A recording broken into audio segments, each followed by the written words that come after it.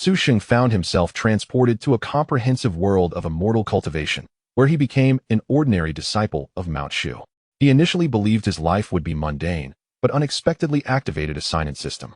By signing in at the Divine Temple, he received the reward of the 9-grade Divine Pill at the Sword Concealing Pavilion. He obtained the 3 lives sword technique. Unbeknownst to him, a century passed, and Su Sheng emerged as a peerless sword immortal. Demon Lord Chong Lou remarked, "The General Fei Peng of yesteryears pales in comparison to Su Sheng." Ouyang Xiaogong added, "Even the Prince Chongqing, embodying both spirit and harmony, cannot rival Su Sheng." Zhang Xiaofan exclaimed, "Brother Su Sheng is the strongest person in this realm." Hua Qinggu stated, "The power of the demon god is utterly insignificant before Su Sheng." Chapter 1. The Disciple of Mount Shu. In the central square before the Wujij of Mount Shu, Yunin solemnly addressed the nearly 100 youths standing before him. "As you have entered the gates of Mount Shu, you must abide by its rules, taking upon yourselves the duty to eradicate demons and protect the world. I hope you will remember this." Despite his youth, Yunin exuded an air of authority. Behind him stood the Mount Shu leader, Taoist Qing Su, along with other elders, all observing the new disciples with impassive expressions. The young disciples, under the watchful gaze of these esteemed figures, could not help but feel a wave of nervousness wash over them. "We shall heed our senior brother's teachings." With all eyes upon them, the youths straightened their backs and responded in unison. "Very well, I have said all that needs to be said. Now, you may proceed to report to your designated locations according to the allocation list." With Yun's words, the youths in the central square began to disperse. The elders of Mount Shu also rose to depart. "Su Sheng, please wait a moment. The situation at the Divine Temple is somewhat different, and I have a few matters to discuss with you," Yunin added swiftly. This statement drew the attention of all the youths to Su Sheng, their gazes filled with sympathy and mockery. Among this batch of new disciples, Su Sheng was deemed the least gifted, barely passing the assessment, and no elder was willing to take him as a disciple. Reluctantly, Su Sheng was assigned to the Divine Temple as a guardian disciple. This Divine Temple was said to contain a formidable entity, rumored to be an unparalleled weapon of destruction. It was extremely perilous, possessing the power to corrupt minds and lead individuals astray, which is why Mount Shu established a formation to suppress it. The Divine Temple functioned as a watchtower for this suppression array. Should any issue arise with the weapon, the guardian disciples would be the first to detect it and report the situation. This was indeed a grueling task. Not only was there no time for cultivation, but any malfunction of the weapon could also put the guardian disciples in mortal peril. The position of guardian disciple at the Divine Temple could be considered second only to that of the guardian disciple at the Demon Locking Tower in terms of hardship. It was no wonder that others regarded Su Sheng with such disdain. "Poor Su Sheng, once he enters the Divine Temple, his future is bleak," many thought to themselves. "How unfortunate! Was my predecessor's mind not right to accept such a life-threatening duty?" Su Sheng lamented inwardly, feeling quite despondent. Just 30 minutes prior, he had been an office worker, only to meet an untimely death from overwork, and now, he found himself in Mount Shu. Thus, he had unwittingly become a guardian disciple of the Divine Temple. However, even if he were reluctant, there was no turning back now. The agreement had been made, and he could not defy Mount Shu. Furthermore, Su Sheng had fully assimilated the memories of his predecessor and understood that this was a brutally harsh world of immortal cultivation, where he, as a mere mortal, was akin to an ant. Without any skills to rely on, his life and death were truly in the hands of others. The aftermath of a clash between cultivators could easily claim his life countless times over. Although Mount Shu was merely a second-rate sect, it was still far safer than the outside world. Despite the risks associated with guarding the unparalleled weapon, Su Sheng recalled that there had seemingly never been any issues in the past. After all, Mount Shu was not to be trifled with. Moreover, the Divine Temple was overseen by elders. He was not alone in this endeavor. Even if the sky were to fall, there would be someone tall enough to bear it. With this thought, Su Sheng gradually calmed himself and accepted the burden of being a guardian disciple. "Su Sheng, come here," Yunin instructed after most of the disciples had departed, imparting some essential precautions regarding the Divine Temple. He then personally escorted Su Sheng to the Divine Temple, arriving before an elderly Taoist with graying hair, appearing frail and missing his left arm. "Master Qingfeng, this is Su Sheng, the new guardian disciple. You will instruct him henceforth," Yunin said to the elder. "Understood." Master Qingfeng waved him off casually, dismissing Yunin. "Disciple Su Sheng, greetings." Su Sheng began to bow, but was abruptly interrupted. "No need for that. Let me tell you what you need to do," Master Qingfeng stated, rising to lead Su Sheng into the inner chamber. Inside, there was a peculiar stone that resembled a diamond, suspended in midair and bound by iron chains. Your task is to observe this sensing stone. Generally, it will not illuminate, it only shines when demonic energy is present. The brighter it glows, the more intense the demonic energy, indicating a more critical situation. In short, if the sensing stone lights up, you must notify others immediately. Master Qingfeng appeared quite lethargic, providing a brief explanation before reclining in a chair, closing his eyes. This task is rather simple, yet also quite tedious. Su Sheng thought, feeling a sense of dread. Was he to spend his entire life staring at this stone? The very thought was terrifying. Ding! The divine sign-in system has been successfully bound. The host can sign in at various locations, and successful sign-ins will yield corresponding rewards. The more unique the location, the more substantial the rewards. At that moment, a series of notifications flashed through Su Sheng's mind. A system? Finally, my golden finger has arrived. Su Sheng was momentarily taken aback, then excitement surged within him. According to the system, the more exceptional the location for sign-in, the greater the reward surely. Signing in at the Divine Temple would yield significant rewards. The Divine Temple was undoubtedly one of the most special places. System, I wish to sign in. Su Sheng declared with great anticipation in his mind. Host sign-in successful, reward received. 1 9-grade Divine Pill, Transformation Pill. Instantly, Su Sheng was overwhelmed with exhilaration. He had not expected that his first sign-in would yield such a remarkable treasure. Chapter 2. The Pure Immortal Body. According to the memories of his predecessor, in this world, elixirs are categorized from 1 to 9 grades, with the first grade being the lowest and the 9th grade the highest. Each 9-grade elixir is referred to as a divine pill. The potency of such elixirs is capable of defying the heavens and altering one's fate. The emergence of any 9-grade divine pill would trigger a storm of bloodshed in the world of immortal cultivation, with even transcendent beings willing to engage in conflict for their acquisition. Su Sheng could hardly comprehend that he had signed in and obtained such a high-grade divine pill on his very first attempt. System, what exactly is the effect of this transformation pill? Suppressing the excitement within, Su Sheng inquired with curiosity. The Transcendence Pill, as its name implies, allows the practitioner to transform their physique into a pure, immortal body upon ingestion. Once the pill is consumed, the mortal body ceases to exist, thus it is known as the Transcendence Pill. What? A pure, immortal body? Su Sheng could not contain his thrill, for it was said to be the most suitable physique for cultivation, a supreme endowment indeed. Legends spoke of how those with a pure immortal body would sail through any cultivation method effortlessly. Not only would their progress be swift, but they would also encounter no obstacles in their advancement. Once their realm was attained, breakthroughs would occur naturally, unimpeded by any impurities. This is utterly astonishing. Does this mean that by merely consuming this pill, I could become an unparalleled genius? Su Sheng felt his breath quicken, an overwhelming urge to swallow the pill immediately surging within him. However, a glance at the elderly Taoist Qingfeng lying nearby made him suppress this impulse. I should wait until I return home to take it, lest I arouse any suspicion from Taoist Qingfeng, he pondered. He allowed the Transcendence Pill to rest within the confines of the system space, refraining from retrieving it. No, during the entrance assessment, my talents were detected to be abysmally poor. If my cultivation accelerates suddenly, it might raise suspicions among others, he thought, frowning at the realization. Host need not worry, this system possesses a function to conceal cultivation levels, the system reassuringly reminded him. With this assurance, Su Sheng felt entirely at ease. Nonetheless, he still refrained from consuming the Transcendence Pill immediately, uncertain of any unusual occurrences that might follow its ingestion. Better to wait until he returned to his room later that evening. There's no need to stare at the sensing stone so intently. Mount Shu is not so frail that it would easily encounter problems. You can cultivate while keeping a portion of your mind on the sensing stone, Taoist Qingfeng, who had been reclining with a vacant expression, suddenly interjected, offering his advice. Thank you for your guidance, Elder. Su Sheng responded courteously.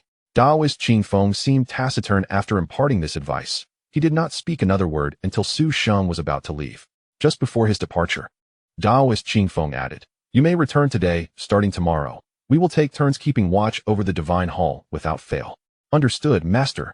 Su Sheng replied respectfully as he exited. In the deep of night, nearly all disciples were fast asleep, and aside from the chirping of insects and birds, the entirety of Mount Shu was enveloped in silence. Su Sheng quietly rose from his bed. A flicker of excitement igniting within him as he retrieved the Transcendence Pill from the system space. After a moment's hesitation, he swallowed it whole. A wave of warmth surged through his body almost instantaneously. In that moment, Su Sheng could distinctly feel his body undergoing a profound transformation. Every inch of his bones, every muscle, and even every cell was undergoing a metamorphosis. It was an indescribable sensation. After approximately half an hour, the transformation concluded. Unlike other novels where characters expel repugnant impurities, Su Sheng's transformation was silent and seamless. Is this truly the pure immortal body? It can automatically absorb the spiritual energy of heaven and earth. Su Sheng marveled at his new physique, utterly astonished. Moreover, my current cultivation level, I have actually reached the Qi refinement stage. As he assessed his newfound realm, disbelief washed over him. The Transcendence Pill was indeed extraordinary. In the realm of cultivation, practitioners' levels are classified into several stages: body refinement, Qi refinement, golden elixir, nascent soul, God transformation, human immortal, earth immortal, and heaven immortal. Each of these stages is further divided into 9 minor levels. The body refinement stage is the most foundational, primarily focusing on physical cultivation. However, Su Sheng's physique had already been transformed by the Transcendence Pill, requiring no further cultivation to naturally attain the Qi refinement stage. Typically, disciples would take 3 to 5 years to progress from body refinement to Qi refinement. Even prodigies would require at least a year. Even the legendary prodigy of Mount Shu, the sect leader's junior brother, Taoist Qingwei, took half a year to achieve it. Yet, Su Sheng had accomplished this in merely half an hour. The Transcendence Pill was undeniably a remarkable artifact. System, I wish to sign in. The following day, Su Sheng's first action upon arriving at the Divine Hall was to eagerly check in. Host sign-in successful. Reward: 3 lives, sword technique. The system's notification echoed in his mind. The 3 lives, sword technique. Su Sheng's breath quickened. It was said to have been created by the founding master of Mount Shu, who ultimately attained immortality through this very sword technique. This attainment of immortality was not merely as a human immortal or earth immortal, but as a true heaven immortal. Human and earth immortals are merely those recognized within the mortal realm, whereas only upon entering the realm of heaven immortal does one gain acknowledgement from the celestial realm and is welcomed into the higher realms. That is the essence of true immortality. In the current cultivation world, heaven immortals are exceedingly rare, let alone earth immortals. Counting on one's fingers, only a handful exist, such as Bai Zihua and a few others, including Ziyin Jinren of Tianyong City and Daoxian Jinren of Qingyan Sect. Even the current sect leader of Mount Shu, Taoist Qingshu, is merely at the human immortal stage. The 3 lives sword technique is not easily mastered. However, with his newly acquired pure immortal body, Su Sheng is confident in his ability to master it. Chapter 3. Ouyang Shaogong. However, when Su Sheng entered the Divine Temple, he couldn't help but feel a slight discomfort, for Elder Qingfeng was nearby, and he dared not practice recklessly. The potential repercussions of Elder Qingfeng discerning anything were unpredictable, and Su Sheng was unwilling to take that risk. It seemed that from now on, he would have to work during the day and cultivate at night. Thus, he made this decision for the time being. After greeting Elder Qingfeng, Su Sheng proceeded directly into the main hall, taking his seat cross-legged on the meditation mat in front of the sensing stone. Although he could not openly practice the 3 lives sword technique during this time, it did not hinder him from silently comprehending it in his mind. Finally, the night arrived. Upon returning to his quarters, Su Sheng eagerly began his practice of the 3 lives sword technique. With a branch in hand, his figure moved gracefully throughout the room, the wooden stick tracing intricate and obscure trajectories in the air. Immersed in the cultivation of the 3 lives sword technique, he lost track of time. It wasn't until the first rays of morning sunlight streamed through the window and illuminated the floor that he suddenly realized he had practiced all night long. Truly, the 3 lives sword technique was formidable. After a full night of diligent practice, he had only mastered the first form. Su Sheng couldn't help but lament silently. If others were to hear his thoughts, it would undoubtedly cause a stir in Shushan. It is noteworthy that even the current head of Shushan, Taoist Qingshu, took an entire month to master the first form of the 3 lives sword technique during his training. Thanks to his pure immortal body, which continuously absorbs the surrounding spiritual energy, Su Sheng felt no fatigue despite practicing all night. He remained invigorated and, without further ado, returned to the Divine Temple. The first order of business was to sign in. This time, his reward for signing in was a spirit-condensing pill, capable of refining one's spiritual consciousness. Although it paled in comparison to the Transcendence Pill and the 3 lives sword technique, it was still a rather rare elixir. Having learned from previous experiences, Sheng remained utterly composed upon receiving his reward, with no change in his expression. After exchanging pleasantries with Elder Qingfeng, he quietly resumed his vigil over the sensing stone. "Senior brother, I have come to see you." However, this day, an unexpected visitor arrived at the Divine Temple. A young man, appearing to be in his 30s or 40s, exuded an extraordinary demeanor. His tall stature and bright, handsome features gave him an air of commanding presence, akin to a sword unsheathed, instilling a sense of pressure upon those around him. Clearly, this newcomer was no ordinary individual. Elder Qingfeng, who had hitherto seemed lethargic and lifeless, suddenly exhibited a spark of vitality in his murky eyes upon seeing the young man. They engaged in conversation without any regard for Sheng, treating him as if he were invisible. Through their dialogue, Sheng learned the young man's identity. He was none other than the renowned prodigy of the sect, Taoist Qingwei. Sheng was taken aback by his youth. As for Elder Qingfeng, he had become a cripple after sustaining injuries to his cultivation foundation during a demon-slaying expedition, which was why he willingly came to the Divine Temple. Moreover, he had only a few years of life remaining. Sheng understood now why Elder Qingfeng always appeared so listless. It was because he truly had little time left. Time passed swiftly, and before long, it had been a year since Sheng arrived at the Divine Temple. During the day, he would leisurely pass the time, and at night, he would return to practice the 3 lives sword technique. In addition to daily sign-ins that yielded numerous elixirs and cultivation manuals, his cultivation level had unexpectedly reached the golden core stage. Such rapid advancement would surely leave many astounded if it were to be made known. The 3 lives sword technique had also become second nature to Sheng. His swift progress was not solely due to his pure immortal body, but also significantly attributed to the extraordinary sword technique itself. Sheng, from today onward, Elder Qingfeng will no longer serve as the steward of the Divine Temple.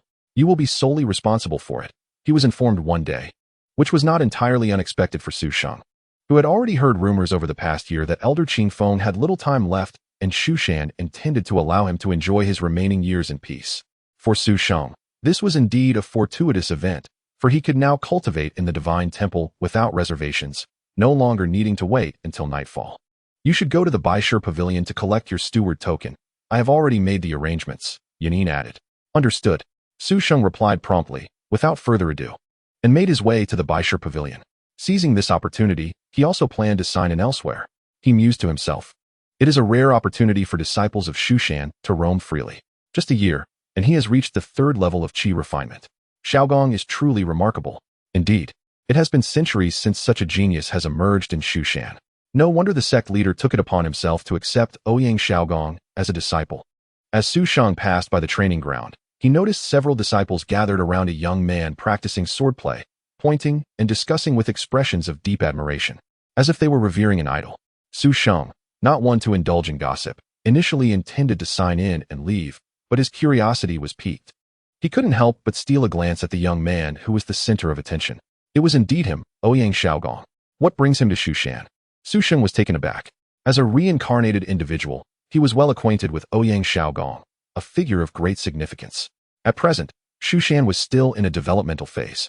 Not yet the bastion of righteousness it would later become. Its current stature could hardly accommodate such a formidable presence. Could Ouyang Xiaogong's arrival at Shushan harbor ulterior motives? Sheng couldn't help but ponder. However, he quickly shook his head. Regardless of Ouyang Xiaogong's schemes, they were of no concern to him. He only needed to remain in the Divine Temple, silently sign in, and cultivate diligently.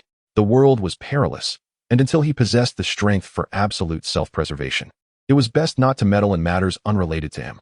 Lost in such thoughts, Sheng soon arrived at the Baishur Pavilion. After collecting his token, he immediately signed in. Sign in successful. Reward, return to origin, sword technique. Excellent, yet another powerful sword technique. Chapter 4. The unexpected visitor at Shushan. After Elder Qingfeng departed from the Divine Temple, it transformed into Sheng's sanctuary, where he could openly practice in the main hall each day. When Elder Qingfeng was present, Taoist Qingwei would occasionally visit, but since Elder Qingfeng's departure, the Divine Temple had become a desolate place, with no visitors at all. In fact, the majority of Shushan's members had completely forgotten that a disciple named Sheng even existed within their sect. However, this tranquil state is precisely what Sheng has longed for. In the blink of an eye, 5 years have swiftly passed. With the support of the system, Sheng's growth has been remarkably terrifying, reaching the formidable realm of the 3rd level of transformation. Moreover, It is not an ordinary third level of transformation. During these 5 years, Su Sheng has mastered an array of immensely powerful sword techniques, including the 3 Lives Sword Technique, the Returning Origin Sword Technique, Sword Chi Slash, and the Sky Splitting Slash. Additionally, he has acquired various talismans such as the Heavenly Master Talisman, the Body Stabilizing Technique, the Flame Talisman, and the Heaven Suppressing Talisman. Furthermore, he possesses formidable magical treasures such as the 7 Stars Sword of Heaven, the Clear Source Glazed Mirror, and the 9 Lotus Whip. Although he is only at the 3rd level of transformation, even a cultivator at the 9th level of transformation might not be his match. Of course, Su Sheng's true realm has been concealed by the system. Otherwise, it would undoubtedly cause a stir in the entire cultivation world. The realm he currently presents to the outside world is merely the 5th level of Qi refinement, perfectly aligning with his persona as a weakling, ensuring he attracts no attention. In these 5 years, one person has caught Su Sheng's attention, Ouyang Xiaogong. As his cultivation steadily advanced, Su Sheng's courage also grew. During the nights, he often stealthily roamed various locations in Mount Shu to sign in. This was partly due to his cultivation reaching a certain level, and partly because he was merely signing in without engaging in any other reckless activities, thus not triggering any formations. Consequently, Su Sheng's covert actions remained utterly silent. During this process, he noticed that Ouyang Xiaogong was also secretly wandering around Mount Shu, seemingly searching for something. However, the specifics of his search remained unknown to Su Sheng. After witnessing this several times, he lost interest in observing. On a moonless night, amidst the howling wind, several shadows gathered at the foot of Mount Shu. One of them bore deep, jagged scars across his face, presenting a frightfully sinister appearance, enough to terrify a child. This man, known as Kuang Yitian, is a trusted general of the 7 Killers Protector, Dan Xuanxiu, and possesses a cultivation level at the 6th level of transformation, making him one of the notable experts in the cultivation world. Has Qing Su truly left Mount Shu? Is the information reliable? Kuang Yitian inquired, looking down at a man wearing an iron mask before him. Notably, the masked man was clad in the robes of Mount Shu. I saw the sect leader leave with my own eyes. The masked man asserted earnestly. Excellent. At last, the opportunity has arrived. Tonight, I shall uncover the whereabouts of the heaven-binding chain. Kuang Yitian exclaimed, his face brimming with excitement. Kuang Yitian, should we report this to Protector Dan? The masked man hesitated before asking.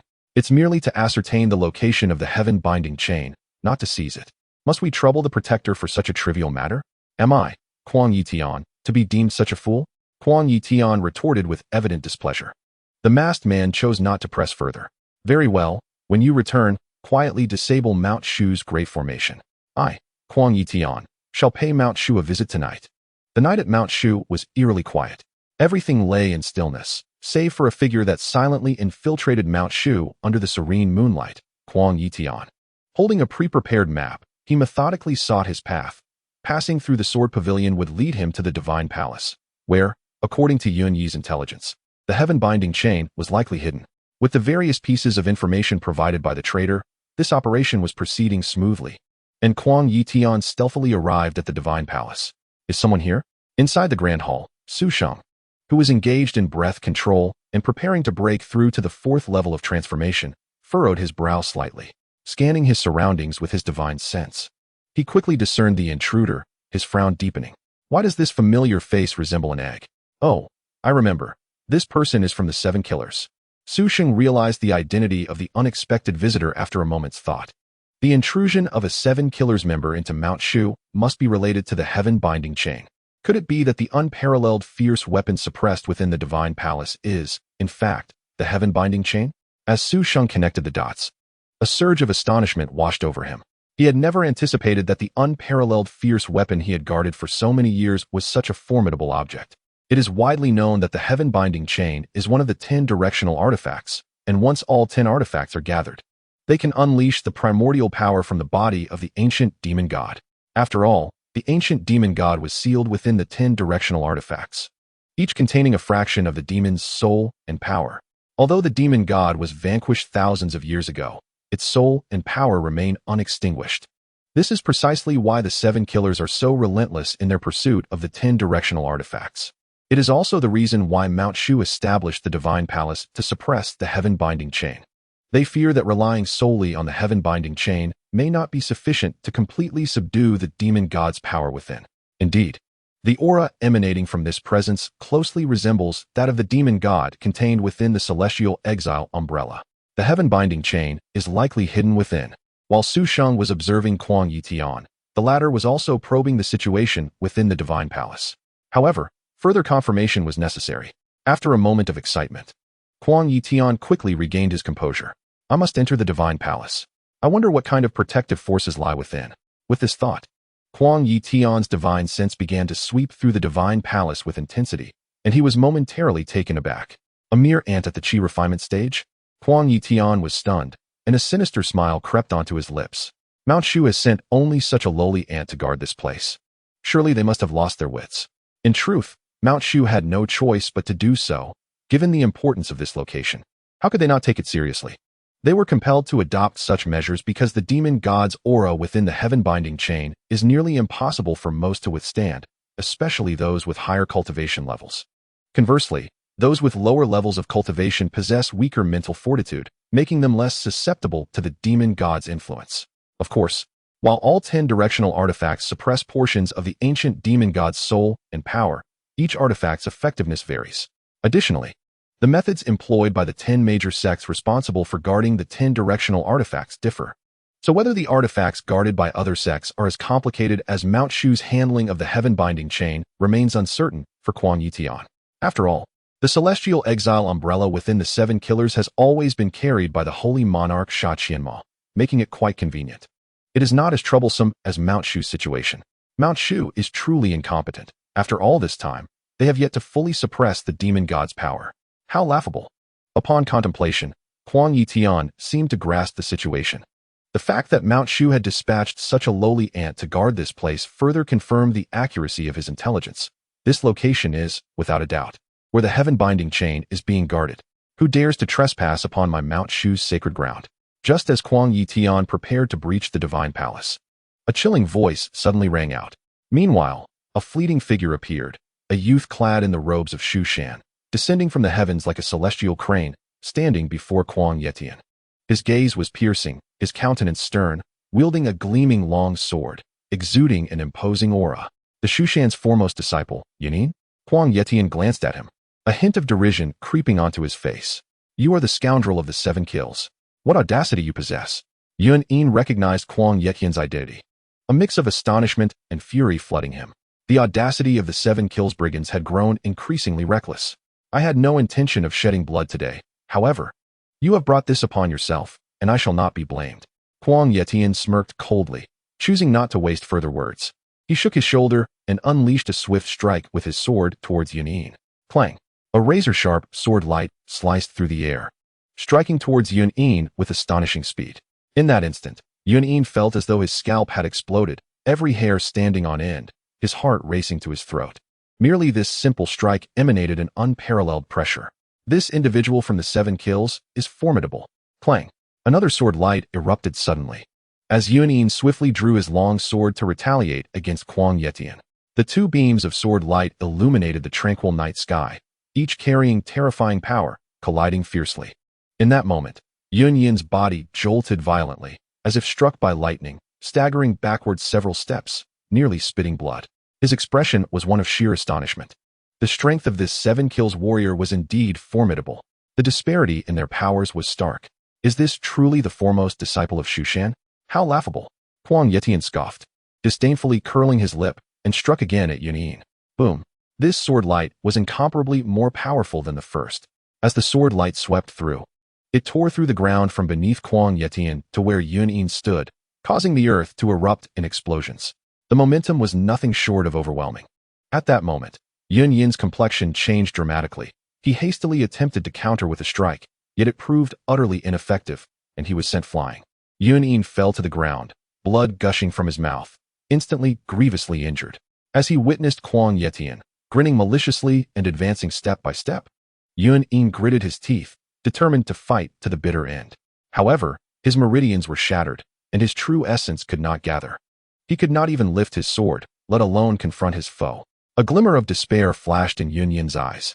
He turned his head towards the direction of the divine palace, shouting hoarsely, Su Sheng, hurry, run. This Yunin, as ever, displayed his kindness and compassion. Even in such a dire moment, thinking of me. Su Sheng was momentarily taken aback. Very well, since this 7 kills warrior's objective is the heavenly chain. I cannot remain idle, otherwise it will inevitably become a troublesome affair. Yet, I did not expect that even the foremost disciple of Shu Shan, Yunyin, would not be a match for this individual. Had Yunyin been capable of defeating Kuang Yetian, Su Sheng would have refrained from intervening. But now that Yunyin had been defeated, he could not stand idly by. With this thought, he focused his mind, causing a ripple of true essence to surge within him, slightly raising his hands. From behind the door, he made a slashing gesture towards Kuang Yetian. Clang! The once tranquil night sky suddenly stirred with tumultuous winds. Above Kuang Yetian's head, a colossal sword, purely formed from true essence, materialized in an instant, descending mercilessly upon him. One sword, a tempest arose. One sword, the heavens trembled. In that moment, Kuang Yetian felt his very soul quiver, as if pierced by a sharp blade. An unfamiliar aura of death surged within him. What? Could it be that Taoist Qingshu has not left? The thought flickered through Kuang Yetian's mind involuntarily. And then he gritted his teeth, producing a pure white dragon-shaped jade pendant. The jade pendant floated before him, and a spectral dragon surged forth from within, rushing towards the sword shadow. Swoosh! In an instant, the sword shadow cleaved through the dragon's form, and the dragon disintegrated into nothingness. The residual force of the sword surged into Kuang Yetian's body. His body jolted violently, his eyes widening in shock, and he became utterly still. Thud! After several breaths, Kuang Yetian's massive frame collapsed to the ground, lifeless. Silence enveloped the scene once more, as if nothing had transpired. Only Yunyin remained, bewildered, surveying his surroundings. He pondered deeply, wondering which senior had intervened to slay this warrior of the 7 kills. That sword energy just now could rival even that of his own master. None of the other elders of Shu Shan seemed capable of such a feat yet. Yunyin was aware that Taoist Qingshu had already ventured to the netherworld and was not present in Shu Shan. So, who could it have been that wielded that sword? Whoosh! Whoosh whoosh! Shortly thereafter, figures began to emerge from various directions, revealing themselves to be the elders of Shu Shan. They had all been drawn by the earlier clash. Upon seeing the corpse on the ground, a grim expression settled upon each of their faces. Chapter 6. Does Shu Shan possess a second immortal? This individual is Kuang Yetian of the 7 kills. Taoist Qingwei stood before Kuang Yetian's corpse, recognizing him instantly. Kuang Yetian was a right-hand man to the guardian of the 7 kills, xianxia, known for his formidable strength and reputation in the martial world. Information about him circulating among various sections. Taoist Qingwei's words incited a mix of shock and anger among the Shu Shan assembly. The 7 kills had always acted with arrogance, yet they had not anticipated such audacity, daring to infiltrate Shu Shan alone. Reflecting on how they had all been oblivious until Kuang Yetian was slain, a deep sense of shame and anger welled within them. Yunyin, what on earth transpired? An elder inquired, frowning at Yunyin. Today, during my cultivation, I encountered some difficulties that weighed heavily on my mind. Unable to bear it any longer, I rose at night to practice. However, I unexpectedly discovered this individual sneaking through Shu Shan. I followed him here, realizing his destination was the Divine Palace, and I stepped forth to obstruct him. Yet, my skills are lacking. I was no match for him. Fortunately, at a critical moment, I do not know which senior intervened, slaying him with a single strike. Yunyin recounted the events to the elders in detail. Upon hearing this, the elders furrowed their brows. Kuang Yetian's cultivation is at the 6th level of the transformation realm. Besides the sect leader, who among us in Shu Shan possesses the strength to slay him in one blow? One elder pondered aloud, perplexed. The other elders exchanged uncertain glances, each at a loss for words. Esteemed brothers, this matter is far from simple. Please observe. At this moment, Taoist Qingwei picked up the dragon-shaped jade pendant, which had been cleaved in two, and held it before the assembly. Is this not the defensive treasure belonging to Kuang Yetian? Yunyin, was it not your sword that shattered this defensive artifact before slaying Kuang Yetian? Taoist Qingwei asked earnestly. To answer Taoist Qingwei, indeed it was. Yunyin nodded gravely in affirmation. The expressions of the elders present grew increasingly solemn. If that is the case, could it be that the one who killed Kuang Yetian is a human immortal? Does Shu Shan truly harbor a second human immortal? One elder, whose complexion was somewhat dark, mused aloud. Qingyu, aside from the sect master, has Shu Shan ever had a second human immortal? Another elder immediately shook his head, raising a challenge. After a few moments of discussion, everyone remained at an impasse. Firstly, aside from sect master Qingshu, there is indeed no second human immortal in Shu Shan. Secondly, Only a human immortal could shatter a defensive treasure with a single strike and subsequently slay Kuang Yetian. This situation is undeniably peculiar. Could it be that a certain elder from Shushan, who has been in seclusion, acted secretly? Finally, someone proposed such a conjecture. There are indeed some elders who have long remained in seclusion or wandered the world, yet these figures have not shown themselves for many years, leaving us unaware of their fates. Some have passed away in their caves, becoming mere bones, while others have met their demise outside of Shushan's realm. The specifics remain uncertain within Shushan. However, upon reflection, it is quite plausible that the elder who struck down Kuang Yetian is indeed one of these reclusive figures. Why do you all look so troubled? The emergence of a second human immortal in Shushan is a monumental blessing. Since that elder prefers to remain unseen, they must have their reasons. We need not press the issue, remarked Taoist Qin Yu, displaying a cheerful demeanor as he addressed the assembly. The other elders nodded in agreement. The addition of a human immortal to Shushan is undoubtedly a tremendous boon. Shushan elders? Within the hall, Sheng, who had been quietly listening to the discussions, couldn't he help but find it amusing. He never imagined he would be mistaken for an elder of Shushan. After all, this so-called elder was merely 20 years old, just beginning his journey. Yet, being misunderstood in such a manner was precisely what Sheng desired, and he was disinclined to clarify. Sensing the timing was right, Sheng stepped outside to greet the elders.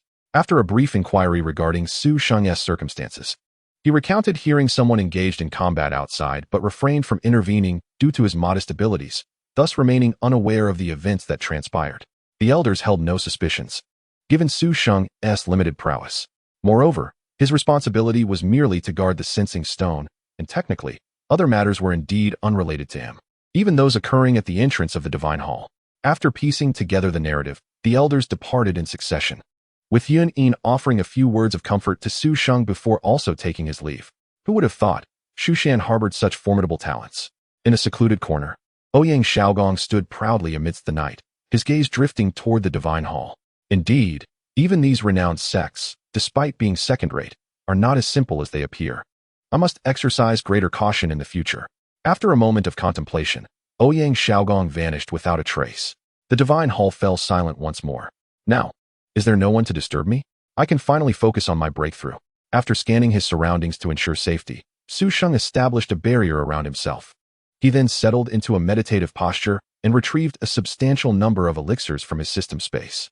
Various precious pills, such as the Spirit Nourishing Pill, Weaving Flower Pill, and 9 Transformation Golden Pill, all of which are exceedingly rare and difficult to obtain for ordinary disciples, lay piled before him. The entire foundation of Shushan pales in comparison to Sheng's accumulation. Exhaling deeply, Sheng silently activated the 3 lives sword technique, adjusting his inner energy, before seizing a handful of elixirs and consuming them as if they were mere candies. As the pills dissolved within him, their medicinal properties mingled with Sheng's inner energy, circulating throughout his body. In the blink of an eye, the barriers within him were breached, and his cultivation ascended from the 3rd layer of the divine transformation realm to the 4th layer. It was that effortless. The miraculous elixirs and extraordinary techniques of the immaculate celestial body rendered what would be a perilous and challenging breakthrough for others a mere triviality for Sheng. There was not a hint of challenge involved. At this rate, it seems that within a few short years, I shall attain the realm of a human immortal. Sheng mused inwardly, feeling a thrill of excitement. Only by entering the realm of human immortals can one truly step into the upper echelons of the cultivation world. Chapter 7. The Fortunate One of Great Destiny, 7 Kills. What? Kuang Yetian was slain by a single sword strike?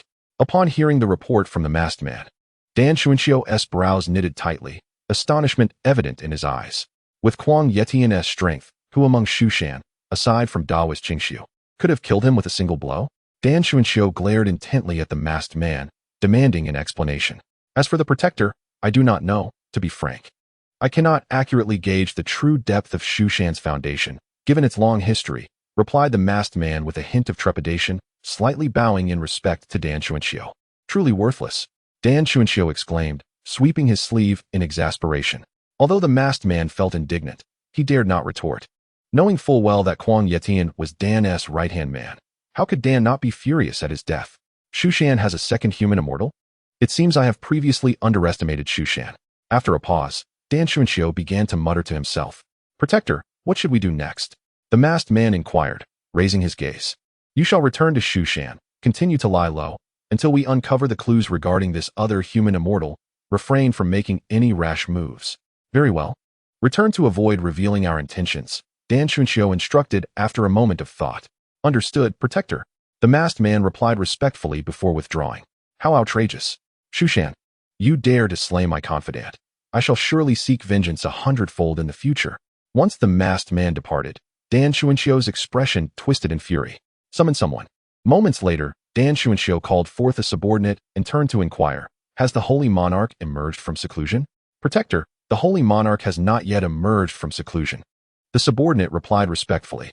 Dan Shunxiu could only shake his head and sigh. Since the death of the Holy Monarch's sister, Lu Xia, he has remained by her side, unyielding, for an entire month. One can only wonder when the Holy Monarch will emerge from this sorrow and revive the 7 kills. Shushan. The incident of Kuang Yetian's nocturnal intrusion into Shushan did not stir any waves. The news was suppressed. Apart from the few involved at the time, it did not spread further. The ordinary disciples of Shushan remained blissfully unaware that blood had been spilled outside the divine hall the previous night. Each person dutifully fulfilled their roles, and everything remained as it should. For Su Sheng, this was no different. Upon arriving at the divine hall, he dutifully checked in. Unfazed by any changes, the host successfully registered and received the reward of the Qi observation technique. Qi observation technique. What is this? Su Sheng was momentarily taken aback, then promptly began to explore the description of this technique. Upon reading, he was both surprised and intrigued. The Qi observation technique was not a method of cultivation, but rather a spell that allowed one to perceive the fortunes of others. Fortune? Is there such a concept in this world? Su Sheng had never anticipated this. After all, the notion of fortune is quite abstract. Even in the world of immortal heroes, such a thing may not truly exist. Yet here it was. If that were the case, were the protagonists in various stories indeed great fortune bearers? Su Sheng pondered and analyzed this thought. If so, then in his current world, the soon-to-arrive Hua Qiangu from Shu Mountain, Bai Li Tu Su from Wu Ming Linggu, and Zhang Xiao Fan, who might have entered Qing Yin sect, would they all be great fortune bearers? To validate his speculation, Su Sheng began discreetly experimenting on the disciples of Shu Mountain over the coming days. He discovered that the vast majority of Shu Mountain disciples had white fortunes, indicating they were ordinary disciples. A few more talented disciples and elders exhibited blue fortunes. Clearly, those who stood out in Shu Mountain possessed a measure of fortune. As for the one secretly lurking in Shu Mountain, Ouyang Xiaogong, Su Sheng checked and found that his fortune surpassed both white and blue, manifesting as red. He was indeed a great fortune bearer. Considering Ouyang Xiaogong's future ability to manipulate the world, stirring up endless storms, and recalling his exceptionally extraordinary background, Su Sheng found it unsurprising that he possessed such great fortune. What astonished Su Sheng even more was the one known as the sect's foremost genius, Daoist Qing Wei, who also bore a red fortune. Daoist Qing Wei was the youngest among the Qing generation, yet possessed the highest talent, reportedly having reached the transformation stage by the age of 40. He held unparalleled prestige within Shu Mountain, and it was said that once Daoist Qing Wei reached the human immortal stage, Daoist Qing Su would directly pass the sect leader position to him.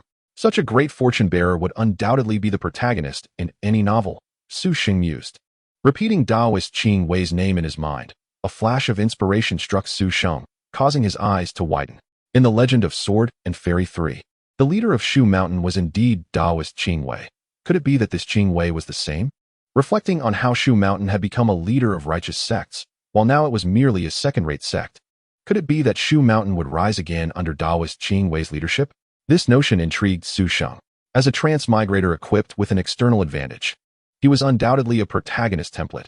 He wondered what fortune he possessed. After familiarizing himself with the Qi observation technique, he began to examine his own fortune and discovered that it was uniquely purple. Indeed, at present, his fortune was the highest within Shu Mountain, likely comparable to that of the protagonists. Su Sheng felt a surge of excitement. However, if this world possessed fortune, could an individual's fortune be enhanced? After the initial thrill, Su Sheng found himself contemplating this idea. Perhaps in the future, when he interacted with great fortune bearers, he could devise a method to experiment with this hypothesis. After careful consideration, Su Sheng resolved his course of action. Although a great fortune bearer resided within Shu Mountain, he did not wish to become overly entangled with him. Ouyang Xiaogong's presence in Shu Mountain undoubtedly harbored ulterior motives, the specifics of which were unknown to Su Sheng. Yet, as a transmigrator, he understood that Ouyang Xiaogong's ultimate objective was significant and meticulously planned. Furthermore, Ouyang Xiaogong's formidable background, profound cultivation, and unpredictable methods, paired with his ruthless disposition, suggested that it would be wise to avoid drawing any easy connections with him. Chapter 8. The clingy Feng Qing Shui since the demise of Kuang Yitian. Su Sheng's life had once again settled into tranquility, characterized by daily check-ins, cultivation, and moments of leisure. Simple, yet not dull. Su Sheng, prepare yourself. The sect leader will be arriving shortly. It was not until half a month later that the senior disciple, Yanin, unexpectedly sent someone to inform Su Sheng. Daoist Qing Su had returned. Su Sheng was momentarily taken aback, having been so immersed in his cultivation that he had lost track of time. However, what could the sect leader want at the Divine Hall? Perhaps it was to inspect the heavenly chain? Su Sheng speculated quietly. After all, the heavenly chain was one of the 10 great artifacts, a matter of great significance. It would not be surprising for Daoist Qing Su to come personally to examine it. Although Su Sheng's cultivation had nearly reached Daoist Qing Su's level, he felt confident that with his current abilities, he would not reveal any flaws in front of him. Remaining calm and composed, Su Sheng continued to meditate in place. It was only when he sensed Daoist Qing Su's presence outside the Divine Hall that he rose to open the door and greet him. However, he did not expect that this visit would not only include Daoist Qing Su, but also 2 other individuals. One was clad in an extravagant robe, his face partially concealed by a silver mask, holding a staff entwined with twin serpents. The other was a diminutive girl, appearing to be around 5 or 6 years old. Who could they be? Su Sheng glanced at the 2, unable to suppress his curiosity. Disciple Su Sheng, greetings to the sect leader. Upon Daoist Qing Su's arrival, Su Sheng promptly performed the customary bow in accordance with Shu Mountain's regulations. Daoist Qing Su nodded slightly in acknowledgement, then led the 2 individuals into the Divine Hall. Wu Xian, the heavenly chain is within the hall. I must trouble you to attend to it. Su Sheng overheard Daoist Qing Su's conversation with the silver-masked youth. Wu Xian? The individual who just entered was Feng Guangmao, the brother of Feng Qing Shui, and the little girl was Feng Qing Shui as a child? Su Sheng quickly deduced the identities of the 2. However, why had individuals from Yudu come to Shu Mountain? This question piqued Su Sheng's curiosity, though he had no intention of inquiring further. Not long after, Daoist Qing Su emerged from the Divine Hall, solemnly instructing Su Sheng. The 2 individuals inside are esteemed guests of Shu Mountain. You must not neglect them. Should they have any requests, inform me immediately. Understood. Su Sheng replied with a respectful gesture. Daoist Qing Su then waved his sleeve and departed. As for Feng Guangmao and Feng Qing Shui, they remained in the Divine Hall for an entire day, engaged in some unknown activity. Given Feng Guangmao's significant status and strength, Su Sheng refrained from cultivating during their presence, choosing instead to remain near the sensing stone. Fortunately, in the evening, Feng Guangmao took his sister and left, granting Su Sheng some time to catch up on his work. In the following days, Feng Guangmao accompanied Feng Qingxue to the Divine Palace daily. Su Sheng, of humble origins, had never received much attention from Feng Guangmao, nor had he sought to engage with the 2. However, he did take the opportunity to utilize his divination technique to examine them, discovering that Feng Guangmao radiated a green aura of fortune, while Feng Qingxue's aura shimmered with a hint of red, indicating her proximity to great fortune. This was hardly surprising, considering she was the heroine of the ancient sword and the chivalrous spirit. The 3 coexisted peacefully until one afternoon, when the sensing stone before Su Sheng suddenly lit up. Alarmed, he realized that something was amiss with the celestial chain. Su Sheng straightened up in shock, ready to send a message. There's no need for alarm. Feng Guangmao's voice drifted from afar. I have been tasked by your sect leader to place a seal on the celestial chain to thoroughly suppress the demonic powers within. The fluctuation you sensed was deliberately provoked by my magic. Understanding dawned upon Su Sheng. Feng Guangmao's daily presence at the Divine Palace was for this very purpose. Given that even the legendary sword Fan Jing could be subdued, it was evident that Feng Guangmao possessed unique skills in this regard. It made sense for Daoist Qingxu to request his assistance in suppressing the demonic forces. I must inform the sect leader. Please forgive me. Su Sheng replied after a moment's thought, adhering to the regulations of Shushan. Unless Daoist Qingxu issued a direct command, he could not disregard the fluctuations of demonic energy while Feng Guangmao was present. Without further ado, Su Sheng reported the glowing message from the sensing stone. Soon, the eldest disciple, Yanin, arrived personally to inspect the situation. After a brief while, he emerged to reassure Su Sheng that there was no cause for concern. He added that during Feng Guangmao's stay, if the sensing stone lit up, Su Sheng could inquire with him, and if Feng Guangmao indicated there was no issue, there would be no need for further reports. Su Sheng naturally accepted the directive. How dull it is, big brother. Why don't you play a game with me? Shortly after Yunin departed, Feng Qingxue approached Su Sheng, her cherubic face alight with excitement. She had insisted on accompanying Feng Guangma to Shushan for a breath of fresh air, but found him too preoccupied with array studies to pay her any mind. The little girl had been utterly bored these past few days. All right, what game do you wish to play? Su Sheng, ever amiable, responded with a smile. Let us play rock, paper, scissors. Feng Qingxue proposed. Su Sheng sighed inwardly. Such childish games seemed rather trivial. Nonetheless, he patiently engaged with her. From that day forward, Su Sheng's tranquil life was disrupted. Feng Qingxue would follow Feng Guangma for a while each day, but then seek out Su Sheng to play games. Eventually, she completely abandoned Feng Guangma, spending her days around Su Sheng, calling him big brother incessantly. To Feng Qingxue, Su Sheng was simply delightful. He not only shared enchanting tales like those of Snow White and Cinderella, but had also invented fun toys like building blocks and cards. It was no wonder the girl, used to the confines of Yudu, became utterly enchanted, clinging to Su Sheng like a shadow. Initially, Su Sheng merely wished to keep Feng Qingxue company, harboring no ulterior motives.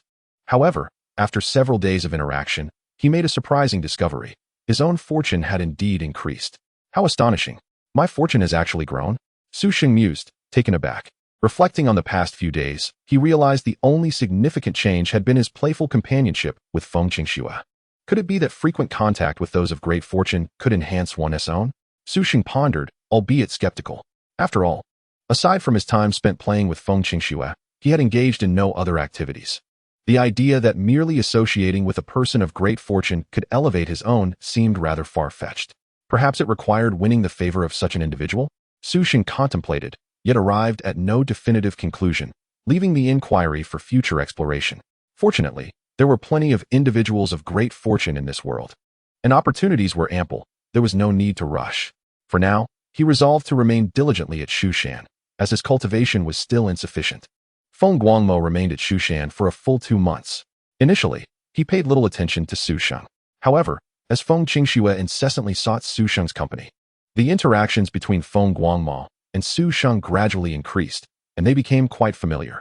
Feng Guangmo, a carefree spirit, cared little for Su Sheng's humble status and had begun to refer to him as a brother.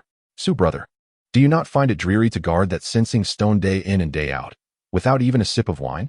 One day, after a long session of work, Feng Guangma emerged to rest, sipping wine while chatting with Su Sheng. It is indeed dull, but what can be done?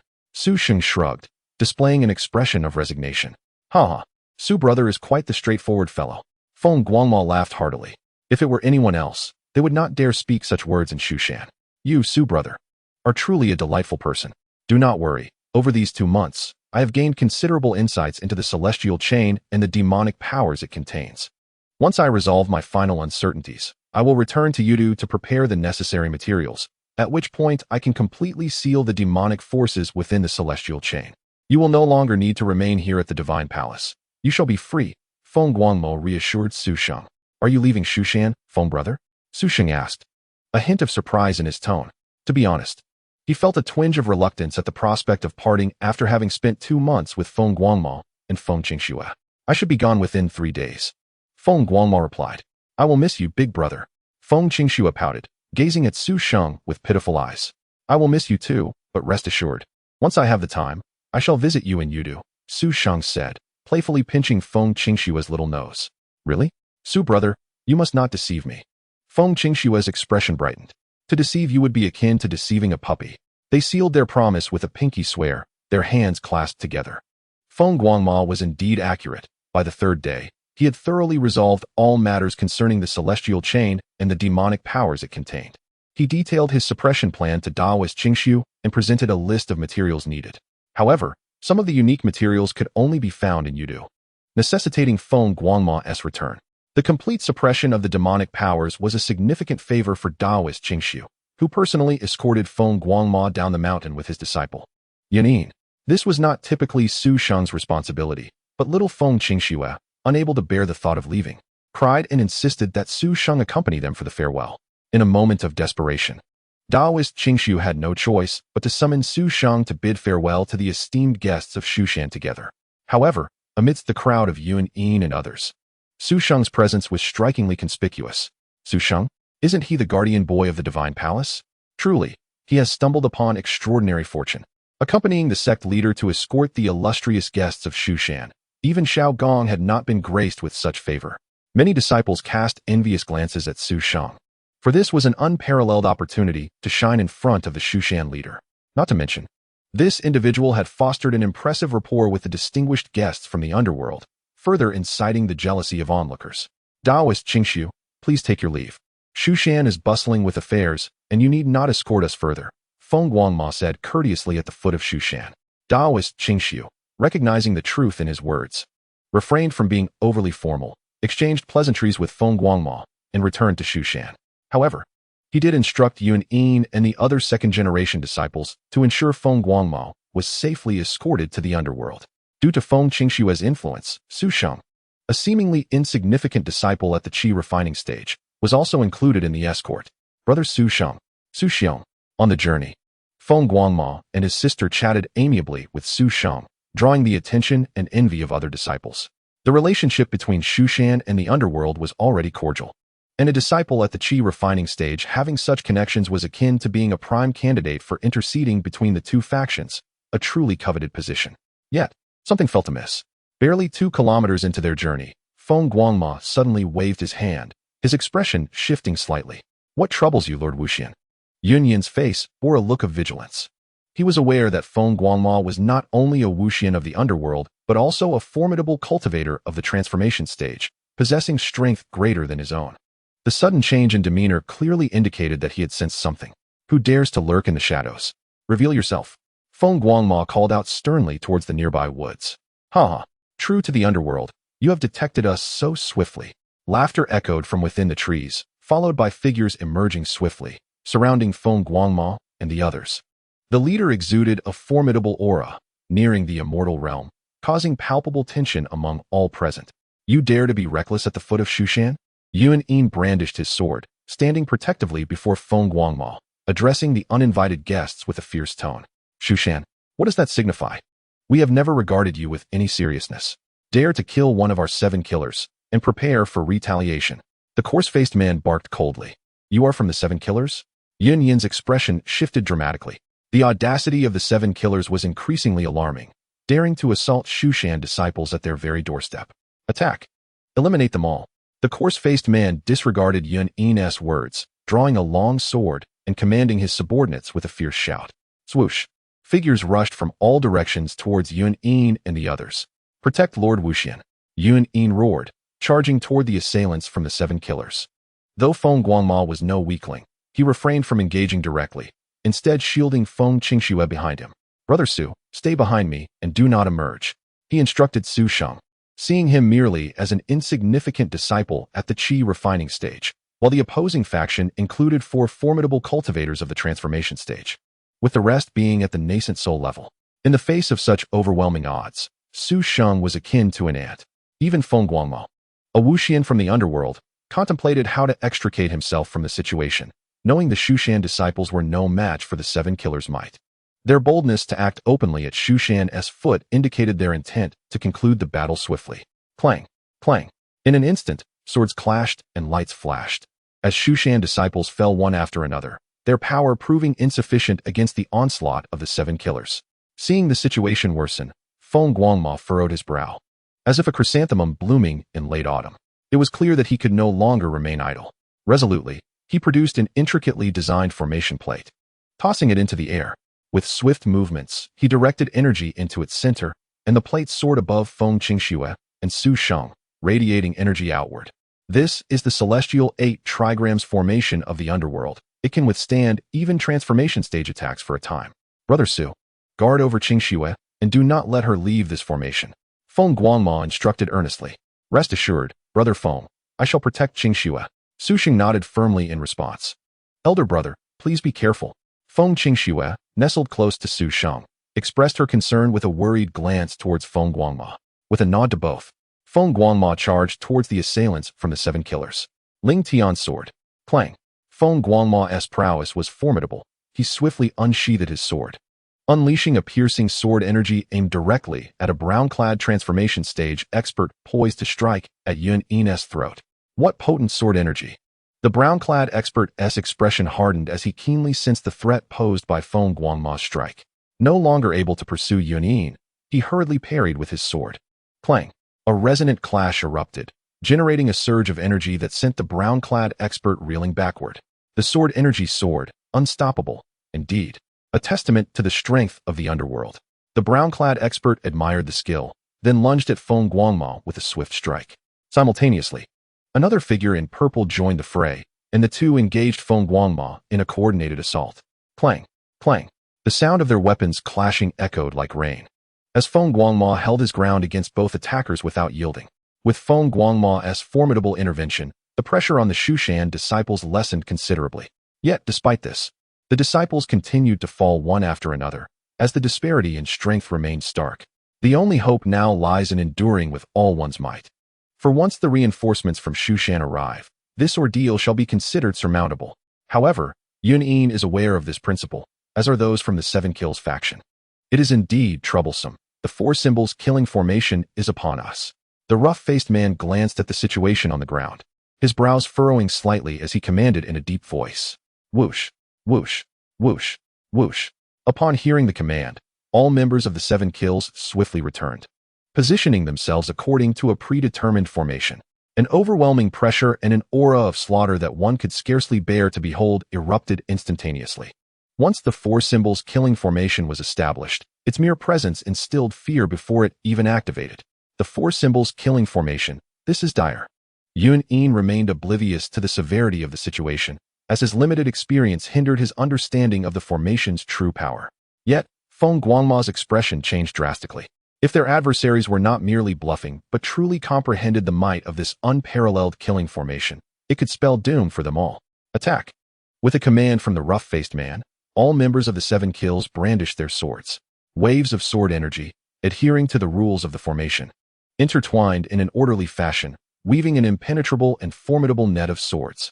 This four symbols killing formation is beyond the capabilities of mere mortals to withstand. It's over. A satisfied smile spread across the rough-faced man's face. What manner of sword formation is this? Yun and the remaining disciples of Shushan all displayed expressions of despair. Such a powerful formation had transcended their ability to resist. I never imagined I, Feng Guangma, would meet my end here. Feng Guangma felt a pang of frustration. Growing up in the ghostly city, he had spent his life learning various esoteric arts under his grandmother, rarely venturing beyond its confines. Thus, he yearned to explore the world. When the Shushan sect's leader sought assistance, his grandmother was unable to attend, allowing Feng Guangma to seize the opportunity, which thrilled him. Yet, before he could revel in his excitement, he found himself facing death. Fate has a cruel sense of humor.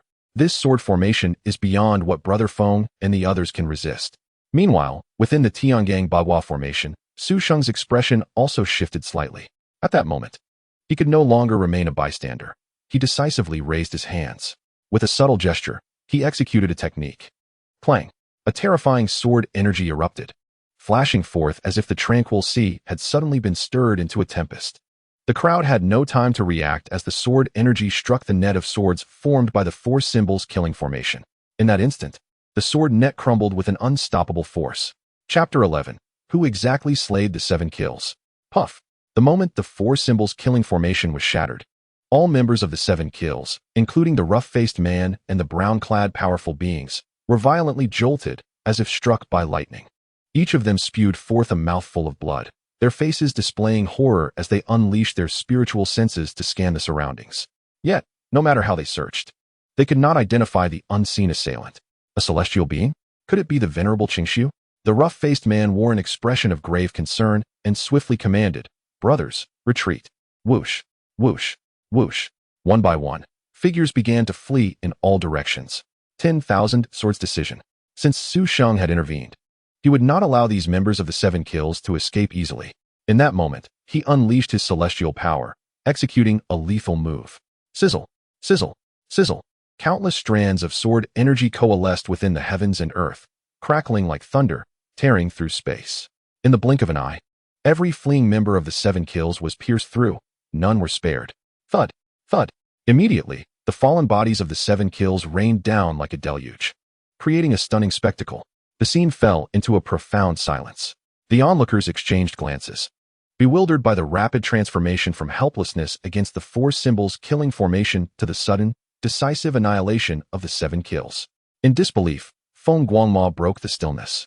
His voice filled with admiration for Yunyin. The swordsmanship of Shushan is exquisite and utterly domineering. Lord Wuxian, are you unscathed? Yunyin asked, a hint of concern in his gaze. Wuxian had traveled great distances to aid Shushan in suppressing the heavenly chain, only to nearly lose his life due to Shushan's enmities. Yunyin truly felt remorseful. I am well. There is no need for concern, junior brother Yunyin. Feng Guangma graciously waved his hand. It was only then he cast a glance at the multitude of corpses on the ground, expressing surprise. So these are the members of the 7 kills? They truly possess audacity. Having resided in the ghostly city for so long, Feng Guangma had only heard of the 7 kills' notoriety, but had never encountered them. However, witnessing their brazen attack on Shushan disciples at the foot of the mountain was astonishingly audacious. Indeed, these are the scourges of the 7 kills. Yunyin declared with righteous indignation.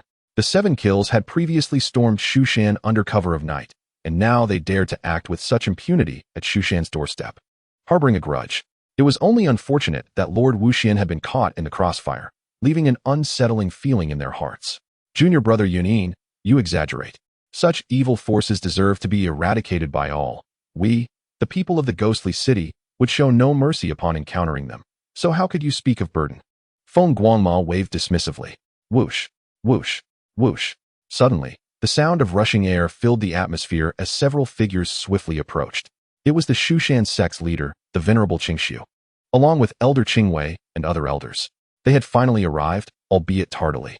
Upon the arrival of the Shushan leaders, Yunyin and the remaining disciples hurriedly paid their respects, while Feng Guangma exchanged greetings. The elders of Shushan, preoccupied with the sight of the fallen bodies, wore expressions of anger and concern. Yunyin, what on earth transpired? Who are these individuals? The venerable Xianxia inquired solemnly. Master, they are members of the 7 kills. The disciples and Lord Wuxian had only just arrived when they suddenly attacked us. Yunyin recounted the events that had transpired to the elders. This is outrageous. The 7 kills have grown far too arrogant, truly believing Shushan is defenseless. Elder Qingwei huffed angrily, while the other elders shared his indignation. Having previously dealt with the audacity of the 7 kills, it was clear they held Shushan in utter contempt.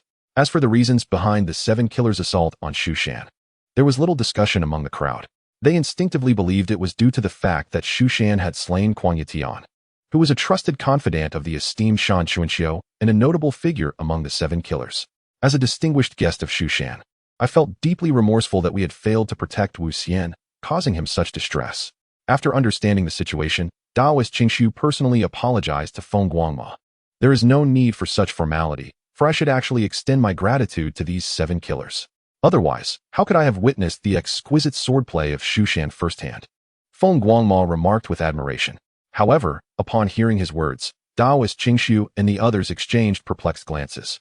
Did I say something amiss? Feng Guangma inquired, puzzled. Did you just imply that the one who vanquished the 7 killers was from Shushan? Daoist Qingshu echoed, also perplexed. He was acutely aware of his disciple Yunyin's capabilities, which were insufficient to contend with so many members of the 7 killers. He had assumed it was Feng Guangma who had dealt with the attackers. Yet, now it seemed that was not the case.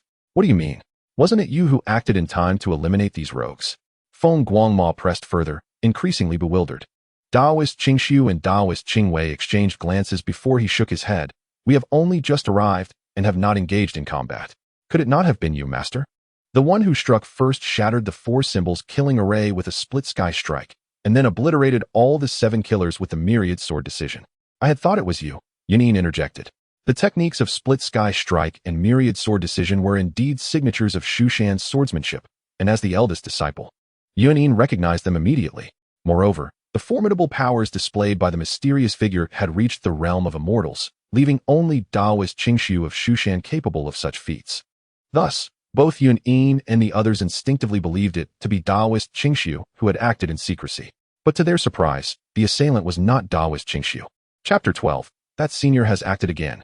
If the assailant was not you, Daoist Qingshu, then who could it be? Feng Guangma looked between Daoist Qingshu and his eldest disciple Yunyin. His curiosity piqued. Surely it cannot be some wandering hero who happened upon the scene. Skilled in Shushan's swordplay? He found the notion absurd. Could it be that senior who intervened that night? Daoist Qingwei pondered aloud, seemingly recalling something. Daoist Qingshu nodded. It appears the only possibility is indeed that senior. Their methods are unfathomable, having assisted Shu Shan on several occasions, yet they always conceal their identity. Daoist Qingyu sighed, stroking his beard. What are you all discussing? Who is the senior? Feng Guangma, feeling lost, could no longer contain his curiosity. It is a mysterious senior from Shu Shan, who has covertly aided us before, just as this time, without revealing themselves. Hence we remain unaware of their identity. Daoist Qingshu clarified for Feng Guangma. Enlightenment dawned upon him, and he refrained from further inquiries. The group exchanged a few words before they ceased discussing the enigmatic senior. If the senior preferred to remain anonymous, then let it be so. As long as they were from Shu Shan, that sufficed. Suddenly, Daoist Qingwei furrowed his brow and approached the bodies of the 7 killers, meticulously inspecting them, as if having made a discovery. What are you examining, junior brother Qingwei? Daoist Qingyu could not help but inquire. Most of those in the 7 killers practice sinister arts, yet the remnants of energy on these corpses appear pure and intense. They do not seem like members of the 7 killers, Daoist Qingwei reflected. Upon hearing this, Daoist Qingshu and the others exchanged glances, their expressions shifting as they hurried to examine the corpses themselves, their brows knitting in concern. Shu Shan had encountered the 7 killers numerous times and had a reasonable understanding of their disciples. Initially, they had not paid close attention, having only listened to Yun Yin's report stating the assailants were from the 7 killers. But now, upon closer inspection, they too detected inconsistencies. If these individuals were not from the 7 killers, then who could they be? Daoist Qingshu stroked his relatively short beard, pondering aloud. The group exchanged glances, each unable to provide a definitive answer, as they could not conceive of anyone other than the 7 killers who would dare to act against them, especially at such a sensitive moment. However, it was evidently not the time for deliberation. Daoist Qingshu once more apologized to Feng Guangma, rearranged personnel for protection, and then returned to Shu Shan. Su Sheng and the other disciples accompanied Feng Guangma and his sister on their journey, ensuring their safe passage into the territory of the Yudu forces. Su brother, once I prepare the materials, we shall reconvene at Shu Shan. Feng brother, I await your return. After bidding farewell, Su Sheng and his companions began their journey back to Shu Shan. The group chatted and laughed along the way, creating a harmonious atmosphere. Suddenly, danger. A malevolent aura. Yun Yin, who had been jovially conversing with his fellow disciples, abruptly changed his expression. Following his lead, the other Shu Shan disciples also turned grave, as they sensed an immense, ominous energy lurking within the forest beside the path. Swish, swish, swish. Soon, rustling sounds emerged from the thicket, indicating that something was moving rapidly within. Most likely, it was that very monster.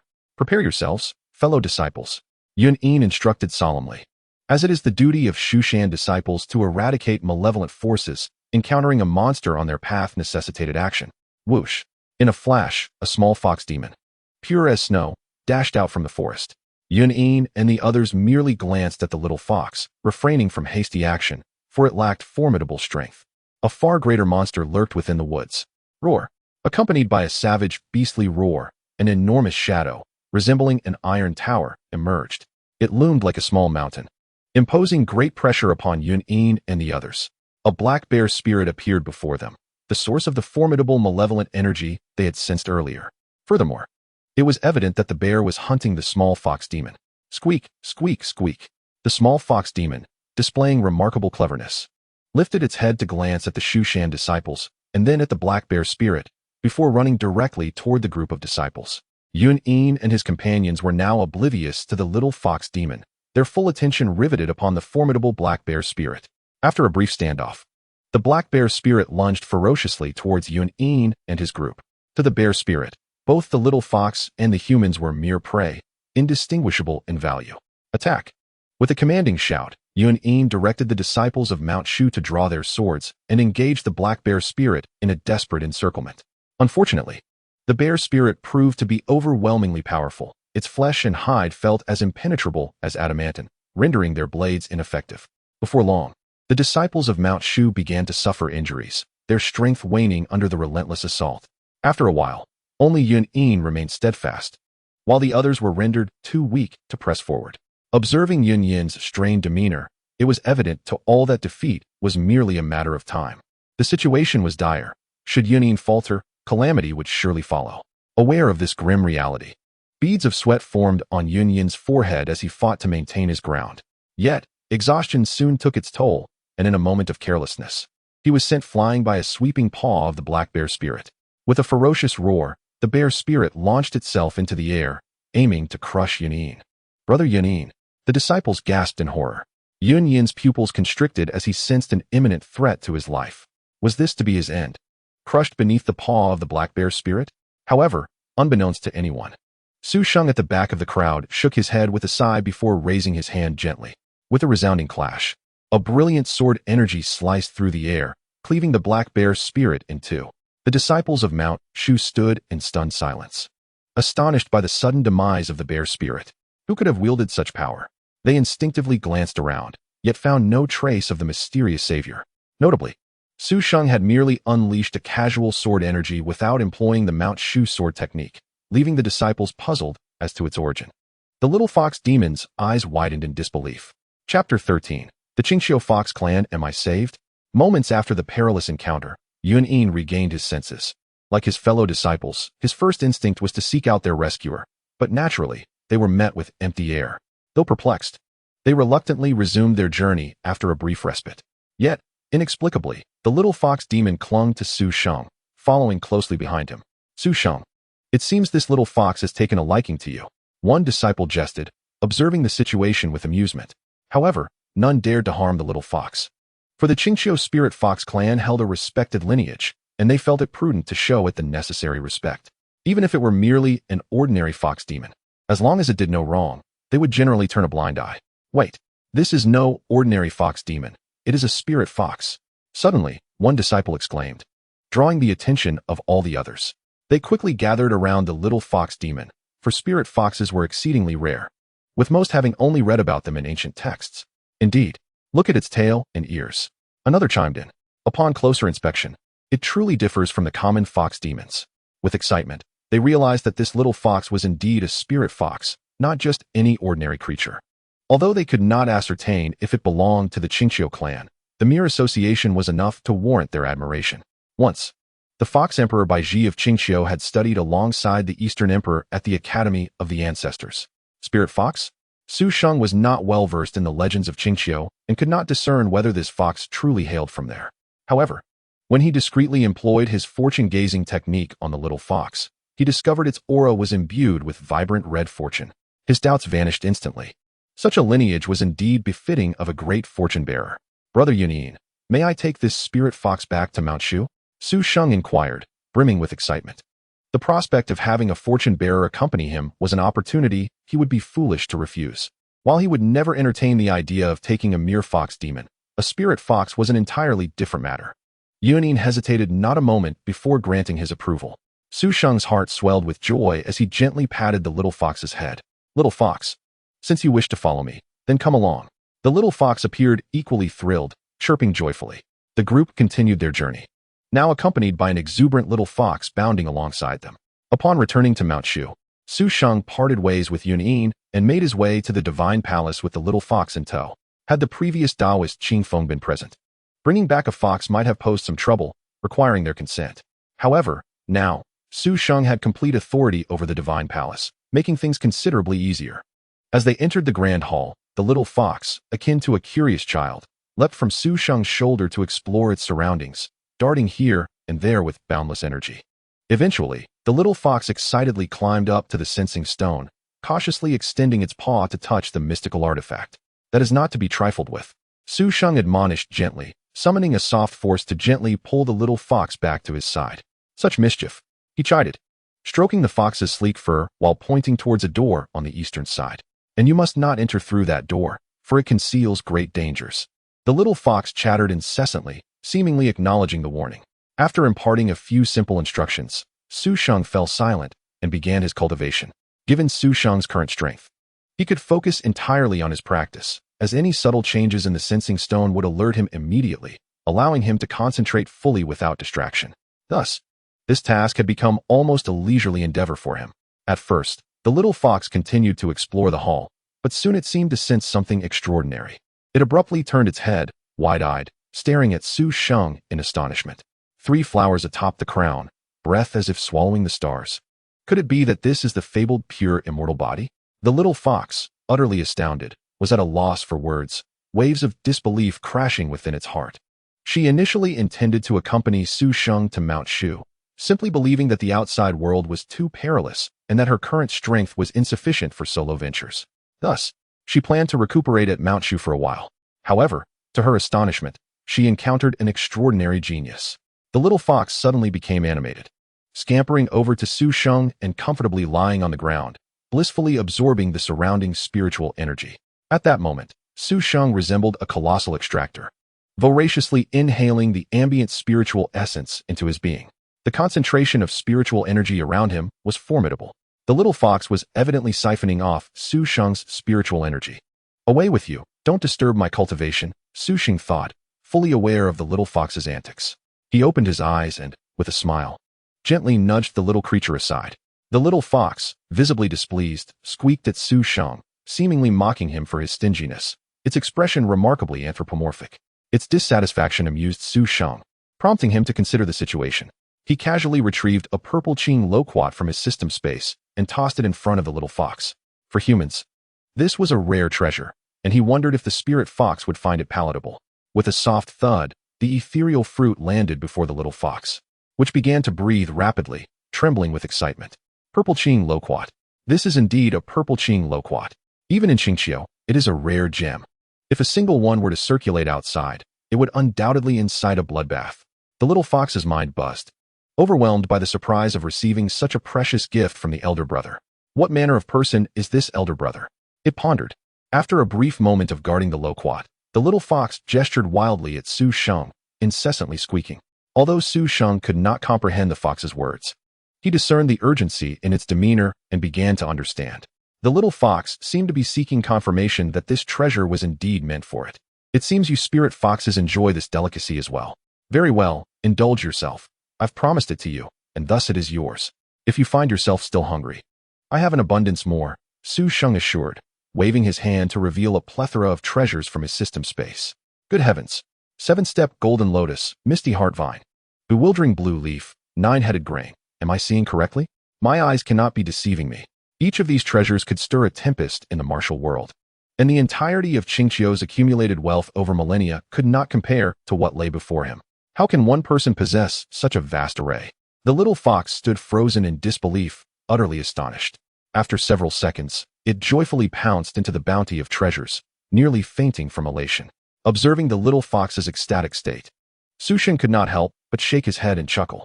Indeed, these items were rare and valuable, yet for him, they were far from necessary.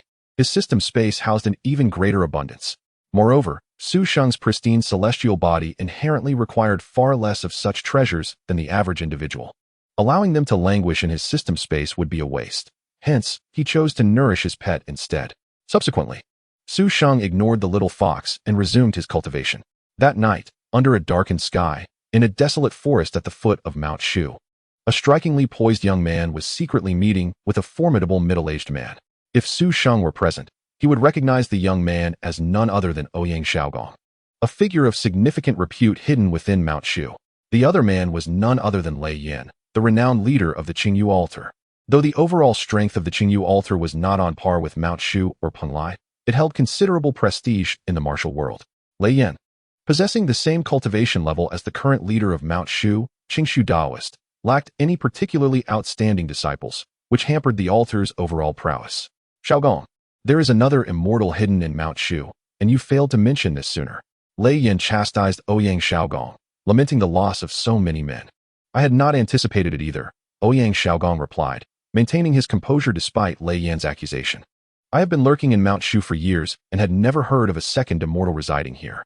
However, a flicker of realization struck Ouyang Xiaogong as he recalled the night when the 7 killers Tian Han infiltrated Mount Shu.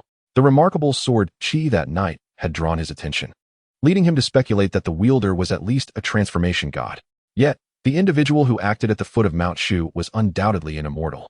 Ouyang Xiaogong was uncertain if the two mysterious figures were one and the same, but he understood he had underestimated Mount Shu. It was far more complex than it appeared. It seems I must expedite my plans. This time, my men suffered a complete loss, each one a significant loss for the Qingyu altar. How do you propose to settle this? Lei Yin huffed. That statement is quite amusing. I paid for your services, you receive compensation for your work. It is as simple as that. Your losses are of no concern to me. After all, I have settled the payment, Ouyang Xiaogong retorted. Moreover, you accepted payment but failed to execute the task I entrusted to you. Shouldn't the Qingyu alter owe me an explanation? Lei Yan's face flushed with embarrassment. Knowing the truth of the matter, Feng Guangma is, after all, a Wuxian from the ghostly capital. Missing this opportunity makes it challenging to strike again. You will need to pay extra. Lei Yan refrained from further bickering with Ouyang Xiaogong and revealed his true intentions. Let it be. The assassination of Feng Guangma was indeed a spur-of-the-moment decision, Ouyang Xiaogong conceded. He had indeed spotted Feng Guangma in Mount Shu by chance, which prompted his decision to eliminate the Wuxian. As the sealing of the Burning Silence sword relied heavily on the efforts of the ghostly capital's Wuxian. Since Feng Guangma has returned to the ghostly capital, this opportunity is lost. Let us drop the matter. With that, Ouyang Xiaogong waved his sleeve and vanished without further acknowledgement of Lei Yan. Indeed, the assailants in the daytime attack were not from the 7 killers, but were instead operatives of the Qingyu altar. The true target of the assassination was not a disciple of Mount Shu, but rather the Wuxian Feng Guangma from the ghostly capital. Disguising as a figure of the 7 kills and feigning an assault on Mount Shu is merely a theatrical performance. Even with the Qingyu platform, one would hesitate to offend the realm of Yudu, as it is intricately linked to the goddess Enhua. Ouyang Xiaogong, a man shrouded in enigma. What is his true identity? Lei Yan gazed towards the direction where Ouyang Xiaogong had departed, murmuring to himself. To dare infiltrate Mount Shu alone and concoct a grand conspiracy is an audacious feat not undertaken lightly. However, at this juncture, Lei Yan knew little of Ouyang Xiaogong. He was merely one of his many patrons, known for his generosity and prompt payments, leaving a favorable impression on Lei Yan. Little did he know that one day, he would meet his demise at the hands of this young man. Chapter 15. The Demon Locking Tower's formation is breached. The Howling Moon Demon King emerges once Feng Guangma departed from Mount Shu. Daoist Qingshu immediately commenced a thorough investigation into the assassination that transpired at the mountain's base. Regrettably, the elusive master from Mount Shu had eliminated all the assailants without leaving a single survivor. All that Mount Shu could gather was a heap of corpses. They could only further confirm that these individuals were not affiliated with the 7 kills, yielding no other valuable leads. Days passed with no progress in the investigation. If no unexpected developments arose, this assassination would inevitably fade into obscurity. Mount Shu remained unaware that the true target of the assassination was not its disciples, but rather Feng Guangma of Yudu. Have you heard? A few days ago, someone attempted to assassinate our disciples at the foot of Mount Shu. No, I hadn't heard. The corpses of Brother Hu and the others have been brought back. I witnessed it myself. Who possesses such audacity to wreak havoc at the foot of Mount Shu? Good news rarely travels far, while bad news spreads like wildfire, especially regarding such significant events. Within just a few days, the tale had circulated throughout Mount Shu, and many disciples engaged in fervent discussions. In response, Daoist Qingshu ordered that disciples refrain from descending the mountain unless absolutely necessary, and if they must, to do so in pairs, never alone. A tense atmosphere gradually enveloped the entirety of Mount Shu. The sole individual unaffected was Sheng, who continued his duties at the Divine Hall, as usual, signing in and practicing. When the mood struck, he would playfully tease the little fox. His days, though repetitive, were far from dull. That night, under a moonless sky, Mount Shu appeared draped in a veil of darkness. The moon was obscured by clouds, casting a hazy light that added a touch of ethereal beauty to the surroundings. Aside from a few disciples on night watch, nearly all inhabitants of Mount Shu had succumbed to slumber. The entire mountain was enveloped in silence. Yet, amidst this tranquility, a figure darted about Mount Shu. It was evident that this individual possessed formidable cultivation. Despite his remarkable speed, he seemed to blend seamlessly into his surroundings, revealing no trace of energy fluctuations. The patrolling disciples remained utterly oblivious to his presence. Under the cloak of night, the figure adeptly approached the most forbidden ground of Mount Shu, the Demon Locking Tower. In the 5 or 6 years since infiltrating Mount Shu, though the formation of the tower had not been unraveled, he had gained considerable insight. With the jade fragment in his possession, creating an opening in the formation was merely a matter of time.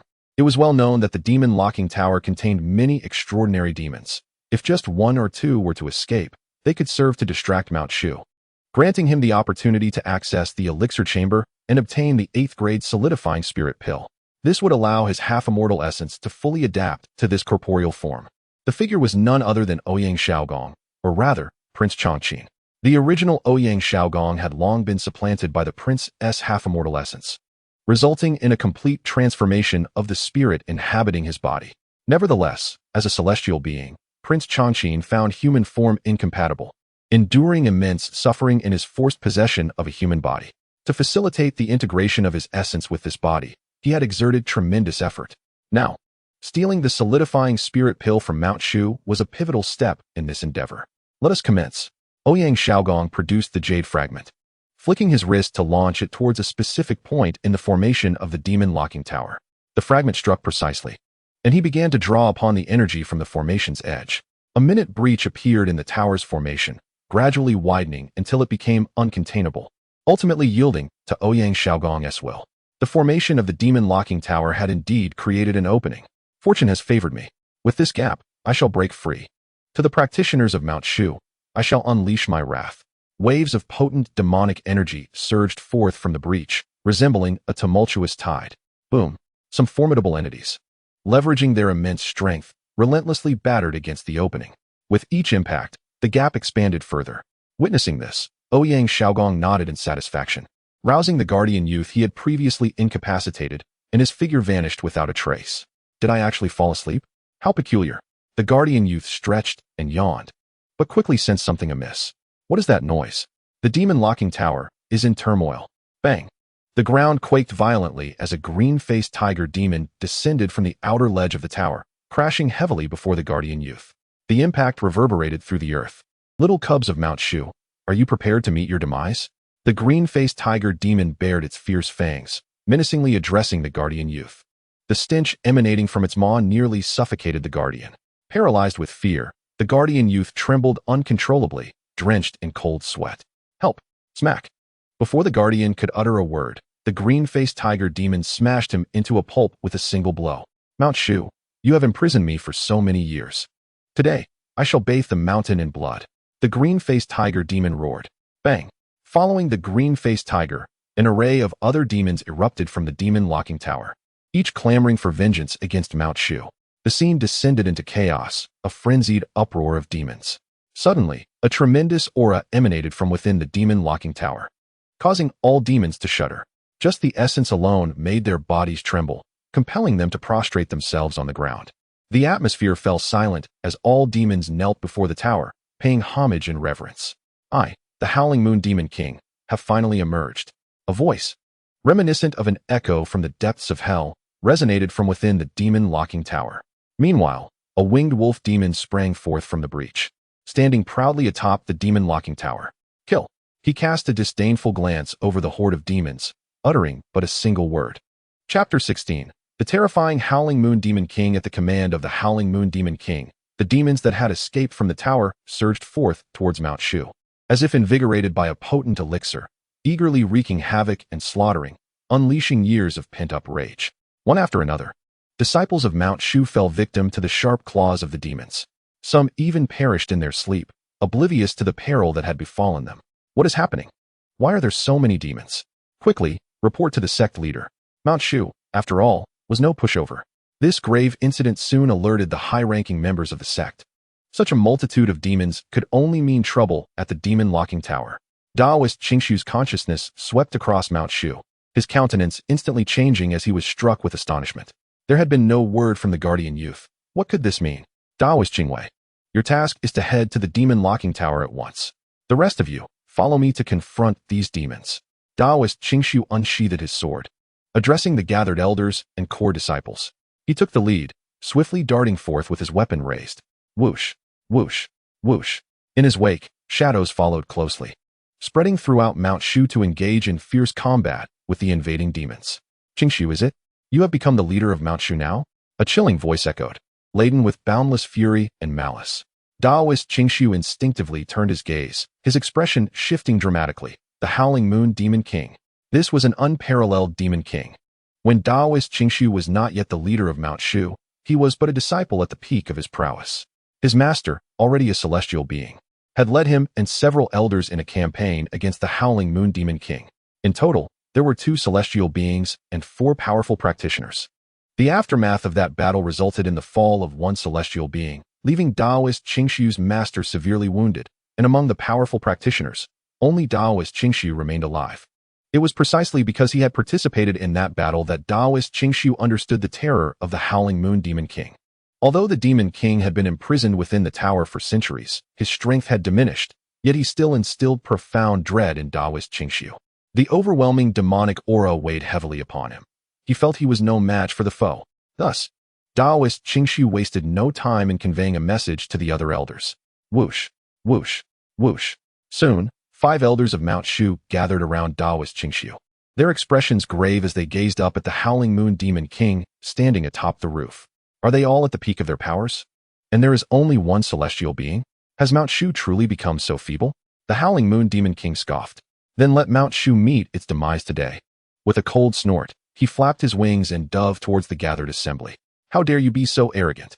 Daoist Xianxia retorted angrily, taking flight and thrusting his sword at the Howling Moon Demon King.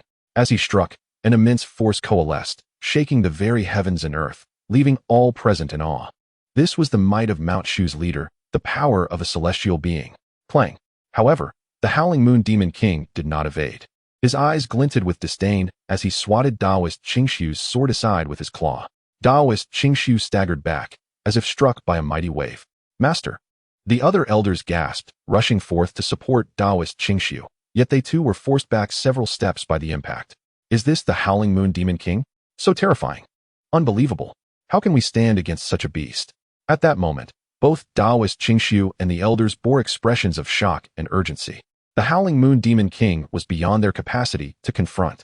Brothers, even if it costs us our lives, we must slay this demon.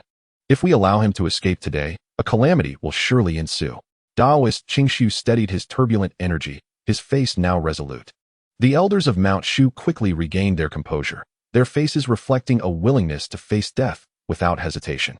Slay me? How audacious! The Howling Moon Demon King sneered, flapping his wings once more, diving towards Daoist Xianxia and his companions. Thus began a fierce and brutal clash. Bang, bang, bang. In an instant, a cataclysmic energy surged, wreaking havoc as if a tornado had descended, flattening everything within hundreds of meters. The spectacle was nothing short of horrifying. Yet, the tumultuous energy arrived swiftly and departed just as quickly. In mere moments, Daoist Xianxia and his fellow combatants lay bloodied upon the ground, all grievously wounded. One elder had even succumbed to death. In stark contrast, the Howling Moon Demon King hovered above, unscathed and indifferent, gazing down upon them as though they were mere ants. Is this the leader of Mount Shu, the elders of Mount Shu? Truly laughable. You shall all perish. The Howling Moon Demon King roared, plunging down once more towards the gathered assembly. Seal the body. Suddenly, a voice rang out, accompanied by a flash of light. As a talisman affixed itself to the Howling Moon Demon King, the talisman's power surged, rendering the Demon King immobile. Daoist Jingwei, who had rushed to investigate the demon locking tower, appeared with a grave expression, urgently calling out to the others, "Flee! I cannot hold him for long." Daoist Xianxia and the others grit their teeth, dragging their battered bodies to escape. In that moment, the talisman on the Howling Moon Demon King finally succumbed, igniting into ashes. Daoist Jingwei spat a mouthful of blood but did not pause, swiftly taking flight to join Daoist Xianxia. The group supported one another, hastily retreating. Flee! Where do you think you can escape to? The Howling Moon Demon King taunted, pursuing leisurely as if toying with them like a cat with a mouse. This aura? As the Howling Moon Demon King approached the Divine Hall, he suddenly paused. The aura was suffocating, even to him, a Demon King, causing a sense of oppression that left him gasping for breath. It was a primal bloodline pressure. Chapter 17. Thankfully, Mount Shu has that esteemed elder. I cannot help but feel a deep reverence. Could it be the aura of an ancient demon god? Yes, it must be the ancient demon god. It is said that the demon god was eradicated by the righteous, sealed within 10 sects, and unexpectedly, this legend turned out to be true. A divine opportunity has befallen me. I have encountered the great demon god.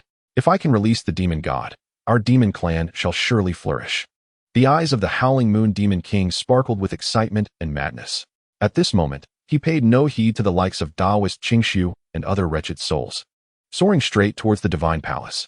Simultaneously, the Demon King's consciousness swept toward the palace, instantly capturing the scene within his mind.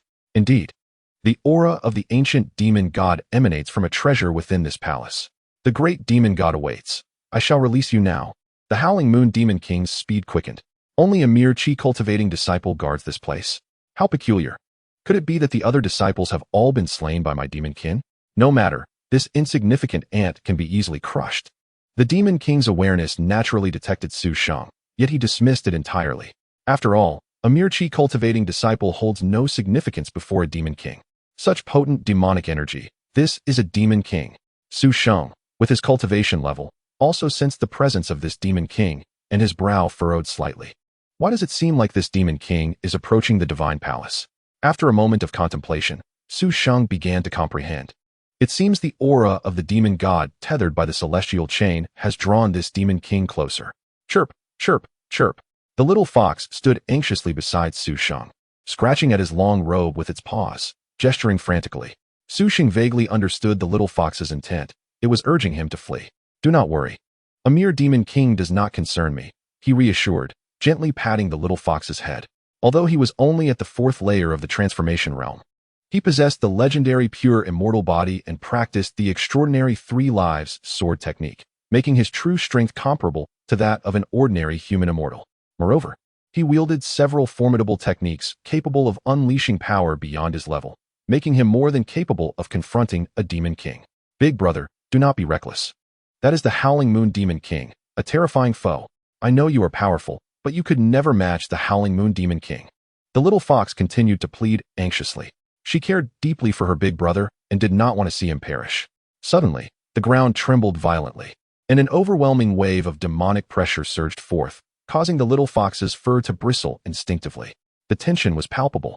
The Howling Moon Demon King was approaching. Boom. The Demon King stepped forward, advancing toward the entrance of the Divine Palace. This is bad. The target of the Howling Moon Demon King is the celestial chain. It is the power of the ancient demon god. Taoist xianxia, who was fleeing ahead, witnessed this scene and his expression shifted dramatically. He had to stop him. At that moment, Taoist xianxia disregarded everything else, dragging his injured body toward the threat. The other elders followed closely behind him, determined to prevent the Howling Moon Demon King from achieving his goal. Despite their weakened state posing no real threat to the Demon King, no one cared about that anymore. If the Howling Moon Demon King were to obtain the power of the demon god, it would spell disaster for the entire human realm. In contrast to Taoist xianxia and the others' urgency, Su Sheng remained remarkably composed. He slowly rose, his celestial energy surging within him. Let me show you the strongest technique I can muster now. Life, death, annihilation. As he uttered the word annihilation, an extraordinarily radiant and colossal sword light instantly coalesced outside the Divine Palace, as if it could tear apart the very night sky. In that moment, it felt as though all existence vanished, leaving behind only that singular sword. Clang. This earth-shattering strike, infused with unparalleled momentum, seemed capable of cleaving through all, and it surged directly toward the Howling Moon Demon King. What? This sword? The Howling Moon Demon King felt an impending sense of doom, as if the claws of death were grasping at his very soul. His body froze in place, and a look of shock and terror spread across his face. No. The Howling Moon Demon King barely managed to utter those words before the immense sword light pierced through him, exploding into a mist of blood, leaving not a trace behind. Silence. The entire scene fell into a chilling stillness. Taoist xianxia and his companions stood agape, utterly astonished. The Howling Moon Demon King had been slain with a single strike? He was a foe they could hardly contend with collectively. Truly, they owed their gratitude to the hidden elder of Mount Shu. Otherwise, the consequences would have been unimaginable. After a long pause, Taoist xianxia let out a sigh of relief, expressing his gratitude. The others shared in the astonishment and deep sense of relief, thankful that Mount Shu harbored such an unfathomable elder. Otherwise, they would not have withstood this calamity. The little fox beside Su Sheng was utterly dumbfounded, as if witnessing an unbelievable spectacle. Was that truly the Howling Moon Demon King? How could he be so easily vanquished? Su Sheng, however, gasped for breath, beads of sweat dotting his forehead. Given his current strength, executing the life, death, annihilation technique was somewhat taxing. He had drained 70% of his true essence in an instant, leaving his body feeling weak and his meridians obstructed. He needed time to recover. It would be wise to refrain from using such powerful moves in the future, Su Sheng thought to himself. If a genuine master were to strike during his recovery, it would pose a significant danger. Initially, Su Sheng had felt a sense of pride in his true combat prowess, believing it sufficient to reach the human immortal realm. Yet, the execution of the life, death, Annihilation technique served as a wake-up call. His strength was still inadequate. He needed to remain cautious. At the very least, he must attain the human immortal realm. No, beyond the human immortal realm, there lay the earth immortal and heaven immortal realms. Until he became a true peak powerhouse, he must diligently adhere to the principle of survival. Caution and gradual growth are the true paths to strength. Chapter 18. Breakthrough. Fifth layer of the transformation realm after the Howling Moon Demon King was vanquished. The other demons that had escaped from the Demon Lock Tower posed no significant threat. Even though Daoist Qingshu and the others were all severely injured, they had no trouble in leading Mount Shu to eliminate the remaining rampaging demons. The sounds of battle continued for half an hour before tranquility gradually returned to Mount Shu.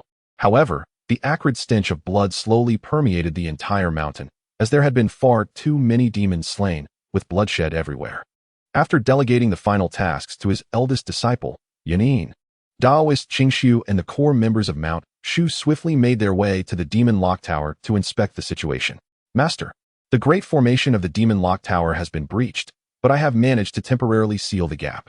The esteemed Daoist Qingwei has come to brief Daoist Qingshu on the situation. However, this is far from sufficient. It requires the combined efforts of several of us brothers to completely restore the grand formation. Daoist Qingshu and the others nodded gravely. Yet, how did a breach in the Demon Lock Tower's formation appear so suddenly? Furthermore, with such commotion, why did the guardian youth not issue any warnings? Daoist Qingyu furrowed his brow and pondered aloud.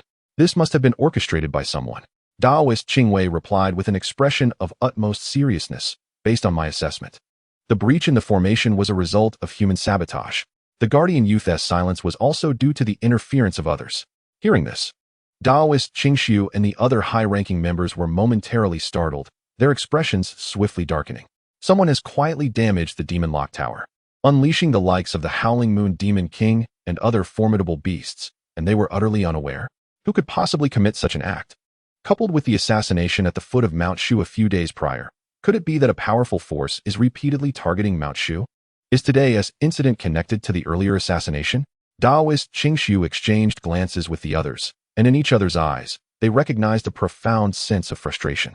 Mount Shu has experienced a series of significant mishaps, and they, as the absolute elite, have failed to grasp even a hint of the underlying clues.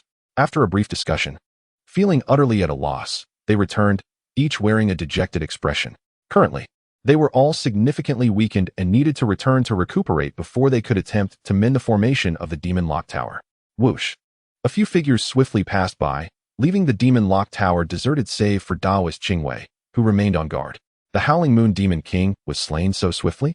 Truly commendable, Mount Shu.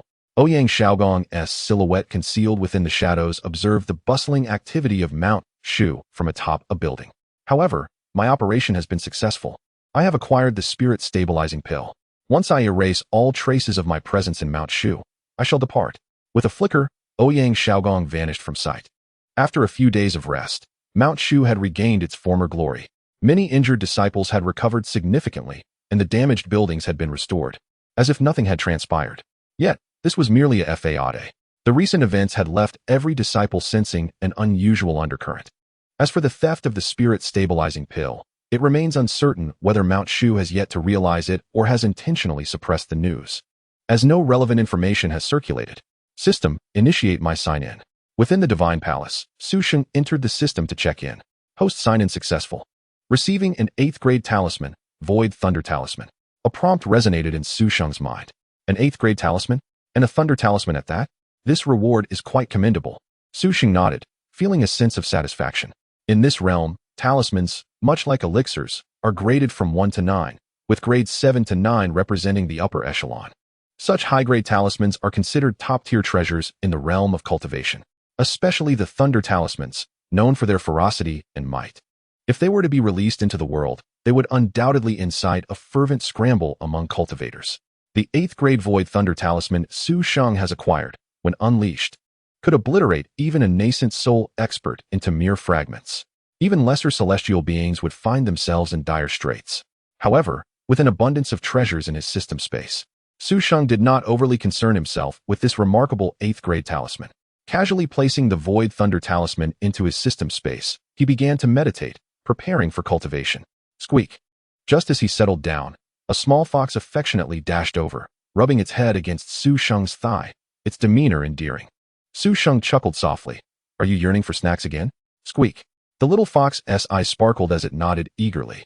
You gluttonous creature. Su Sheng shook his head, lightly tapping the little fox on the head. Have you ever heard the saying, one cannot supplement the empty? You consumed quite a lot the other day. You should digest it well first, or it will do you no good to overindulge. Su Sheng admonished the little fox.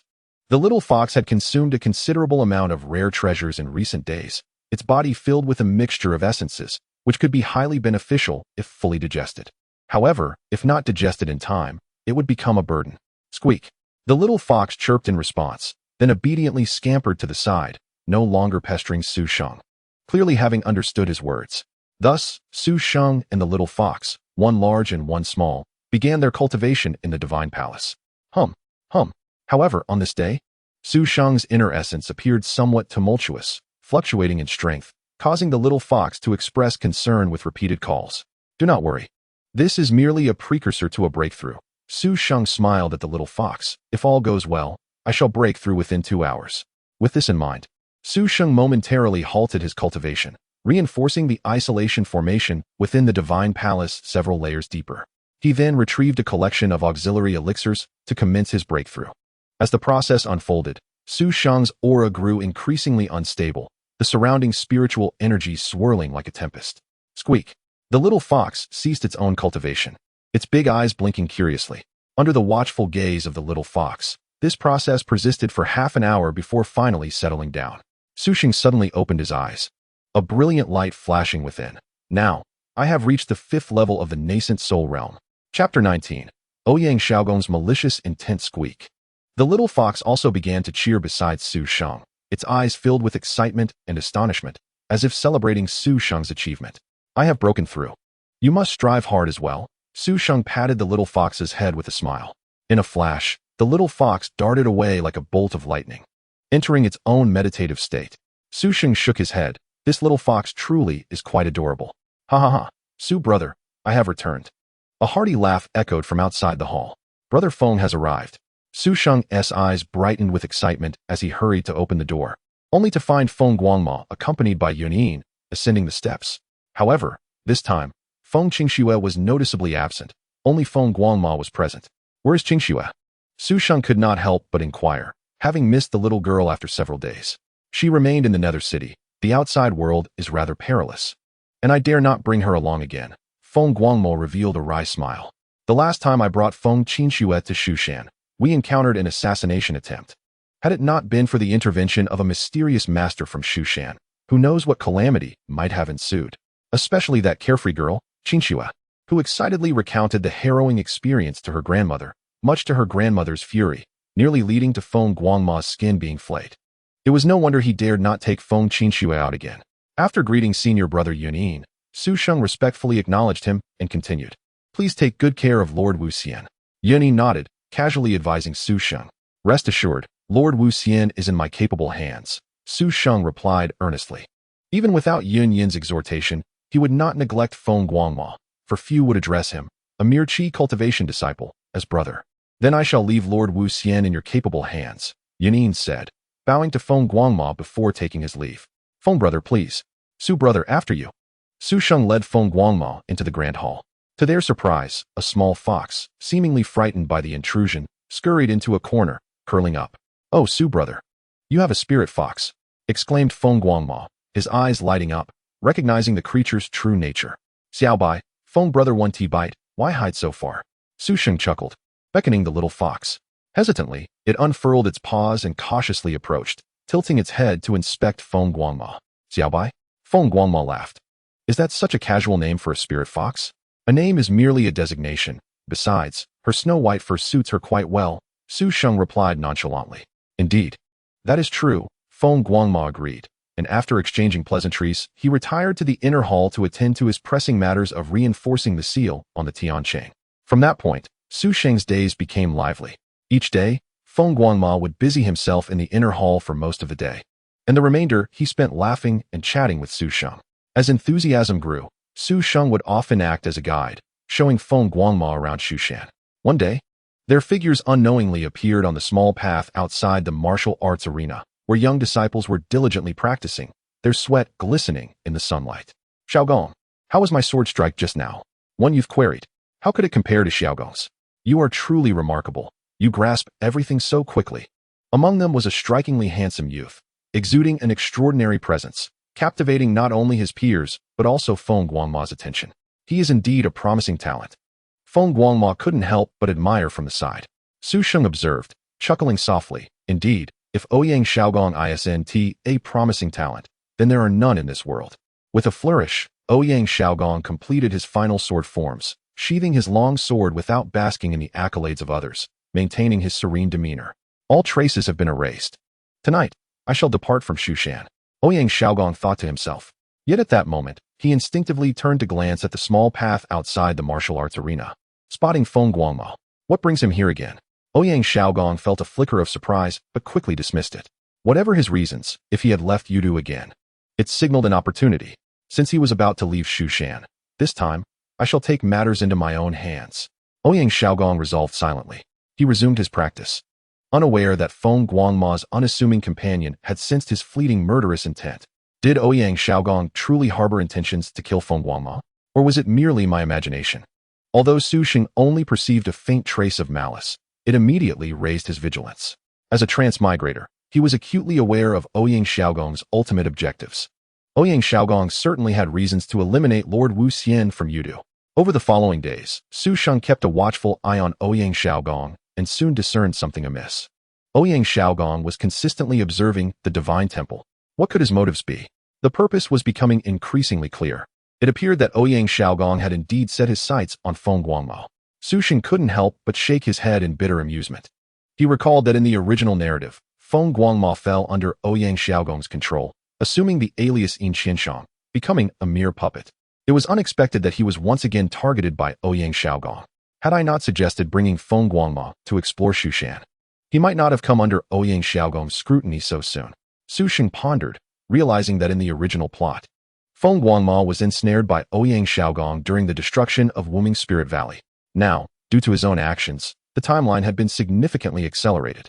How to address this situation weighed heavily on Su Sheng's mind. Chapter 20. The tragedy of Wuming Spirit Valley approaches during his previous visit to Shushan. Feng Guangma had nearly completed his research on the Tian chain and the sealed demon god's power. Upon returning to Yudu, he had gathered all necessary materials, ensuring the sealing process went smoothly. After 7 days of arduous effort, the formidable task was accomplished. Mission accomplished. Feng Guangma, having successfully reinforced the seal, clapped his hands in delight. From today onward, Su brother, you shall no longer need to guard this. I would rather guard this. Su Sheng silently lamented. For him, the tasks within the divine temple were utterly flawless. Not only did he have no bothersome duties, but he was also undisturbed by outsiders. He could devote his working hours to uninterrupted cultivation, receiving his due compensation without fail. It was simply perfect. Where in all of Shushan could one find such an ideal sanctuary? Nevertheless, despite his musings, Su Sheng could only smile and bow to Feng Guangma. Indeed, this is all thanks to you, Feng brother. After a few light-hearted exchanges, Su Sheng reported the matter to the senior disciple, Yunin. Shortly thereafter, Yunin arrived, accompanied by the visibly excited Taoist Qing Su, at the divine temple, standing before the Tian chain. Upon careful examination, when Taoist Qing Su could no longer sense any trace of the demon god's aura emanating from the Tian chain, he was in high spirits. This great calamity had finally been eradicated. Taoist Qing Su removed the Tian chain and donned it himself, rendering the divine temple unnecessary henceforth. Taoist Qing Su personally expressed profound gratitude to Feng Guangma. Since the issue with the Tian chain has been resolved, I shall not trouble you further, Guangma. Feng Guangma immediately expressed his intention to take his leave. Why the haste, Wuxian? Why not linger a few days in my Shushan and allow me to extend my hospitality? Master Qingshu politely urged him to stay. No, the sealing power of Wuming Spirit Valley is waning, and I must return to remain on standby for any unforeseen circumstances. Feng Guangmo replied with a serious demeanor. Upon hearing this, Master Qingshu's expression turned grave. He understood that Wuming Spirit Valley was a clan that had guarded the legendary sword, Fange, for generations, and that the seal over Fange had been crafted by the hands of the Yudu. However, the malevolence of Fange was unparalleled, rivaling even the ancient deities. And as time passed, the seal from Yudu would inevitably weaken, necessitating continuous reinforcement. Master Qingshu was well aware of the gravity of the situation and did not insist any further on detaining Feng Guangmo. Since Wuxian has pressing matters, I shall not keep you. Should you require assistance, please do not hesitate to call upon me. Shushan will wholeheartedly support you, Master Qingshu said sincerely. Is Feng Guangmo truly heading to Wuming Spirit Valley to reinforce the seal on Fange? Upon hearing this news, Su Sheng felt a stir in his heart, sensing that tragedy was likely to unfold in Wuming Spirit Valley. In his recollection, it had previously been Yudu's old woman who had gone to reinforce the seal, not Feng Guangmo. When Feng Guangmo arrived at Wuming Spirit Valley, the valley's chief, Han Xiaoning, did not recognize him.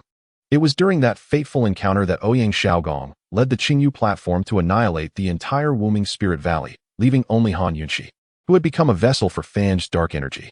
Since then, Wuxian and Feng Guangmo had vanished without a trace, setting the stage for Feng Qingshue's quest to find her brother.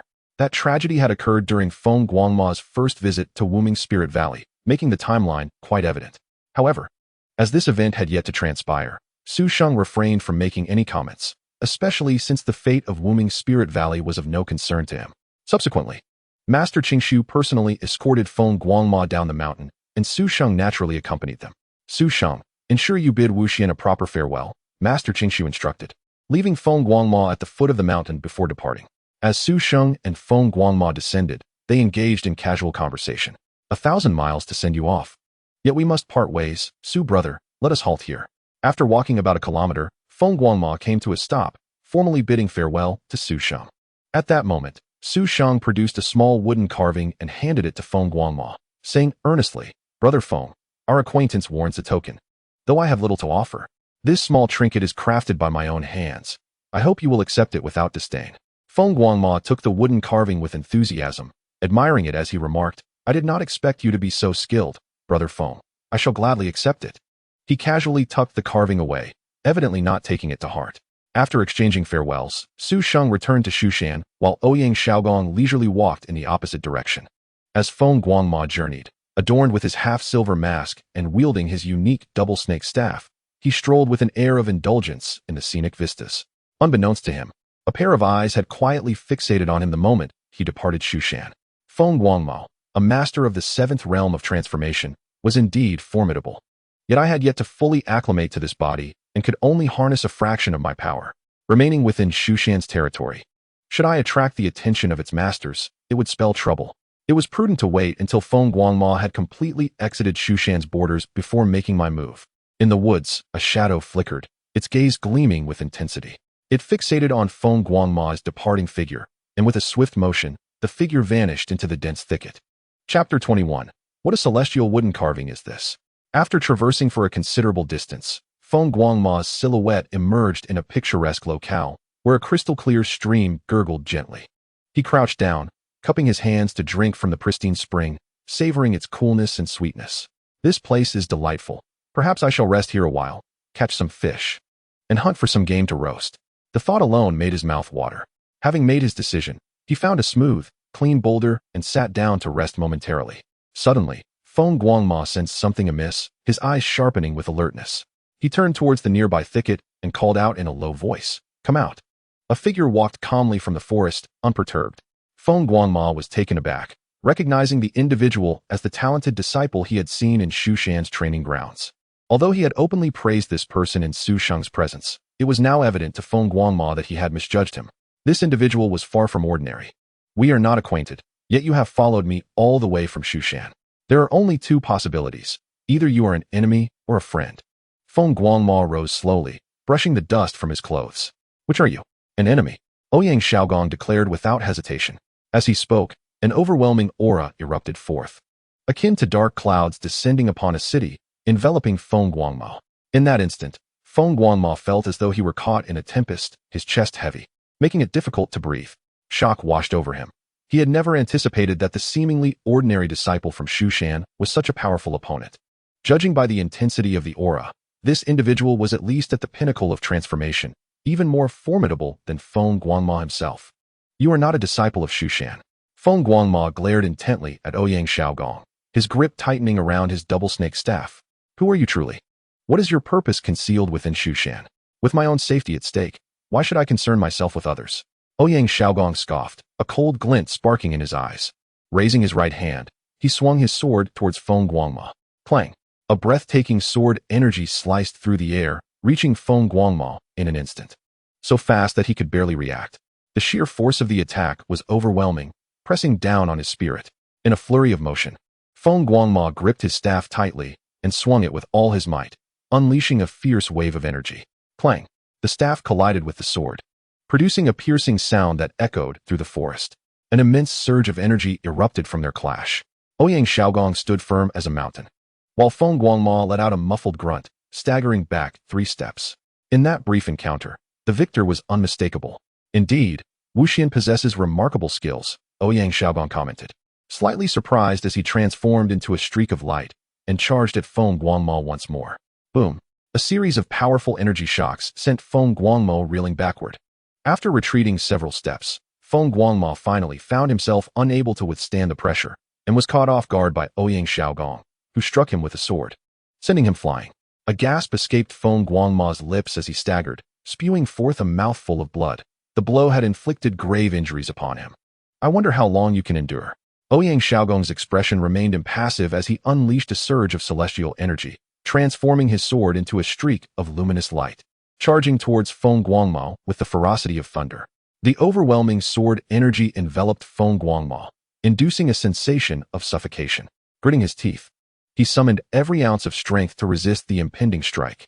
Yet, it proved futile. He was once again sent hurtling away, utterly devoid of combat capability. Collapsing to the ground, too weak to rise. From this day forth, the world shall know no Feng Guangma, Ouyang Xiaogong uttered coldly, delivering another formidable sword strike. Despair flickered in Feng Guangma's eyes. He knew he could not withstand this blow. Just at that critical moment, the wooden carving gifted to Feng Guangma by Su Sheng suddenly soared from his possession, hovering before him. With a resounding clang, a brilliant sword light erupted from the wooden sculpture, shattering Ouyang Xiaogong's sword energy with the force of a tempest, advancing directly towards him. What? The sheer power of the sword energy caused Ouyang Xiaogong to change countenance, sensing an overwhelming threat, a blade that heralded the imminent danger of death. In that instant, he dared not exhibit even a trace of negligence. Taking a deep breath, his celestial energy surged wildly around him, forming a tempest of divine force. The aura was formidable, almost terrifying. Who on earth is this person? Feng Guangma felt the oppressive force from Ouyang Xiaogong, his pupils dilating in shock. The pressure he experienced was akin to that of a celestial being. Heaven-splitting sword, Ouyang Xiaogong called out in a low voice, channeling all his strength against the sword energy emanating from the wooden carving. The strike seemed capable of cleaving apart the very fabric of reality. Feng Guangma trembled, his spirit shaken, his eyes wide with disbelief. Had Ouyang Xiaogong unleashed such a level of attack against him earlier, he would have perished. In the blink of an eye, the two sword energies collided with tremendous force, unleashing a cataclysmic wave of energy. Amidst the chaotic energy storm, Ouyang Xiaogong's formidable sword energy was entirely obliterated, unable to withstand the onslaught from the wooden sculpture. With a violent jolt, Ouyang Xiaogong was propelled backward, akin to a kite severed from its string, and coughed up a mouthful of blood, crashing into the dense forest, disappearing from view. Feng Guangma stood in stunned silence, momentarily at a loss for words. A single strike had vanquished an adversary who could have easily trampled him. It was astonishingly fierce. Could it be that the wooden sculpture gifted to him by Su Sheng was so powerful? It was no mere trinket. It was evidently a treasure of extraordinary caliber. Chapter 22. Su Sheng, you are indeed a celestial being. After regaining his composure, Feng Guangma rose from the ground and picked up the wooden sculpture that had fallen. He examined it closely, only to find that it had entirely lost its sentience. Clearly, such a powerful attack could only be unleashed once. Now, it had reverted to an ordinary wooden carving. Nevertheless, a piece capable of delivering a strike at the level of a celestial being was a treasure beyond compare. Sought after by many, a disciple at the Qi refining stage had so casually bestowed such a treasure upon him. Su Sheng, who are you truly? Feng Guangma pondered deeply. At this point, he could no longer deny that Su Sheng was no ordinary individual. However, just then, a staggering aura emanated from the forest ahead, suffocating in its intensity. Instinctively, Feng Guangma turned to look, his expression shifting dramatically. Ouyang Xiaogong was striding toward him with an imposing presence, surrounded by an overwhelming, radiant crimson light. Ouyang Xiaogong appeared ethereal and immaculate, untouched by the slightest imperfection, embodying a creator's cold detachment, like a deity descended from the heavens. To have survived such a devastating blow, and to appear unscathed, Feng Guangma could scarcely believe his eyes. The attack from the wooden sculpture had been terrifying, a force that could only be resisted by those of celestial status. Even a peak expert of the god transformation stage would be reduced to nothingness. How could Ouyang Xiaogong remain unharmed? And the aura he now exuded? Could it be that he had attained celestial status? Yet, Ouyang Xiaogong was not a celestial being. Within him resided half of the Prince Chongqing's celestial spirit, which had not yet fully integrated with his physical form, limiting his power to that of an 8th or 9th level god transformation expert. Under normal circumstances, he would not have survived the wooden carving's cataclysmic strike. However, at the critical moment, he had utilized the Prince Chongqing's celestial spirit for protection, enabling him to withstand the staggering blow. Now, bolstered by the prince's spirit, Ouyang Xiaogong had indeed reached the realm of celestial beings. I was careless. How could the illustrious Wu Xian of the underworld lack means of self-preservation? Ouyang Xiaogong stated coldly. Cloaked in celestial aura, Feng Guangma's expression turned bitter. He had no means of safeguarding himself. Did he truly believe that hidden cards were easily available to all? The underworld's legacy primarily focused on sealing techniques, not cultivation methods. It's over. No matter what hidden cards you possess, they will not save you. Ouyang Xiaogong raised his sword once more. At the Shushan Divine Hall, the instant the sword energy within the wooden sculpture was activated, Su Sheng sensed it immediately. The wooden carving had been triggered, and Feng Guangma was in grave peril. Without hesitation, Su Sheng sprang to his feet and made a decisive choice. Xiaobai, I need to step out for a moment. Stay here and behave. He bid farewell to the little fox, producing 2 teleportation talismans, and in a flash, vanished from sight. Undoubtedly, he intended to rescue Feng Guangma. Su Sheng's reasons for aiding Feng Guangma were twofold. Firstly, Feng Guangma was his friend. How could one stand idly by when a friend was in trouble? Moreover, having witnessed the legend of the ancient sword, he recognized Feng Guangma as a person worth befriending, someone truly deserving of his assistance. Secondly, Feng Guangma's fortuity was not insubstantial. By aiding him, Su Sheng could also enhance his own luck. In essence, helping another was tantamount to aiding oneself. It was a mutually beneficial endeavor, a win-win situation. Ouyang Xiaogong, with the ethereal grace of the Prince's zither, brandished his sword and lunged towards Feng Guangma. Before the blade's radiance reached its target, an overwhelming pressure locked onto Feng Guangma, rendering him immobile. As if ensnared by an unseen force, he could only watch helplessly as the sword from that celestial realm pierced towards him. In that critical moment, a figure darted in like lightning, appearing before Feng Guangma in the blink of an eye. Without uttering a word, the newcomer swiftly crossed his sword, unleashing a tremendous surge of sword energy that erupted forth. The clash resonated with a crisp metallic sound as Ouyang Xiaogong's sword was abruptly halted by the opposing blade. Both Ouyang Xiaogong and Feng Guangma stared in astonishment at the masked figure, caught off guard by this unexpected intervention. After exchanging glances with the masked savior, they resumed their duel. The air crackled with the intensity of their strikes. The void-splitting sword and the sky-rending slash collided with a resounding clang. The masked figure stood resolute before Feng Guangma, immovable as a mountain, while Ouyang Xiaogong was sent reeling backward from the force of the impact. In midair, Ouyang Xiaogong cast a stoic glance at the masked figure before pivoting and retreating. He recognized that with this figure present, he could not fulfill his intention to slay Feng Guangma. Brother Su, your timing is impeccable. Otherwise, I would have surely met my end today. Feng Guangma remarked with a hint of gratitude as he approached the masked figure, offering a wry smile. Upon witnessing the masked figure employing the Shushan sword techniques, Feng Guangma began to suspect the identity of his savior.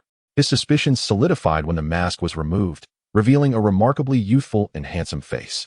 From the moment Su Sheng gifted Feng Guangma the intricately carved wooden sculpture, he had resolved to reveal his true identity. There was no longer any need for concealment now that the mask was off. His choice to mask his identity had primarily been a precaution against Ouyang Xiaogong, a figure of significant repute he wished to avoid attracting attention from. Brother Su, I never would have guessed you were a celestial being. You truly had me fooled. Feng Guangma exclaimed, a mixture of surprise and admiration in his voice. First, Brother Feng, you never inquired about my cultivation level. Second, I have yet to attain the realm of celestial beings. Su Sheng replied with a smile, gently channeling some celestial energy into Feng Guangma to aid in his recovery. Feng Guangma marveled at the vast reservoir of celestial power flowing within him, astonished that Su Sheng had not yet reached the realm of celestial beings, especially after having just defeated one. Shushan truly harbors hidden talents, with each disciple preferring to conceal their true capabilities. Is this not rather amusing? Feng Guangma mused, shaking his head in disbelief. Having encountered both the celestial being who had attacked him and now Su Sheng, he found it intriguing that two individuals of such caliber chose to remain hidden among the ranks of novice disciples. Nevertheless, he was astute enough to refrain from questioning Su Sheng's motives, recognizing that his friend had his reasons for such discretion. Over their time together, Feng Guangma had come to trust Su Sheng, especially after today's timely rescue. I seek only tranquility in my cultivation. As for that individual, he surely harbors ulterior motives.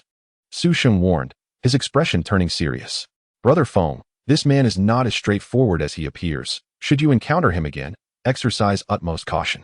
Feng Guangma nodded gravely, well aware of the threat Ouyang Xiaogong posed, having narrowly escaped death at his hands. Rest assured, Brother Su, I shall be vigilant. By the way, speaking of you, I just recalled something, Feng Guangma said, his eyes widening in realization. That day at the foot of Shushan, when you dispatched those assailants from the Seven Kills sect. Was that also you? Having already revealed his identity, Su Sheng nodded in affirmation. Ha! If Master Qingshu knew that the esteemed elder he reveres is actually a guardian disciple of the Divine Hall, he would surely be astonished. Feng Guangma laughed heartily. Enough of this, Brother Feng, we can converse later. Shouldn't you focus on healing now? Su Sheng reminded him. In my excitement, I nearly forgot. Please, Brother Su, guard me while I recover. The two sought a relatively secluded spot, where Su Sheng stood watch as Feng Guangma began his recuperation. After half an hour, Feng Guangma had regained much of his strength, and they prepared to part ways. Before leaving, Su Sheng handed Feng Guangma a recently acquired 8th-rank Taishu Thunder Charm, along with several other talismans for precautionary measures. Based on his earlier encounter with Ouyang Xiaogong, he discerned that the latter had only recently entered the realm of celestial beings. Although Ouyang Xiaogong possessed immense potential, he was currently far from his peak, even slightly inferior to Master Qingshu. The talismans Su Sheng provided would suffice to contend with Ouyang Xiaogong, should the need arise. However, he believed the latter would not attempt to confront Feng Guangma again anytime soon. Upon returning to the Divine Hall, a small fox darted towards Su Sheng, chattering incessantly, seemingly concerned for his well-being. So, you do care for me, Su Sheng chuckled, affectionately petting the little creature's head, pleased to see that his treats had not gone unnoticed. The fox rolled its eyes, as if to say it was not merely due to the snacks, before scampering off. Su Sheng resumed his leisurely existence. 3 days later, with a creak, the eldest disciple, Yunin, personally visited the Divine Hall, greeting Su Sheng warmly. Junior brother Su Sheng, I hope I'm not disturbing your cultivation. Yunin, known for his affable demeanor, had grown more familiar with Su Sheng due to recent interactions surrounding Feng Guangma's visits to Shushan. Not at all, senior brother Yun, Su Sheng replied courteously. After exchanging pleasantries, Yunin revealed his true purpose for the visit. Junior brother Su Sheng, I'm here to inform you that, effective immediately, the Divine Hall is no more. You are no longer required to serve as the guardian of the heavenly chain. Su Sheng was not surprised. The heavenly chain was now in the safe possession of Master Qingshu. How could the Divine Hall possibly remain? To be honest, after spending so many years in the Divine Hall, Su Sheng truly felt a sense of reluctance towards this place. It is, after all, the perfect sanctuary for idleness. Following a discussion among the elders, it was decided to repurpose the Divine Hall into a library, specifically to house various texts related to Mount Shu. Given that you, junior brother Su Sheng, have been here for so many years, I propose that you continue to reside here, overseeing the daily management of the library. What are your thoughts on this, junior brother Su Sheng? Any ideas you may have are welcome. What does it mean for the road to take a turn? This is what it means. Initially, Su Sheng thought he would have to relocate, yet, in the end, it was unnecessary. The disciple shall comply with the sect's arrangements. Su Sheng replied promptly. Yunin nodded in satisfaction, offering a few words of encouragement before taking his leave. Chapter 24. The transformation of the little fox. The efficiency of cultivators is indeed remarkable. Merely a few days passed before the renovations of the Divine Hall were completed. The Divine Hall was no longer called by that name, but was now known as the library. However, this library differed from the conventional understanding of a library. Su Sheng noticed that the books within were all rather useless. What constitutes useless? There were no texts related to cultivation. Instead, they consisted entirely of anecdotes, cultural history, and miscellaneous arts, all intended solely for amusement. It makes sense, considering Mount Shu already has a core repository, the scripture repository. Why create another? Ultimately, it was merely a matter of repurposing, making use of the Divine Hall rather than letting it remain empty. Junior brother Su Sheng, you have been part of Mount Shu for 6 years. Your diligence over these years has been observed by the sect master and the elders. Furthermore, you were previously a steward of the Divine Hall, and since the library is a transformation of the Divine Hall, it is intended for you to continue serving as its steward. What do you think of this, junior brother Su Sheng? After the renovations were complete, Yun returned to inquire about Su Sheng's opinions, feeling somewhat guilty towards him. After all, serving as a steward sounds appealing, but in reality, it is merely a nominal title, leaving little time for cultivation. Any disciple with a modicum of talent would be reluctant to accept such a role, and the elders would certainly disapprove. Wouldn't that be a waste of precious youth? In Mount Shu, without progress in cultivation, everything becomes meaningless. Yet, for Su Sheng, who lacked talent and had already spent years in the Divine Hall, it was challenging to find a more suitable candidate. However, it seemed unjust to let Su Sheng languish further in idleness. Yun, being of kind disposition, felt a pang of regret. Unbeknownst to him, Su Sheng was actually elated by this decision. Uninterrupted, he could pursue his desires without hindrance. It was a rare opportunity, indeed. The disciple shall comply with all arrangements. Su Sheng felt a rush of excitement, though he maintained a calm demeanor in his response. Thus, Su Sheng returned to his tranquil life, albeit with slightly altered duties. Previously tasked with guarding the sensing stone, he now needed to clean the library every few days. Yet, this was even simpler for Su Sheng. A simple dust-clearing talisman sufficed. This most basic of talismans was something he could effortlessly create dozens of, requiring no more effort than eating or drinking. Of course, if anyone came to read, he was responsible for receiving them. However, serious cultivators were too busy with their practices to waste time in the library, so only a few visitors came each month. Overall, Su Sheng thrived in the library. As spring turned to summer and summer to autumn, 6 months slipped by in the blink of an eye. During this time, Su Sheng diligently signed in each day, amassing a wealth of techniques, precious resources, and elixirs. With the purity of his immortal body and the 3 live sword art, Su Sheng's cultivation advanced at an astonishing rate, reaching the 8th heavenly layer of spirit transformation. He was breaking through a realm nearly every 2 months, a speed that would surely astonish the entire cultivation world if known. Typically, the path of cultivation becomes increasingly arduous. Not even in the Qi refinement stage had such rapid progress been witnessed. One night, outside the 3 Sovereigns' Hall, a figure appeared silently, seemingly blending with the surrounding environment, devoid of any discernible presence. This figure was none other than Su Sheng. As his cultivation improved, he had recently taken to stealthily signing in at various key locations around Mount Shu during the night. System, allow me to sign in. Host has successfully signed in. Reward, Dragon-Slaying Sword. The Dragon-Slaying Sword? Quite impressive. It is indeed a rare treasure, though it pales in comparison to the famed Demon-Slaying Sword. Nevertheless, it surpasses the Jianyan sword used by Su Changqing in the future.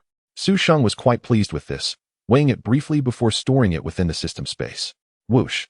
With a swift motion, Su Sheng vanished without a trace, as if he had never been there. In the next moment, he reappeared in his quarters. The library did not require the constant vigilance that the Divine Hall demanded, allowing Su Sheng to return to his room at night. In one corner of the room, a small fox lay curled up, quietly resting. Its body was enveloped in delicate strands of white light, resembling a silken cocoon, creating an oddly enchanting sight. This condition had persisted for a full half-month. Throughout this time, the little fox had remained in this state of deep slumber, motionless, unconsciously emitting wisps of white light. Though Su Sheng was unsure of the cause, he checked daily to ensure the little fox was unharmed. After much contemplation, he surmised that this might be a special cultivation method or evolutionary process unique to the spirit fox clan.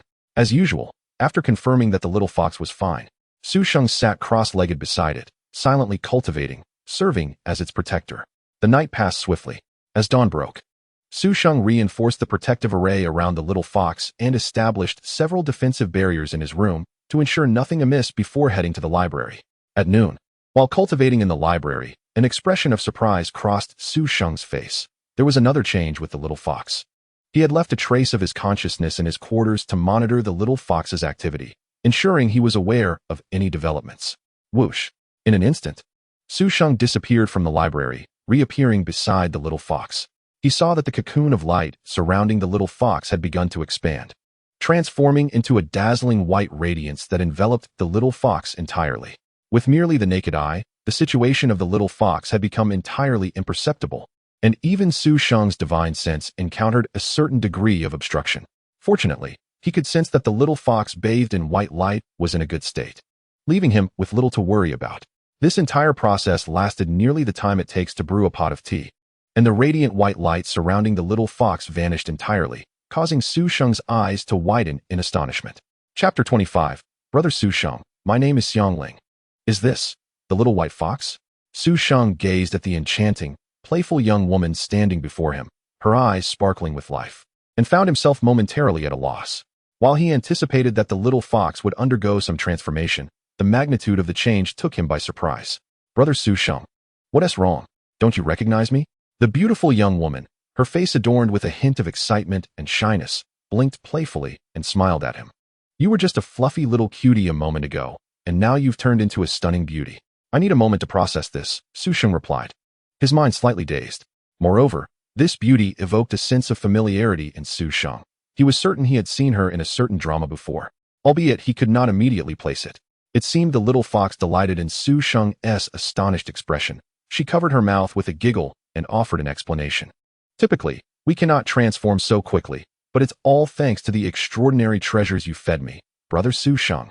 Consuming so many precious items as snacks made rapid transformation quite a feasible feat indeed.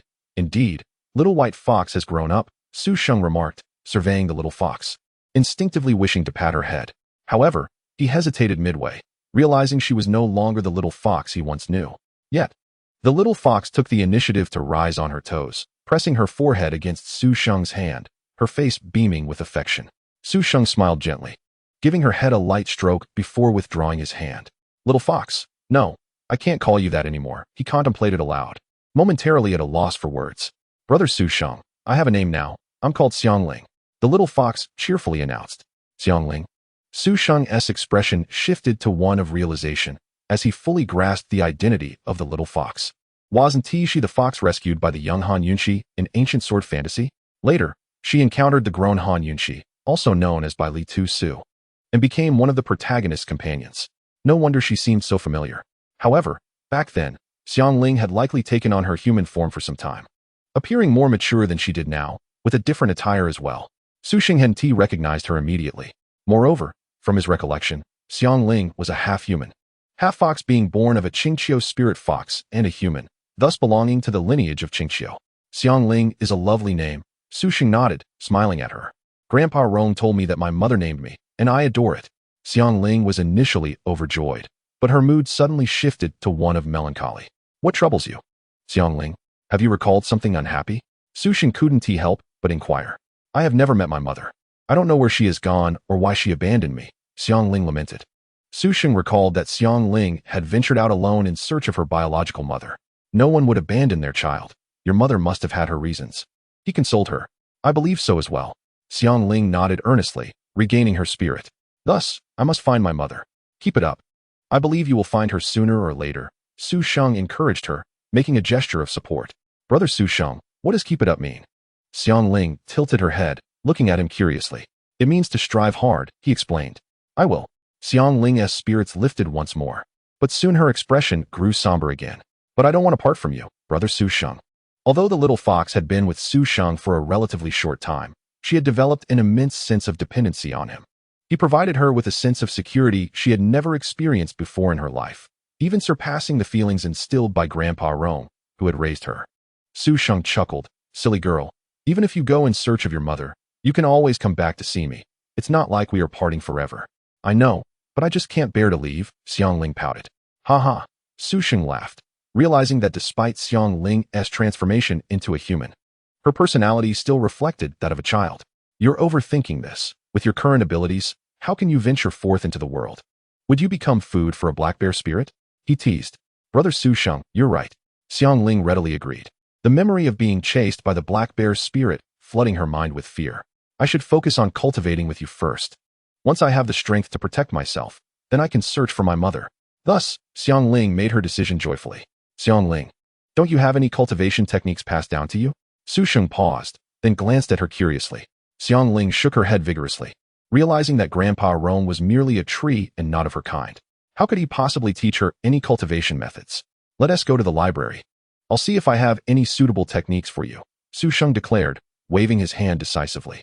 Xiangling's eyes sparkled with excitement, for she knew that Brother Su Sheng possessed numerous treasures. The two made their way to the library, where Su Sheng, with a flick of his thoughts, summoned a pile of cultivation techniques from his system space and tossed them before Xiangling as if they were mere trinkets. These were the demon cultivation techniques he had acquired during his time at the Demon Sealing Tower. He had previously complained about the system for awarding him techniques meant for demon cultivators, a pure human like himself, but now, it proved to be quite useful. Take a look and see if any of these suit you.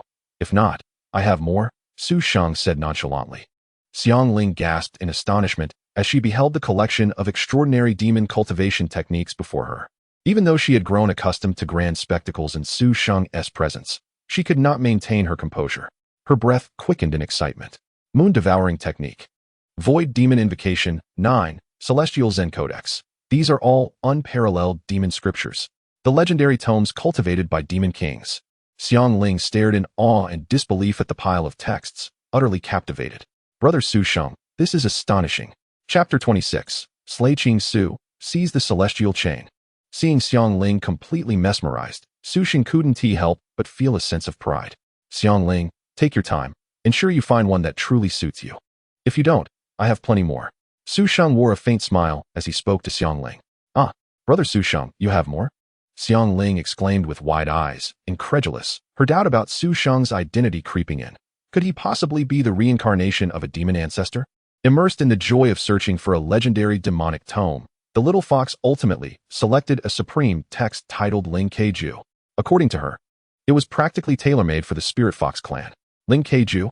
Su Sheng pondered, savoring the name. The Tao of Heaven is incomplete, the Great Way is ever-changing, and from the vastness of creation, of 49 are utilized. Indeed, the natural path is inherently flawed. The title of this tome did not possess the flamboyant allure one might expect. Rather, it bore a simple and unadorned style. Yet, it was a commendable choice. Thus, Xiangling began her training alongside Su Sheng within the library. Ling Keiju, being an extraordinary demonic text, combined with Xiangling's remarkable lineage, facilitated her rapid progress in cultivation. However, at times, as she reached a state of deep concentration, her true essence would faintly manifest. Su Sheng recognized this as a result of her unstable foundation, causing her inability to control the spiritual energy. He believed that with time, this instability would dissipate, so he did not fret overly much. Nevertheless, the appearance of Xiangling's true essence piqued Su Sheng's interest. Xiangling, are you truly a nine-tailed celestial fox? He inquired. Intrigued, the nine-tailed fox, a figure of great significance in any television drama, suggested that her origins were even more remarkable than he had initially imagined. In Su Sheng's memory, however, Xiangling's prowess in ancient sword legend was rather meager, arguably pitiful, likely due to the absence of a suitable cultivation method, given that she was a nine-tailed celestial fox. Yes, Brother Su Sheng, I recall that Grandpa Rong mentioned I am the sole nine-tailed celestial fox of the entire xianxia clan, Xiangling replied, tilting her head with a hint of pride in her eyes. Is that so? You are indeed quite remarkable. Su Sheng, noticing her eagerness for praise, could not resist offering a compliment, which made Xiangling beam with joy. Although I was born of my father, an immortal woman, I alone represent the nine-tailed celestial fox of the entire earthly xianxia. Not even my father can claim that title. Su Sheng mused that if he were chatting with a frivolous online acquaintance, he might have questioned whether Xiangling was indeed her father's biological child. However, in this world of cultivation, one must not apply previous worldly logic. It was not unusual for a parent to have offspring stronger than themselves. Xiangling, how much do you know about the xianxia of the heavenly realm? Does your clan trace its origins back to the heavenly xianxia? Su Sheng pondered, curious about a question that had long captivated people's imaginations. Grandpa Rong told me that about 10,000 years ago, a nine-tailed celestial fox named by Feng Jiao descended to the mortal realm out of mischief, but accidentally sustained injuries.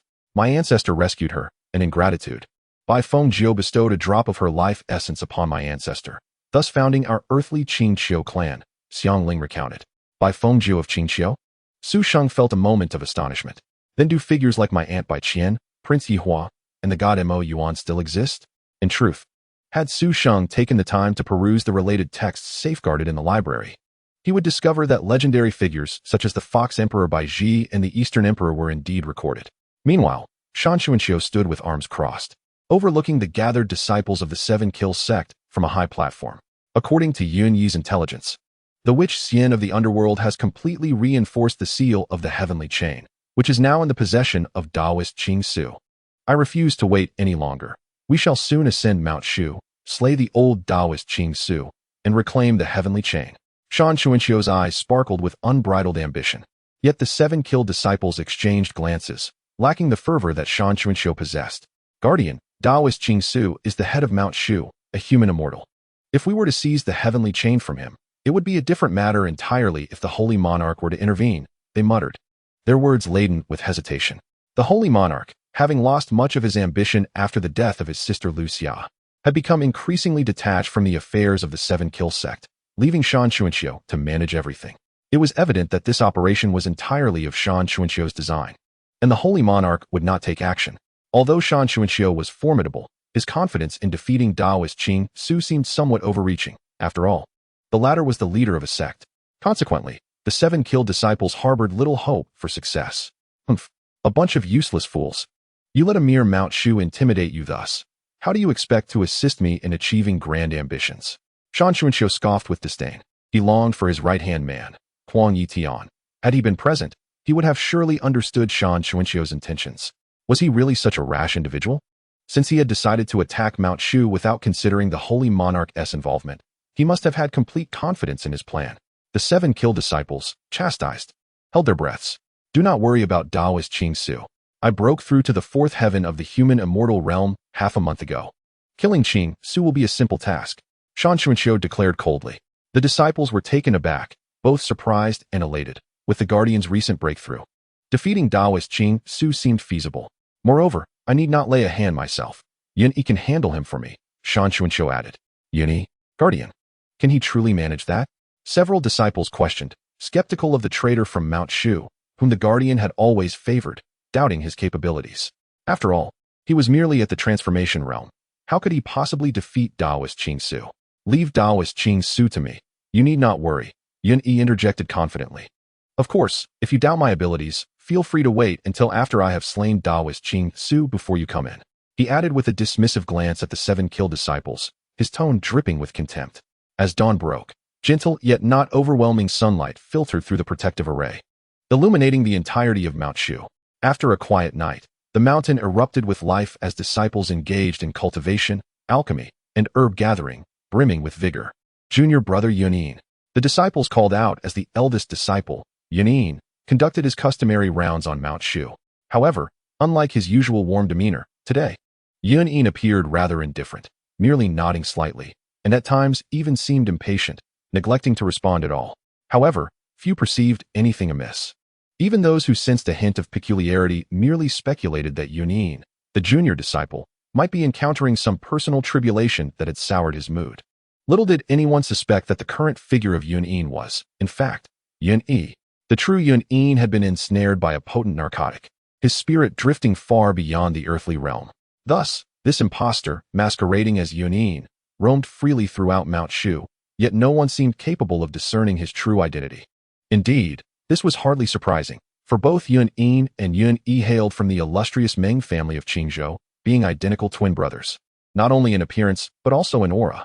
This assertion of identicality is not mere hyperbole, it is, in fact, an absolute truth.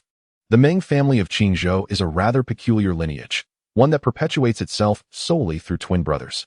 Yet, despite their shared origin, the destinies of these twins diverge dramatically. The one chosen as the heir receives the full support and nurturing of the family, while the other is relegated to the role of a mere shadow, an entity existing solely to safeguard the other. What does this shadow entail? To be more precise, it is a puppet designed to absorb any harm that befalls the favored twin. The most tragic aspect is that the favored twin remains blissfully unaware of the shadow's existence. And so, Yun Yi has been the shadow of Yun Yin. Over the years, Yun Yi has endured countless injuries and has risked his own life to save Yun Yin, all while the latter remained completely oblivious to his presence. This profound imbalance within Yun Yi's psyche fuels his desire to join the 7 kills and obliterate Mount Shu. Under the guise of Yun Yin, Yun Yi brazenly traversed the entirety of Mount Shu, subtly manipulating various points within the protective array, leaving behind markers. Consequently, the disciples of the 7 kills could infiltrate Mount Shu silently by following these markers. Simultaneously, All intelligence regarding the defensive layout and distribution of power within Mount Shu lay within Yun Yi's grasp. Everything proceeded in an orderly and efficient manner. Once all preparations were complete, Yun Yi discreetly signaled the assembled members of the 7 kills waiting outside with a prearranged signal.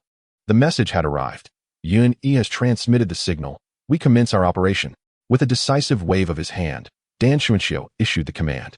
One by one, members of the 7 kills began to infiltrate Mount Shu through the breaches in the protective array created by Yun Yi. PSHH. One by one, disciples of Mount Shu fell silently to the onslaught of the 7 kills. Is there chaos afoot within Mount Shu? Su Sheng, within the library, quickly sensed the intrusion of the 7 kills. He immediately extended his consciousness, sweeping across the entirety of Mount Shu, and was taken aback. Upon realizing that there were intruders surrounding the library, he initially thought little of it, but upon further inspection, he discovered that Mount Shu was under comprehensive siege. From all directions, waves of intruders surged inward. For any sect, such a scale of invasion is exceedingly rare, let alone for a second-rate cultivation sect like Mount Shu. Could it be the 7 kills? Su Sheng pondered, recalling that Mount Shu had previously suffered a large-scale invasion from the 7 kills. That burly man must be the enforcer of the 7 kills, Dan Xianxia. Indeed, they are from the 7 kills. Soon, Su Sheng spotted an old acquaintance, affirming his suspicions. This full-scale invasion was indeed orchestrated by the 7 kills, with the objective undoubtedly centered on seizing the heavenly restraint chain of Mount Shu. If memory serves me right, Taoist Qingshu would fall in this battle, and the heavenly restraint chain would likewise be claimed by Dan Xianxia. Another rightful protagonist, the fated one, Hua Qinggu, would also arrive at Mount Shu. Su Sheng's eyes gleamed with intensity as his consciousness began to extend beyond Mount Shu, encompassing a wider expanse. Indeed, he soon spied a weary young woman, burdened with a travel pack, laboriously making her way up the mountain path toward Mount Shu. Could it be the remarkable yet tragic Hua Qinggu? From the moment she departed her homeland for Mount Shu, her harrowing fate had already begun to unfold. As for what to do next, Su Sheng had devised a plan in his mind. Brother Su Sheng, many wicked individuals have invaded Mount Shu. Xiangling finally sensed the chaos outside and rushed to Su Sheng's side. She harbored no fears. Unlike others, she was fully aware of Su Sheng's formidable abilities. Presently, there was no one in all of Mount Shu who could rival her brother's prowess. I have seen it, Su Sheng nodded, instructing the little fox. Remain here quietly and do not move, lest you attract their attention. After all, Xiangling was a 9-tailed celestial fox from Qingqiu, who knew how the 7 kills might react if they discovered her. Although Su Sheng was not intimidated by the 7 kills, it was prudent to avoid unnecessary troubles. Moreover, while he felt confident in confronting Dan Xianxia, he had no assurance against the holy monarch, Sha Qianma. He was of the same caliber as Chong Lou's by Zihua, a genuine earth immortal. I understand, Brother Su Sheng. Xiangling nodded obediently, settling down beside him to cultivate, refraining from further conversation. Though her kind heart yearned to rush out and assist, she recognized that such actions would only burden Su Sheng. Outwardly, Su Sheng appeared to be in meditation, yet he covertly monitored the upheaval within Mount Shu with his consciousness. He remained unmoved by the deaths of the ordinary disciples of Mount Shu, showing no inclination to intervene. Each life has its fate, and death is unpredictable. He was not a bodhisattva destined to save all suffering souls. Thus, he directed his focus not on the fallen disciples, but ultimately on Yun Yi. Not good, not good. Yun Yi was seen in a state of panic, shouting as he rushed toward the main hall of Mount Shu. Chapter 28. Unexpectedly, Mount Shu harbors formidable experts. In the main hall of Mount Shu, Taoist Qingshu was engaged in quiet meditation. Despite the tumult outside, he remained undisturbed, for the traitor Yun Yi had effectively aided in undermining the protective array, leaving the defensive mechanisms dormant. Moreover, Yun Yi had prepared in advance, stealthily establishing a barrier outside the main hall, preventing any noise from reaching him. Taoist Qingshu, lulled into complacency, could only lament the perils posed by traitors. Master. Suddenly, a panicked voice from a disciple of Mount Shu pierced the stillness, startling Taoist Qingshu. He opened his eyes to see a wounded disciple crawling toward him, agony etched across his face. Yun Yi. Taoist Qingshu recognized the individual, a disciple he had long admired for his unwavering dedication to his elder brother, Yun Yi, having labored quietly behind the scenes without complaint. Indeed, few within Mount Shu, aside from himself and a select few elders, were aware of Yun Yi's true identity. The Taoist Qingshu rushed over anxiously and supported Yun Yi, asking, Yun Yi, who has injured you? What on earth has happened? The 7 killers are upon us. Yunyi's breath was faint, nearly extinguished, and he could only emit the faintest whisper, barely audible even to the Taoist Qingshu. What are you saying, Yunyi? Speak slowly, there's no need to rush. Taoist Qingshu leaned closer to Yunyi. However, he failed to notice the glint of coldness that flashed in Yunyi's eyes hidden beneath the mask. Taoist Qingshu had fallen into a trap. Now was the time to send him on his final journey. Yunyi was a traitor, intent on killing him.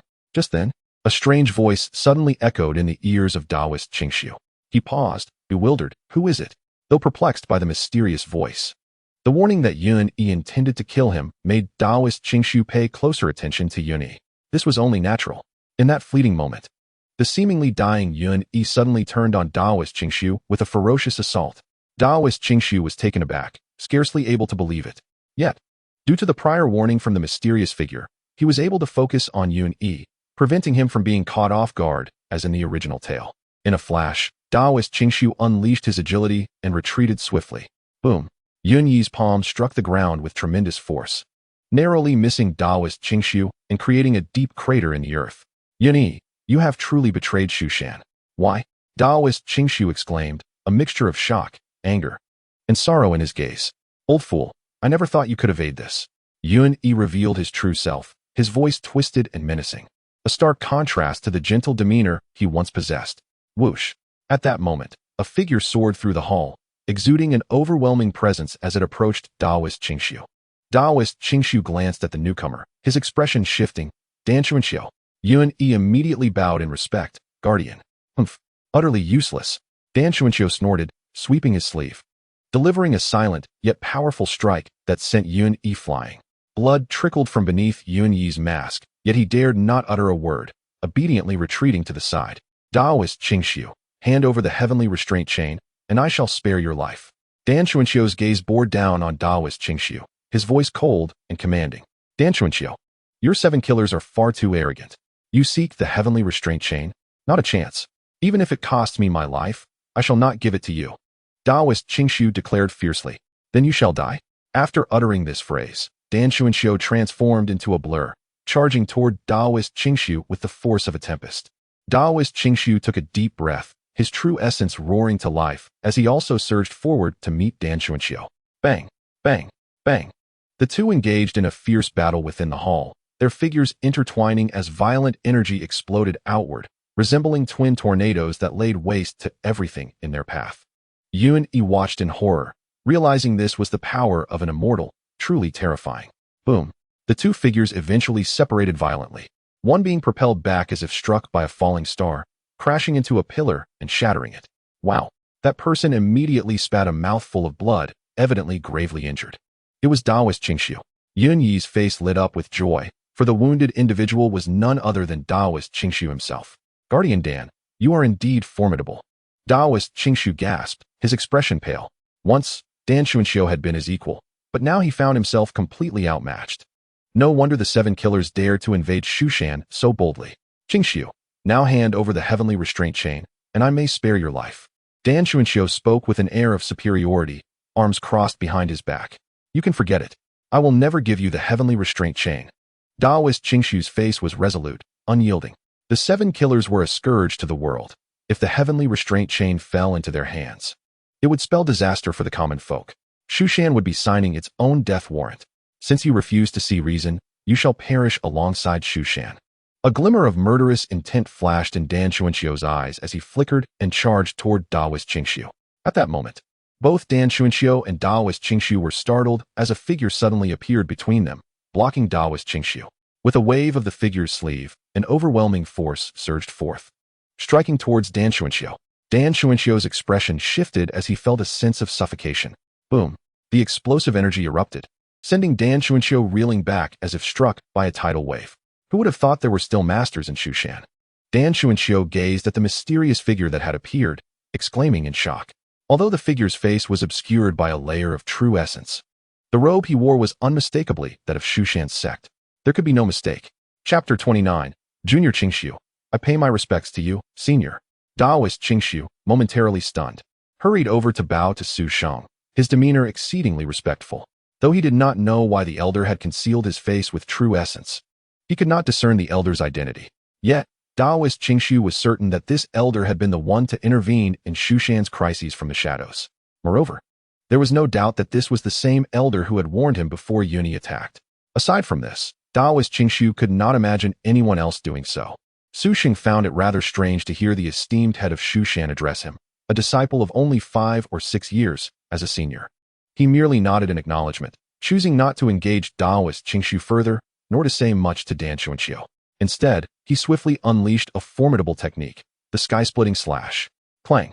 A breathtaking sword energy erupted, slicing through the air toward Dan Xuanxiu. In that instant, Dan Xuanxiu felt every hair on his body stand on end, his scalp tingling, and his heart racing as if it had leapt into his throat. This sword was incredibly powerful. Could it be that Shushan harbored such strength? Was it possible that the rumors Yun-Yi spoke of, concerning another immortal in Shushan, were true? In that fleeting moment, Dan Xuanxiu desperately summoned all the true essence within him, preparing to unleash his strongest counterattack against the sword energy. Boom. However, all efforts proved futile. Dan Xuanxiu's strike appeared as feeble as a clay chicken before the might of the Rift Sky Slash. In an instant, it was shattered. The residual sword aura struck Dan Xuanxiu, causing him to stagger and spit out a mist of blood, as if he were a ball sent flying. He was hurled outside the Shushan Great Hall, crashing heavily onto the ground. Guardian! Yun-Yi gasped in astonishment, exclaiming as he rushed out. Could it be that even the formidable Guardian was swiftly defeated by that mysterious Shushan master? Dan Xuanxiu struggled to rise from the ground, his eyes fixed on Su Sheng, filled with resentment, shock, and fury. Ultimately, with a wave of his sleeve, he transformed into a streak of light and fled.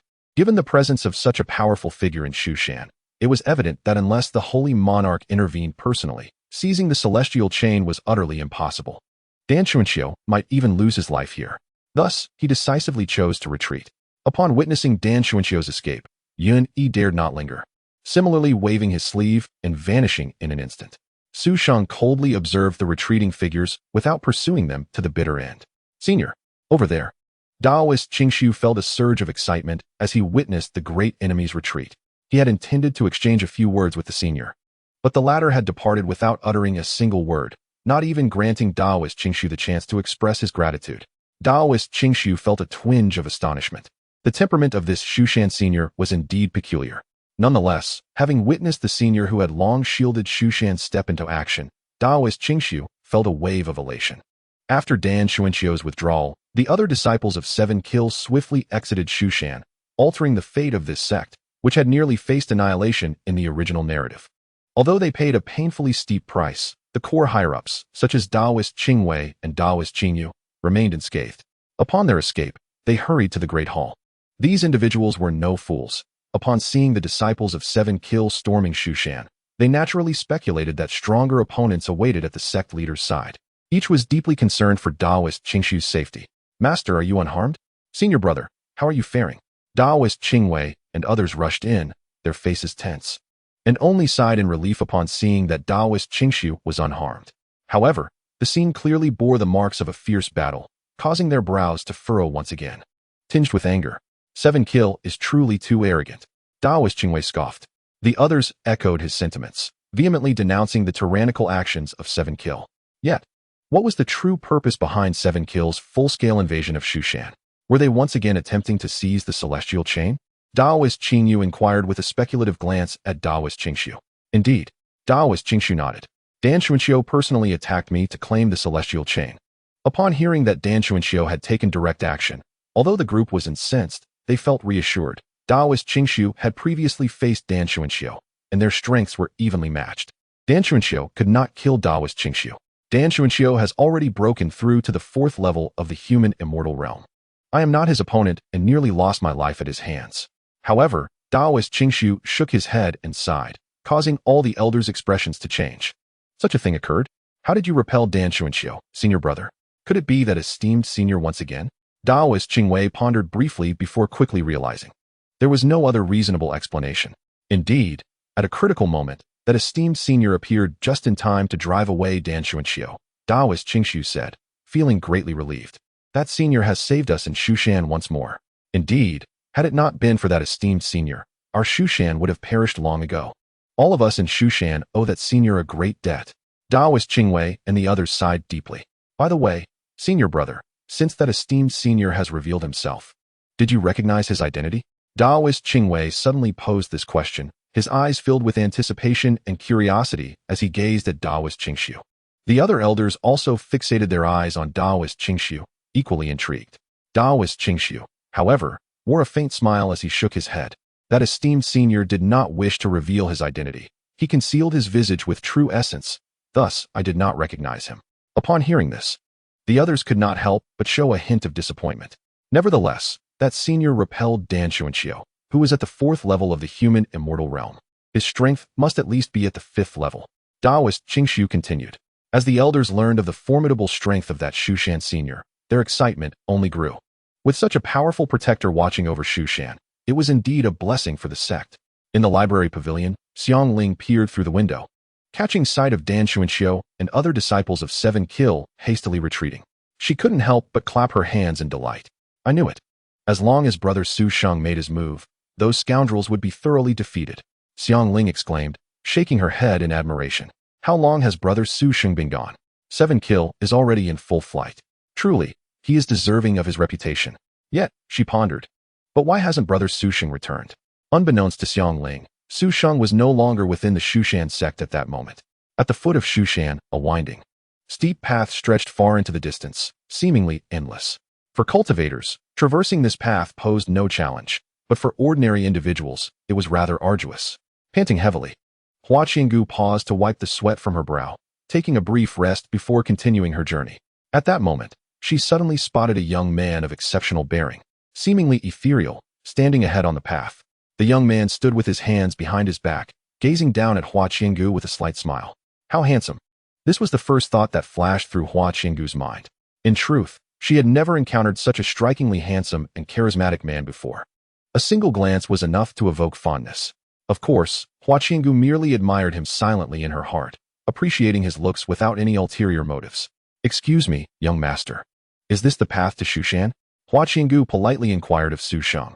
Yes, just continue up this road, and you will reach Shushan, Su Sheng replied with a nod. Thank you. Hua Qinggu expressed her gratitude before preparing to take her leave. Please wait a moment. However, Su Sheng called out to her from behind. Is there something else? Young master? Hua Qinggu turned to glance back at him. Are you Hua Qinggu? Su Sheng suddenly asked bluntly. Do you know me? Hua Qinggu was taken aback as she scrutinized Su Sheng, realizing that she did not recognize him. So you truly are Hua Qinggu. The fragrance about you is unmistakable, Su Sheng remarked with a smile. Hua Qinggu felt increasingly bewildered and hurriedly sniffed herself, confirming the presence of a delicate scent.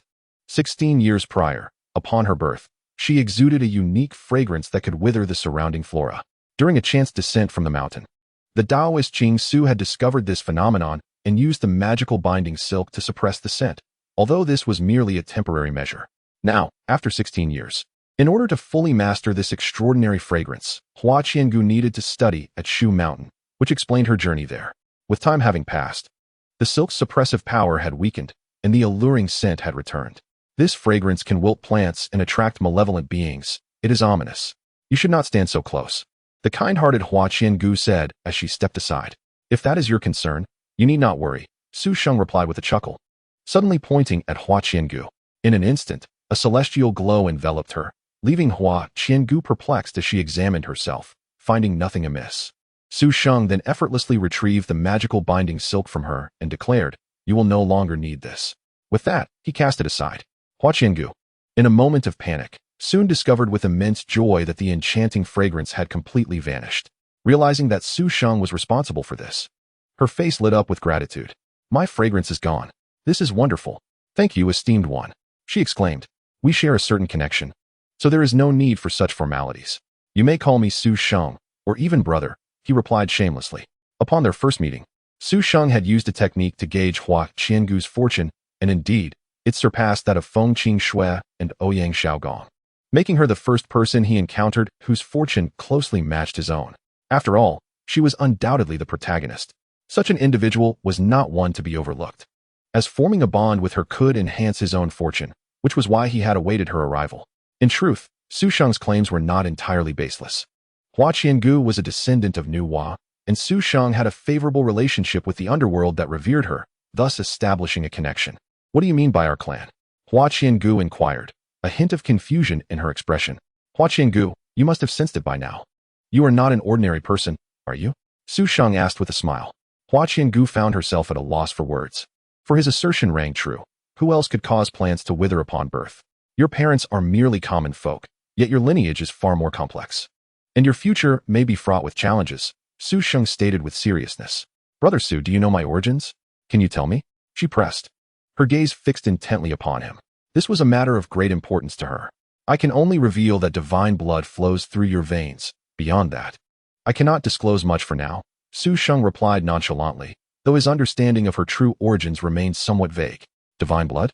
Hua Qiangu was astonished. Realizing the magnitude of her heritage, no wonder her essence was so commanding. For now, you are still weak. Consider yourself an ordinary person and do not divulge your identity to others, Su Sheng advised solemnly. Despite her naivety, Hua Qiangu understood the gravity of the situation and nodded in agreement. Su Sheng then presented her with a jade pendant, instructing her to keep it close. If you encounter any insurmountable difficulties, you may seek me out. To contact me, simply activate it with your true essence and speak. Also, do not mention my name to others. With that, he transformed into a streak of light and vanished. Chapter 31. The three immortals of Chong Lou. Hua Qiangu clutched the jade pendant tightly, momentarily lost in thought before regaining her composure. With her issue of the fragrance resolved by Brother Su, she contemplated whether to continue to Shu Mountain to seek Taoist Qing Su. She had long since decided to journey to Chong Lou. Even if her fragrance issue had been addressed, she still needed to honor the agreement her father made with Taoist Qing Su 16 years ago. She resolved to clarify matters with him and set her course for the mountains. With determination, Hua Qiangu traversed the chaotic landscape of Shu Mountain, her heart a mixture of confusion and anxiety, until she finally stood before Taoist Qing Su. Are you Hua Qiangu? Little Bone. He recognized her with delight. Recalling the young girl he had encountered 16 years prior, he had even named her, and in a way, she felt like a granddaughter to him. After their reunion, Taoist Qing Su wasted no time and prepared to address the issue of her fragrance. However, he was soon taken aback to find that the scent had been entirely sealed by an adept hand. What a remarkable technique. Truly astonishing. I am humbled. He marveled after his examination. Who performed this sealing for you? This individual must be extraordinary. He inquired with great curiosity. Taoist Qing Su. That esteemed individual prefers that I do not disclose his name, Hua Qiangu replied. No worries, no worries. He waved off her concerns, not taking it to heart. Taoist Qing Su then began to consult Hua Qiangu, asking if she wished to remain at Shu Mountain for her training. She expressed her decision to go to Chong Lou, to which he readily agreed. Indeed, Chong Lou is a premier sect of cultivation, and its leader, Bai Zihua, possesses exceptional skills. Your journey there will surely foster your growth. With that, Hua Qiangu bid farewell to Taoist Qing Su and departed Shu Mountain, heading towards Chong Lou. In the Chong Lou main hall, the sect leader Bai Zihua, along with the revered Mo Yin and the scholarly xianxia Mo, convened to observe the situation at Shu Mountain through a mystical mirror. The mirror displayed the alarming sight of the 7 killers mounting a significant invasion of Shu Mountain. Witnessing the dire circumstances unfolding, the trio's expressions turned grave. Zihua, what should we do? The situation at Shu Mountain is dire. We cannot allow the sky chain to fall into the hands of the 7 killers. Sheng Xiao Mo remarked, furrowing his brow in concern. Bai Zihua was lost in contemplation and, after a moment, remarked, let us wait a little longer. They were, after all, outsiders and should not hastily interfere in the affairs of Shushan, especially since Shushan had not sought their assistance. Moreover, the sect leader, Master Qingxiu, had yet to take action, the team leader, Dan Xuanxiu, and Master Qingxiu were of comparable cultivation. It was not the opportune moment. The group continued to observe the magical mirror until they witnessed Dan Xuanxiu effortlessly defeating Master Qingxiu, and their composure shattered. Dan Xuanxiu had actually broken through? How absurd! This rogue had achieved a breakthrough. This was dire. The 3 esteemed figures of Chong Lou began to grow anxious. Zihua, quickly, we must set forth to Shushan and lend our support. The fiery-tempered world-honored Mo Yin urged Bai Zihua with great urgency. Bai Zihua shared this sentiment and drew his sword, ready to take flight. Wait. At that moment, Sheng Xiao called out, her eyes fixed intently on the magical mirror, filled with astonishment. Bai Zihua and world-honored Mo Yin turned their gazes towards the mirror and saw that, unbeknownst to them, another figure had appeared before Master Qingxiu, obscured by true essence. The figure then struck, sending Dan Xuanxiu flying. Shushan harbored such a formidable expert. All were astonished, as they had never heard of such a thing. With Dan Xuanqiu's breakthrough, this individual could easily defeat him, suggesting a cultivation level of at least the 5th stage of human immortals. Yet, the reason for this powerful being's deliberate concealment of their true appearance remained a mystery. The esteemed figures of Chong Lou were filled with curiosity regarding this enigmatic human immortal from Shushan. In the library pavilion, it was evident that Hua Qinggu had chosen to leave Shushan and head to Chong Lou. Su Sheng, who had scanned everything with his divine sense, couldn't help but sigh softly. Hua Qinggu may not realize that her journey to Chong Lou marked the beginning of her tragic fate. Indeed, Hua Qinggu's plight was quite lamentable. Those who had treated her kindly, Tang Bao, Sha Qianma, Dongfang Yuqing, were all gone. Ultimately, she would perish at the hands of the man she loved most. Though she was later revived, she lost her memories in the process. Nonetheless, with Su Sheng, a time traveler, in this world, the future held unpredictable changes. In the afternoon, Yun Yin, the eldest disciple of Shushan, arrived at the library pavilion. Following a recent invasion by the Seven Kills, and given the apparent collusion of an insider, it was uncertain whether there were other traitors aside from Yun Yi. Additionally, Shushan required accurate statistics on battle losses, prompting Yun Yin to personally visit the library pavilion. His purpose was twofold: to assess any damage to the pavilion and to inquire whether Su Sheng had noticed anything unusual. Who was this Su Sheng? Upon seeing Xiang Ling in the library, Yun Yin's face displayed a hint of suspicion and confusion. How could there be a stranger in Su Sheng's presence? Su Sheng was merely at the qi refining stage, possessing no discernible ability to harbor an outsider in such a sensitive time of invasion. Xiang Ling, come and greet senior brother Yun Yin, Su Sheng called, aware of Yun Yin's suspicions, but not troubled by them. Xiang Ling pays her respects to senior brother Yun Yin. Xiang Ling obediently approached to bow. Su Sheng explained this situation clearly. Yun Yin's expression grew serious. Initially, he had suspected no foul play from Su Sheng, but now he found himself questioning the once reliable disciple. Senior brother Yun Yin, please do not misunderstand. You have indeed met Xiang Ling before. Take a closer look. Su Sheng said with a smile. Yun Yin scrutinized Xiang Ling from head to toe, trying to recall where he had seen her, but to no avail. He was certain he had never encountered this little girl. Xiang Ling, is this really the time for mischief? If Shushan captures you, I wonder how you would weep. Su Sheng remarked, somewhat exasperated. Understood, brother Su Sheng. Xiang Ling smiled, and, with a flicker of thought, several fox tails emerged from behind her. You are that spirit fox. Yun Yin suddenly realized, astonished yet delighted, hardly believing his eyes. As the eldest disciple of Shushan, he knew well the difficulty for the demon race to shape-shift. Only those at the level of demon kings could achieve such a feat, yet this little spirit fox, appearing to possess the strength of a demon soldier, had fully transformed. It was nothing short of extraordinary.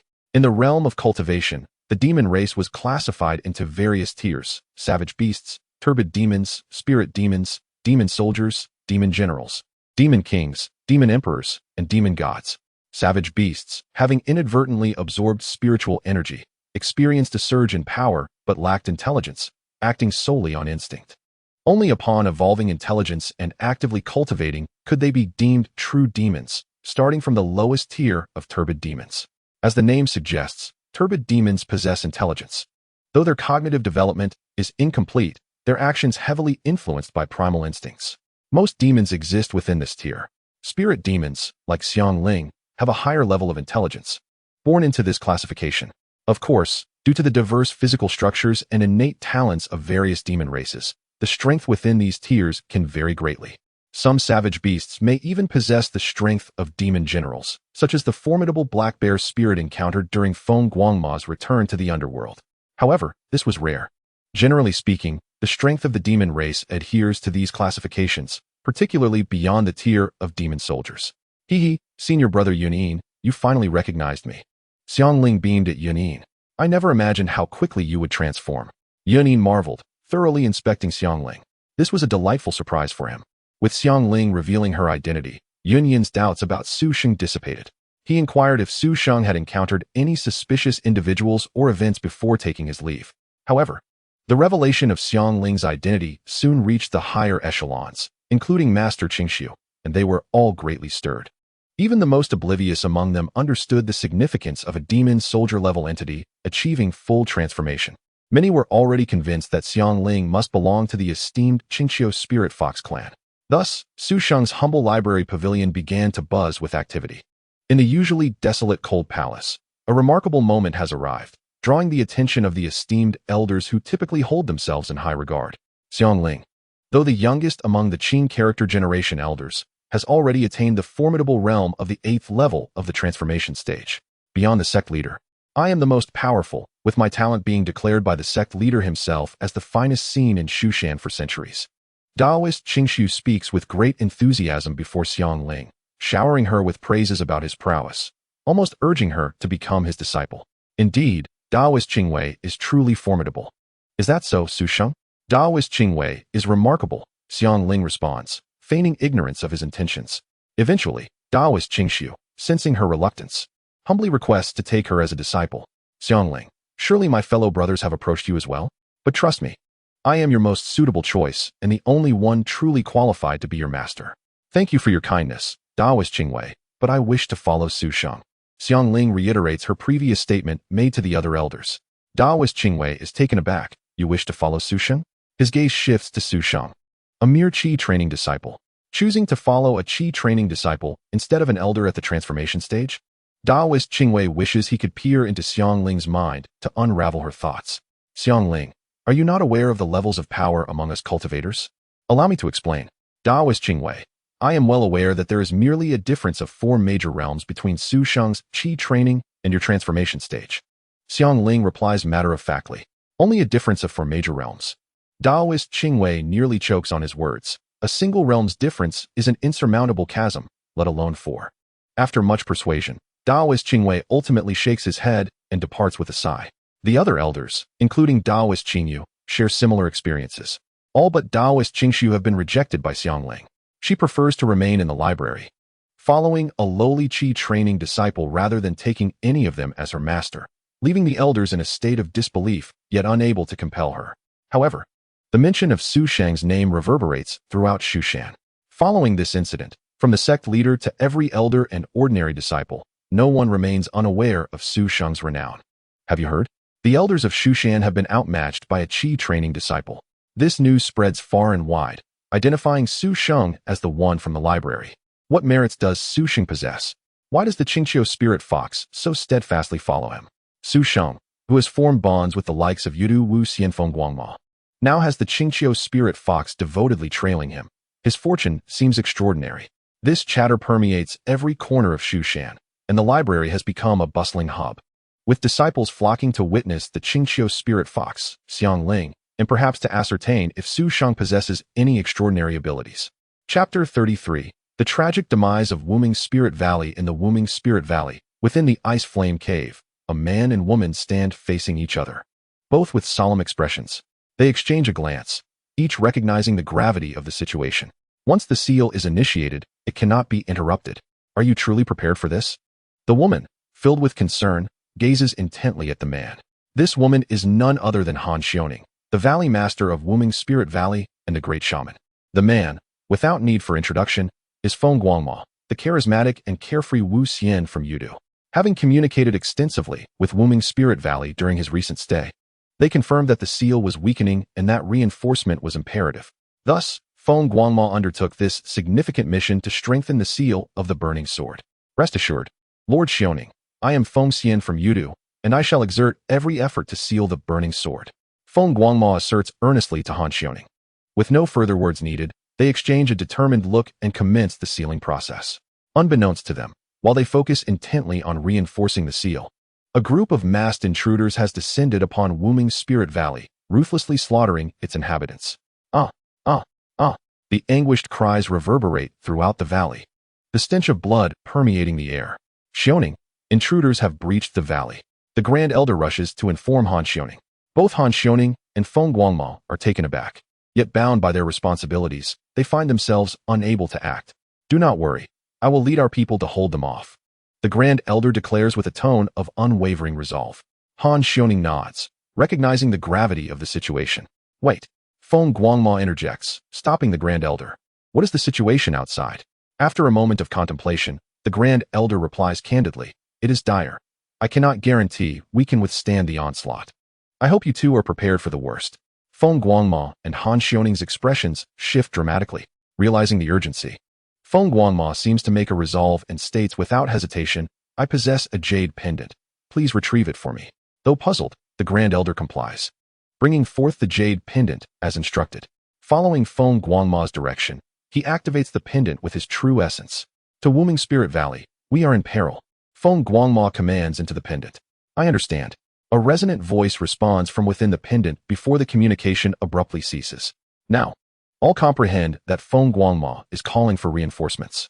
The Grand Elder and Han Xiaoning are both jolted into action. In Shushan, within the library, Su Sheng rises slowly. His expression grave. The tragedy of Wuming Spirit Valley has commenced. Xiang Ling, understanding his intent, nods earnestly. You're going out again, aren't you, Su Sheng? I will guard the library well while you are away. Her growing maturity brings a smile to Su Sheng's face as he affectionately ruffles her hair. Xiang Ling beams at him, clearly relishing his endearing gesture. Without further ado, Su Sheng retrieves several movement talismans, and in a flash, he vanishes from sight. In Wuming Spirit Valley, after notifying Han Xiaoning and the others in the Ice Flame Cave, the Grand Elder hurriedly leads the Valley's people to fend off the formidable foes. Yet, alas, the strength of the invaders proves overwhelming as one by one the inhabitants of Wuming Spirit Valley fall. In the end, even the most formidable elder fell victim to the enemy's blade.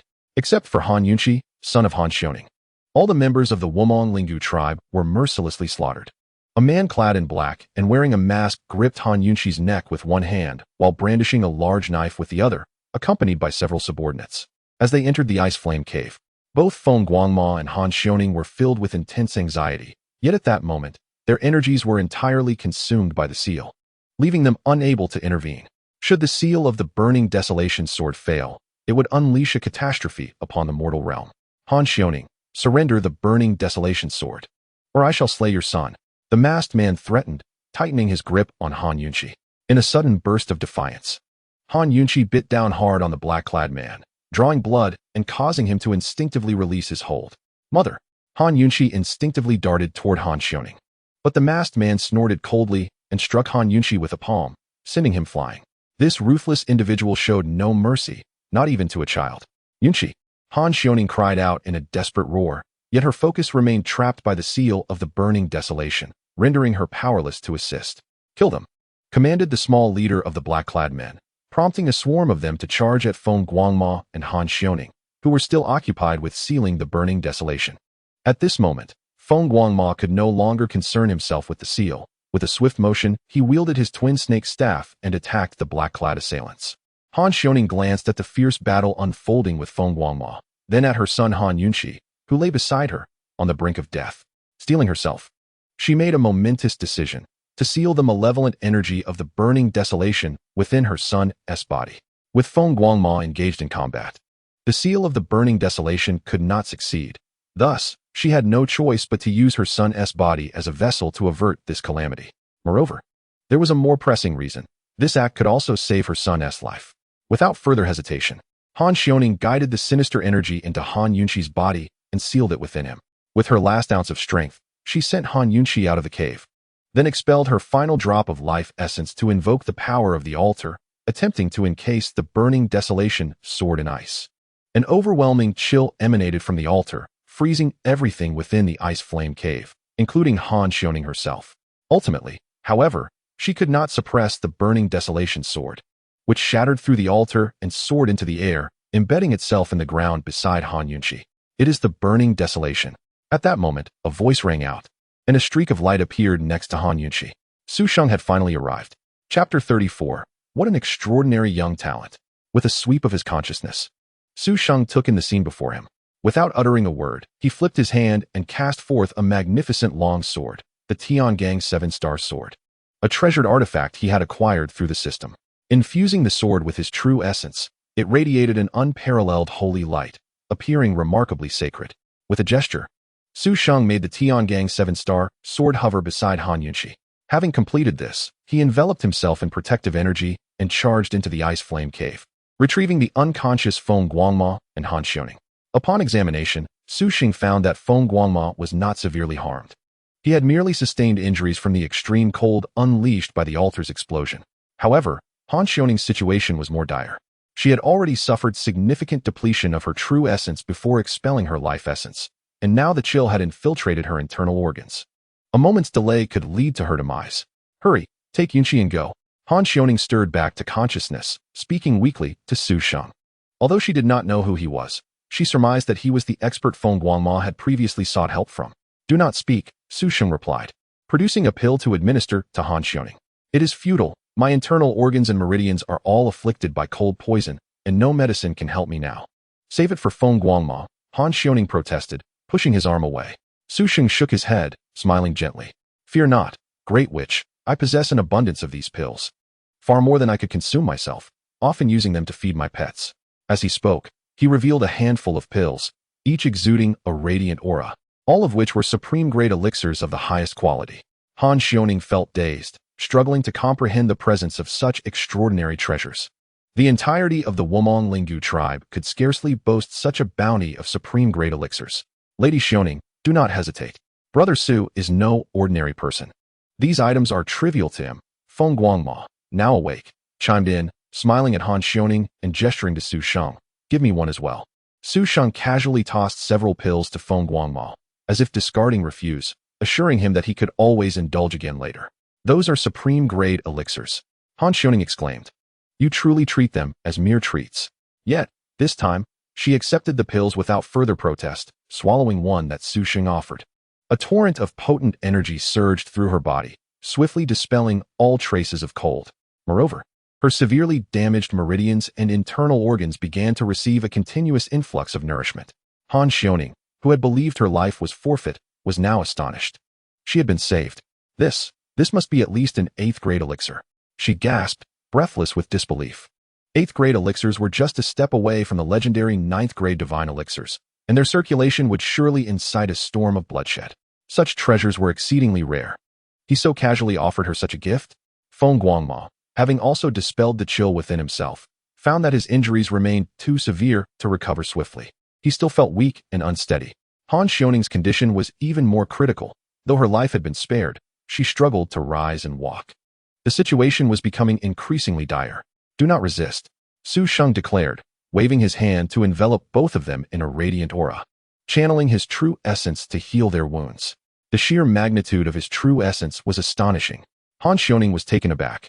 She had not expected someone who appeared to be in his 20s to possess such formidable power. Based on her own experience, he was at least at the transformation realm.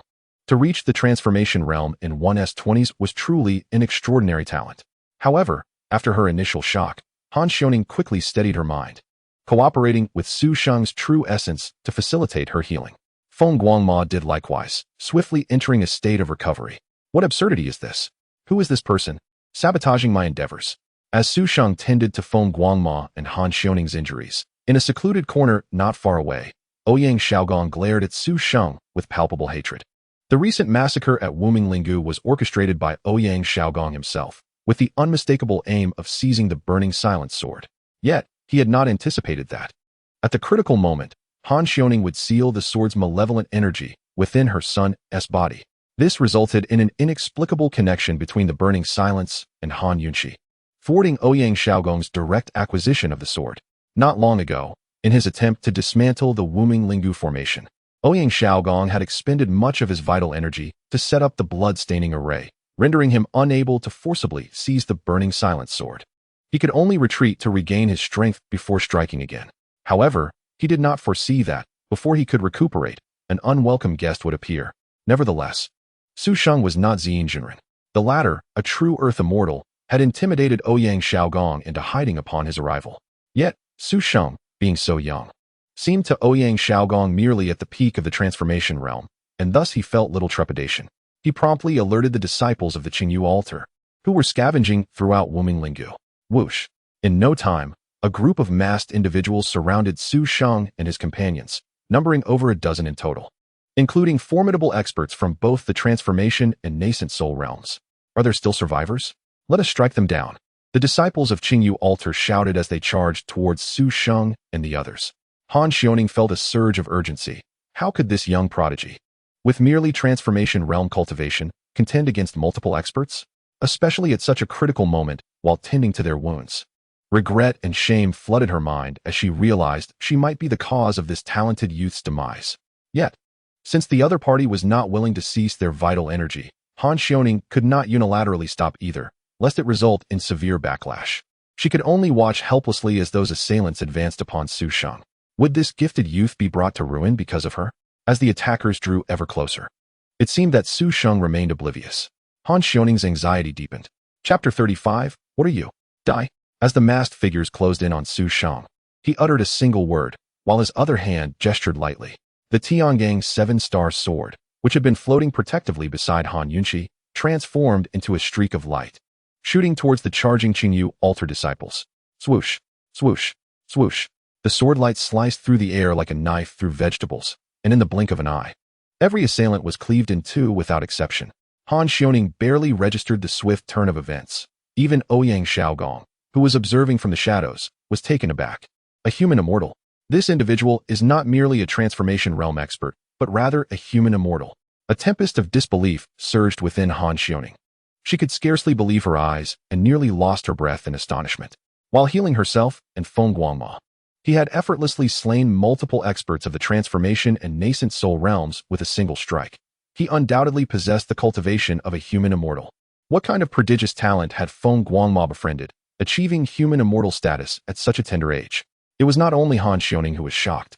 Ouyang Xiaogong was equally flabbergasted. A human immortal? This was utterly outrageous. Ouyang Xiaogong could hardly accept this, even with his extraordinary heritage as the prince. He had never encountered such an extraordinary talent. Yet, if this youth were indeed a human immortal, it would necessitate that Lei Yin personally intervene. After the initial shock, Ouyang Xiaogong regained his composure. Observing the youth's youthfulness, he rationalized that even if he were a human immortal, he could not be overwhelmingly powerful. Likely only at the first heaven of the human immortal realm, given his age. The possibility of him being at the second heaven was virtually non-existent. Lei Yin, a formidable human immortal of the fourth heaven, would have no trouble dispatching this youth. However, he had no idea where Lei Yin was currently rummaging for treasures in Wuming Linggu, a fool unworthy of serious consideration. Whoosh! Ouyang Xiaogong vanished, setting out to find Lei Yin himself. These are the individuals. This boy is quite extraordinary. Let's take him down together. Following the first wave of Qingyu altar disciples, several more batches arrived, all of whom were effortlessly dispatched by Su Sheng. After adding 20 to 30 corpses to the ground, Su Sheng finally withdrew his vital energy. With his assistance, both Feng Guangma and Han Xiaoning experienced significant recovery, particularly Feng Guangma, who was now even capable of aiding Su Sheng in combat. However, Han Xiaoning was still gravely injured and could not fight but could travel. Brother Su, Lady Xiaoning, let us hasten our departure. Feng Guangmo ran to carry Han Yunxi, employing the secret method of the underworld to temporarily suppress the burning silence, clutching it tightly in his grasp. He spoke to Su Sheng and Han Xiaoning, who, without hesitation, recognized this as the wisest course of action. Thus, Su Sheng escorted the group swiftly away from Wuming Linggu. However, both individuals bore injuries, and with a child and a deadly sword in tow, their speed was insufficient to outrun the Qingyu altar disciples. They had barely covered a distance of several kilometers when a group of masked figures descended from above, blocking their path. Lady Xiaoning, your life is indeed tenacious. You have yet to perish. The masked Lei Yin sneered, leisurely leading a group of Qingyu altar disciples, surrounding Su Sheng and his companions. The overwhelming aura of a true human immortal radiated from Lei Yin, pressing down upon Han Xiaoning and Feng Guangma, causing their faces to pale. This presence was undeniably that of a genuine human immortal. Among his subordinates, numerous adept transformation realm experts were present. The situation looked dire. You, young man, possess commendable cultivation. Reaching the human immortal realm at such a young age, why not join me? I can spare your life. Lei Yan's gaze shifted towards Su Sheng, offering him an enticing proposition. This old fellow has developed a taste for wealth. Join you? What are you? Su Sheng scoffed disdainfully. Though the Qingyu altar was renowned within the cultivation world, their deeds were often considered petty and shameful, and Su Sheng held them in utter contempt. Lei Yan's expression darkened. You truly are one who refuses to accept kindness. Since that is the case, do not blame me for being impolite. With that, Lei Yin emitted a cold snort and suddenly lifted his foot, lightly stomping the ground. Instantly, the earth trembled violently as a tremendous force radiated outward. Between Lei Yin and Su Sheng, the ground erupted as if a series of landmines had been detonated.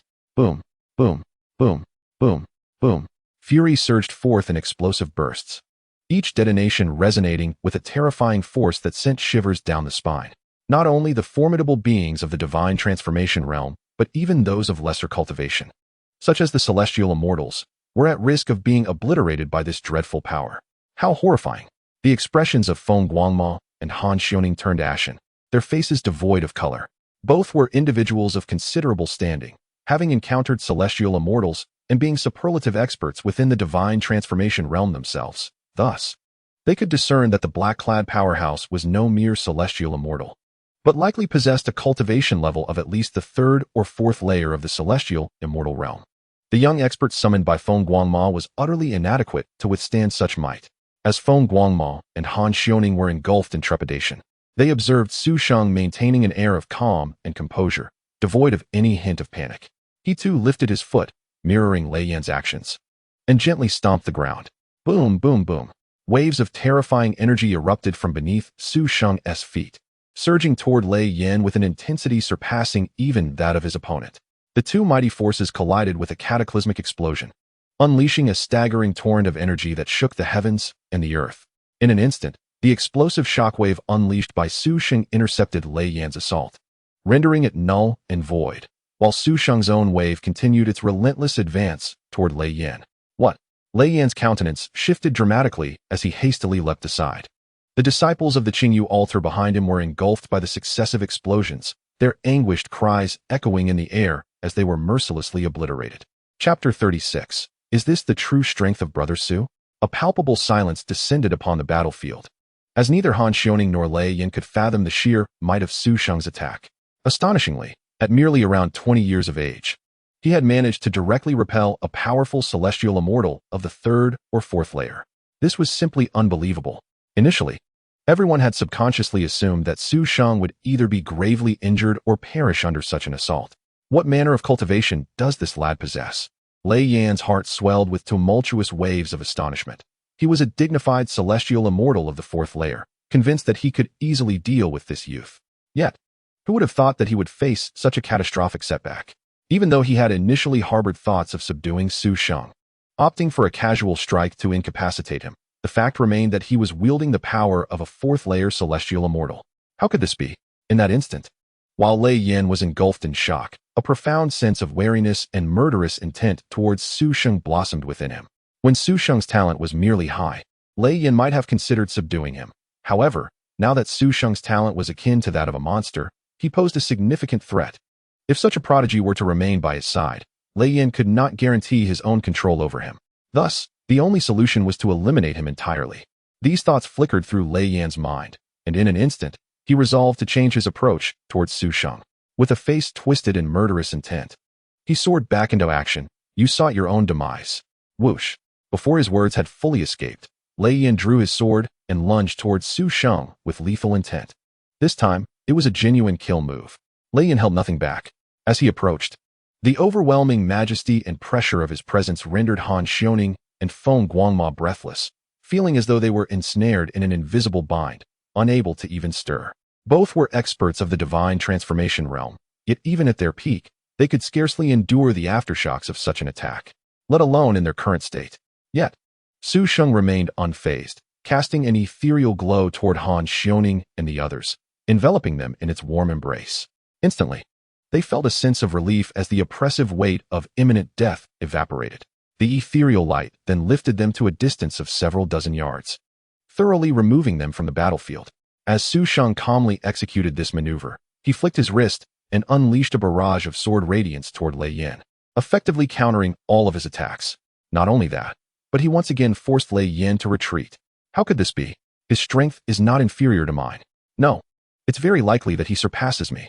Completely astounded, Lei Yan recognized that while Su Sheng was diverting Han Xiaoning and the others, he was simultaneously capable of repelling himself, showcasing his overwhelming prowess. Lei Yan quickly concluded that defeating Su Sheng with mere conventional techniques was nearly impossible. He would need to employ his true trump cards and ultimate moves. 10,000 void swords. With a low shout, Lei Yan's sword erupted with a dazzling divine light. Clang, clang, clang. From within that resplendent glow, countless celestial swords surged forth as if they were free, filling the air with an overwhelming multitude. In the blink of an eye, a single sword had multiplied into thousands, densely suspended above everyone's heads. Looking up, one would find the sky brimming with celestial swords. The mere sight of this spectacle sent chills down the spine. 10,000 void swords. It was the signature technique of Lei Yan, the master of the Qingyu altar. Oh no, who would have thought it was Lei Yan? As the 10,000 void swords manifested, Han Xiaoning and Feng Guangma's expressions transformed into ones of sheer horror. They immediately recognized the identity of the masked man. The 10,000 void swords were indeed the exclusive skill of Lei Yan, the formidable celestial immortal of the fourth layer. Han Xiaoning and Feng Guangma were suddenly engulfed in a sense of urgency. Although Su Sheng had previously held the upper hand against Lei Yan, repeatedly forcing him back, this was still Lei Yan. His reputation reverberated throughout the cultivation world. How could he be easily challenged? Moreover, the 10,000 void swords were so powerful and exaggerated that even an ordinary celestial immortal of the fourth layer would find it hard to withstand. 10,000 void swords? A faint smile graced Su Sheng's lips, tinged with a hint of anticipation. How does it compare to my 10,000 sword technique? 10,000 sword technique. Clang, clang, clang.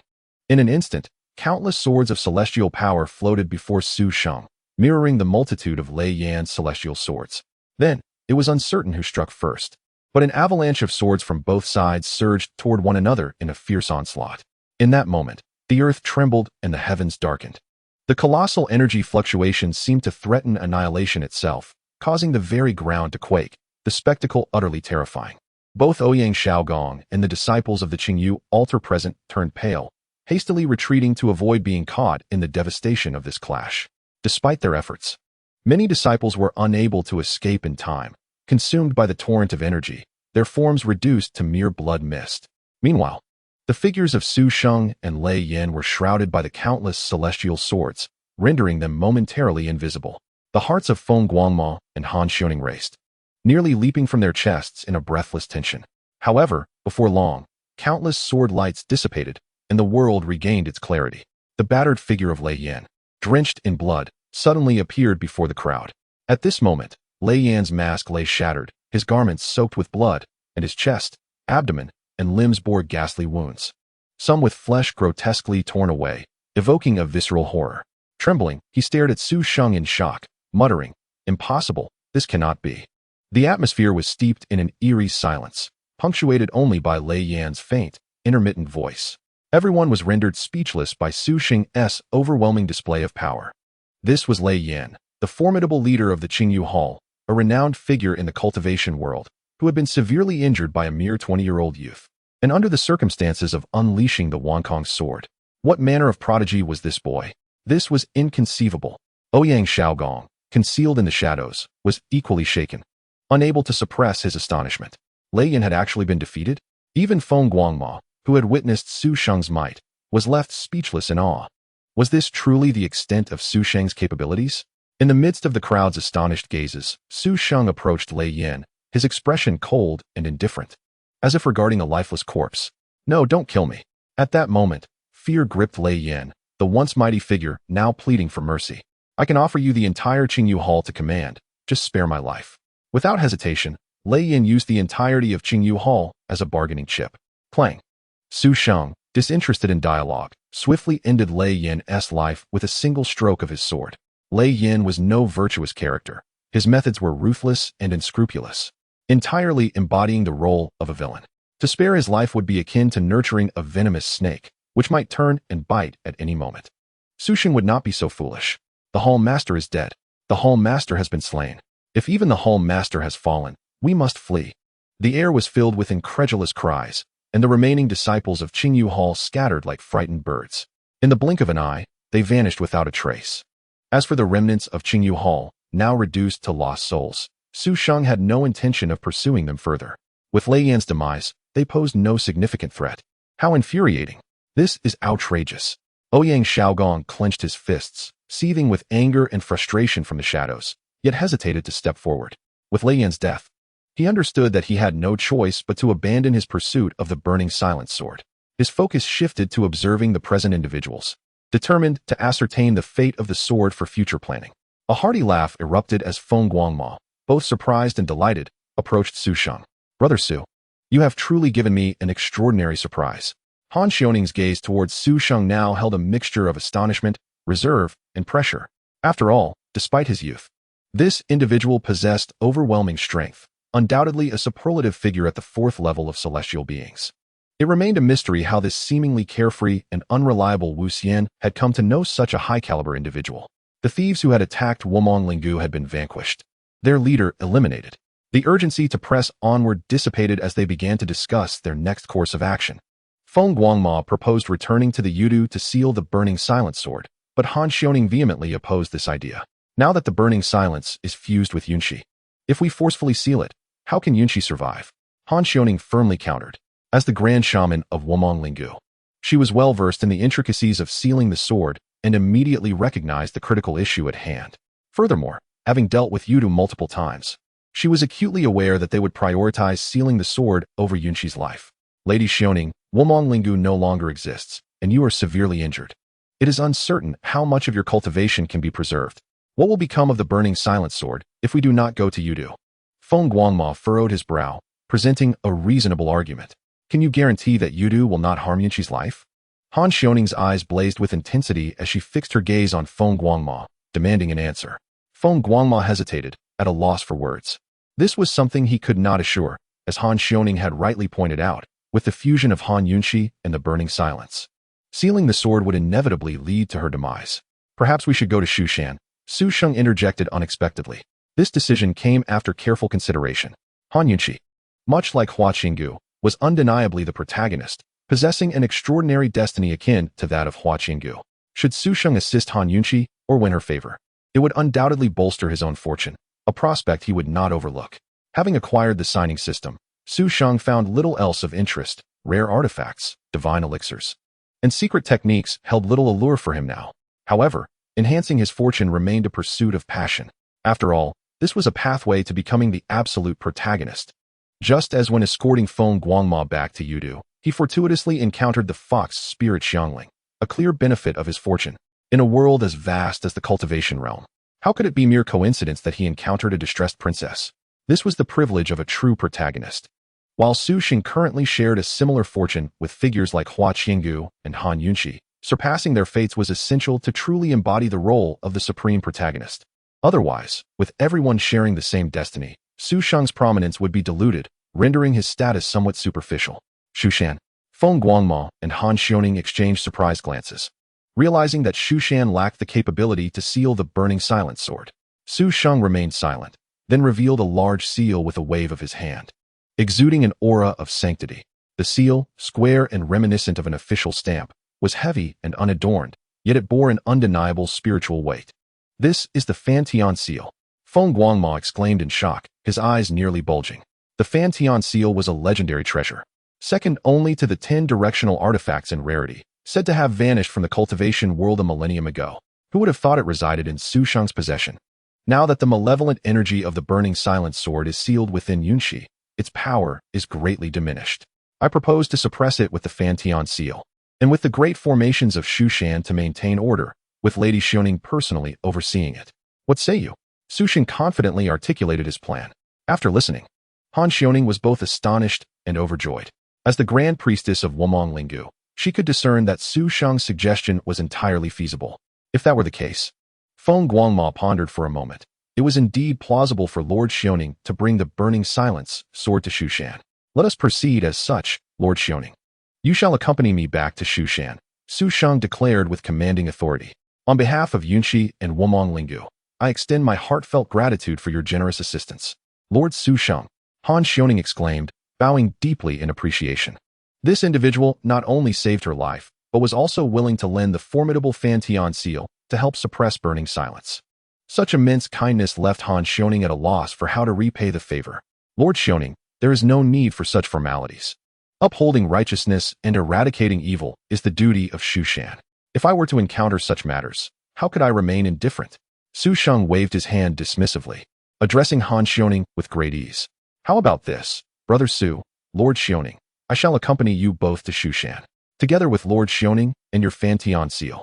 We should have no trouble subduing Burning Silence, Feng Guangma stated after a moment of contemplation. With the Fan Tian seal in hand, along with his own prowess as the Yudu Witch and the Grand Priestess of Wumong Lingu by their side, they were confident in their ability to contain Burning Silence.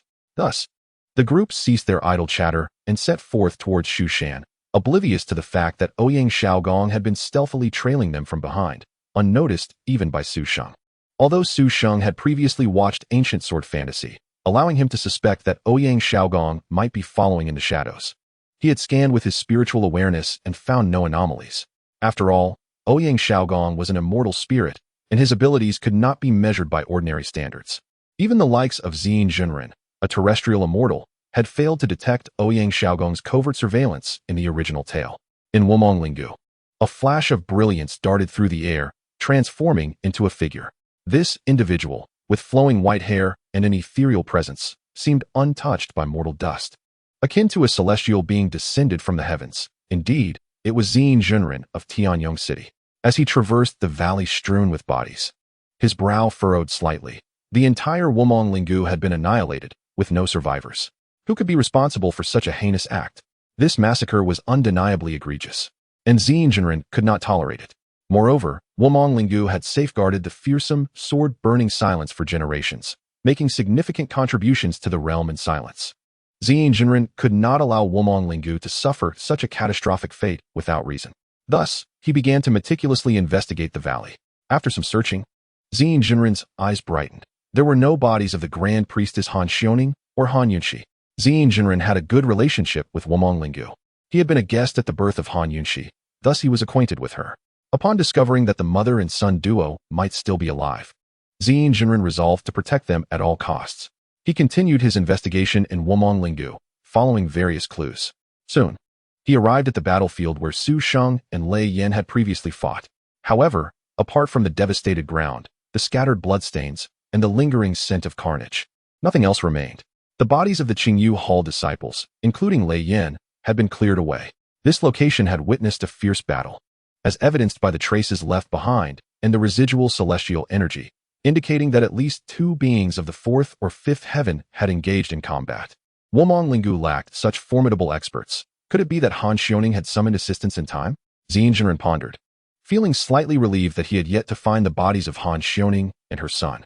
However, as Su Sheng and his companions traveled light without the pursuing Qingyu Hall forces, they left no significant traces behind, thus thwarting Xin Junren's pursuit. May Lord Xiaoning evade calamity and escape unharmed, he thought, before swiftly transforming into a streak of light and soaring towards Tianyong City. Alone, he lacked sufficient power and intended to enlist the strength of Tianyong City to investigate this matter. At the foot of Shushan, Feng Guangma gazed excitedly at the towering mountain ahead. Splendid. We are nearing Shushan, he exclaimed, feeling a rush of exhilaration as the tension that had gripped him during their journey began to dissipate. They had reached the foot of Shushan, where they were finally safe and could breathe easy. Indeed, we have arrived at Shushan. Han Xiaoning sighed in relief. Lord Xiaoning, Brother Feng, please hold on for a moment. I have a matter to discuss with you both. Su Sheng suddenly interjected with a serious expression. Please, speak, Lord Su Sheng. Han Xiaoning replied promptly. Given Su Sheng's great kindness and overwhelming strength, she dared not be dismissive. For certain reasons, my identity in Shushan must remain a secret to them. I am merely a lowly qi refining disciple guarding the library. Therefore, Lord Xiaoning, once we arrive at Shushan, I ask that you help me conceal this. Additionally, you may declare that the Fan Tian seal belongs to Wumong Lingu, without mentioning my name, Su Sheng explained to Han Xiaoning, leaving her momentarily astonished. She had initially assumed that someone of Su Sheng's caliber would surely be a high-ranking member of Shushan, only to discover that he was merely a qi refining disciple guarding the library.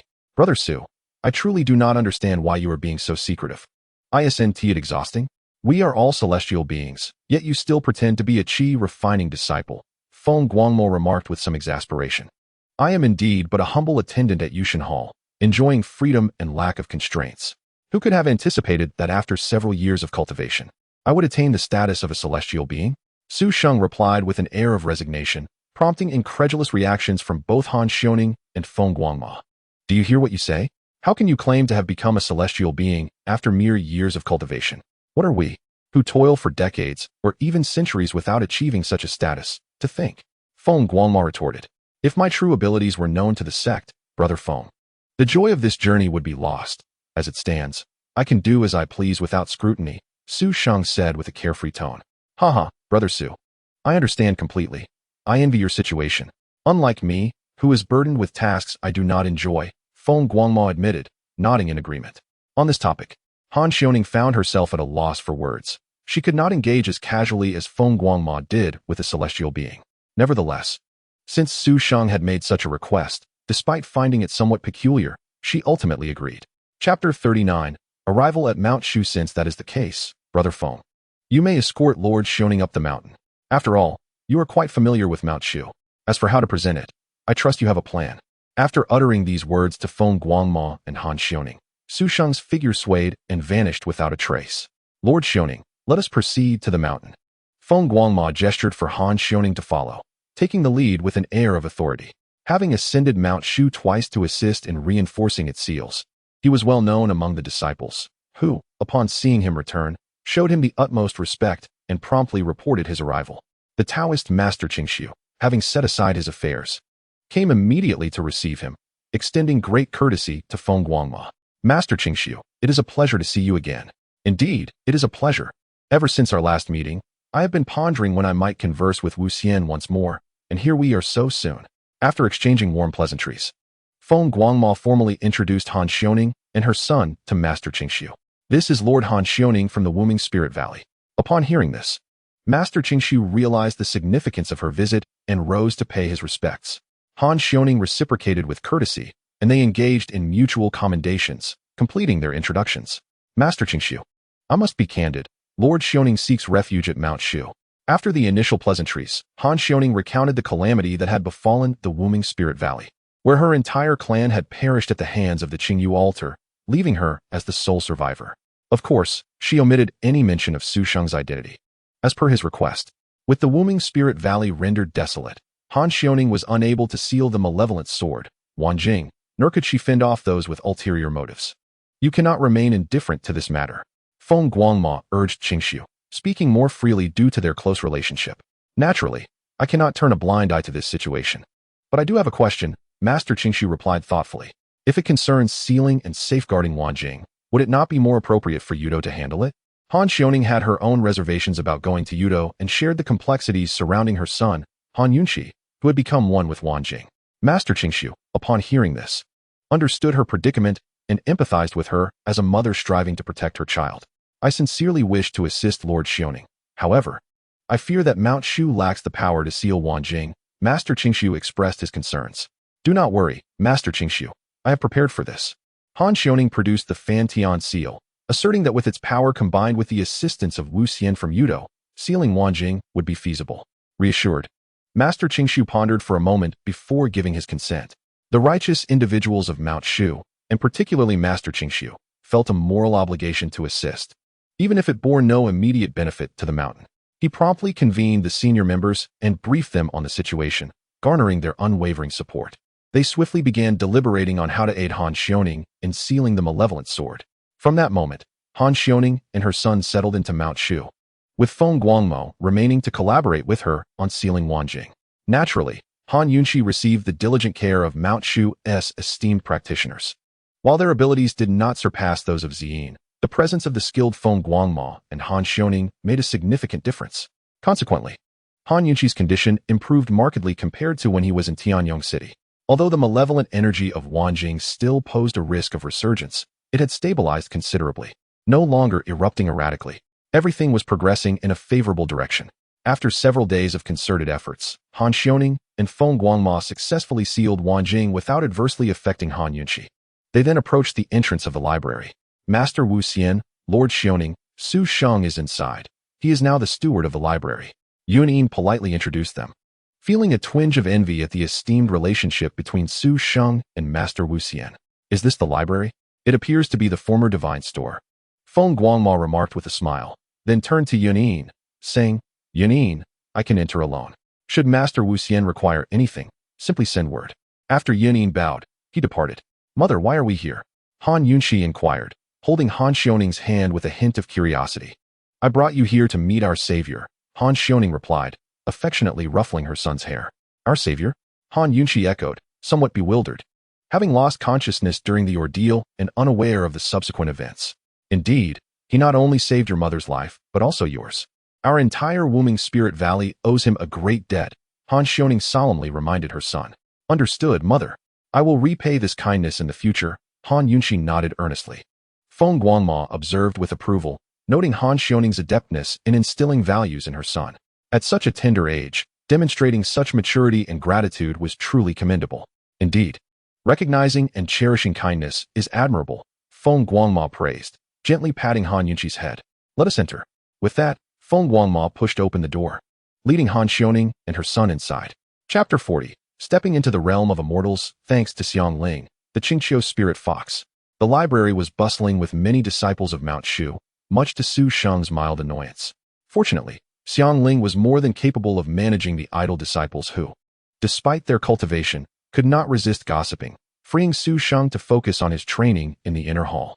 Suddenly, the door creaked open, and Xiangling glanced towards the entrance, spotting 3 individuals entering. 2 adults and a child, none clad in the robes of Mount Shu. One of them she recognized. Feng Guangmo, what brings you here? Xiangling exclaimed with surprise upon seeing him. After following Su Sheng, Feng Guangma arrived at Mount Shu to reinforce the seal of the heavenly chain for the second time. He had previously interacted with her. The little fox had often overheard Feng Guangma and Su Sheng boasting together, and she was quite familiar with Feng Guangma. A bit surprised, he glanced at Xiangling. He had visited Mount Shu multiple times, and many disciples recognized him. This was not unexpected. However, it was quite unusual for a disciple to address him by name. Even the eldest disciple, Yanyin, treated him with utmost respect, referring to him as Lord Wuxian. Are you not a disciple of Mount Shu? Feng Guangma soon realized this. Feeling a familiar aura. Wait, have I seen you somewhere before? Xiangling giggled and approached Feng Guangma. You are here to find brother Su Sheng, right? Follow me. With that, she energetically led the way. Feng Guangma and Han Xiaoning followed her to the inner hall, where they found Su Sheng waiting for them. Greetings, Lord Su Sheng. Yunxi, quickly pay your respects to Lord Su Sheng, Han Xiaoning urged, pulling her son along to bow. Feng Guangma, however, had no such formalities. He sat down casually, as if he were at home. Please, Lord Xiaoning, there is no need for such courtesy, Su Sheng said, helping Han Xiaoning and her son to their feet. After exchanging pleasantries, they took their seats, and Xiangling thoughtfully served tea to everyone. Su brother, who is this little girl? Don't tell me Mount Shu has assigned you a personal maid from the library? Feng Guangma asked curiously. No wonder you didn't recognize her. The little fox has transformed into human form, Su Sheng chuckled. Is she really that spiritual fox? Feng Guangma exclaimed in astonishment. The last time they met, the little fox was a weak spiritual creature, and now she had transformed. This indicated that her origins were indeed extraordinary. Thanks to your Fantian seal, the Burning Abyss sword is temporarily suppressed, and with Lord Xiaoning personally overseeing it, there should be no issues, Su Sheng continued. Having lingered in Mount Shu for a few days, my grandmother has been urging me to return. Now that the issue with the Burning Abyss sword is resolved, I should take my leave. After a light conversation with Su Sheng, Feng Guangma formally bid farewell. Su Sheng, Han Xiaoning, and the eldest disciple, Yanyin, personally escorted Feng Guangma to the foot of Mount Shu. Having departed, it seemed that the Burning Abyss sword was indeed contained within Mount Shu. In a dense forest at the foot of the mountain, Ouyang Xiaogong had regained his usual calm demeanor. He observed Feng Guangma's retreating figure, his gaze shifting. Yet he refrained from taking action against him. Ouyang Xiaogong had come to a realization. The person who had intervened to save Han Xiaoning in the Wuming Spirit Valley, thwarting his plans, was the masked individual who had arrived just in time during his assassination attempt on Feng Guangma. This person possessed strength at least equivalent to the 4th level of human immortality, and even at his peak, Ouyang Xiaogong could not contend with him. The assassination of Feng Guangma had to be abandoned. The critical matter now was to devise a way to reclaim the Burning Abyss sword from Mount Shu.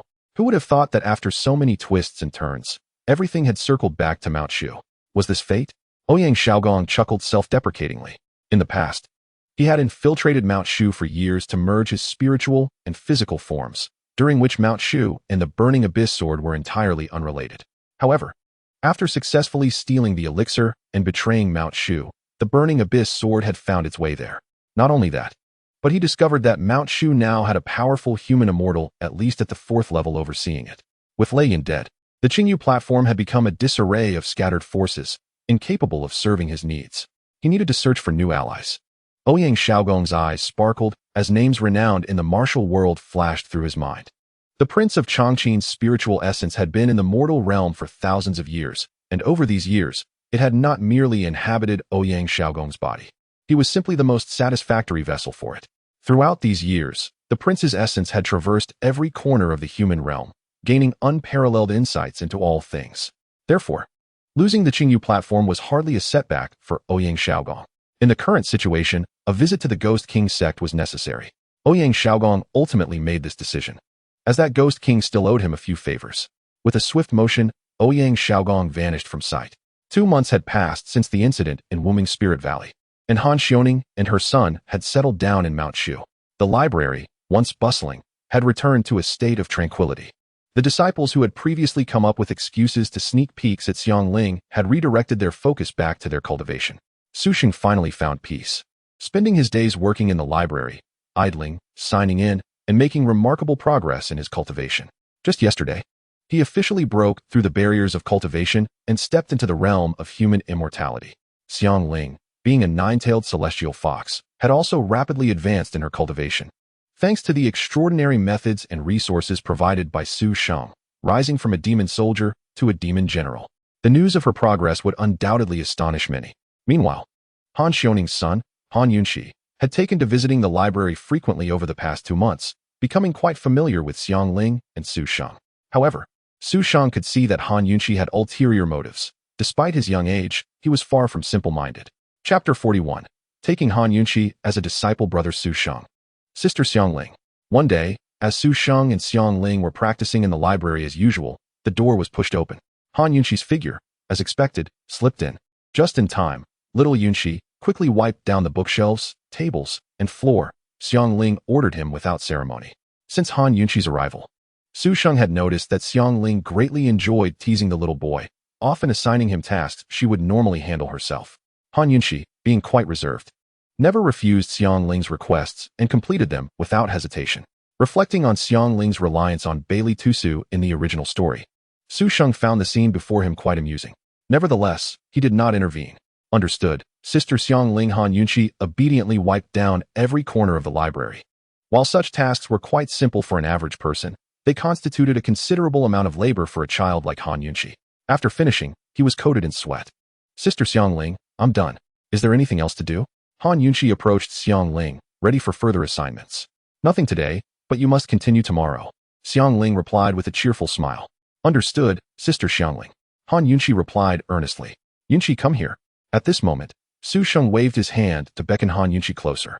With a serious expression, he stated, I have seen your determination over the past 2 months.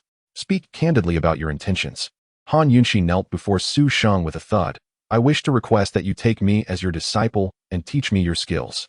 Sheng was not surprised by this and helped Han Yunxi to her feet, asking, why do you wish to become my disciple? My mother has spoken of you. Brother Sheng, as the most formidable figure in all of Shushan, far surpassing even my mother. I wish to learn the most powerful skills to avenge my kin. Han Yunxi declared with unwavering resolve, her eyes shining with determination. Rise, I accept your request, Sheng decided after a brief contemplation. Really? I shall bow to my master. Han Yunxi exclaimed joyfully, repeatedly bowing to Sheng. After assisting her to stand, Sheng utilized his divination technique to assess his fortune, discovering that it had indeed grown stronger. It seems this disciple was not a futile choice. Yunxi, heed my words. Being my disciple is not laden with many rules. There is but one. Harbor no malicious intent or commit wrongdoing. Remember this? Sheng instructed Han Yunxi with a solemn expression. I shall remember, master. Han Yunxi replied respectfully. Very well. Sheng nodded and presented her with an ancient tome, stating, I have observed your aptitude over the past few days. Take this 9 nether profound record to cultivate. Being still young, Han Yunxi did not fully comprehend the level of the 9 nether profound record.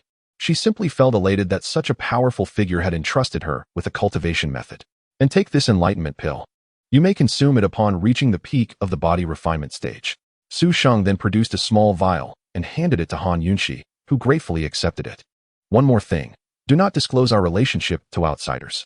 If any disciples from Shushan inquire about your cultivation method, simply state that it was taught to you by your mother. Sheng added, having considered his request. Although Sheng's demand seemed peculiar, Han Yunxi had learned of his eccentricities during this time.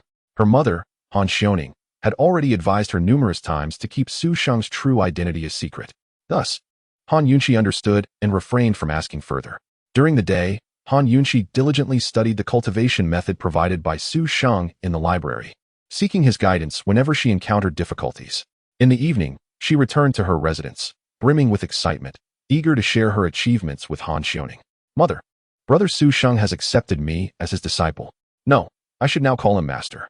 Han Yunqi's face radiated joy, marking the first smile she had shown in months since the fall of Wuming Spirit Valley. Really?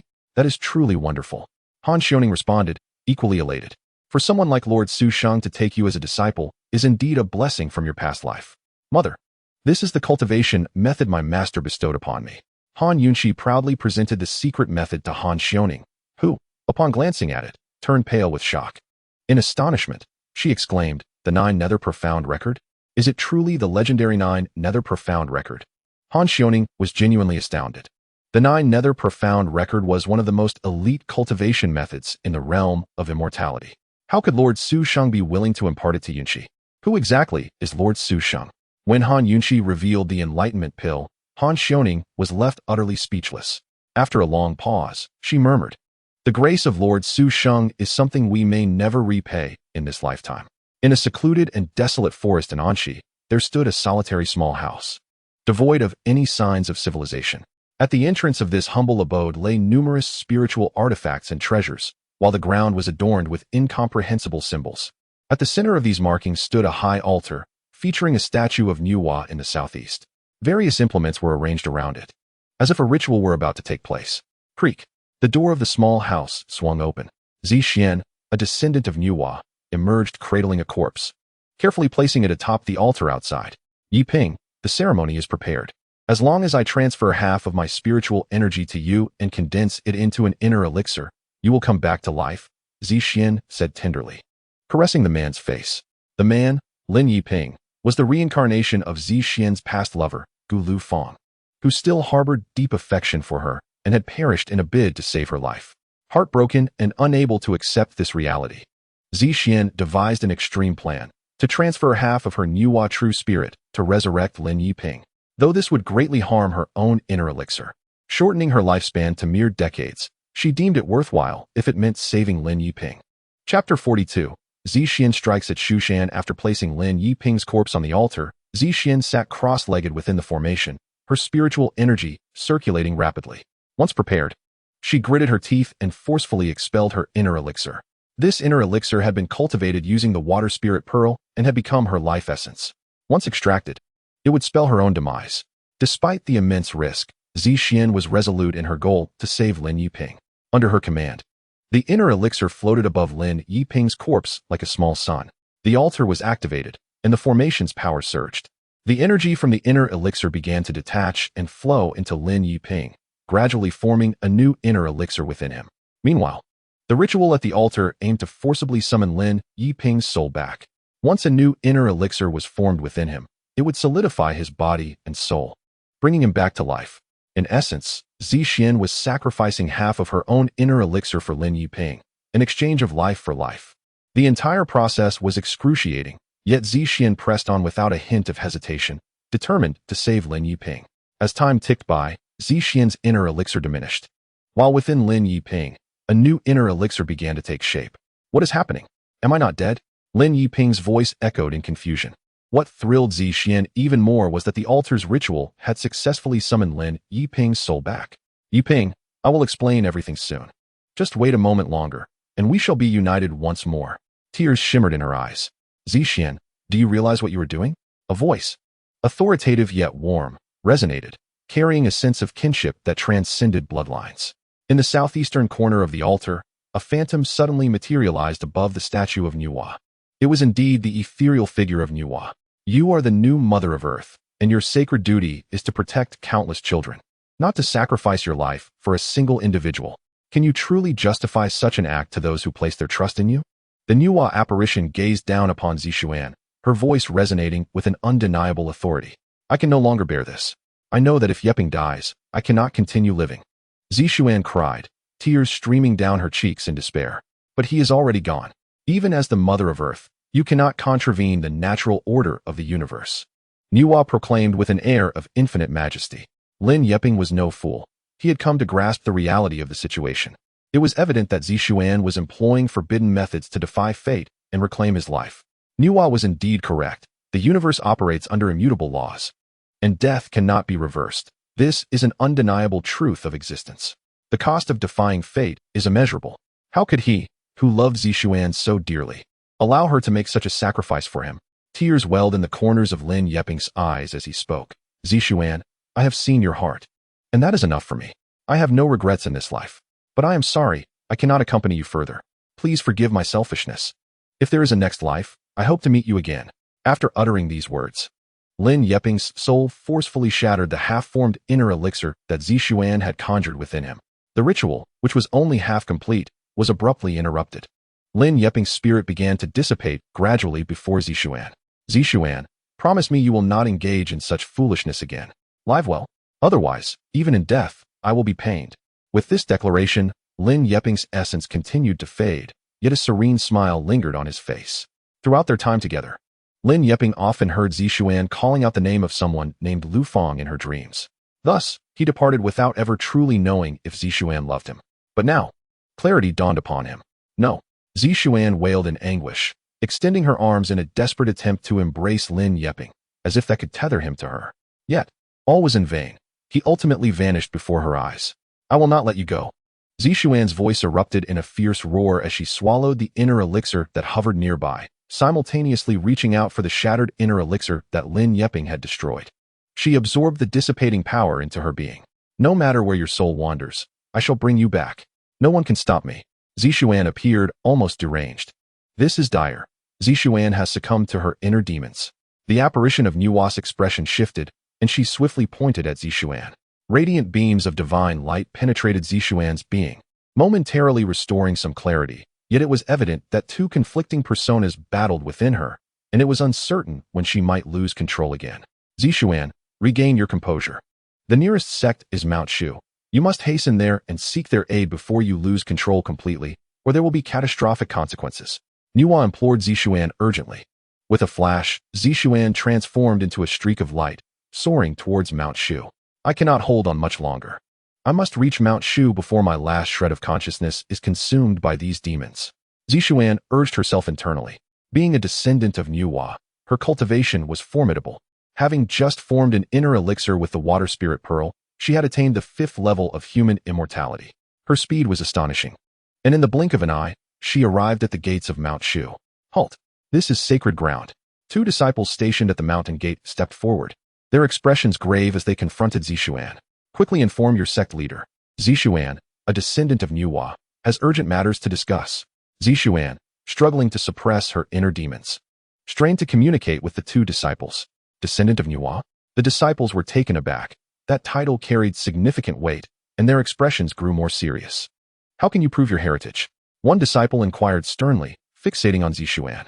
There is no time for idle chatter. I am barely holding on. Zixuan gritted her teeth, desperation evident in her voice. Without further hesitation, she waved her hand, sending the 2 disciples sprawling before she charged into Mount Shu. If she delayed any longer, she feared losing control entirely, and the consequences would be dire. You dare trespass upon Mount Shu. The disciples of Mount Shu erupted in anger, launching themselves to intercept her. Yet, they stood no chance against Zixuan, who dispatched them effortlessly. Do not approach. I cannot hold on much longer. Zixuan cried out, her voice laced with agony as she summoned her last vestige of consciousness to shout, Sect leader of Mount Shu, come and stop me. Sect leader of Mount Shu, come and stop me. Sect leader of Mount Shu, come and stop me. Her words, amplified by her true essence, reverberated throughout the entirety of Mount Shu, reaching the ears of every disciple, from the esteemed Qingshu Taoist to the ordinary disciples. What is happening? Who dares to act so recklessly at Mount Shu? What is transpiring? Confusion spread among the disciples as they exchanged bewildered glances. In the library, Su Sheng was equally perplexed. Having spent many years at Mount Shu, he had never encountered such a situation. The audacity to call out to the sect leader was unprecedented. Moreover, the tone suggested that the speaker was neither an ordinary disciple nor an outsider attacking Mount Shu, which piqued his curiosity. With keen interest, Su Sheng extended his consciousness outward, swiftly locating the audacious individual. A half-woman, half-snake figure, a serpent demon? He beheld a striking woman with the upper body of a beautiful maiden and the lower body of a serpent, instantly recognizing her. Zixuan, descendant of Nuwa? What brings her to Mount Shu, and why does she appear so unwell? Su Sheng wondered, feeling a sense of unease. The Zixuan he remembered was kind-hearted and righteous. How could she possibly attack the disciples of Mount Shu without cause? Clearly, something troubling must have transpired, he mused. Swiftly, the high-ranking members of Mount Shu, including Qingshu Daoist and Qingwei Daoist, converged in response to the disturbance. However, by that time, Zixuan had lost all awareness and had revealed her true form as the embodiment of Nuwa, engaging in a fierce battle with the surrounding disciples of Mount Shu. Many lay injured upon the ground, moaning in agony, for Zixuan's current strength rendered it nearly impossible for ordinary disciples to contend with her. All disciples, retreat, Qingshu Daoist commanded, his brow furrowed. This demon is beyond the capacity of ordinary disciples to handle. The disciples complied swiftly, retreating as Qingshu Daoist and his companions ascended to encircle Zixuan. What audacity is this, to dare intrude upon the sacred grounds of Mount Shu? The venerable Taoist Qingshu bellowed at Zixuan, who now appeared exceedingly wrathful, her form half human, half demonic. Instinctively, he regarded her as a monster. Are you all here to thwart my intentions as well? The heart demon version of Zixuan looked down upon Taoist Qingshu and the others with a cold demeanor, her voice laced with disdain. An overwhelming aura of menace erupted from her. No one shall impede my quest to bring him back. Upon hearing these words, a flicker of concern ignited within Qingshu and his companions. For when this entity first appeared, she had shouted a plea for someone to stop her. What did that truly mean? What was she to be stopped from doing? Who was she attempting to retrieve? No, master, this is no demon. She belongs to the Nuwa clan. Qingwei Taoist exclaimed in shock. The others gasped in unison, their scrutiny revealing the truth of her lineage. Their prowess allowed them to discern the descendants of Nuwa from serpent demons. Initially, Zixuan's erratic state had clouded Qingshu's judgment, leading him to overlook her noble heritage. But now, with Qingwei's revelation, clarity dawned upon them. How could a descendant of Nuwa be reduced to such a state? Furrowing his brow in contemplation, Qingshu soon grasped the gravity of the situation. The descendant of Nuwa had lost her mental faculties due to some unknown affliction, which is why she had implored them to halt her actions in her moment of despair. Fellow elders, we must act, but with utmost caution. We must not harm the descendant of Nuwa. Qingshu swiftly resolved the matter and instructed the elders, who then drew their swords and prepared to confront Zixuan. Do you truly intend to stop me? Then perish. Zixuan's fury erupted as she coiled her serpentine tail and charged at the elders of Mount Shu. The clash of steel reverberated through the air as a fierce battle ensued. However, the conflict was swift and brutal, with the disciples of Mount Shu left bewildered, scarcely able to react before their elders were sent flying by Zixuan's might. The disparity in strength was glaringly evident. This cannot be. We are no match for the descendant of Nuwa. Qingshu rose from the ground, wiping the blood from his lips, a grave expression etched upon his face. Qingwei and the others mirrored his shock and concern, fully aware of the formidable nature of the Nuwa descendants, yet they had not anticipated such overwhelming power. All their combined strength was insufficient to contend with her. No, it would be more accurate to say we are utterly outclassed. Master, what shall we do? Qingyu Taoist gasped, questioning whether they should seek assistance from Chong Lou. There is no need for that, Qingshu replied, shaking his head. I have begun to comprehend the use of the Tianlian chain. It should suffice to subdue the descendant of Nuwa. Before he could finish, the two elders who had been struggling to hold their ground cried out in desperation. We cannot endure much longer. Withdraw, Qingshu commanded sharply, and the two elders swiftly retreated. He then hurled the Tianlian chain into the air, channeling his celestial energy into it. The chain projected a barrier, ensnaring Zixuan within its confines. Zixuan thrashed violently against the barrier, striving to break free, but no matter her efforts, she could not shatter the seal of the Tianlian chain. Witnessing this, Qingshu and the others felt a wave of relief wash over them. Chapter 44. The Water Spirit Pearl breaks the Tianlian chain. Descendant of Nuwa, it is evident you have succumbed to a state of madness. Thus you must remain confined for a while longer, Qingshu addressed Zixuan, who struggled fiercely within the barrier. I only wish to bring him back. Why do you all seek to thwart me? Those who obstruct my path shall perish. If the world stands against me, I shall slay the world. Zixuan was wholly consumed by her inner demons, her mind fixated on reclaiming Lin Yeping, driven to the brink of madness. She continued to assault the barrier with fervor, her demeanor wild and frenzied. The elders exchanged anxious glances. Zixuan had lost her sense of self, completely at the mercy of her obsession. The intensity of her fixation was alarming. If this continued, the descendant of Nuwa might ultimately perish within the confines of the Tianlian chain, a fate they could not bear to witness. Yet, they found themselves without effective recourse. They could neither vanquish Zixuan's inner turmoil nor dare to release her. After enduring relentless impacts against the Tianlian chain, Zixuan became battered and bruised, eventually spewing forth a mouthful of blood that splattered against the chain's seal. To their astonishment, a breach appeared in the seemingly indestructible seal of the Tianlian chain. Sheng, who had been observing the scene through divine perception, was momentarily taken aback, but soon composed himself. If Hu Qianbi's blood could breach the seal, it stood to reason that Zixuan, a descendant of Nuwa herself, would possess even greater potency in her bloodline. If Hu Qianbi's blood could counter the Tianlian chain, Zixuan would surely have the same capability. What is happening? Qingshu exclaimed in disbelief, hastily attempting to reinforce the seal. His celestial energy surged forth, rapidly mending the gaping hole Zixuan had created. However, Zixuan seized the opportunity presented by the colossal vulnerability. With a derisive laugh, she unleashed a torrent of her own blood upon her hands, staining them crimson. Then, with a fierce swipe, she struck the barrier of the Tianlian chain. Boom! The seal was shattered, and Zixuan leaped forth, escaping her confinement. This is bad. Qingshu's countenance paled as he attempted to reassert the seal, but Zixuan, like a bolt of lightning, surged toward him. She was driven by her inner demons, yet retained her cunning. She recognized the threat Qingshu posed with the Tianlian chain, and her first instinct was to eliminate him. Without hesitation, she unleashed her full might.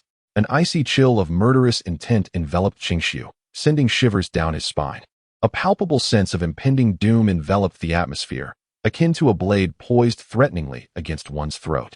In a moment of urgency, Master Qingshu grasped the heavenly chain, positioning it before him as a protective barrier. A formidable surge of power emanated from the chain, successfully deflecting all of Zixuan's attacks. The tension eased slightly as Master Qingshu and several elders exhaled in relief. Had it not been for the heavenly chain, the situation would have taken a dire turn. At that moment, every soul within Mount Shu felt an immense gratitude towards Feng Guangma. Were it not for his diligent fortification of the seal against the demon god's power, the heavenly chain would still be an ominous weapon, confined within the divine palace, a relic that required extreme caution to approach, let alone wield against a formidable foe. Everyone, retreat behind me. I shall confront her with the heavenly chain. Master Qingshu commanded the elders, invigorated by the chain's ability to withstand Zixuan's onslaught. Under his leadership, they engaged in a fierce battle against Zixuan, temporarily holding her attacks at bay, gradually regaining control of the situation. However, this respite was fleeting for Zixuan. In her demonic state, was utterly unhinged. Frustrated by her inability to overcome Master Qingshu and the others, she unleashed the water spirit pearl from her mouth, directing it with ferocity towards the heavenly chain. The once invincible chain met its match and was sent flying. Though the heavenly chain was one of the 10 great artifacts, the water spirit pearl was no ordinary treasure. You shall all perish, Zixuan bellowed, as she manipulated the water spirit pearl to strike at Master Qingshu. A sigh passed through Master Qingshu's heart. If even the heavenly chain was unable to withstand the pearl's might, what hope did he possess? Regrettably, he realized, he could not prevent the descendant of Nuwa from wreaking havoc. Just then, in a moment of critical urgency, Master Qingshu perceived a flicker before his eyes, as a silhouette emerged before him, extending a hand to seize the water spirit pearl. Senior. Their faces lit up with joy as they recognized the arrival of Sheng. With his formidable strength, they felt a wave of reassurance wash over them. Zixuan's expression shifted as she sensed an overwhelming threat emanating from the figure cloaked in celestial energy before her, prompting a moment of hesitation. With a swift gesture, Zixuan commanded the water spirit pearl to return to her, where it danced around her in an intricate swirl. Zixuan, you have refined this water spirit pearl into your life as treasure, haven to you? Employing it in battle is rather reckless, Sheng remarked, discerning the perilous nature of her actions. Should the pearl sustain damage, Zixuan herself would inevitably suffer grave consequences. It was perplexing to him why she had succumbed to such a demonic state. Master, the descendant of Nuwa has entered a state of madness for reasons unknown. Her actions are not of her own volition. If possible, please do not harm her. Master Qingshu urgently implored Sheng. His inherent kindness as the leader of Mount Shu was evident. Sheng understood this sentiment. His timely intervention was not intended for a brute confrontation with Zixuan. You shall perish too. Anyone who obstructs me will meet their end. Zixuan's furious cry echoed as she hurled the water spirit pearl towards Sheng. Unfazed, he deftly countered her assault, single-handedly subduing her. Observing this, Master Qingshu and the others felt immense relief and admiration. The descendant of Nuwa had proven to be a formidable opponent, yet here was a senior who effortlessly contained her power. The disparity in their strengths was staggering. 10,000 Swords Technique. Amidst the fierce battle, Sheng uttered a soft incantation. A vast wave of celestial energy surged around him as he swiftly formed hand seals, drawing forth the swords of his companions. Clang, clang, clang. The swords in the hands of Master Qingshu and the others flew from their grips, propelled towards Zixuan. This is the 10,000 Swords Technique of Mount Shu. The elders gasped in astonishment. Though they too could execute the technique, they had only conjured a few ethereal swords, never imagining they could command the swords of others. However, this was merely the beginning. Clang, clang, clang. The sound of swords slicing through the air resonated as Sheng summoned blades from every corner of Mount Shu, all soaring towards Zixuan. The sky became a breathtaking spectacle, filled with a myriad of flying swords. What is happening? Why are my swords flying away? I cannot control them. The bewildered cries echoed throughout Mount Shu. In that moment, Sheng summoned the swords of every disciple, merging them into his 10,000 Swords Technique. Master Qingshu stood in stunned silence, utterly flabbergasted. The sheer terror of Sheng's ability was unfathomable. With a single invocation of the 10,000 Swords Technique, he had drawn forth every sword from Mount Shu, shattering their previous understanding of the technique. Under Sheng's command, the swords encircled Zixuan, forming an impenetrable net of blades, ensnaring her without aggression. Master Qingshu, does Mount Shu possess any stringed instruments? Sheng inquired, turning to him. Master Qingshu pondered briefly before shaking his head. We do not possess such an instrument, senior. May I inquire as to its purpose? I have a melody, the Clear Heart Melody, which can dispel Zixuan's inner demons, but it requires a zither to perform. Sheng explained. Understanding dawned upon Master Qingshu, who promptly suggested, though we lack such an instrument, I can journey to Chong Lou to borrow the Flowing Light Zither. Would that be acceptable to you? The Flowing Light Zither was also one of the 10 great artifacts, albeit safeguarded by the Chong Lou sect. Master Qingshu believed that, for Zixuan's salvation, the Chong Lou sect would surely lend it. Flowing Light Zither? Very well. Sheng nodded in agreement. The Flowing Light Zither is one of the 10 sacred artifacts. Its efficacy is unparalleled. The Taoist Qingshu nodded, ceasing further discussion, and with a swift motion, he vanished from sight, hastening towards Chong Lou. As anticipated by Qingshu and his companions, upon hearing of the events at Shushan, the Chong Lou sect leader, Bai Zihua, exhibited no hesitation. Grasping the Flowing Light Zither, he promptly followed Qingshu to Shushan. Clang, clang, clang. As they soared above Shushan, the magnificent sword net of the 10,000 Swords Technique filled Bai Zihua's vision, causing a subtle shift in his expression. Even as an Earth Immortal, he could not summon such a multitude of swords unless he had previously forged his own and inscribed his consciousness upon them. Yet, the myriad swords before him bore distinct auras, indicating that the wielder had temporarily summoned the disciples' swords from Shushan, rather than having refined so many of his own. This exemplified a mastery that bordered on the Tao, a testament to profound cultivation, independent of mere strength. Regardless of the identity of the practitioner wielding the 10,000 Swords Technique, their extraordinary talent was exceedingly rare, a gem of a millennium. The presence of such a remarkable individual in Shushan was a source of great joy for Qingshu Taoist, who could not help but express a hint of envy to him. Should nothing untoward occur, this prodigious talent was destined to become an Earth Immortal, with the possibility of ascending to the heavenly immortal realm. Your praise is most unwarranted. Qingshu Taoist chuckled, stroking his beard. To receive commendation from the esteemed Bai Zihua was indeed an honor, even if it were not directed at him. He felt a sense of pride. Their conversation did not hinder their journey, and soon they descended beside Sheng.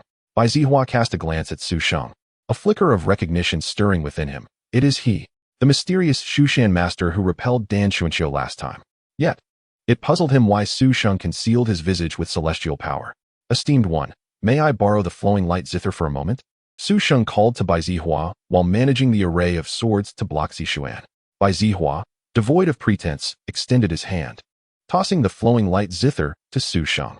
With a graceful leap, Sheng caught the zither with poise, infusing it with celestial energy as he gently stroked its strings. Clang, clang. The enchanting notes resonated, transforming into tangible waves that rippled outward. Layer upon layer of melodies stirred the air, flowing through the hearts of all present like a gentle stream. Instantly, the atmosphere enveloped everyone in tranquility, cleansing their spirits. Chapter 46. The Manifestation of the Tao. Resonance of heaven and earth clang. Clang. As Su Sheng's fingers danced over the strings, a series of crisp, melodious notes emerged, weaving a breathtaking symphony. Clad in flowing robes, he moved with ethereal grace. Under his touch, the flowing light zither radiated with holy light and celestial brilliance. It was a harmonious union of man and instrument, exuding an indescribable charm and elegance. In that moment, Su Sheng undeniably became the focal point of Shushan. The zither's elegant, crystalline sound permeated the heavens, gently caressing each listener's heart.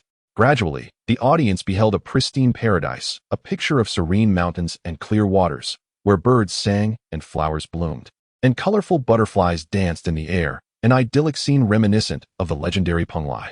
In that instant, everyone felt an unparalleled peace, as if they had merged with the very fabric of nature. All prior obsessions, desires for power, and grievances vanished without a trace. In that moment, they wished only to transform into a drifting cloud, a leaf upon the trees, or a pebble in the babbling brook. Qingshu Daoist and his companions were taken aback by the sudden emergence of this celestial realm. With their keen perception, they discerned that this paradise was no mere illusion. Yet, it was also not a tangible reality. Despite their profound cultivation, they could not fathom how this ethereal landscape materialized, or by what means it had come to be. This was the imagery conjured by the zither's melody. Bai Zihua, possessing cultivation far superior to that of Qingshu and his companions, immediately grasped the nature of the phenomenon. Consequently, a look of astonishment appeared on his face as well. The resonance of his zither had awakened the cosmic harmony, eliciting a response from the Tao. This was the manifestation of the Tao. What? This is the legendary manifestation of the Tao, exclaimed Qingshu Daoist and his companions in unison.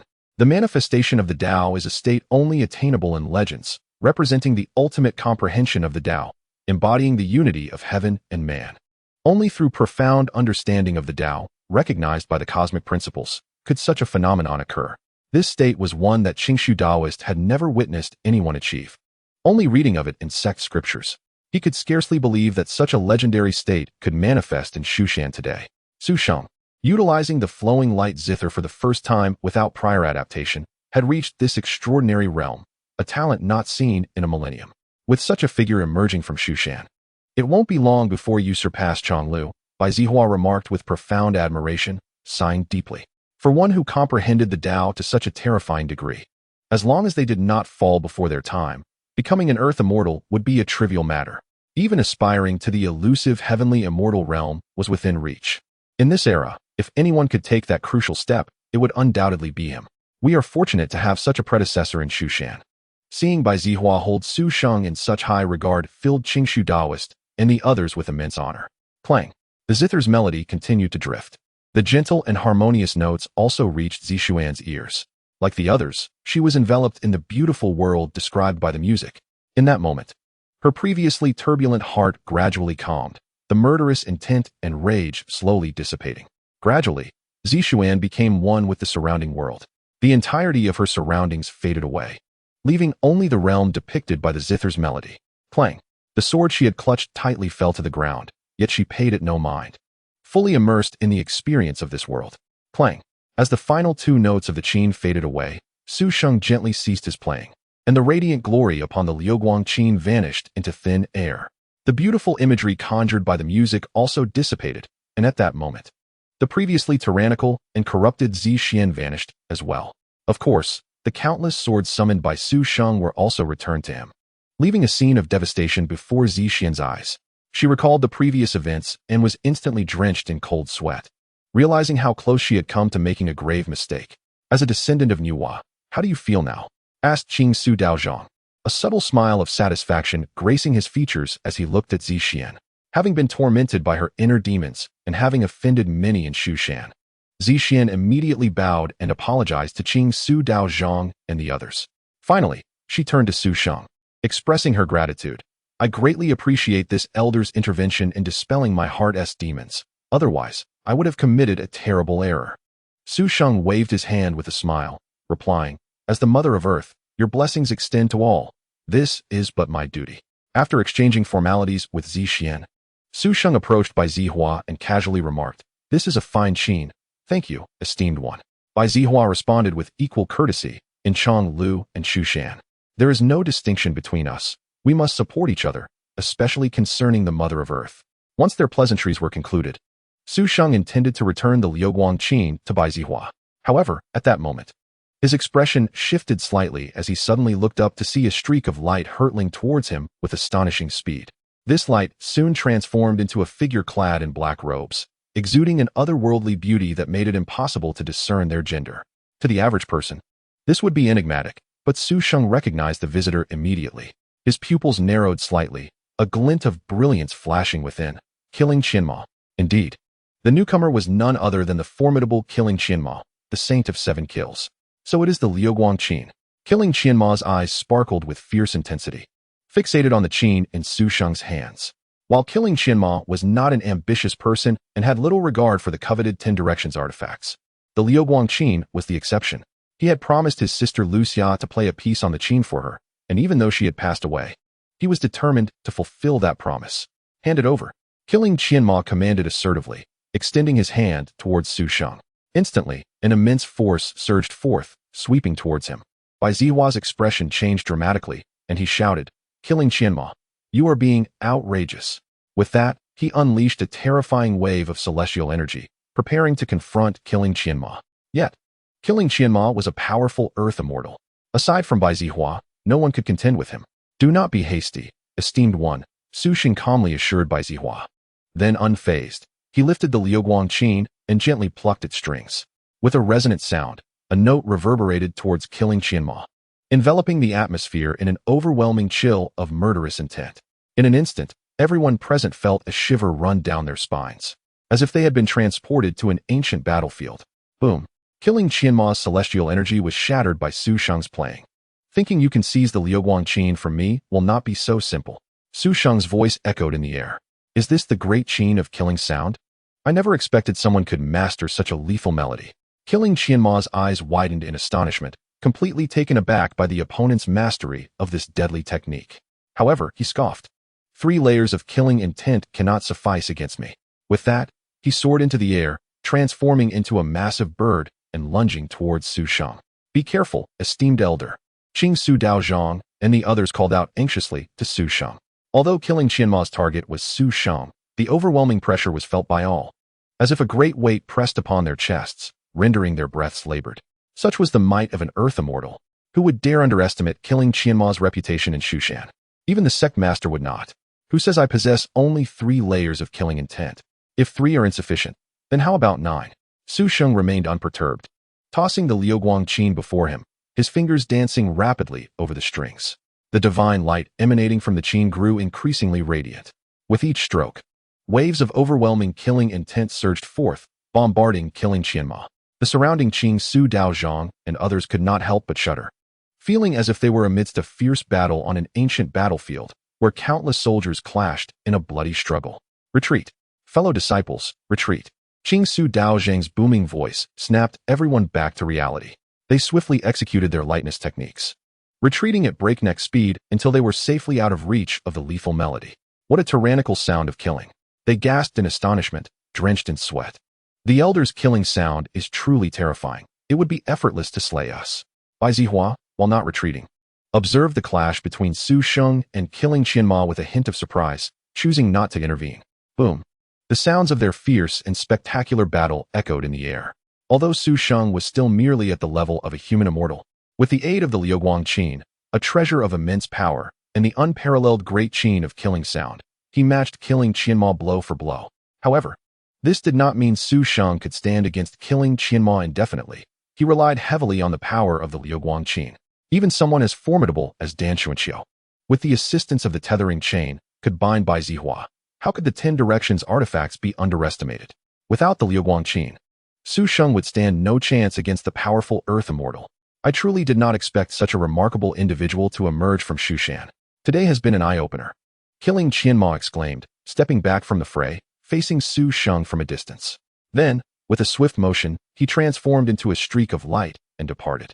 The individual from Shushan wielded the Liuguang Qin with exceptional skill, and unable to gain the upper hand, coupled with Bai Zihua's vigilant presence. Killing Qianma realized he could not seize the Qin this time. Killing Qianma had retreated. The esteemed Taoist Qingxiu, along with his companions, was overwhelmed with astonishment and delight. holding Su Sheng in the highest regard. After all, he was none other than the renowned Saint of 7 Kills. Xianxia, an exceptionally rare celestial being within the realm of cultivation. The fact that he was driven away by a single elder's strength was astounding. If word were to spread, it would undoubtedly create a tremendous uproar in the cultivation world, elevating the reputation of Mount Shu to unprecedented heights. How could Taoist Qingshu and his companions not be exhilarated? Although the elder had relied on the Liuguang Qin to achieve this feat, that was of little consequence. In the world of cultivation, results are what truly matter, regardless of the means. The mere fact that one individual could repel Sha Qianma heralded the imminent resurgence of Mount Shu. Congratulations were in order for Taoist Qingshu. Bai Zihua could not help but chime in. You flatter us. We of Mount Shu merely act in self-defense. Taoist Qingshu promptly responded with politeness. Yet, despite his courteous words, the joy evident in his demeanor was impossible to conceal. Master, the Liuguang Qin returns to its rightful owner. At that moment, Su Sheng returned the Liuguang Qin to Bai Zihua. Just as Bai Zihua received the instrument, Su Sheng declared, "Farewell, everyone," and in a flash, he vanished like a streak of light. Bai Zihua and Zixian, along with Taoist Qingshu and the others, were left momentarily stunned. They had hoped to forge a deeper acquaintance with this enigmatic figure from Mount Shu, only to find him departing so abruptly, catching them completely off guard. However, upon reflection, it was clear that this mysterious cultivator had cloaked his visage with celestial power to conceal his identity, and thus, they felt a sense of understanding. With matters on Mount Shu resolved, Bai Zihua promptly returned to Chong Lou, while Zixian chose to remain temporarily at Mount Shu. She had previously forcefully shared her inner core with Lin Yeping and subsequently battled fiercely in a demonized state, risking her life. Now gravely injured, Taoist Qingshu kindly suggested that Zixian stay at Mount Shu to recuperate. Though she was reluctant to impose on them, her condition left her little choice but to agree. After spending merely half a day at Mount Shu, during which she regained some of her cultivation and strength, Zixian departed. Upon her return, she interred Lin Yeping's body before her humble abode and erected a gravestone in his honor. At that moment, Zixian had regained her composure. She lit a stick of incense for Lin Yeping and resolutely declared, "Yeping, rest assured, no matter how long it takes, I shall find your reincarnation." After placing the incense in the censer at his grave, she rose to her feet. In that instant, Zixian made a solemn decision. Upon locating Lin Yeping's reincarnation, she would undoubtedly find a way to guide him in the path of cultivation. Only then could he attain a prolonged lifespan, allowing them to remain together eternally, devoid of the anguish of separation that marred their past lives. As for where to send Lin Yeping's reincarnation for cultivation, Zixian instinctively turned her gaze toward Mount Shu, having resolved that it would be the ideal place. Although Mount Shu was currently deemed a secondary sect, its reputation paled in comparison to Chong Lou, Qingyun sect, and Tianyong City. Her perspective underwent a profound transformation after this brief encounter. This secondary sect, devoted to righteousness and benevolence, astonished her further with its deep-rooted heritage, exemplified by the fact that someone could directly repel a celestial being as formidable as Sha Qianma. Zixian felt entirely at ease with Lin Yeping's reincarnation training in such a sect. Suddenly, a streak of light darted toward her, revealing an extraordinarily youthful individual not far away. Zixian's expression shifted slightly as she turned her head, tinged with curiosity and a hint of wariness. Regarding the young man, clad in the robes of Mount Shu, the young disciple appeared before her. Having recently received immense favor from Mount Shu, Zixian approached the unexpected visitor with courtesy, refraining from any impolite remarks or actions. Strangely, she sensed a familiar aura emanating from this disciple, as if she had encountered him before, yet she could not recall where. The young disciple offered a respectful nod and a slight smile as a greeting. He then approached Lin Yeping's gravestone, picked up the leftover incense from the ground, ignited it with his celestial energy, and bowed in reverence to Lin Yeping. At this moment, Zixian's perception of the uninvited guest softened considerably, her wariness significantly diminished. However, her confusion escalated when she heard the young disciple murmur to Lin Yeping, "If fate permits, we shall meet again in the next life." While it was perfectly reasonable for Zixian to say such a thing as Lin Yeping's companion, it struck her as bizarre coming from a young man. A shiver ran down her spine. Having traversed the world for many years, she had encountered numerous peculiar individuals and situations. Could this disciple of Mount Shu possess such an unusual inclination? Quite alarming indeed. "Did you know Yeping?" After the young disciple finished paying his respects, Zixian inquired with curiosity. "I do not know him. I have never seen him before, he replied, shaking his head earnestly. Then why do you bow to him? Zixian pressed. I have a premonition that I will meet Su Changqing in the future, he responded cryptically. Zixian was left utterly bewildered. Su Changqing? Who is that? What does knowing Su Changqing have to do with bowing to Lin Yeping? Who are you, really? She stared intently at the young disciple, her suspicion of his identity as a Mount Shu disciple growing. Have you forgotten me so quickly? The young disciple smiled gently, and with a flick of his thoughts, a veil of celestial energy obscured his features. Elder, it is you. Zixian gasped, her excitement palpable. This person was the very one from Mount Shu who had subdued her and helped dispel her inner demons. No wonder he had seemed so familiar. Yet, he appeared remarkably youthful, barely in his 20s. Such exceptional talent and strength at such a tender age were truly extraordinary.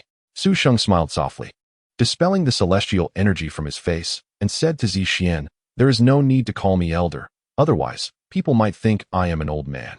My name is Su Sheng, you may call me by my name. Zixian found it somewhat awkward to address such a young man as elder, yet referring to him by his name felt equally inappropriate. After a moment's thought, she decided, I shall call you Brother Su.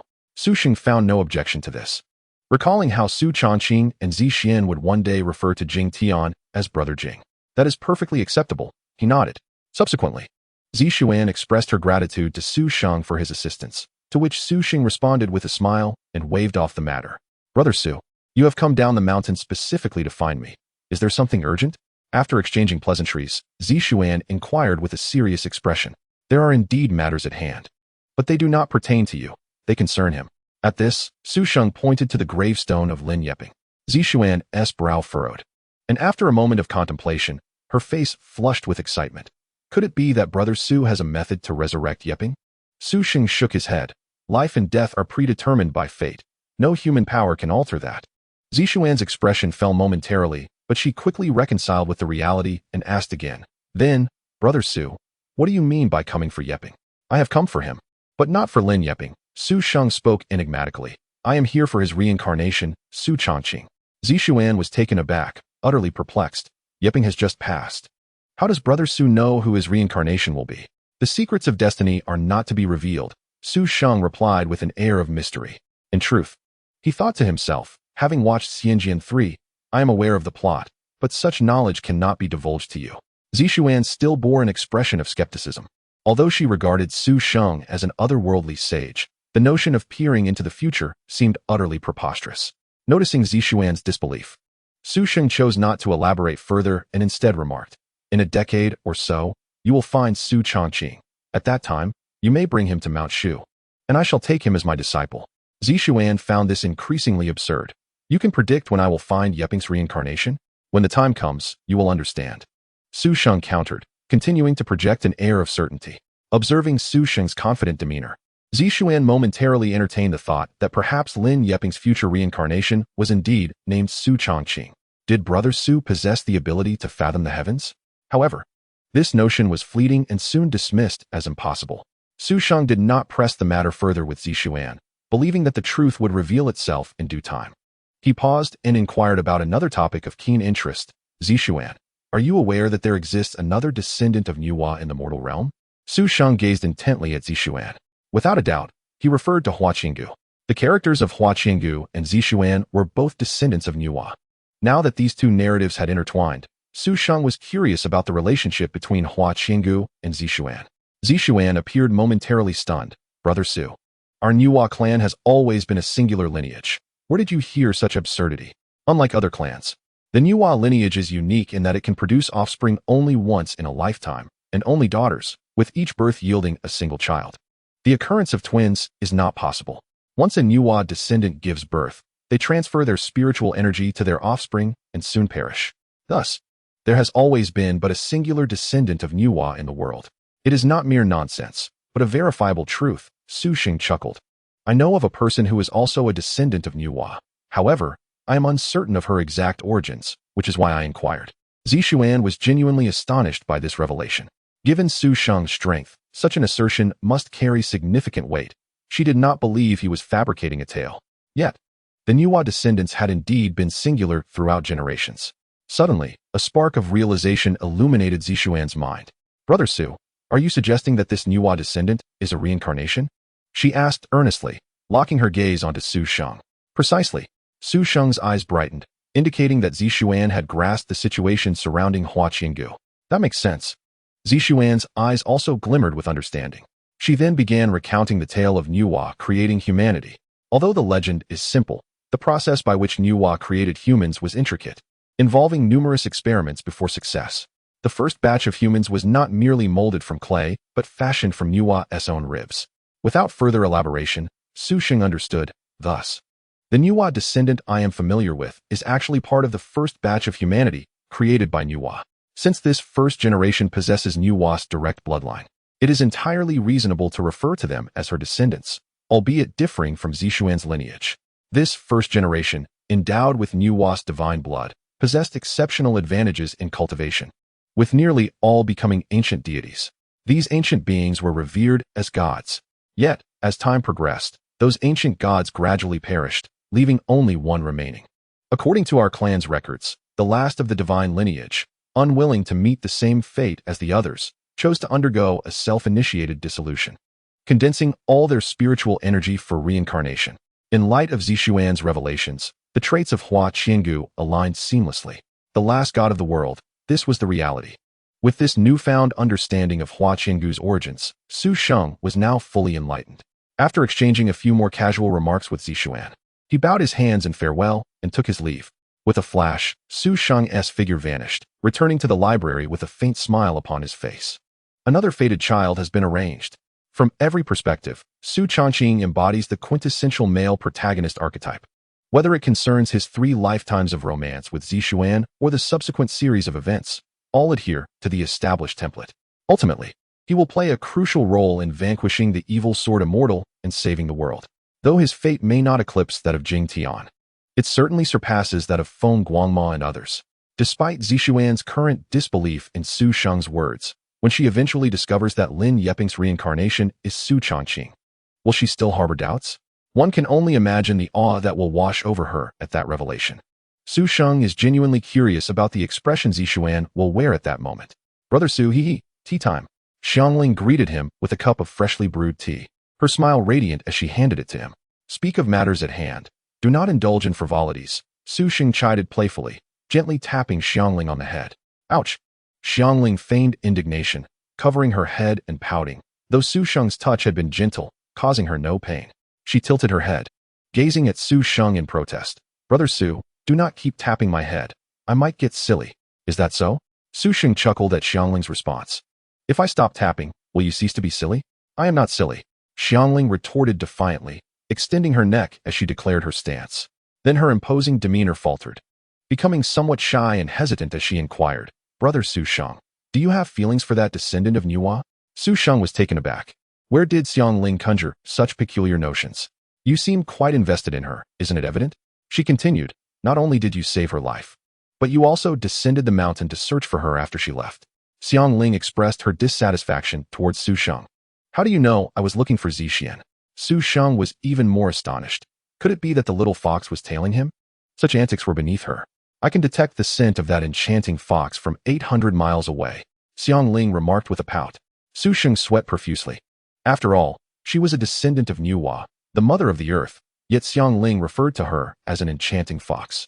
Are you mistaken? You, little fox, are the true enchantress. I have legitimate matters to attend to, while you let your mind wander. Su Sheng gently chastised the little fox. Chapter 50. Xiangling's breakthrough to the realm of Demon King. As seasons changed, 2 years swiftly passed. The autumn wind howled, swirling dry leaves in a chaotic dance, casting a somber atmosphere across the world. Yet, the ambience within the library was strikingly different, filled with jubilance. Both Su Sheng and Xiangling, along with the now taller Han Yunqi, wore unmistakable expressions of excitement. For today marked the day when the little fox would officially challenge the realm of the Demon King. Brother Su Sheng, I am still a bit anxious, Xiangling confessed, taking deep breaths, her restlessness palpable as she rubbed her hands together. With Master present, there will be no issues. You need not worry, Sister Xiangling, Han Yunqi declared confidently. In his eyes, Su Sheng was a figure of unparalleled capability. And with such a protector, how could there be any concerns? Sister Xiangling is merely overreacting. Over the past 2 years, Han Yunqi's cultivation had advanced remarkably. Now at just 12 years old, he had reached the 7th level of Qi training, astonishing everyone in Shushan. I understand, but I cannot help but feel excited. Xiangling admitted bashfully. The realm of the Demon King was once a dream beyond her imagination. You are, after all, a dignified nine-tailed celestial fox. With such a formidable lineage, what have you accomplished? Su Sheng remarked. Your future aspirations should be to become a demon god. Demon god. Xiangling gasped. For such beings were legendary. In this world, the existence of demon gods had long since faded. The last one being sealed away in ancient times by the masters of the righteous path within the 10 sacred artifacts. Enough dawdling. Everything is prepared. It is time to begin your challenge. Su Sheng instructed Xiangling earnestly. Taking a deep breath, she nodded firmly and settled into the formation Su Sheng had meticulously arranged. Surrounded by an assortment of incredible elixirs, I shall stand guard for you. Focus solely on your breakthrough. Su Sheng asserted once more. Xiangling nodded, closing her eyes as a tremendous celestial energy began to circulate around her, sending waves of potent energy rippling outward. Had it not been for the isolating formation set up by Su Sheng, the commotion would have already attracted attention from Shushan. Buzz. After nearly half an hour, a terrifyingly immense wave of energy erupted from Xiangling's being, akin to tumultuous tides. Han Yunxi felt an overwhelming pressure wash over him, his expression shifting dramatically. However, Su Sheng waved his sleeve, enveloping Han Yunxi in a gentle force, dispelling all pressure instantly. Han Yunxi felt a wave of relief and continued to observe calmly. The immense wave came and went swiftly, and soon thereafter, Xiangling sprang to her feet, her face alight with joy as she bounced around. I did it. Brother Su Sheng, I have broken through. I am now a demon king, Xiangling exclaimed, brimming with excitement, her grasp on Su Sheng's hand energetic. Excellent, excellent. Su Sheng nodded in satisfaction. The little fox had reached the realm of the Demon King, capable of contending with typical mortal beings. Reflecting on how Xiangling had risen from a mere demon soldier to a demon king in just a few years in Shushan, left even Su Sheng astonished. Was this the innate talent of a nine-tailed celestial fox? It was truly formidable. I must strive to improve as well. It would be quite embarrassing if one day I were surpassed by the little fox, Su Sheng mused internally. However, after achieving the status of Demon King, further advancement would not be so simple. Brother Su Sheng, you are currently at the 4th level of the human immortal realm, right? Be cautious, for I may soon catch up to you, Xiangling declared, waving her small fist enthusiastically. In the span of 2 years, Su Sheng's cultivation had also progressed immensely. Now at the 4th level of the human immortal realm. Based on previous experiences, this level would render him practically invincible among human immortals, barring any unforeseen circumstances. Sister Xiangling, you are indulging in fanciful thoughts. Han Yunxi interjected without mercy. In his mind, Su Sheng was undoubtedly the strongest being in existence. No one could rival him, not even Xiangling, the nine-tailed celestial fox. Sister, now that you are a demon king, is this how you speak to one? Xiangling began to playfully pinch Han Yunxi's cheeks, contorting them. You're squishing them. Han Yunxi protested, desperately attempting to escape. But he was no match for Xiangling's strength and could only endure the playful torment. Su Sheng watched the two with a smile, feeling deeply content in this warm atmosphere. Chapter 51. The Ghost King Sect and the 4 Great Saints at Fox Ridge Mountain. Within the main hall of the Ghost King Sect, a middle-aged scholar lounged lazily upon the supreme seat. His refined features and dignified demeanor exuded an air of authority without the need for anger. This individual was the 42nd disciple of the Ghost King Sect and its current leader, the contemporary Ghost King, Wan Ren. Before the Ghost King stood 4 audacious figures, sharp and imposing like swords. They were none other than the 4 great saints under the Ghost King, Qinglong, Zhu Ke, Baihu, and Xuanwu. Master, I have heard that your secret technique, the dragon-trapping dais, has been successfully cultivated. This is indeed a cause for celebration, Qinglong exclaimed, his face alight with excitement. His eyes sparkling as he addressed the Ghost King with a respectful gesture. Indeed, this matter warrants great rejoicing. With Master mastering this technique, our Ghost King Sect's strength will increase by at least 30%. In that case, how can the Wan Poison Sect, the Hehuan Sect, or the Changsheng Hall even begin to compare to us? Soon, our Ghost King Sect will unify the sacred teachings, and it is not beyond possibility for us to witness a resurgence akin to the days of the Black-Hearted Elder. The 4 saints began to extol the virtues of the Ghost King. Unmoved, the Ghost King remained composed. With his temperament, a few flattering remarks would not lead him to complacency. Master, someone requests an audience, claiming to be Ouyang Xiaogong. At that moment, a disciple of the Ghost King Sect hurried in, kneeling to report to the Ghost King. Xiaogong has arrived. Quickly, invite him into the hall. The Ghost King, stirred by a sudden surge of energy, commanded without hesitation. The 4 holy envoys of the Azure Dragon were immediately filled with immense curiosity about Ouyang Xiaogong. The Ghost King was a figure of unparalleled stature, a prodigy rarely seen in the sacred teachings for centuries. Although the Ghost King sect had only been established for 300 years, it could contend with the Wan Poison sect, which had a lineage spanning nearly a millennium. Largely due to the Ghost King himself, such a person could be described as a remarkable talent, possessing extraordinary vision and capabilities. It was their first time witnessing the master show such courtesy to an individual. Soon, under the guidance of a disciple from the Ghost King sect, a dashing and graceful young man entered the grand hall. "Haha, Xiaogong, what brings you here?" The Ghost King laughed heartily, descending from his exalted seat to personally welcome Ouyang Xiaogong. Despite his youth, the Ghost King understood that Ouyang Xiaogong was of great significance. Had it not been for his assistance back then, the Ghost King would not have been able to fully master the Fulong Ding. After a brief exchange of pleasantries, Ouyang Xiaogong recounted the events that had transpired. "A mere Shushan dares to seize my belongings?" The Ghost King could not help but snort coldly upon hearing this. "So, Xiaogong has come to request that Brother Wan lend me some elite soldiers to retrieve the burning silence." Ouyang Xiaogong then stated his purpose directly. "This is a simple matter." The Ghost King nodded, unhesitatingly agreeing. "Qinglong, Baihu, you two shall accompany Xiaogong to Shushan. If they do not know their place, simply trample them down." The Ghost King spoke with great authority. Among the current demonic sects, the most renowned were undoubtedly the 4 great sects of the demonic path: the Ghost King sect, Wan Poison sect, Hahuan sect, and Changsheng Hall. Among these, only the Ghost King sect's strength surpassed that of the 7 killers. The Ghost King himself was a celestial immortal, and each of the 4 holy envoys, such as Qinglong and Baihu, were formidable immortals. Among them, Qinglong, the strongest, had reached the astonishing 8th heaven of the immortal realm, while Baihu had attained the 7th heaven. Dealing with a mere Shushan was hardly a challenge. Upon hearing this, Ouyang Xiaogong's face lit up with joy. Although the mysterious master of Shushan had effortlessly slain the leader of Qingyu altar, Lei Yin, his cultivation was only at the 5th or 6th heaven of the immortal realm, with the likelihood of being at the 5th heaven being the highest. As for the 7th heaven, there was not a shred of possibility. Now, with the Ghost King directly dispatching an 8th heaven and a 7th heaven expert, such a formidable lineup was more than sufficient. Brother Wan's kindness will be remembered by me.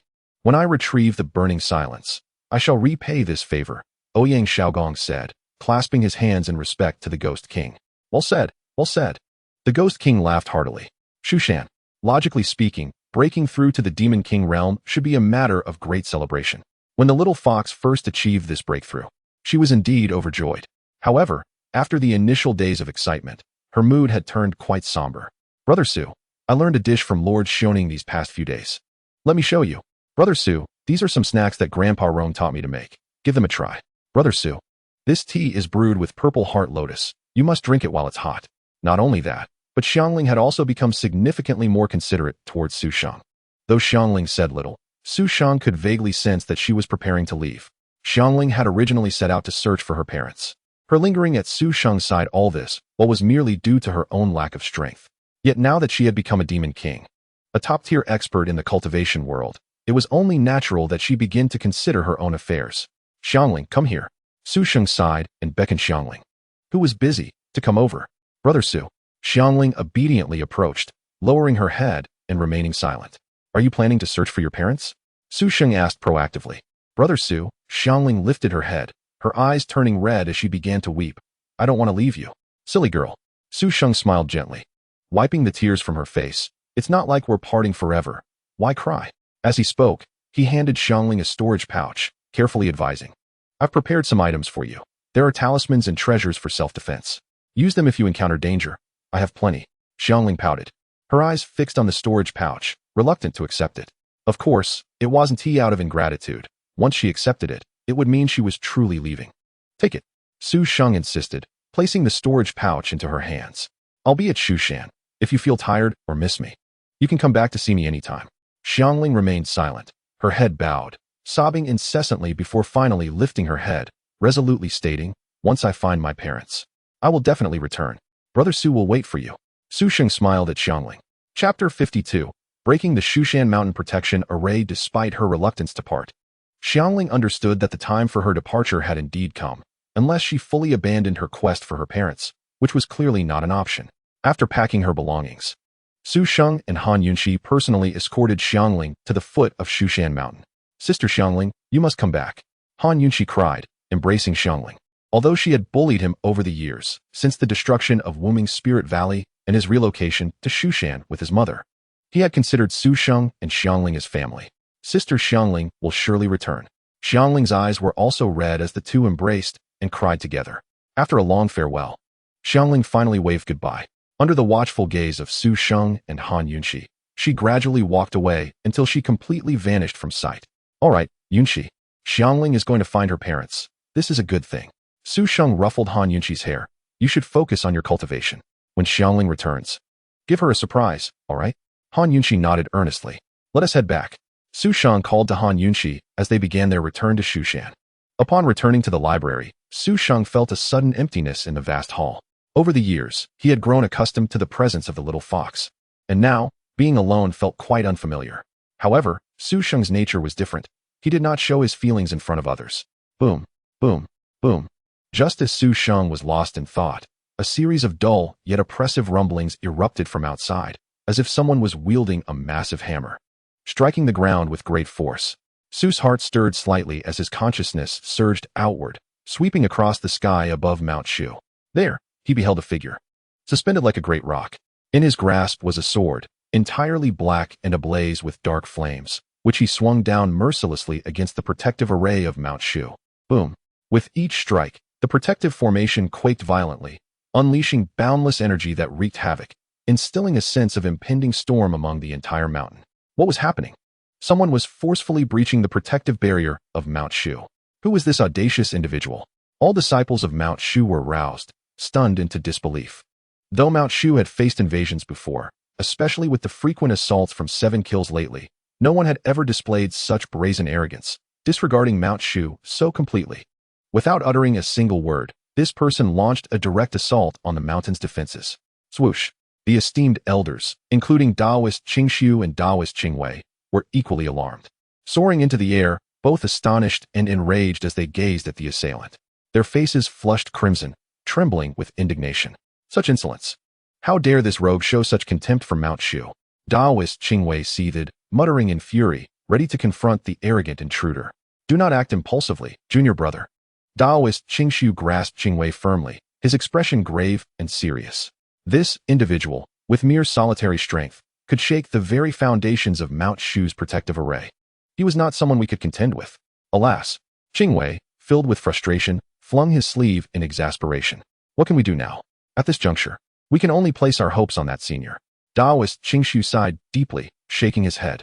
Qingwei felt utterly constrained. Repeatedly, crises had been resolved by that senior's intervention, leaving them feeling utterly powerless. Boom! Just as they spoke, the protective array of Mount Shu trembled violently several more times, culminating in a thunderous explosion as it shattered completely. What? The protective array has been breached. A collective gasp echoed throughout Mount Shu. That was the sacred barrier. How could it be so swiftly dismantled by a single individual? Could he be a celestial being? Even Taoist Qingshu and the others stood dumbfounded, their minds reeling. They had believed the protective formation could withstand the assault for some time, yet it had fallen so swiftly. Swoosh! As the eyes of all disciples of Mount Shu remained fixed upon the figure who had just breached their defenses, he descended gracefully, akin to a majestic bird, hovering above them. Simultaneously, an overwhelming aura of pressure emanated from him, unabashedly suppressing all disciples of Mount Shu. In that moment, every disciple felt as though a colossal mountain had settled upon their shoulders. Thud, thud, thud. One by one, the disciples were unable to withstand the immense weight of the pressure, their legs giving way as they collapsed to the ground. Only Taoist Qingshu and a few other top-ranking members remained standing, along with a small boy in the library. Clang! The intruder spoke not a word but cast a cold, piercing glance at Taoist Qingshu and the others, then abruptly slashed downward with his sword.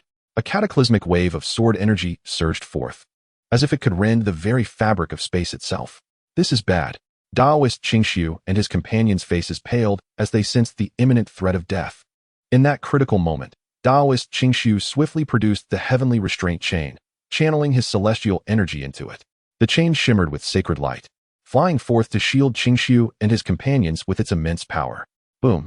The next instant, The assailant's devastating sword strike collided with the heavenly restraint chain, unleashing a tremendous surge of energy. Wow! Daoist Qingshu and the others were violently thrown back as if struck by a boulder, the heavenly restraint chain clattering to the ground. Had it not been for the chain's intervention, they would have surely perished. Their faces were painted with expressions of sheer terror, questioning the identity of this formidable being. Even their leader, Daoist Qingshu, what power did he possess?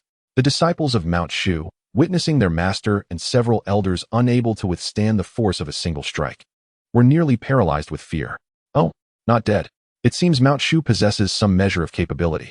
The figure hovering in the sky glanced down at Daoist Qingshu and the others, a flicker of surprise crossing his countenance. He then sheathed his black flame sword, no longer casting a glance at Daoist Qingshu, as if they were mere inconsequential figures. Listen well, all disciples of Mount Shu. I am the White Tiger Saint Envoy, one of the 4 envoys under the Ghost King sect. His voice resonated like thunder, striking at the hearts of all present. The Ghost King sect. Every disciple of Mount Shu gasped in shock at the revelation of his identity. The Ghost King sect was a demonic faction even more formidable than 7 Kills. Although their activities were not primarily in the Central Plains, their reputation was nonetheless terrifying. Why, then, had the Ghost King sect set its sights on Mount Shu? You disciples of Mount Shu have committed a grave transgression, audaciously seizing my Ghost King's burning silence sword. I grant you 1 incense stick's worth of time to surrender the sword, along with that child named Han Yunxi. Otherwise, I shall obliterate your Mount Shu. The White Tiger Saint Envoy stood proudly in the void, gazing down with a chilling, haughty demeanor. The burning silence sword? Now they understood the motive behind the attack. Daoist Qingshu's mind raced, yet his expression remained resolute, devoid of any sign of submission. The Ghost King sect, a harbinger of calamity and suffering, must never possess such a weapon. Even if Mount Shu were to be annihilated, Daoist Qingshu would never relinquish the burning silence sword. Mother! This villain comes for the burning silence sword. He is truly terrifying. Han Yunxi heard the words of the White Tiger Saint Envoy and felt an overwhelming surge of tension. Gripping Han Xiaoning's hand tightly, "Do not be afraid, my disciple. With your master here, the wicked shall not prevail." Han Xiaoning also clasped Han Yunxi's hand firmly, speaking with a tone of unwavering reassurance. Yet, beneath her composed exterior, her heart raced anxiously. The White Tiger Saint Envoy's prowess was formidable, capable of dismantling the protective formation of Mount Shu single-handedly, trampling upon the likes of Daoist Qingshu as if they were mere playthings. Han Xiaoning was uncertain whether Su Sheng could withstand such an adversary. While she had no doubt regarding Su Sheng's exceptional talent, he was still so young. You have but a single incense stick's time. Do not court your own demise. The voice of the White Tiger Saint Envoy continued to resound, pressing heavily upon the crowd, leaving them breathless. I warn you. Suddenly, a radiant sword light erupted, as fierce and piercing as the sun descending upon Mount Shu, rendering the onlookers unable to gaze directly at it. What? The White Tiger Saint Envoy's face contorted with shock, the immense sword light sending a shiver through him. It felt as if death itself was beckoning him. Mount Shu possesses such a master? In the face of this overwhelming pressure, he dared not hold back. Channeling all his magical energy, the black flame sword in his hand ignited with a terrifying blaze, surging forth like a tempest, obscuring half the sky, akin to dark clouds enveloping the entire Mount Shu. Yet, in an instant, the sword light flashed like lightning, trailing a long tail as it swept past the White Tiger Saint Envoy. He immediately spat a mouthful of blood, the darkness behind him vanishing in an instant. Like a kite severed from its string, the White Tiger Saint Envoy plummeted to the ground, lifeless, devoid of any breath. Daoist Qingshu, Han Xiaoning, and the other disciples of Mount Shu were left in stunned silence. Is he dead? The once mighty White Tiger Saint Envoy, who had nearly crushed Mount Shu single-handedly, lay lifeless before them. Even witnessing the scene firsthand, they struggled to grasp the reality of it. What? How can this be? The White Tiger Saint Envoy was slain by a single sword strike. Outside Mount Shu, Ouyang Xiaogong and the Azure Dragon Saint Envoy, who had been lurking in the shadows, widened their eyes in disbelief, nearly popping out of their sockets. They could hardly fathom the scene before them. The White Tiger Saint Envoy was a being of the 7th heaven of the human immortal realm. How could he be defeated so swiftly? This must be a joke. How is it possible for him to be this strong? Ouyang Xiaogong murmured, shaken. Having sparred with Su Sheng before, he recognized that the one who had just struck was indeed Su Sheng. However, based on Su Sheng's previous display of strength in vanquishing Lei Yin, it seemed implausible for him to possess such power. Could it be that he had concealed his strength during that encounter? Ouyang Xiaogong's thoughts raced as he realized the implications. Had Su Sheng broken through in these past 2 years? To ascend from the 5th or 6th heaven of the human immortal realm to the 8th or 9th in such a short time was truly an extraordinary talent. Why didn't you inform me of other hidden masters in Mount Shu? The Azure Dragon Saint Envoy's face darkened, his eyes piercing into Ouyang Xiaogong. The White Tiger Saint Envoy had appeared with such grandiosity, intending not only to aid Ouyang Xiaogong in reclaiming the Burning Silence Sword, but also to establish the reputation of the Ghost King sect. Yet, instead of gaining notoriety, they had been dealt a humiliating blow. That individual who just struck is none other than the mysterious master I mentioned, Ouyang Xiaogong stated with gravity. I have encountered him multiple times. I am familiar with his swordsmanship and cannot be mistaken. What? The Azure Dragon Saint Envoy was taken aback, anger flaring within him as he seized Ouyang Xiaogong by the collar. Did you not say he was merely at the 5th or 6th heaven of the human immortal realm? How could he slay the White Tiger with a single sword strike? This is what you call the 5th or 6th heaven. Ouyang Xiaogong remained unfazed, his demeanor calm before the furious Azure Dragon Saint Envoy. That was 2 years ago. Clearly, he has surpassed that now. 2 years of ascension? Are you jesting? This is the human immortal realm. The Azure Dragon Saint Envoy retorted furiously. Believe it or not, the pressing matter is not to direct your ire at me, but to contemplate our next course of action. Ouyang Xiaogong maintained his composure. After this matter is resolved, I will hold you accountable. The Azure Dragon Saint Envoy scoffed, releasing Ouyang Xiaogong's collar. What do you intend to do now? Ouyang Xiaogong inquired promptly. Let us return and deliberate further. We must ascertain the extent of that person's abilities. The Azure Dragon Saint Envoy replied tersely. That seems prudent. Ouyang Xiaogong nodded in agreement, recognizing the wisdom in the Azure Dragon Saint Envoy's cautious approach. Why complicate matters? I have presented myself willingly. You can discern my capabilities right now. Just then, an unexpected voice coldly interjected. Who goes there? The Azure Dragon Saint Envoy was taken aback, swiftly turning his head. Before him stood an exceptionally young man clad in the robes of Mount Shu. How surprising. You have progressed so swiftly. Ouyang Xiaogong's pupils constricted as he fixed his gaze upon Su Sheng, speaking in a low tone. Indeed, since the last time he assisted Feng Guangma at the Wuming Spirit Valley, Su Sheng had ceased to conceal his true self from Ouyang Xiaogong. He realized that his own Fade seemed even more formidable than that of Ouyang Xiaogong. Given that even Ouyang Xiaogong could not keep pace with his growth, there was no longer any need for him to tread carefully in the presence of Ouyang Xiaogong. It is him. The Azure Dragon Saint Envoy's eyes widened in astonishment. From Ouyang Xiaogong's previous words, he concluded that the individual who had struck the White Tiger Saint Envoy was indeed this very person. Nearly choking on his own words in disbelief, this mysterious master was astonishingly young. What kind of prodigy was this? Ouyang Xiaogong, Han Yunxi is now my disciple, and thus, you shall no longer covet the Burning Silence Sword. As for you, a member of the Ghost King sect, I do not know why you have become involved, but I offer you the same warning. Do not entertain thoughts of harming Han Yunxi or the Burning Silence Sword. Otherwise, I shall be quite displeased.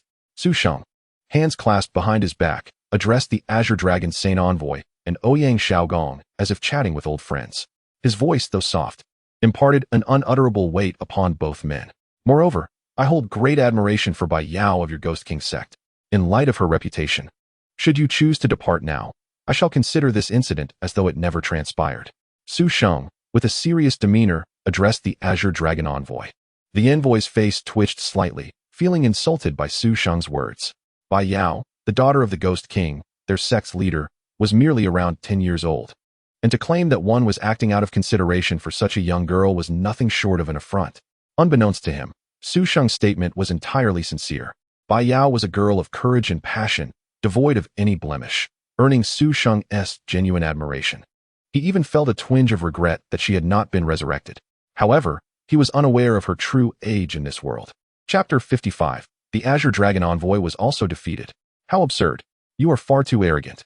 The Azure Dragon Envoy was enraged, letting out a cold snort that unleashed a terrifying surge of celestial energy. His previous decision to assess Su Sheng's strength before engaging did not stem from fear. Rather, it was a manifestation of his cautious nature. Yet, if he were to confront Su Sheng, would he truly be intimidated? After all, he was the foremost of the 4 esteemed envoys of the Ghost King sect. With a roar, an ethereal dragon manifested above the Azure Dragon Envoy, swirling ominously. The already overwhelming pressure intensified manifold. This was the Azure Dragon Envoy. The entire Shushan was shaken by the apparition, and Master Qingshu's expression turned grave, his brows furrowing like a withered chrysanthemum in late autumn. His heart raced as he recognized the source of the dragon's image, which was the dragon shadow technique of the Azure Dragon Envoy, one of the 4 esteemed envoys of the Ghost King sect. It was said that the Azure Dragon Envoy was a master of the 8th realm of human immortals. He wondered if the elder from Shushan could withstand such power. Master Qingshu sighed heavily, his heart filled with anxiety. At this juncture, he could only place his faith in the elder. With unwavering focus, Master Qingshu gazed at the Azure Dragon apparition, solemnly acknowledging that their collective strength was woefully inadequate in this dire situation. With a thunderous roar, the Azure Dragon image charged towards Su Sheng, shaking the very foundations of Shushan. The Dragon Shadow technique? Alas, even if it appeared authentic, it was merely a simulation of dragon might, not an actual dragon. Faced with the overwhelming presence of the Azure Dragon, Su Sheng remained composed, devoid of panic, even exuding a hint of disdain. Foolish child, how dare you underestimate my Dragon Shadow technique? Die! The Azure Dragon Envoy's roar intensified the pressure emanating from the dragon image. Yet, Su Sheng, unfazed, lightly waved his hand, summoning the Tiangang 7 Stars sword into his grasp. With a swift motion, he unleashed a dazzling beam of sword light. Boom! The radiant blade sliced through the Azure Dragon image, causing it to explode into nothingness.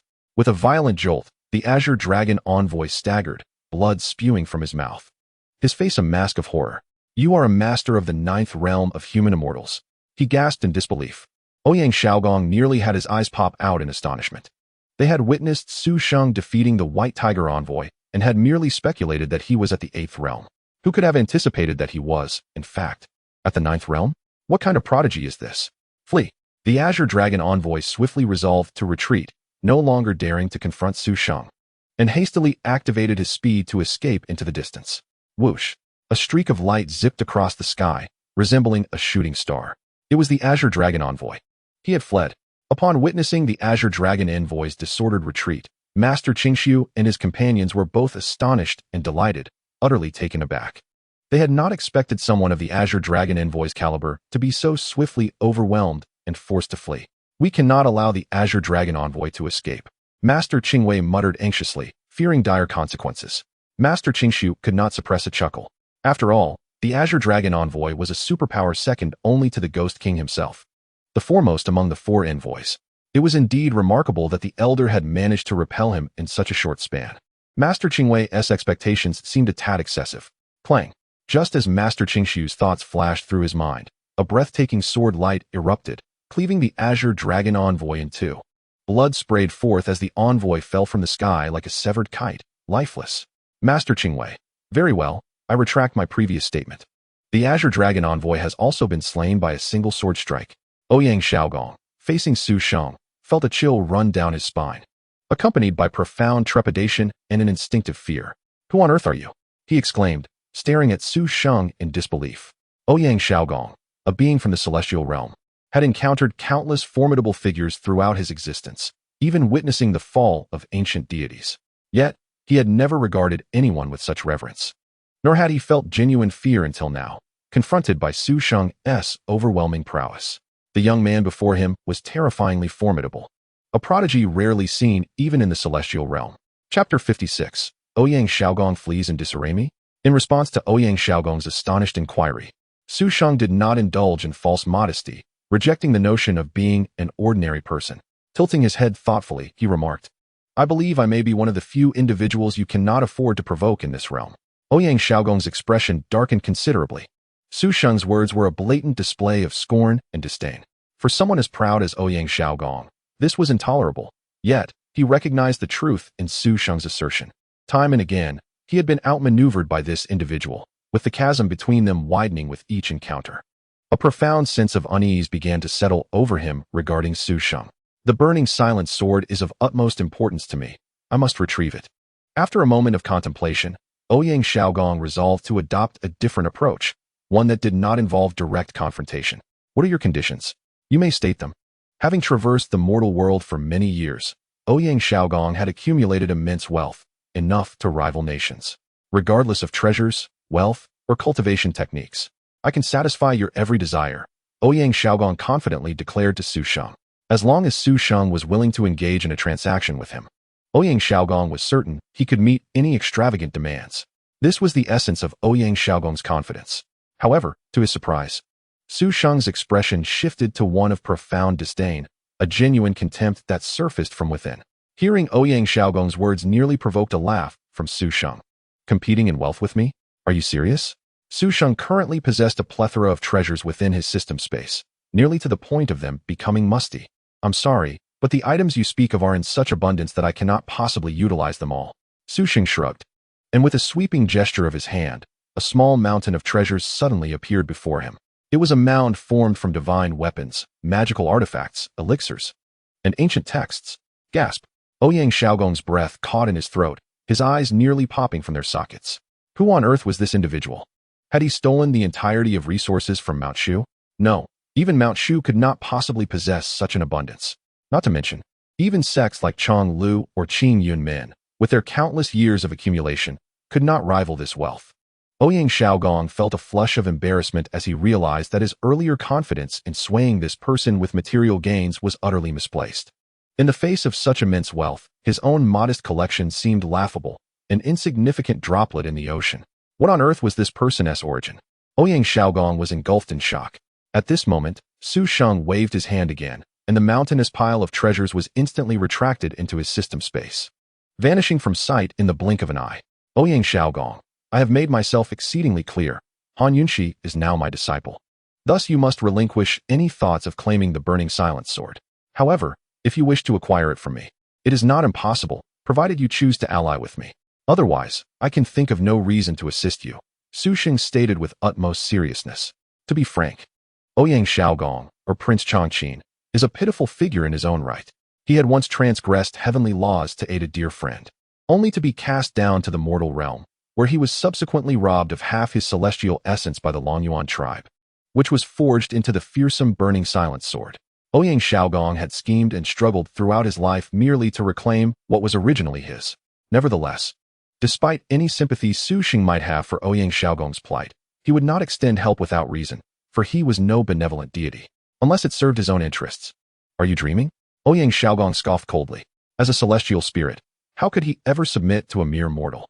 In that instant, a chill radiated from Su Sheng, causing the surrounding temperature to drop several degrees. In that case, I see no reason to spare you. With a swift motion, Su Sheng pointed at Ouyang Xiaogong, and the xianxia 7-star sword surged with an energy so formidable that it dimmed the very heavens. Striking with lightning speed, it cleaved toward Ouyang Xiaogong. In that moment, Ouyang Xiaogong's complexion changed dramatically. He sensed a life-threatening crisis. This strike was beyond his capacity to withstand. Suddenly, a fiery bird phantom erupted from within Ouyang Xiaogong, positioning itself protectively in front of him. Boom! An overwhelming wave of energy erupted forth. The fiery bird phantom bore the brunt of Su Sheng's strike, emitting a cry of excruciating pain. Ouyang Xiaogong staggered, spitting out a mouthful of blood, and promptly fell unconscious. The fiery bird phantom then unfurled its wings, enveloping Ouyang Xiaogong entirely, and soared into the sky as a streak of light, vanishing from sight in an instant. He escaped, truly worthy of being Prince Chongqing. Su Sheng mused calmly, his figure flickering away, leaving no trace. However, unbeknownst to Su Sheng, the Princess Phantom could only sustain flight for several kilometers before it faltered, transforming into a speck of light that returned to Ouyang Xiaogong's body. Ouyang Xiaogong crashed to the ground like a meteor, eliciting gasps from onlookers. Chapter 57. The demonic caves closed retreat. With Ouyang Xiaogong's retreat, Su Sheng returned to the library pavilion, restoring a semblance of tranquility to Mount Shu. Daoist Qingshu and his companions began a thorough investigation of the entire mountain to ensure no other enemies lurked, subsequently reactivating the protective mountain formation. They tidied the battlefield and assuaged the populace, a series of post-conflict measures that were effortlessly managed by Daoist Qingshu and his associates. However, gazing at the corpses of the Azure Dragon and White Tiger saints before them, the high-ranking members of Mount Shu fell into a heavy silence. The Ghost King sect had lost 2 great saints on Mount Shu. This would surely complicate matters. Daoist Qingshu's brow furrowed, resembling a wilting chrysanthemum in late autumn. In contrast to Mount Shu, the Ghost King sect was a colossal entity, even more formidable than the Seven Kill sect. Moreover, while the Seven Kill sect was merely one faction, the Ghost King sect comprised 4 major sects, including the Hehuan sect, Chongsheng Hall, and Wandu sect. all belonging to the demonic path. The disparity was insurmountable. Although the 4 demonic sects were rife with internal strife and brutal competition, they still posed a significant threat to ordinary sects, especially when confronting righteous factions, as they stood united. Furthermore, even disregarding these dynamics, the inherent strength of the Ghost King sect far surpassed that of Mount Shu. Just one of their 4 great saints could likely level the mountain.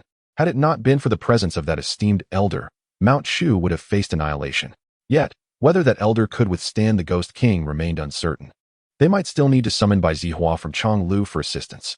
Alas, it was disheartening to witness Mount Shu, a once illustrious sect, continuously relying on external aid.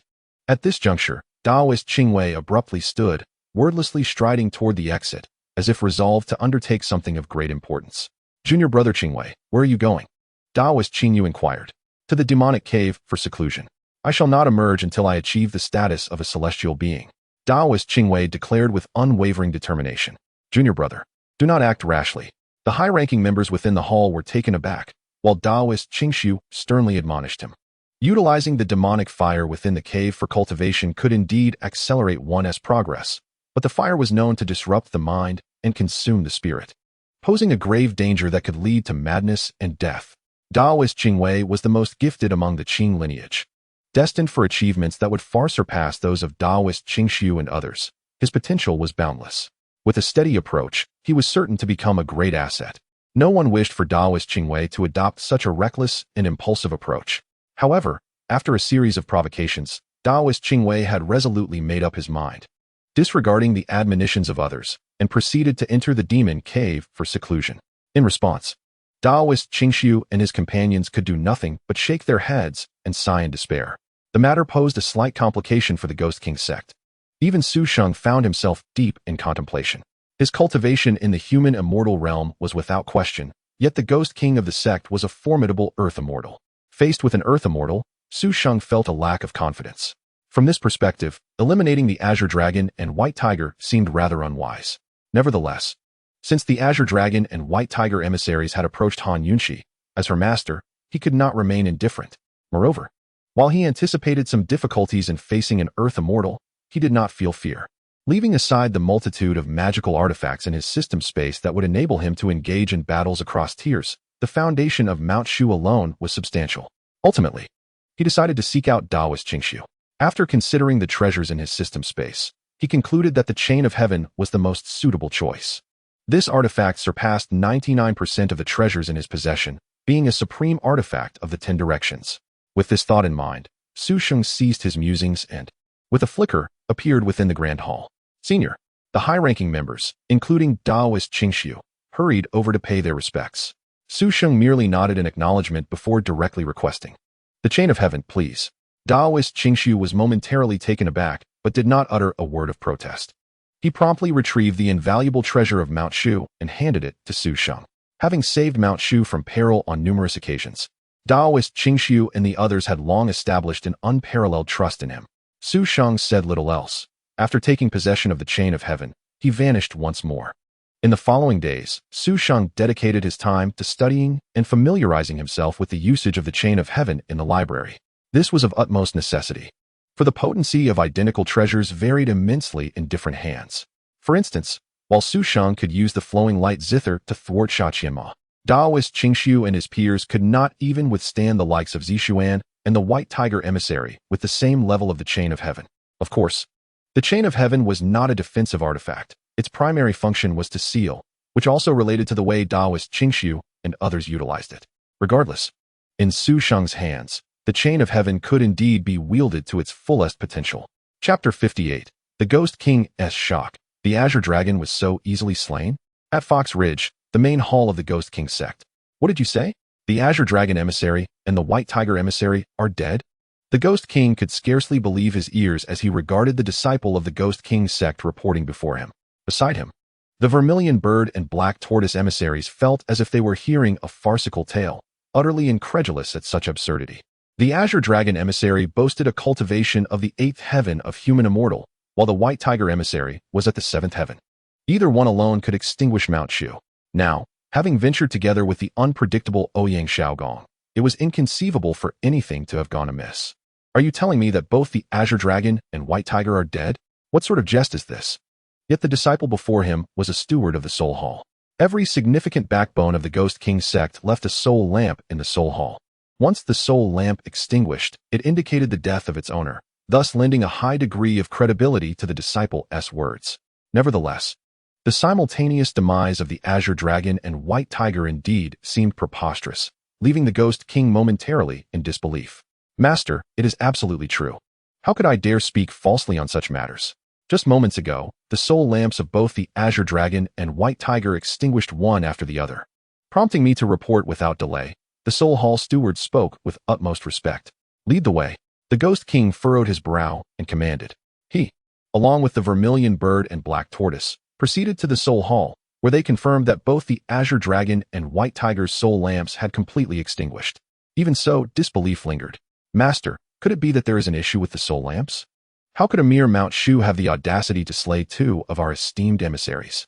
The Vermilion Bird emissary inquired, frowning at the Ghost King. The Ghost King remained silent, swiftly forming seals with his hands before directing a beam of light into the soul lamp of the Azure Dragon. The lamp, which had previously extinguished, flickered back to life, revealing a vision of the last moments seen by the Azure Dragon through a fragment of consciousness he had preserved. Roar. The vision depicted the Azure Dragon employing his Shadow Dragon technique. Clang. The Shadow Dragon shattered. Clang. The Azure Dragon was cleaved in two by a sword beam. The Soul Hall fell into a stunned silence. Everyone, including the Ghost King, was left awestruck by these images. What? The Azure Dragon emissary is truly dead? And was slain by two strokes? After several breaths, the Black Tortoise emissary finally uttered in disbelief.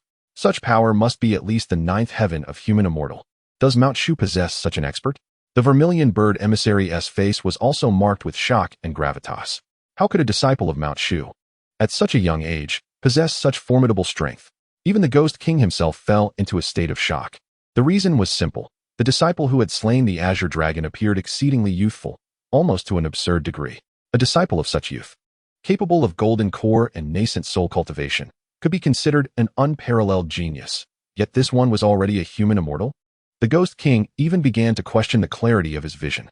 Subsequently, the Ghost King utilized the soul lamp to inspect the final moments of the White Tiger emissary. This time, no face was visible. Only a streak of sword light erupted, obliterating the White Tiger into nothingness. Although the wielder's identity remained concealed, the sword technique was unmistakably that of the same individual who had previously slain the Azure Dragon emissary.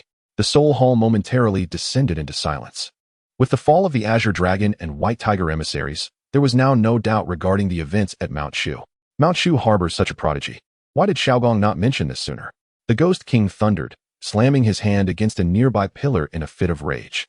The Azure Dragon and White Tiger emissaries were undoubtedly the backbone of the Ghost King sect. Their simultaneous fall represented a significant loss of strength for the sect. Master, what shall we do now? The Vermilion Bird emissary inquired gravely from the side.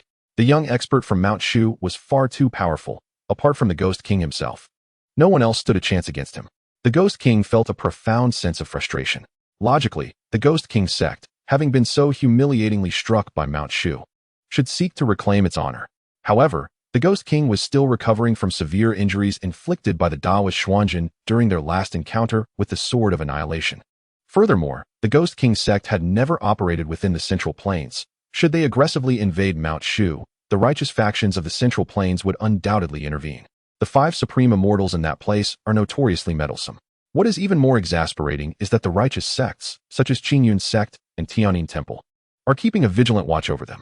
Should he, as the leader of a sect, rashly venture into the Central Plains, it would introduce countless uncertainties. There is a possibility that his lair could be raided, or he might be ambushed on the way. The unreliable members of the Wan Poison sect might seize the opportunity to annex his territory. It is indeed a source of great distress.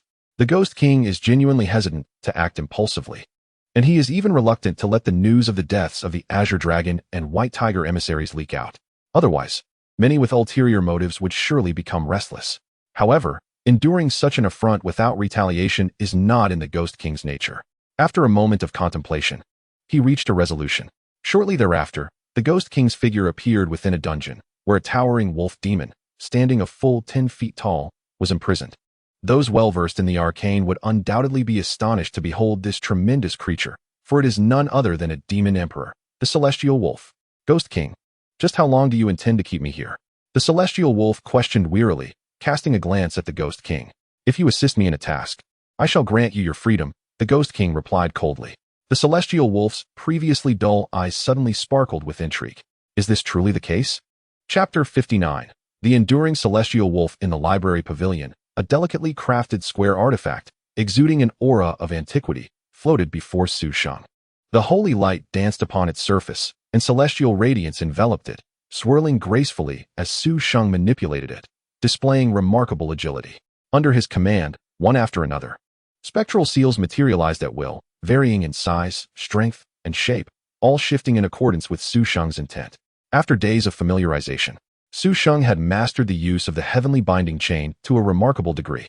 Having spent many years at Mount Shu, he had acquired a wealth of knowledge in talismans and formations, far surpassing that of the esteemed Xianxia Taoist. Thus, mastering it came effortlessly. With the heavenly binding chain in hand, ensnaring a terrestrial immortal posed no challenge. Su Sheng nodded in satisfaction. His preparations were thoroughly complete. Even if the Ghost King himself were to arrive, Su Sheng would remain unflinching. However, neither Su Sheng nor the Xianxia Taoist anticipated that. Following the demise of the Azure Dragon and White Tiger emissaries, the Ghost King sect would take no action whatsoever. It was as if the incident had never occurred. Upon investigation, they discovered that the situation within the Ghost King sect was far too intricate. The entangled relationships between the righteous sects like Qin Yun sect and the other three demonic sects created a web that was impossible to untangle.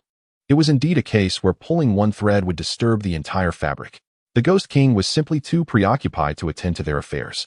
Even the news of the deaths of the Azure Dragon and White Tiger emissaries had been suppressed by the Ghost King sect. At long last, Mount Shu breathed a collective sigh of relief. Su Sheng subsequently returned the heavenly binding chain to the Xianxia Taoist, who continued his usual leisurely pursuits within the library pavilion. Cultivating in peace. In the rear mountain of Mount Shu, a boy of 12 or 13 years was practicing swordsmanship. His movements were fluid and graceful, and the sword energy he emanated was fierce and unrestrained, creating an implicit sense of pressure. His sword techniques were exquisite, and the essence of his blade ran deep, indicating he had mastered a profoundly advanced sword style. This young prodigy was none other than Han Yunqi, who had settled at Mount Shu after becoming Su Sheng's disciple. Since his apprenticeship, he had diligently practiced, never once slacking off. However, he was not an official disciple of Mount Shu, and training openly in the martial arts arena was not advisable. The library pavilion was not a suitable training ground either, leading him to often practice in the rear mountain. As Han Yunqi moved, he conjured beautiful sword flowers. Yet, so absorbed was he in his training that he failed to notice the ground nearby suddenly rupture, creating a hole from which a small dog emerged. Shaking off the dirt, the little dog exclaimed, "To think that I, a dignified demon emperor, must burrow into a mere Mount Shu. The Ghost King truly put me in a predicament." Indeed, this seemingly adorable little dog was the Celestial Wolf Demon Emperor. A being of his stature could easily decimate Mount Shu, yet the Ghost King had assigned him a miserable task, to capture someone from Mount Shu. Although the Ghost King was furious about Su Sheng's slaying of the Azure Dragon and White Tiger emissaries, he had developed an appreciation for talent. With the Azure Dragon and White Tiger now deceased, 2 of the 4 emissaries were left vacant, prompting the Ghost King to reconsider his approach. Killing Su Sheng would yield no benefit to the Ghost King sect. Rather, it would be more advantageous to recruit Su Sheng to fill the ranks of the 4 emissaries, achieving 2 objectives at once. However, this left the Celestial Wolf in a dire predicament. While capturing someone was manageable, the Ghost King had imposed the condition that he must not alert the likes of Bai Zihua and the other 5 Supreme Immortals. This was indeed a formidable challenge for the Celestial Wolf. Although he was a demon emperor, he was merely at the first heavenly realm and posed no threat to Bai Zihua and his companions. Moreover, having been suppressed by the Fulong Ding for decades within the Ghost King sect, his strength had diminished significantly. Even if the Ghost King had not issued such a command, the Celestial Wolf would have refrained from alarming the 5 Supreme Immortals. After all, the Ghost King's order was to capture, not to kill. While the Celestial Wolf could easily escape if he killed someone, capturing them would require bringing them back, an endeavor that would undoubtedly provide the 5 Supreme Immortals ample time to intervene, jeopardizing the mission. After much deliberation, he begrudgingly resolved to infiltrate Mount Shu discreetly and capture someone without drawing attention. If everything proceeded silently, even if the 5 Supreme Immortals received word, it would likely be too late. the celestial wolf would have already returned to the Ghost King sect with his quarry. Thus, it came to pass that the once mighty demon emperor was now reduced to a small puppy digging a hole, all to avoid triggering Mount Shu's protective array. Just as he emerged, the sound of sword practice reverberated through the air. The celestial wolf turned to see Han Yunqi diligently honing his skills. This young lad possesses remarkable talent. A glimmer of approval flashed in the celestial wolf's eyes, quickly replaced by a sinister intent. Fortune favors me. I have encountered a defenseless little boy. Perfect, I shall extract some information from him. The celestial wolf scampered toward Han Yunqi. Though this child might not possess significant intelligence, the sword style he practiced was evidently profound. His master must be a high-ranking member of Mount Shu, suggesting he might possess valuable insights. Even if this boy were entirely uninformed, it would matter little. He was merely a child, and should he need to, the celestial wolf could dispose of him without raising an alarm. Chapter 60. Am I not the true demon emperor? As the azure wolf demon approached Han Yunqi, a peculiar disturbance finally caught Han Yunqi's attention. His face instinctively displayed a hint of caution, but when he abruptly turned around, he couldn't help but chuckle. To his surprise, it was merely a small dog. What an adorable little creature. Han Yunqi's eyes sparkled as he hurried towards the azure wolf demon. A dog? The azure wolf demon seethed with rage. How could he, a prestigious demon emperor, be mistaken for such a foolish creature? This was an utter affront. Anyone daring to insult the azure wolf demon deserved death. No exceptions, not even for a child or an infant. Just as the azure wolf demon's canine form trembled, preparing to transform into his true, towering self and crush Han Yunqi, a voice suddenly rang out. Yunqi, how is your training progressing? The azure wolf demon instinctively turned his head and beheld a remarkably youthful figure before him. It was him. What fortune! The azure wolf demon's excitement surged. This young man was precisely the target of his infiltration into Mount Shu. The Ghost King had transmitted an image into the azure wolf demon's consciousness, revealing the complete visage of his objective. Master, you've arrived. Han Yunqi exclaimed joyfully upon seeing Su Sheng, rushing over and instinctively hugging the azure wolf demon. The azure wolf demon thought, this is rather sudden. I can feel your embrace. Su Sheng casually nodded, but his attention was swiftly drawn to the small dog in Han Yunqi's arms. He felt a flicker of surprise. Where did this little dog come from? Mount Shu, after all, had been his home for many years, and he had never heard of any disciples keeping dogs, let alone stray ones. The protective barrier surrounding Mount Shu made it impossible for stray animals to enter. This little dog was indeed suspicious. Su Sheng's gaze sharpened, a glimmer of celestial light flashing in his eyes as he discerned the true form of the azure wolf demon. He saw everything with clarity. The azure wolf demon shuddered inwardly. In that moment, it felt as though his very soul had been laid bare. Master, I discovered this little one while practicing my swordplay. Look how adorable it is, Han Yunqi said, affectionately petting the azure wolf demon's head. Adorable, my foot. I've had enough of you, you little brat. You deserve to die. The seemingly cute dog suddenly spoke, cursing Han Yunqi, who was taken aback. Buzz. At that instant, the azure wolf demon erupted in a blaze of light, transforming into a colossal figure towering over Han Yunqi. With a mighty swing of his paw, he aimed a devastating blow at Han Yunqi. However, in that precarious moment, a ray of celestial light enveloped Han Yunqi, whisking him away to safety, 10 paces distant. In the blink of an eye, boom, the azure wolf demon's enormous paw struck the ground, creating a massive crater. Han Yunqi, now a safe distance away, was drenched in cold sweat, realizing that the once adorable little dog was, in fact, a terrifying demon. The azure wolf demon was astonished that Su Sheng could so effortlessly rescue Han Yunqi from right under his nose. He regarded Su Sheng with newfound respect. This young man was indeed formidable, capable of easily dispatching the azure dragon envoy. Yet, in the presence of a demon emperor like himself, unless a terrestrial immortal intervened, all else was meaningless. Impressive, but this is where it ends. The azure wolf demon scoffed, advancing towards Su Sheng with a menacing aura that shook the very ground beneath him, as if a mountain were bearing down upon Su Sheng. Yet, Su Sheng barely acknowledged the azure wolf demon, calmly advising Han Yunqi, Yunqi, remember this lesson. Never judge solely by appearances. Always think deeper. Yes, master. I will remember. Han Yunqi replied earnestly, his expression resolute. It was clear that today's events had profoundly impacted him, perhaps even instilled a measure of fear. But this was not without merit. Such experiences would serve as invaluable lessons in his future journeys. Seeing Su Sheng take the time to instruct his disciple in such a critical moment infuriated the azure wolf demon. Did he truly regard this demon emperor with such contempt? The Azure Wolf Demon roared in fury and charged at Su Sheng once more, his claws glinting like weapons, ready to rend the very fabric of space. Su Sheng remained unfazed, extending his hand as the Tiangong 7 Stars sword soared into his grasp, transforming into a streak of light aimed at the Azure Wolf Demon. The Azure Wolf Demon, with an unyielding expression, did not flinch. He swung his claws to intercept the sword. The sound of clashing metal rang out like a torrential downpour. As Su Sheng and the Azure Wolf Demon engaged in an intense battle, neither able to gain the upper hand. What exhilaration! In the heat of battle, Su Sheng gripped the Tiangong 7 Stars sword tightly, a thrill coursing through him. Since acquiring the sign-in system, he had faced opponents with ease. Even when confronting Sha Qianmo with the aid of the flowing light qin, he had numerous hidden cards, many of which he had yet to reveal. Now, against the Azure Wolf Demon, he finally had the opportunity to unleash all his hidden strengths. It was a truly exhilarating confrontation. The Azure Wolf Demon proved to be a worthy adversary, matching Su Sheng blow for blow with his formidable claws. He was undoubtedly the strongest opponent Su Sheng had encountered to date. Yet, for the Azure Wolf Demon, the experience was entirely different. What sort of prodigy is this? I am a demon emperor. How can I not subdue a mere terrestrial immortal? The Azure Wolf Demon could hardly fathom it. Could it be that his status as a demon emperor was merely a facade? Chapter 61. The Azure Wolf Demon is defeated, brother demon. Come on, let us continue. Don't stop.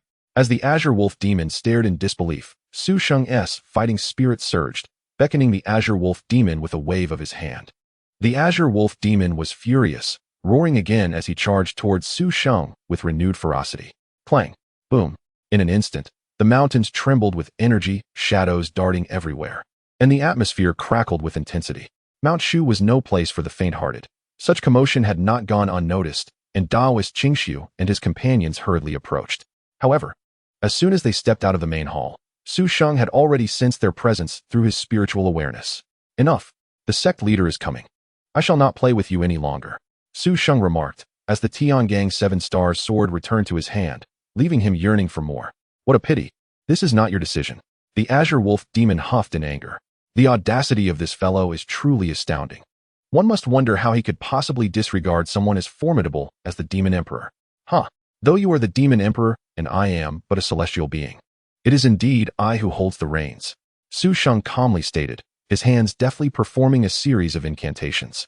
Just as Taoist Qingshu exited the Grand Hall, he was astonished to witness the Tian chain, which he carried, soar into the air autonomously. Taoist Qingshu, taken aback, quickly comprehended that it was the intervention of a senior from Mount Shu. Instantly, his worries dissipated. No matter the chaos that ensued from Mount Shu, as long as that esteemed individual was present, order would prevail. In a flash, the Tian chain transformed into a stream of light, swiftly reaching the back mountain and landing directly in Su Sheng's grasp. Under Su Sheng's command, a sealing phantom emerged, promptly encasing the Qing Wolf Demon within. What kind of treasure is this? The Qing Wolf Demon's pupils constricted slightly, and an ominous premonition surged within him. Boom, boom, boom. He began to violently assault the sealing barrier, yet the barrier proved immensely powerful. Even with the might of a demon emperor, he could not budge it in the slightest. This artifact surpasses even the Fulong Ding. Cursed Ghost King. The Qing Wolf Demon could not help but curse vehemently. How pitiful is the fate of the mighty Qing Wolf Demon, reduced to this state after attempting to escape the Ghost King's oppression by infiltrating Mount Shu, only to be subdued by its disciples. Seal. Su Sheng once again directed a few celestial rays at the Tian chain, which absorbed the sealing phantom along with the Qing Wolf Demon. The once mighty and fearsome Qing Wolf Demon vanished without a trace. Master, have you sealed the demon? Han Yunqi inquired excitedly from the side, her eyes glimmering with anticipation. When would she be as powerful as her master? Indeed, I have captured the demon. Yunqi, the sect leader and others will be arriving shortly. You know what to say, don't you? Su Sheng affectionately ruffled Han Yunqi's hair. Rest assured, Master, I understand. Han Yunqi replied. Su Sheng nodded, and with a swift motion, he vanished from sight. Indeed, not long after Su Sheng departed, Taoist Qingshu arrived just in time. Inquiring about the situation, Han Yunqi recounted the events in detail, omitting only Su Sheng's true identity, referring to him as an indistinct senior. This had been Su Sheng's prior instruction. Upon hearing her account, Taoist Qingshu's expression turned grave. For the wolf demon she described bore an uncanny resemblance to the legendary Qing Wolf Demon, a true demon emperor. Yet, That esteemed individual had battled the Demon Emperor on equal footing. Could it be that their strength had reached the level of an Earth Immortal? The mere thought filled Taoist Xianxia with excitement. Under the guidance of such a senior, surpassing the likes of Chong Lou and Tianyong City would no longer be a mere dream. After a brief moment of distraction, Taoist Xianxia composed himself, advising Han Yunxi to depart immediately while he arranged for an investigation. Meanwhile, as Taoist Xianxia busied himself, Su Sheng returned to the library pavilion with the Qing Wolf Demon in tow. Having spent many years in Mount Shu, all of my array techniques have been invested in the library pavilion. However, these grand formations have yet to be activated. I am curious to see their power today. Su Sheng mused to himself. On the surface, the modest library pavilion seemed unremarkable, yet it concealed an amalgamation of formidable formations such as the Great Susumi Nine Palaces Killing Array, the Taiyin Mystical Gate Trapping Array, the Primordial Five Elements Illusion Array, the Yin-Yang Six Harmonies Array, and the Celestial Demon Xian-Yin Motherchild Array, among other seventh-tier formations. With no other outlet for his extensive array inheritance, Su Sheng had unwittingly transformed the library pavilion into an impenetrable fortress. To be blunt, even a typical Earth Immortal would have no choice but to submit to Su Sheng's command upon entering the library pavilion. First, activating the concealment formation, Su Sheng then retrieved the Tian chain, releasing the Qing Wolf Demon. The demon watched in disbelief as the ceiling phantom around him dissipated, momentarily stunned before breaking into a cold laugh. You dare release me? Truly seeking your own demise. Roar. The Qing Wolf Demon lunged directly at Su Sheng. However, Su Sheng merely smiled coldly.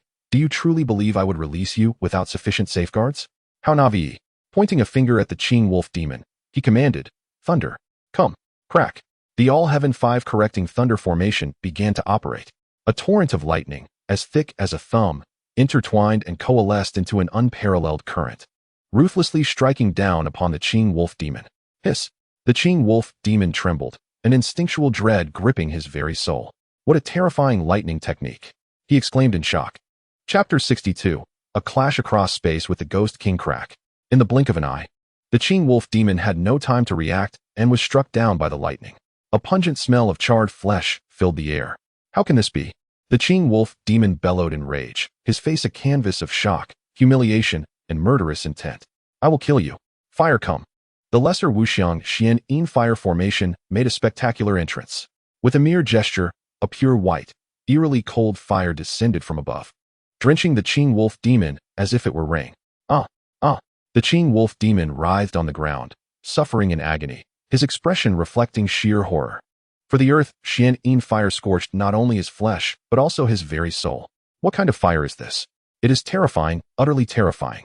The Qing Wolf Demon thought in utter dread. Once Su Sheng extinguished the earth Xian-Yin fire, the Qing Wolf Demon was thoroughly subdued, no longer daring to show any defiance before him. Su Sheng's 2 successive assaults had instilled genuine fear within the Qing Wolf Demon, leaving an indelible psychological scar. Subdued, you say? How delightful. Su Sheng remarked with a smirk. Now speak, who sent you?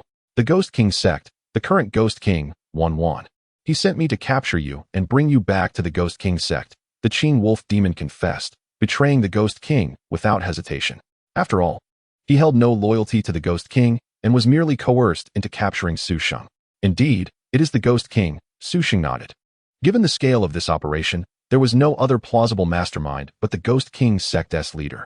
However, since the Ghost King has delivered me a pet, I shall graciously accept it, Su Sheng thought with a cold smile. He then touched his forehead with a finger, extracting a wisp of soul blood. Swish, swish, swish. Su Sheng swiftly intertwined his hands to form several extremely complex seals, creating a spirit control seal. Once this seal is inscribed into the Qing Wolf Demon's soul, he would become Su Sheng's complete puppet, bound to Su Sheng's will regarding life and death. The spirit control seal? The Azure Wolf Celestial Demon laughed with contempt, exclaiming, How vile! You actually entertain such wicked thoughts. However, your endeavor is doomed to fail. With a cold and disdainful gaze fixed upon Su Sheng, the Azure Wolf made no attempt to resist, appearing resigned to whatever fate awaited him. Su Sheng, unencumbered by politeness, directed the spirit control seal towards the demon's soul. Yet, as the seal penetrated the depths of the Azure Wolf's spirit, a phantom of a grand cauldron flickered into existence, completely obstructing the seal's advance. Su Sheng was taken aback. Was that the Fulong Cauldron? Your soul is, indeed, sealed by it? The realization dawned upon him, illuminating why the Azure Wolf submitted so readily to his will and adhered closely to the commands of the Ghost King. Only the Ghost King can lift the Fulong Cauldron seal. Abandon your hopes. The Azure Wolf, witnessing Su Sheng's predicament, could not suppress his triumphant laughter. Is that so? Su Sheng retorted dismissively, curling his lip. The Fulong Cauldron is merely a nuisance. It is not insurmountable. You dare to underestimate its power. The Azure Wolf scoffed, his expression dripping with scorn. What a treasure the Fulong Cauldron is. Even a celestial immortal would find it futile without a method to break its seal. With a swift motion, Su Sheng retracted the spirit control seal and began to weave intricate and complex hand gestures anew. He then pointed at the Azure Wolf, unleashing a torrent of seals that surged into the demon's soul. The once still phantom of the Fulong Cauldron began to tremble violently. What? The mocking smile vanished from the Azure Wolf's face, replaced by sheer astonishment. This individual was truly challenging the might of the Fulong Cauldron. The power binding, it was swiftly unraveling. What kind of prodigy is this? The Azure Wolf could hardly believe his senses. How can this be? Someone is forcefully dispelling the Fulong Cauldron seal. At that moment, the Ghost King within his temple felt a sudden shift, and he drew forth the physical form of the Fulong Cauldron. The cauldron quivered ominously, exuding an immense force. How dare you belittle me? The Ghost King growled, unleashing divine light towards the cauldron. Inside the library, the Azure Wolf sensed the seal's power intensifying once more within his soul. It is the Ghost King. He is reinforcing my soul's seal with the Fulong Cauldron. The Azure Wolf called out to Su Sheng, his eyes now filled with cold fury and madness as he made a fateful decision. For years, the Ghost King has suppressed me. Today, I shall break free. Listen well, young one. If you truly assist me in lifting the Fulong Cauldron seal, I shall allow you to mark me with the spirit control seal. Just watch. Su Sheng replied, brimming with confidence. Though he acknowledged that in terms of raw power he was inferior to the Ghost King, he was certain of his superior command over the intricate arts of formation. With an increasing pace, Su Sheng's hands danced faster, conjuring even more complex and profound seals. The Azure Wolf, exhilarated, could hardly catch his breath, exclaiming in disbelief, could this be the 8 seals of destiny? A bit perceptive. Su Sheng acknowledged with a sidelong glance, suddenly drawing his hands together. The 8 seals of destiny struck the phantom of the Fulong Cauldron like missiles. Boom! The phantom erupted violently. In the main hall of the Ghost King's temple, the Fulong Cauldron trembled violently, unleashing a tremendous force. The Ghost King was thrown backwards as if struck by lightning. Ugh! He spat blood, his face a mask of shock. Master! Master! Voices of alarm echoed within the temple as the divine envoys Zhuke and Xuanwu sprang into action, appearing beside the Ghost King in a flash. I am unscathed, the Ghost King replied, rising from the ground after a brief period of recuperation. What transpired?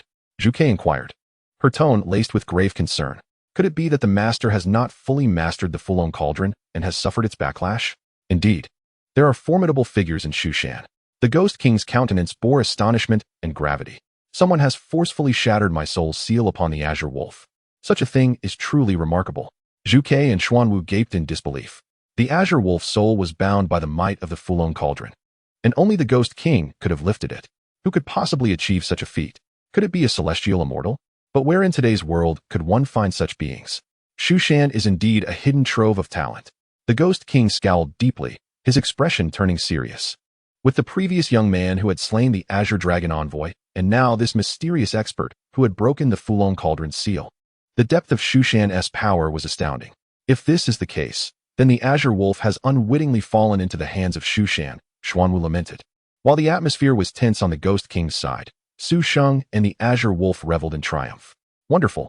The seal of the Fulong Cauldron has been utterly shattered. Both Su Sheng and the Azure Wolf's eyes sparkled with exhilaration. Who would have thought that in this world there exists someone proficient in the 8 seals of destiny? The Ghost King must be seething with rage. I would love to see his face. The Azure Wolf could no longer contain his laughter. Are you quite finished celebrating? If so, shall we fulfill our agreement? Su Sheng interjected, dampening the celebratory mood. I, the Azure Wolf, am a creature of my word. I shall honor my promise. The Azure Wolf retorted coldly, unwilling to admit that he was entirely at Su Sheng's mercy. In truth, the moment Su Sheng dismantled the Fulong Cauldron's seal, the Azure Wolf had come to a realization. Being under someone's control was inevitable. Being in the hands of a disciple from Shushan was far preferable to being at the mercy of the Ghost King. Shushan was filled with righteous individuals, while the Ghost King was a tyrant. The choice was clear. Very well. Sheng wasted no time. He summoned the spirit control seal and directed it towards the azure wolf, who offered no resistance, allowing the seal to enter his soul willingly. At that moment, Sheng immediately sensed a profound connection between his soul and that of the heavenly demon wolf, a bond that was extraordinarily unique. He could distinctly feel that he was to the heavenly demon wolf what a divine being is to its creation, a sacred and unassailable existence. This was the soul-stirring awe instilled by the spirit seal. Master. The heavenly demon wolf's demeanor towards Sheng was instantly filled with reverence as it prostrated itself before him. Acknowledging him as its master, Sheng casually nodded, taking in the magnificent sight of the towering heavenly demon wolf, and casually commanded, "You are not at all adorable in this form. Revert to the small dog appearance I saw on the back mountain."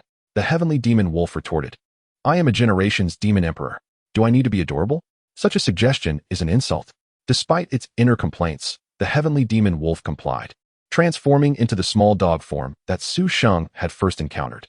Much more pleasing to the eye, Sheng remarked, affectionately petting the wolf's head. "Since you are now following me, I must lay down some rules. I do not concern myself with your past, but from now on, you must not harm others indiscriminately. Of course, if someone poses a threat to you, you may deal with it as you see fit. Furthermore, this is Mount Shu. If you wish to avoid being imprisoned in the demon lock tower, behave yourself. As for other matters, I shall address them when I think of them." The heavenly demon wolf was nearly overwhelmed with emotion, feeling fortunate for its wise decision to follow Sheng. Life with the new master felt like paradise. "Master." At that moment, Han Yunqi returned. Upon seeing the heavenly demon wolf in the hall, she was taken aback and nearly drew her sword in shock. "Little master, do not be alarmed." The heavenly demon wolf hurriedly called out, "I am now in service to my master. Yunqi, do not be tense. The heavenly demon wolf is my pet now." Sheng smiled, waving at Han Yunqi. "You can consider it your pet too. Did you not say it was adorable? Would you like to pet it?" Han Yunqi was momentarily at a loss, astonished that such a fearsome creature had instantly become her master's pet. Chapter 64. The disturbance of the demon cave. From that day forth, the library gained an endearing little pet dog. To be more precise, it was a pet that could clean, engage in battle, and even instruct Han Yunqi in swordsmanship. Aside from not being able to whimper, this little dog was nearly omnipotent. Sheng found this arrangement quite satisfactory, as it added a touch of joy to his life. After all, humans are inherently social beings. Ever since Xiangling's departure, he had felt a touch of unease and solitude. Fortunately, the library was generally devoid of visitors, and even when a few disciples occasionally came to read, the heavenly demon wolf could effortlessly conceal itself from detection. It had been 2 months since the creature had mingled within the library, and apart from Han Yunqi, no one else on Mount Shu was aware of its presence. On a certain day within the library, deep yet powerful breaths resonated softly, blending seamlessly with the rhythm of the cosmos. In the center of the hall, Sheng sat cross-legged on a cushion, engaged in his cultivation. His pure immortal body absorbed the surrounding spiritual energy in a manner reminiscent of an exhaust fan, voraciously and dramatically. The heavenly demon wolf lay nearby, occasionally glancing at Sheng, its eyes sparkling with astonishment. Such exaggerated cultivation speed was akin to a whale gulping down an ocean, even as a demon emperor. It paled in comparison. No wonder the new master had reached the human immortal stage at such a young age. He was truly a prodigy.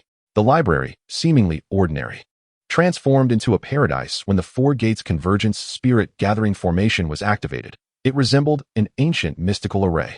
What kind of extraordinary being is my new master? The heavenly demon wolf pondered. Initially, it had been in awe of Sheng due to the influence of the spirit seal, but after 2 months of close companionship, it had developed a genuine admiration for him. In the eyes of the heavenly demon wolf, its new master was shrouded in mystery. Though young, every action dazzled its perception. The new master practiced a supreme cultivation method that even the current demon emperor could only yearn for, and wielded the unparalleled Heavenly Gang 7-star sword. His treats were the coveted 7th and 8th grade pills that countless cultivators dreamed of, and occasionally a 9th grade divine pill to tantalize his palate. Even the cultivation materials he casually offered the heavenly demon wolf were enough to drive all demons mad, capable of shaking the very foundations of the demon realm. And this was merely the tip of the iceberg regarding Sheng's capabilities. Not to mention the Tianshu 8 seals and various seemingly ancient mystical formations that left one utterly astounded. The depth of Sheng's resources thoroughly intimidated the heavenly demon wolf. Previously, the heavenly demon wolf had considered the Ghost King a formidable figure due to his exceptional talent and strength. having reached the earth immortal realm. Combined with his cunning and possession of the fortuitous dragon cauldron, he seemed destined to stir the winds of the world. However, now it realized that the Ghost King was incomparable to the new master. Although the new master's current strength did not yet match that of the Ghost King, it was evident that he was destined to command the world in the future. The eyes of the heavenly demon wolf gleamed with determination. Such a being was worthy of its allegiance. I must seize the opportunity to cultivate diligently. Otherwise, when my master stands at the pinnacle of the human realm, I shall risk being left behind. The heavenly demon wolf refocused its gaze and began practicing the supreme demon scripture imparted by Sheng. Yet, not long after, the heavenly demon wolf opened its eyes and exited its meditative state. Master, that surge of demonic energy has reemerged. This is the fourth occurrence this month. The heavenly demon wolf spoke earnestly to Sheng. Since being subdued by Sheng 2 months ago, a wave of demonic energy had intermittently emerged from the northeastern region of Mount Shu, increasingly alarming. Moreover, as this demonic energy appeared, the great formation atop the demon lock tower had begun to tremble, similarly engulfed in demonic energy. Clearly, this was abnormal. Upon hearing this, Sheng withdrew from his cultivation. Instinctively, he glanced toward the northeastern direction, pondering what could be occurring within the demon cave. I shall investigate. After a brief contemplation, Sheng rose, his figure flickering before vanishing from sight. If the demonic energy continued to swell unchecked, the library would soon be enveloped, presenting an ongoing nuisance.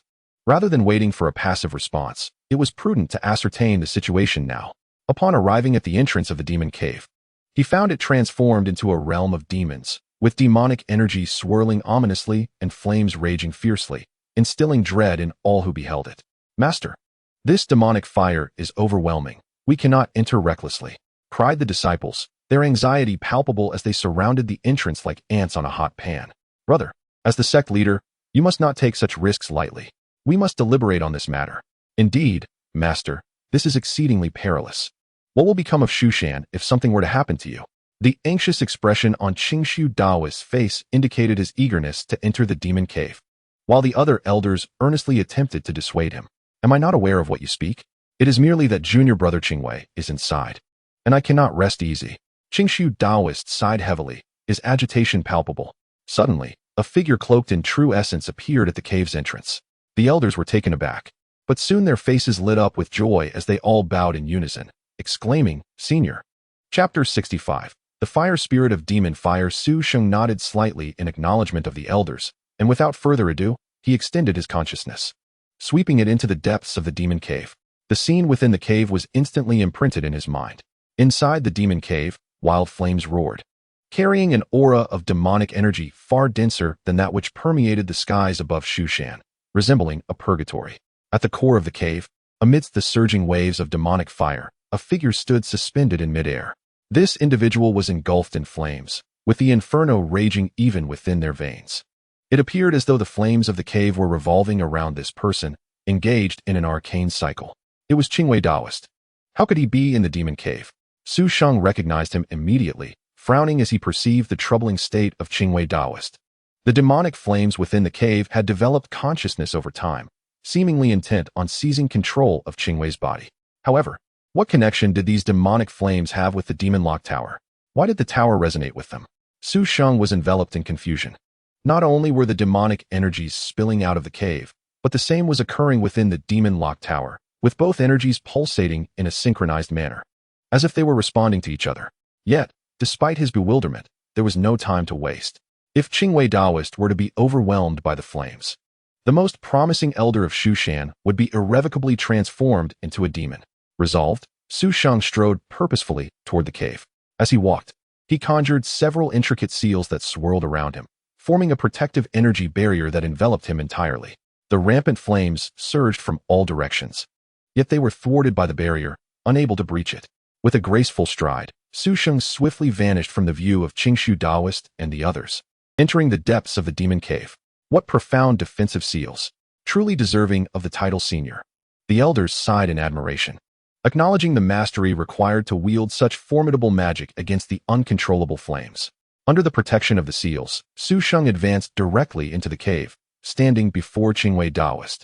Without uttering a word, he executed several seals with his hands and then pointed a finger at Qingshu Daoist's forehead. A few beams of divine light instantly surged into Qingshu's body, causing the demonic flames to spiral wildly. From within Qingshu Daoist, an apparition resembling a humanoid figure made of blazing flames surged forth. This entity was the consciousness evolved from the demonic flames within the cave, the fire spirit. At first glance, it bore a striking resemblance to the demon from the Lord of the Rings. Are you the one obstructing me? The fire spirit, enveloped in flames, glared at Su Sheng with indignation. And so what if I am? Su Sheng replied coldly, a smile gracing his lips as he summoned the Tiangang 7-star sword into his grasp. With a casual flourish, the sword radiated a pure, blinding white light. Is that the soul-cutting sword? The fire spirit's expression turned to one of horror. Though the fire spirit was not a tangible entity, but rather a consciousness akin to a soul, many ordinary spells would have diminished effects against it. Yet the soul-cutting sword, as its name suggests, was specifically designed to sever souls. Indeed, the soul-cutting sword. I have yet to wield it since mastering it, and you shall serve as my trial. Su Sheng declared coldly, swinging the sword toward the fire spirit. Clang! A beam of white light sliced through the fire spirit, dispersing it into a myriad of embers and flames. However, those remnants quickly coalesced, reforming a new fire spirit, albeit smaller in size and diminished in presence compared to its predecessor. This indicated that Su Sheng's strike had indeed inflicted substantial damage. Ah, that cursed brat. I shall slay him. The fire spirit bellowed in furious rage, causing the flames within the demon cave to swell with tempestuous fury. Simultaneously, the demonic energies within the demon lock tower surged, and the great formation within the tower was violently rattled. Boom! At last, a breach opened in the formation of the demon lock tower, and a demonic sword, suffused with overwhelming dark energy, shot into the demon cave. Clang! It plunged directly into the center of the cave. In that instant, the previously rampant flames became eerily subdued, as if they were cowed into submission by the presence of the demonic sword. Even the fire spirit, for reasons unknown, displayed a primal fear towards the sword, trembling as it stood aside, too terrified to approach or act recklessly. What manner of sword is this? Su Sheng was equally perplexed. Initially, he presumed the sword was summoned by the fire spirit, yet the spirit's reaction suggested otherwise. It, too, seemed taken aback. Suddenly, the sword erupted in a brilliant crimson glow, coalescing in the air to manifest a cold, beautiful woman clad in a fiery red gown, exuding an aura of chilling allure. Chapter 66. The red-clad Long Kuei. As Su Sheng beheld the cold beauty before him, he recognized her at once. This was Long Kuei, the princess of the long-extinct kingdom of Jiang, who would one day be born as the destined child, Jing Tian's sister, over 1,000 years prior. During the war between the kingdom of Jiang and the kingdom of Yang, Prince Longyang of Jiang sought to forge a demonic sword to save his nation from ruin. However, the sword required the blood of a royal virgin to reach its full potential. Unable to sacrifice Long Kuei, he ultimately chose not to follow through with this method and met his demise in battle. Long Kuei was overwhelmed with guilt and, in a moment of despair, leaped into the sword furnace, ultimately becoming the spirit of the demonic sword. The sword underwent numerous trials before finding itself sealed within the locking tower of Shushan. Inside the tower, where demons thrived, Long Kuei's soul split to create another warrior goddess, the red-clad Long Kuei before us. Upon her emergence, the red-clad Long Kuei instinctively surveyed her surroundings, then swiftly drew her jade bow, aiming it directly at Susong. It is rather impolite to confront someone with such weaponry upon first meeting, Long Kuei. Susong cast a fleeting glance at the jade bow, quickly averting his gaze with a gentle smile. The red-clad Long Kuei displayed an expression of utter astonishment. Do you recognize me? Of course I do. Please lower your bow. I harbor no malice towards you, replied Susong with a soft chuckle. After a moment's contemplation, the red-clad Long Kuei lowered her bow. Yet she retained her crimson attire, still wary of Susong. And who might you be? I sense a familiar aura emanating from you. She turned to gaze at the fire spirit, perplexed. And you, who are you? The fire spirit stammered, intimidated by the red-clad Long Kuei. He could hardly fathom that this newly appeared entity possessed an innate, soul-deep dominion over him. Understanding dawned on Susong. The demonic energy within the earth demon cave mirrored that of the demonic sword, clearly originating from it. Hence, the turmoil in the cave resonated with the sword locked within the tower, for they shared a common source. The fire spirit felt a profound intimidation from Long Kuei, who, as the sword spirit, was far superior to him, a mere fragment of the sword's essence. If Susong's supposition held true, it elucidated the sword's presence here. Prompted by the life-threatening sensation perceived by the fire spirit, which Long Kuei instinctively sensed due to their shared origin. Thus, in a bid for self-preservation, the red-clad Long Kuei awakened and manifested within the Earth Demon Cave. Do you know who he is? The red-clad Long Kuei inquired, turning to Susong.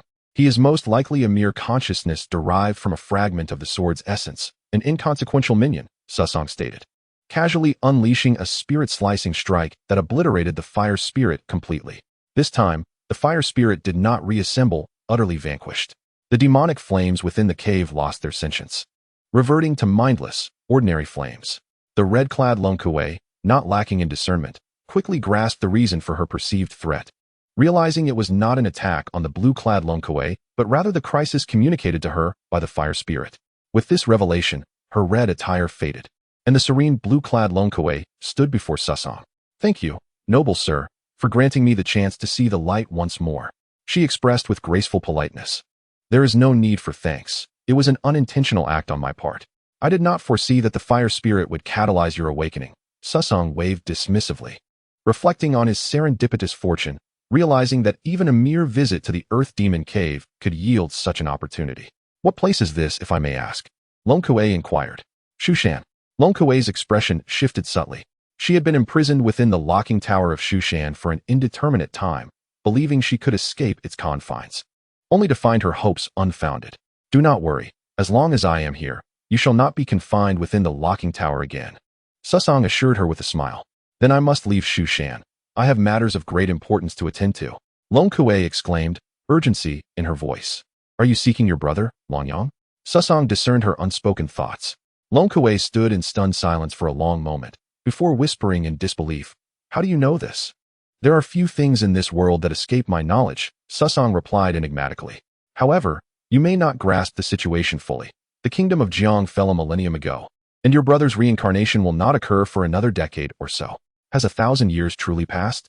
Long Kuei murmured, struggling to accept this revelation. With such a vast expanse of time gone by, the world had undergone monumental changes. How could she possibly find her brother? "You may have been in a deep slumber within the sword, thus losing track of time. How about this? I will take you to the library, where you can peruse historical texts that will illuminate the succession of dynasties following Jiang," Susong proposed, extending an invitation to Long Kuei. Long Kuei hesitated momentarily, then regarded Susong with a calm gaze. "Why do you wish to assist me?" "First, I merely wish to borrow a few books. It is a trifling matter and not a true assistance. Second, your brother's reincarnation will become a figure of great significance in the future, so aiding his sister is only appropriate. Third, you were released due to my unintentional actions, and I cannot simply stand by," Susong explained. In truth, there was a fourth reason. Long Kuei was also a member of the protagonist group from the third installment of the Immortal sword series, thus a wielder of significant fortune herself. Susong had employed a divination technique to gauge her destiny, finding it slightly superior to Feng Guangma's and marginally inferior to Feng Qinque's, with a hint of red within the green. Such fortune was indeed commendable, especially considering Long Kuei was the sister of the destined son, Jing Tian. Aiding her would surely enhance Susong's own fortune, an opportunity he would not let slip away. "Do you know when my brother will be reincarnated?" Long Kuei asked, a mix of surprise and excitement in her voice. "Your brother's reincarnation will be in a few years, in the city of Yuzhou. He will be known as Jing Tian, and his father will be Jing Yi, a worker in the local tavern," Susong divulged, sharing every detail from his memory without reservation. Long Kuei could hardly contain herself as the information was exceptionally precise. The time, the place, and the identity all laid out before her. She longed to rush to Yuzhou immediately to find Jing Yi, her brother's future father. However, her excitement waned as she realized she had no knowledge of Yuzhou's location, having been a figure from a millennium ago, entirely disconnected from this era. "Noble sir, did you not mention taking me to the library?" Long Kuei exclaimed, her eagerness returning. "Indeed. Let us go," Susong replied with a gentle smile, retrieving the demonic sword from the ground, and, with Long Kuei in tow, leisurely made their way toward the entrance of the Earth Demon Cave. As for the Taoist priest lying on the ground, Susong had assessed his condition. He had been in the cave long enough to acclimate to its environment, and with the fire spirit no longer causing chaos, there was no cause for concern. "Noble sir," Long Kuei said as they approached the cave's entrance, a hint of worry in her tone, "will Shushan truly not take any action against me? She is, after all, the spirit of the demon's sword, and according to the regulations of Shushan, she belongs to the category that requires suppression. Fear not, for I am here," Su Sheng smiled gently at Long Kuei, his voice soft, yet brimming with unwavering confidence. Long Kuei could not help but scrutinize Su Sheng with curiosity. He seemed to embody an aura of profound mystery, shrouded in enigmas.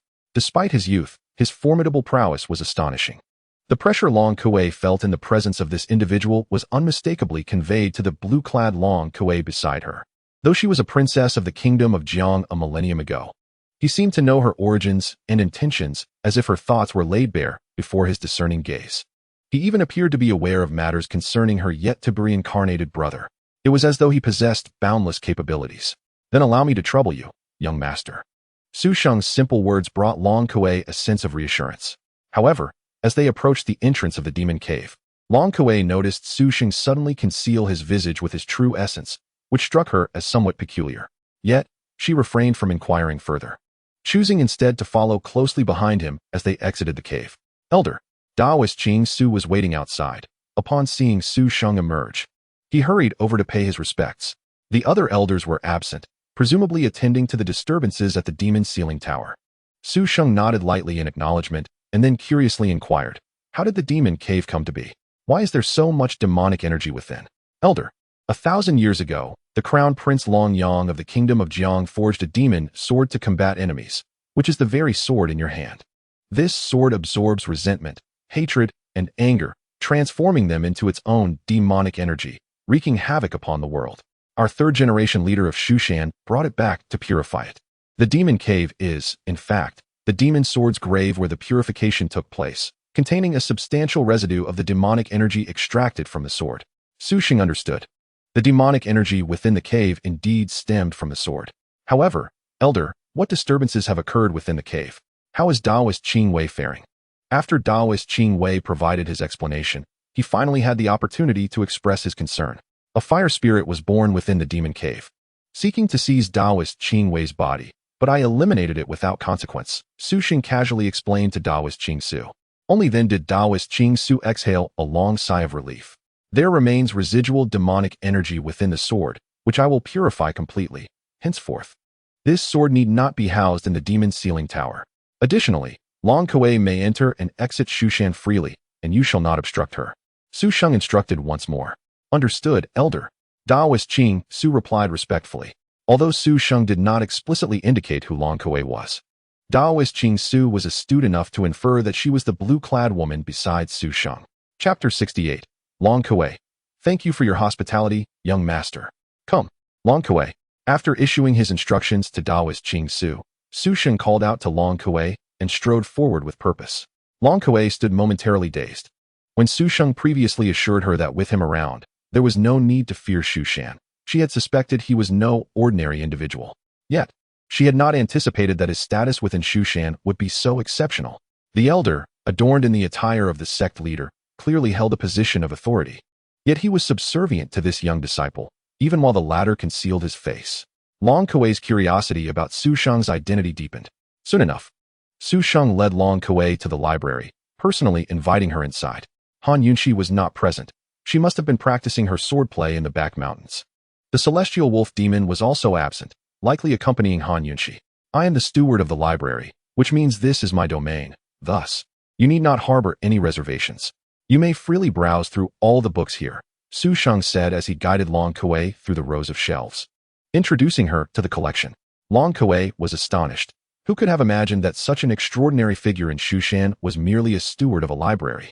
A millennium is a significant span of time, and Long Kuei had much knowledge to catch up on, particularly regarding the dynastic changes following the fall of the kingdom of Jiang and the current geographical distribution of the realm. She immersed herself in the ocean of knowledge. Meanwhile, Su Sheng took out the demon sword and effortlessly refined the residual demonic energy within. Ultimately, the sword was inferior to the burning annihilation, and most of the demonic energy had lingered within the demon cave, making complete purification a trivial task for Su Sheng. The demonic energy within the sword has been thoroughly refined. Long Kuei approached with a book in hand, her joy palpable. As the spirit of the demon sword, she could distinctly sense its transformation. Indeed, this sword is no longer a demon sword, Su Sheng affirmed, setting the sword down and casually inquiring, "How fare your studies?" A complex expression crossed Long Kuei's face as she raised the book in her hand, saying, I discovered that shortly after the fall of the Kingdom of Jiang. The Kingdom of Yang was also destroyed by the Demon Sword. After the Kingdom of Jiang fell to the Kingdom of Yang, the Demon Sword naturally fell into their possession. The Kingdom of Yang foolishly sacrificed the bodies of Long Yang and many others from Jiang into the sword furnace for refining, generating immense resentment that transformed the sword into a being beyond control. The sword's surge of spiritual power reduced the surrounding area to rubble, leading to the Kingdom of Yang's downfall, a historical event known as the Cataclysm of the Celestial Sword. From this perspective, Long Kuei's earlier choice to serve the sword was not in vain. At the very least, she avenged the Kingdom of Jiang. By the afternoon, Long Kuei had comprehensively grasped the events surrounding the fall of her kingdom and accurately pinpointed the location of Yuzhou City. After a moment of hesitation, she approached Su Sheng and said, "Young master, I have a humble request." "Pray tell," Su Sheng smiled. Long Kuei wished to implore him to take her to Yuzhou City to meet Jing Yi. Her intentions aligned closely with Su Sheng's expectations. Being the spirit of the demon sword, she relied on it for her existence. While she could emerge, she could not stray too far from the sword. Yuzhou City was beyond her reach alone. "There is no objection," Su Sheng replied without a moment's hesitation. To him, this was a trifling matter. "Thank you, young master." Long Kuei expressed her immense gratitude. "It is but a mere effort." Su Sheng waved dismissively. Having agreed to Long Kuei's request, Su Sheng wasted no time. He shouldered the demon sword, took Long Kuei by his side, and soared through the skies on the celestial 7-star sword. In less than half an hour, they arrived at Yanganding, where they quickly located Jing Yi, who was still a young man. If Long Kuei had harbored any lingering doubts about Su Sheng's predictions, they vanished entirely upon meeting Jing Yi, for he bore an uncanny resemblance to Long Yang, virtually identical. "Brother Wang, Long Kuei finally awaits you." Her expression was filled with excitement, and tears sparkled in the corners of her eyes. For a millennium, she has waited, and a mere decade truly feels like it is within reach. "Should I extend a greeting?" Su Sheng suggested from the side. "No," Long Kuei shook her head, finding solace in the sight of her brother's father. With no intention of pursuing anything further. "What are your plans then?" Su Sheng casually inquired. "I have no family in this world, aside from you, my lord. I am unfamiliar with anyone else." A hint of confusion crossed Long Kuei's face. After pondering for a moment, her gaze fell upon Su Sheng. "If you do not mind, I would like to stay by your side for the time being. If you find me burdensome." "Haha." At these words, Su Sheng could not help but chuckle, interrupting Long Kuei, assuring her, "Do not overthink. A girl like you would never be considered a nuisance." "Thank you for your kindness, my lord," Long Kuei exclaimed, instinctively bowing to Su Sheng with gratitude. Chapter 69, Xiaomiao Village. Zhang Xiaofan. After lingering in Yong'an for a while, Long Kuei did not tarry further and returned to Mount Shu with Su Sheng. "Would you like me to show you around Mount Shu?" Considering that Long Kuei had been trapped within the demon sword for over 1,000 years, coupled with her evident excitement upon arriving at Mount Shu, Su Sheng casually posed the question. "It would be my pleasure." Long Kuei readily agreed, her enthusiasm palpable. Having spent so long in the dim confines of the demon tower, she was eager to experience this new world. "Let us go. The scenery of Mount Shu is quite delightful." Su Sheng beckoned to Long Kuei, leading her on a tour of the mountain. Daoist Qingshu had already communicated Su Sheng's instructions, allowing Long Kuei to roam freely throughout Mount Shu, no matter the place. Unless it was a matter of great secrecy, there were no obstructions, and the disciples in charge would greet her with utmost courtesy. However, as an enigmatic woman, even with the endorsement of the esteemed elder from Mount Shu, Daoist Qingshu remained vigilant. "Master, Su Sheng has brought Miss Long Kuei around Mount Shu without overstepping any boundaries." In the main hall, Yunin reported to Daoist Qingshu. "Su Sheng?" Daoist Qingshu expressed mild surprise, recalling his deep impression of this disciple. This Su Sheng was merely a humble disciple from the library, yet he maintained a close friendship with Yudus Wu Xian and Feng Guangma. Naturally, it was understandable, given that Feng Guangma had spent considerable time within the imperial shrine. Later, the nine-tailed fox, Xiangling, had even spurned all of Mount Shu's elders to steadfastly follow this humble library disciple, a situation that was indeed astonishing. Yet, Xiangling was brought back by Su Sheng. The little fox knew gratitude, which could explain her decision. Meanwhile, Han Xiaoning and her son, after settling in Mount Shu, developed an exceedingly close relationship with this individual. Han Yunxi frequently visited the library, hinting at unusual undertones. Did Han Yunxi possess an exceptional fondness for reading? Now, the mysterious Long Kuei had just arrived at Mount Shu, quickly forming a bond with Su Sheng, making the situation even more peculiar. What extraordinary qualities does Su Sheng possess? Taoist Qingshu mused. If it were only one or two instances, it would not be significant, but nearly everyone arriving at Mount Shu maintained a close connection with Su Sheng. This was no mere coincidence. There must be something remarkable about him. Master, is there a problem? Yunin inquired, noticing Taoist Qingshu lost in thought. Nothing of consequence. Taoist Qingshu waved his hand. I understand. You may leave now. There is no need to report on Miss Long Kuei's affairs henceforth. Since that esteemed elder has shown such care for her, it indicates that she is a trustworthy individual. Understood. Yunin respectfully withdrew. At the foot of Qingyun Mountain, Xiaomiao village. Crack. Boom. The sky was thick with dark clouds, obscuring the heavens, while flashes of lightning danced within the ominous gloom. It felt as if a formidable demon had descended upon this humble village, instilling a sense of dread among the villagers. Thus, the adage rang true: black clouds press upon the city, threatening to crush it. It is going to rain heavily. Xiang Ling stood in a farmer's courtyard, gazing up at the darkened sky, murmuring, wondering if Mount Shu would also be caught in the downpour. Since leaving Mount Shu, Xiang Ling often found herself reminiscing about her brother, Su Sheng. For over 2 months, thoughts of returning to his side consumed her, but with her parents still unaccounted for, she could only harbor this longing within her heart. Jingyu, it is going to rain. Hurry home. I know, Xiaofan. I will come to play with you again tomorrow.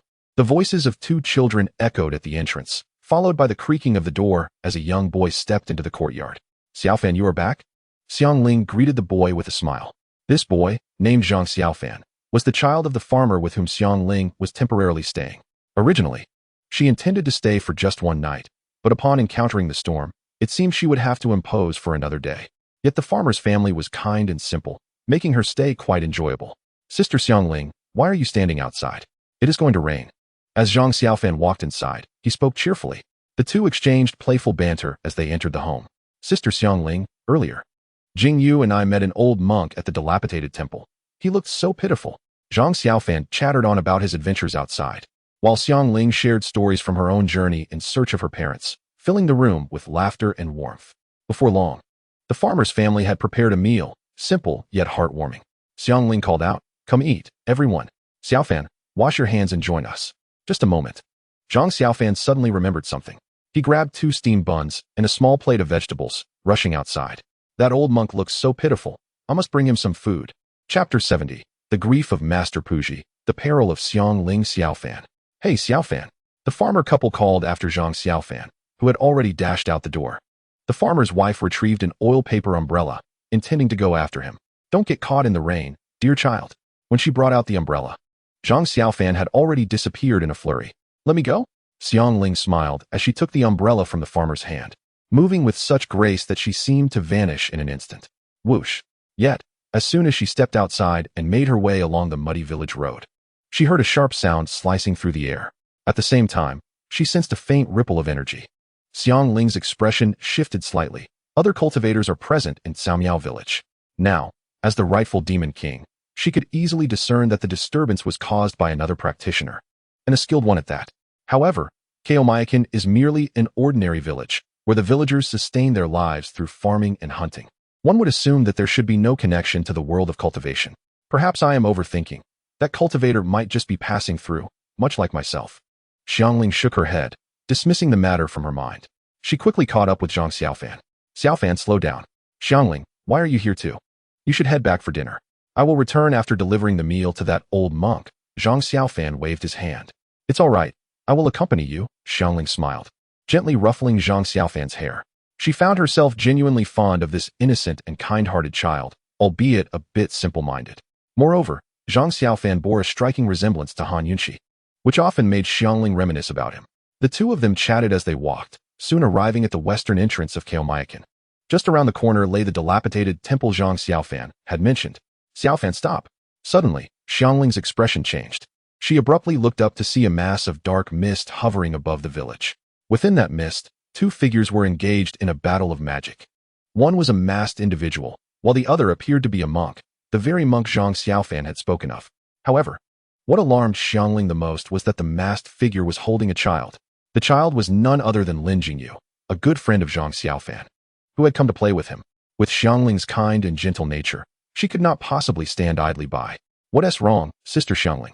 Zhang Xiaofan, being just an ordinary child, could not perceive the gravity of the situation and merely thought the dark mist was a common cloud. Listen to your sister. Go home immediately and do not come out, no matter what, Xiangling said earnestly to Zhang Xiaofan. Before he could respond, a figure suddenly shot out from the dark mist. It was the old monk whom Zhang Xiaofan had felt pity for. The monk held a boy under his arm. It was Lin Jingyu. After assessing Lin Jingyu's condition, the monk looked up at the dark mist and coldly snorted, "You possess great skills. Why attack a child without reason? Are you not afraid of losing your dignity?" A chilling voice echoed from the mist. "Who are you to meddle in my affairs?" If Su Sheng were present, he would immediately recognize that the seemingly pitiful old monk was, in fact, Master Puji, the foremost of the 4 great monks of Tianyin Temple. The masked individual was equally formidable, being one of the 7 leaders of Qingyun sect, the Taoist Sangsong. Sangsong's intent in abducting Lin Jingyu was to use him as a pawn against Master Puji in a ploy to seize the blood-devouring pearl, which Master Puji had kept suppressed for so long. Unfortunately, Master Puji was oblivious to this. "Jingyu, Sister Xiangling, it's Jingyu."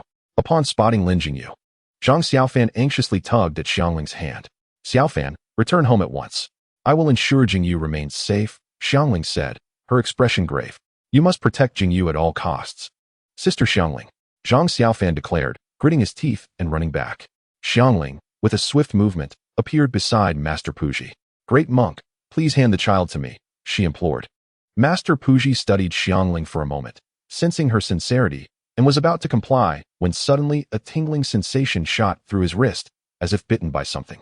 In an instant, his body stiffened, and darkness clouded his vision, nearly causing him to collapse. Turning sharply, he saw a 7-tailed centipede clinging to his wrist. The adversary had concealed the centipede on Lin Jingyu, taking this opportunity to ambush him. 7-tailed centipede. Master Puji's expression changed dramatically. This was a rare and venomous creature.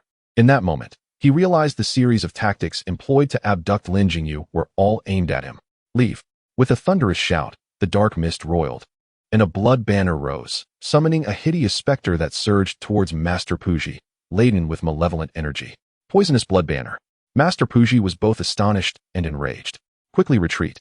"Great monk," Xiangling warned, her voice urgent. She swiftly positioned herself in front of Master Puji, unleashing a burst of celestial light. For the moment, she managed to block the malevolent creature. However, having recently entered the realm of the Demon King, Xiangling was no match for the formidable Sangsong of Qingyun sect.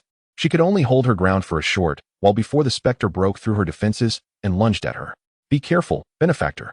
Master Puji had settled Lin Jingyu aside, and, seeing the imminent danger, tore the jade prayer beads from around his neck. "Lem, Ma, and I Padme Hum," he chanted, invoking the 6-character Great Bright Mantra.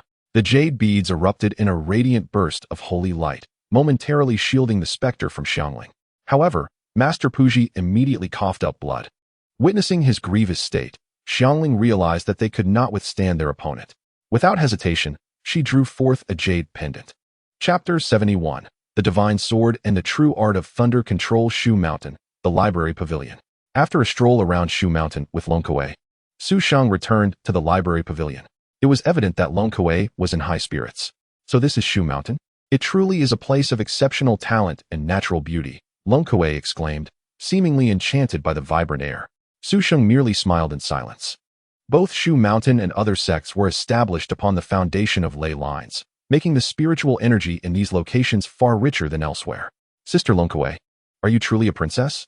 Han Yunxi, peering up with eager curiosity, asked Long Kuei. "Do I not seem like a princess?" Long Kuei twirled playfully beside Han Yunxi, smiling. "But a princess wouldn't wear such tattered clothes." Han Yunxi candidly voiced her confusion. Long Kuei's face momentarily fell. The flowing celestial gown she once adored had been reduced to ashes in the furnace following her astounding leap. "Master, did I say something wrong?" Han Yunxi asked timidly. "Not at all, Yunxi," Long Kuei replied, forcing a smile. "I was merely reminded of some unpleasant memories. It has nothing to do with you. Sister Long Kuei, please don't be sad. I will ask my mother to make you some new clothes, all right? She is quite skilled," Han Yunxi earnestly suggested. "Lord Xiaoning can do such needlework?" Su Sheng remarked with surprise. Han Xiaoning, as the master of Wuming Lingu and the great shaman guarding the burning silence, was unexpectedly adept at needlework. "Indeed, all my clothes were made by my mother," Han Yunxi nodded earnestly. After a brief contemplation, Su Sheng suddenly extended his hand, and a book flew from the shelves of the library. The cover boldly displayed the words, a collection of court attire through the ages. There is a garment within called the wide-sleeved flowing fairy dress. Please have Lord Sheng create one in that style. In sky blue, Su Sheng declared, taking the initiative. Long Kuei, astonished and delighted, exclaimed, "Young master, that wide-sleeved flowing fairy dress is my favorite. How did you know?" As the princess of the Jiang Kingdom, Long Kuei still possessed some regal demeanor, and she had long since grown unaccustomed to her tattered clothing. However, unlike Long Yang, she could not simply charm Su Sheng into finding her a wide-sleeved flowing fairy dress. To her surprise, Su Sheng seemed to understand her unspoken desires, even knowing her preferred attire. "Isn't this what they call a meeting of minds?" Han Yunqi remarked seriously from the side. The atmosphere in the library suddenly turned peculiar. "Do not misuse idioms if you do not comprehend them." Su Sheng lightly tapped Han Yunqi's forehead. Yet, in the next moment, Su Sheng's expression shifted abruptly. Sensing something amiss, an incident had occurred with Xiang Ling Qinglang Tianyao. "Come with me." The languidly observing Qinglang Tianyao jolted to attention, immediately springing into action. "Young master, I will accompany you." Long Kuei followed suit. After a moment's hesitation, Su Sheng consented. The formidable strength of the red-clad Long Kuei, at the 8th or 9th level of the human immortal realm, was undeniable, allowing her to stand her ground within the demon locking tower. At Xianxia, the swirling black mist above the village's western entrance thickened ominously, as if someone were painting the heavens with a heavy brush, imparting an oppressive feeling. The torrential rain poured down relentlessly, adding a chill to the already stifling atmosphere. Within the black mist, a blood banner surged like tumultuous waves, accompanied by ghastly howls that sent shivers down one's spine. Under the control of the toxic blood banner, a four-eyed, sharp-fanged specter unleashed its assault on Master Puji and Xiangling. Yet, facing this malevolent entity, Master Puji wielded his jade prayer beads and chanted the 6-character mantra of the Buddha, its sacred light shining brilliantly to ward off the specter. However, Master Puji was gravely injured. He could not rely solely on his strength. Fortunately, the demon King Xiangling fought valiantly alongside him, allowing them to contend with the Taoist Sangsong on equal footing. "I have accounted for everything, yet I failed to anticipate the presence of other cultivators in Xianxia," the anxious Sangsong Taoist mused, hidden within the black mist. Being under the shadow of the Qingyun sect, he knew he had to act swiftly. Otherwise, if the situation dragged on too long, it could attract unwanted attention from the sect. Resolute, Sangsong Taoist no longer hesitated. He seemed to tread upon invisible steps in the void, hovering above Master Puji and Xiangling. The blood-poisoned banner above them swayed, summoning the specters back. With a flourish of his sword, he intoned, "Nine heavens' mystical abode, transform into divine thunder, radiant celestial might, lead with the sword." Suddenly, a thunderous bolt tore through the air, seeming to rend the very fabric of space itself, aimed directly at Master Puji and Xiangling. "This is the divine sword thunder command." Master Puji gasped in astonishment, his eyes reflecting fervor. "Is this the formidable power of Taoist magic?" Xiangling, standing beside him, gasped, realizing the gravity of the threat. The divine sword thunder command was the signature move of the Qingyun sect. And as the eminent Tianyin temple was on par with Qingyun sect, they were undoubtedly aware of its formidable nature, even if they were previously unaware. Feeling the overwhelming celestial might above them made it unmistakably clear. Master Puji dared not underestimate the situation. He took a deep breath, preparing to forcefully awaken his latent potential, willing to sacrifice his vitality to combat the impending threat. However, just as he was about to shatter his remaining jade prayer beads to summon the true Buddha seal in defiance of the thunder, he heard Xiangling shout, "Great monk, come to my side." As she spoke, she produced an ancient-looking octagonal copper mirror and hurled it above them. "Is this the Dotian Huanshan mirror?" Master Puji's pupils contracted in surprise. The Dotian Huanshan mirror soared above, emanating an ancient aura. In that instant, Sangsong Taoist summoned divine thunder struck the mirror, creating a dazzling explosion of light that seared his eyes. When the lightning subsided, Sangsong Taoist saw the octagonal copper mirror still floating intact above, while Master Puji and Xiangling remained unscathed beneath it. The Dotian Huanshan mirror? This wretched girl possesses such a treasure. Sangsong Taoist seethed with a mix of surprise and fury. He had risked exposure to the Qingyun sect to unleash this powerful attack, expecting it to severely injure them. Yet it had proven utterly ineffective. "You vile girl, you dare thwart my plans. I shall end you." Sangsong Taoist was consumed by rage as he commanded the specters from the toxic blood banner to target Master Puji while personally launching himself at Xiangling. In his eyes, Master Puji was already on the brink of collapse and no longer a threat. Instead, this troublesome girl, with her unimpressive cultivation yet an abundance of treasures, had become a significant concern. "You scoundrel, do you think I am easy to bully?" Xiangling remained undaunted, conjuring 2 small yellow flags. "Taste the power of the Xian yellow mother and child flags bestowed by my brother Su Sheng." With that, she flung the 2 flags towards Xianxia Daoist. In a flourish, the petite flags transformed into 2 enormous, billowing banners, swirling around Xianxia Daoist ceaselessly. As the flags spun, a new realm emerged, ensnaring Xianxia Daoist within it. He felt disoriented as everything around him vanished, leaving only an endless expanse of hazy energy infused with lethal intent. "This is the Xian yellow mother and child flags." Xianxia Daoist's expression shifted, growing grave as he recognized the legendary treasure. Yet, despite its might, Xiangling's strength was still far inferior to his own. After expending considerable effort, Xianxia Daoist managed to break free from the confines of the flags. "Even the formidable Xianyuan mother and child flag cannot deter you? Truly impressive, you vile scoundrel." Xiangling expressed her astonishment without a trace of panic, deftly producing a series of bells from her hand. "Allow me to let you experience the soul-snatching bell." Adorning her wrist with the bells, she began to shake them, producing a cascade of melodic chimes that surged toward the Xianxia Daoist, specifically targeting his very soul.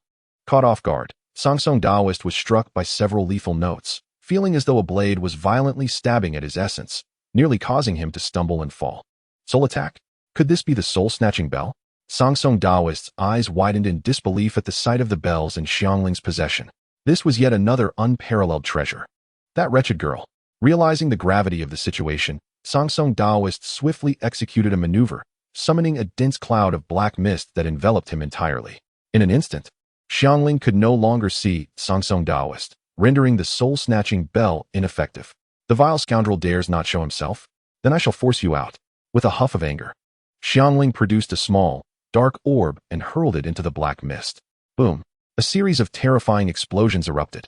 The crimson flame demon pearl? Such a waste.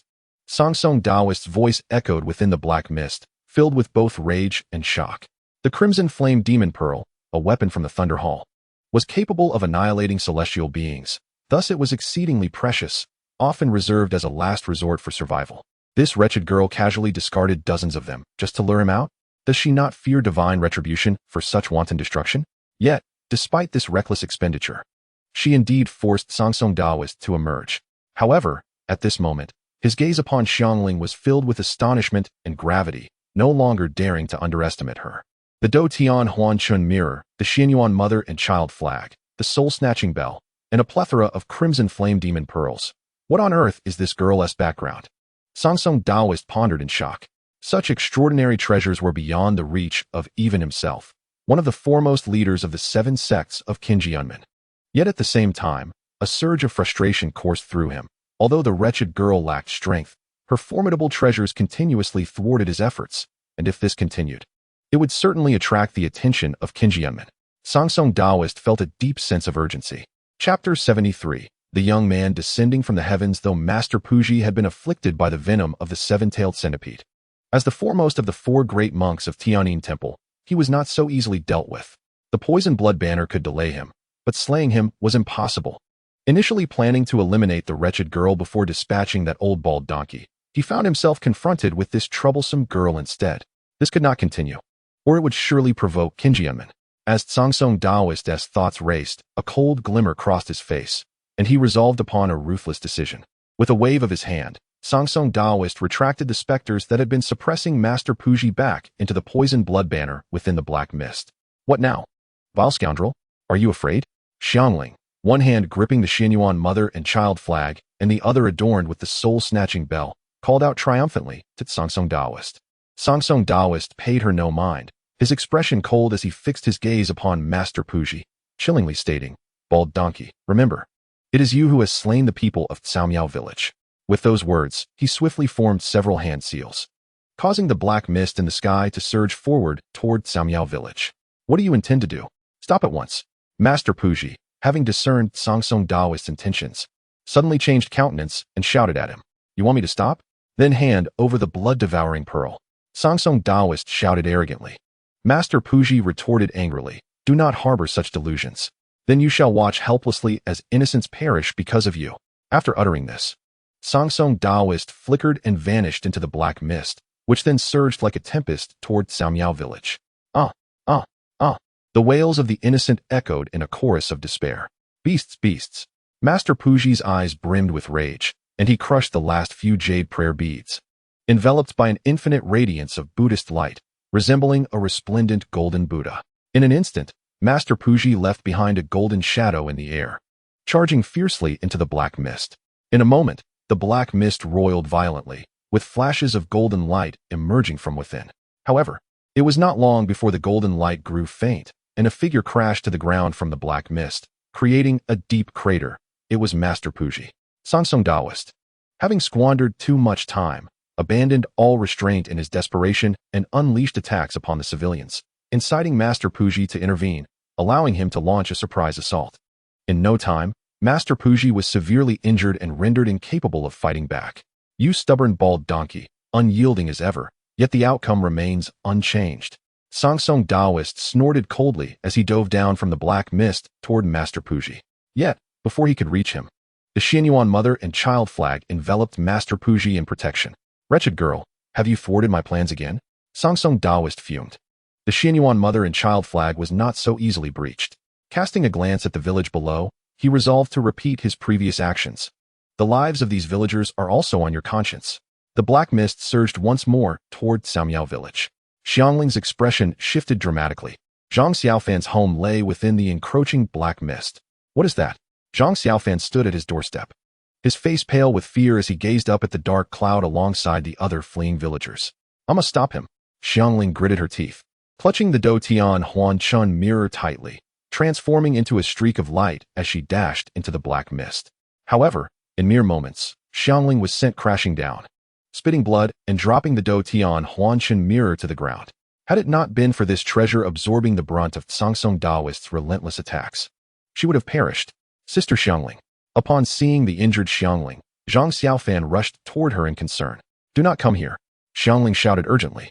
Yet, Zhang Xiaofan, worried for her safety, paid no heed to her warning. "Wretched girl, perish." The black mist surged toward both Xiangling and Zhang Xiaofan. Just then, Sangsong Daoist felt a sudden shift before his eyes, as a remarkably youthful figure, seemingly no older than 18 or 19, appeared beside the wretched girl. He was momentarily taken aback, yet did not dwell on it. Since this person had chosen to seek death, he would simply eliminate him. "Brother Su Sheng, you have arrived." Upon spotting the young man, Xiangling found her anchor and smiled with relief. "Now, leave it to Brother Su Sheng." Su Sheng bent down to gently caress Xiangling's delicate face, seemingly oblivious to the encroaching darkness in the sky. After offering her a faint smile, he stood up leisurely. He cast a glance at the swirling black mist above, his eyes filled with an icy indifference. Chapter 74. Star-plucking finger. What is this brat's problem? The Taoist Sangsong, engulfed in the dark mist, felt his heart lurch at the sight of Su Sheng's utterly frigid gaze. In that moment, it seemed as though the 18 or 19-year-old youth standing before him was not a boy, but a grim reaper capable of commanding life and death. Whether it was his own illusion or reality, Taoist Sangsong sensed an overwhelming dread. At that moment, he witnessed the youth extend his hand slightly, a beam of sword light illuminating his eyes. A long sword had appeared in the young man's grip. With a single hand on the sword, he struck directly at Taoist Sangsong. Clang! As the sword was drawn, the atmosphere trembled. The surrounding spiritual energy surged violently, as if the heavens themselves were bowing to the might of that single strike. A sword aura, towering dozens of feet, erupted forth, shaking the very fabric of the world, and cleaved towards the approaching darkness. A muffled grunt echoed from within the black mist, and the cloaked figure was sent hurtling backwards, akin to a cannonball.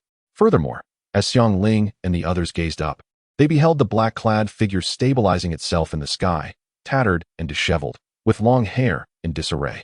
The black veil that had concealed his face was shattered by the force of the sword strike, revealing a gaunt visage with sharply defined features, now stained with blood at the corners of his mouth. Su Sheng's furious strike was not something an ordinary individual could withstand. Just one blow had severely wounded Taoist Sangsong. How could this be? Who on earth is this child? Sangsong's face paled in astonishment, his eyes nearly popping from their sockets. He was the foremost master of the Longsho Peak of the Qingyun sect, a being of unparalleled cultivation, having reached the 8th level of the human immortal realm. With no Earth immortals present, it was exceedingly difficult to find a match in the mortal realm, yet he was now grievously injured by a mere youth under 20. This boy is truly a monster. Whoosh! A terrifying wolf demon, towering a yard high, soared over and landed beside the young man, atop which sat a woman clad in blue, ethereal as a celestial being. It was the celestial wolf demon and Long Kuei. Long Kuei leapt from the celestial wolf demon and approached Xiang Ling to assist her, expressing concern. "You must be Miss Xiang Ling. Are you all right?" Xiang Ling eyed Long Kuei suspiciously. "I'm fine, thank you. But how do you know me?"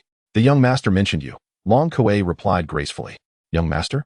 Xiang Ling's suspicion deepened. The young master referred to by this woman couldn't possibly be Brother Su Sheng, could it?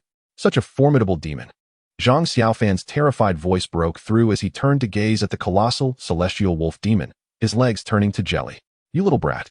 The celestial wolf demon scoffed, disregarding Zhang Xiaofan, and called out to Su Sheng, "Master, do you need me to deal with this rabble?" "No need. I will handle this myself," Su Sheng declared with a chilling demeanor, the murderous intent evident. "Master?" Xiang Ling felt somewhat bewildered. If she wasn't mistaken, this was a demon emperor, wasn't it? However, her gaze then fixated on Long Kuei, her expression darkening. Indeed, this woman had come alongside Brother Su Sheng. "What is your relationship with Brother Su Sheng?" Xiang Ling demanded, glaring at Long Kuei. Long Kuei was taken aback by Xiang Ling's question. Was this truly the time for such inquiries? Demon Emperor?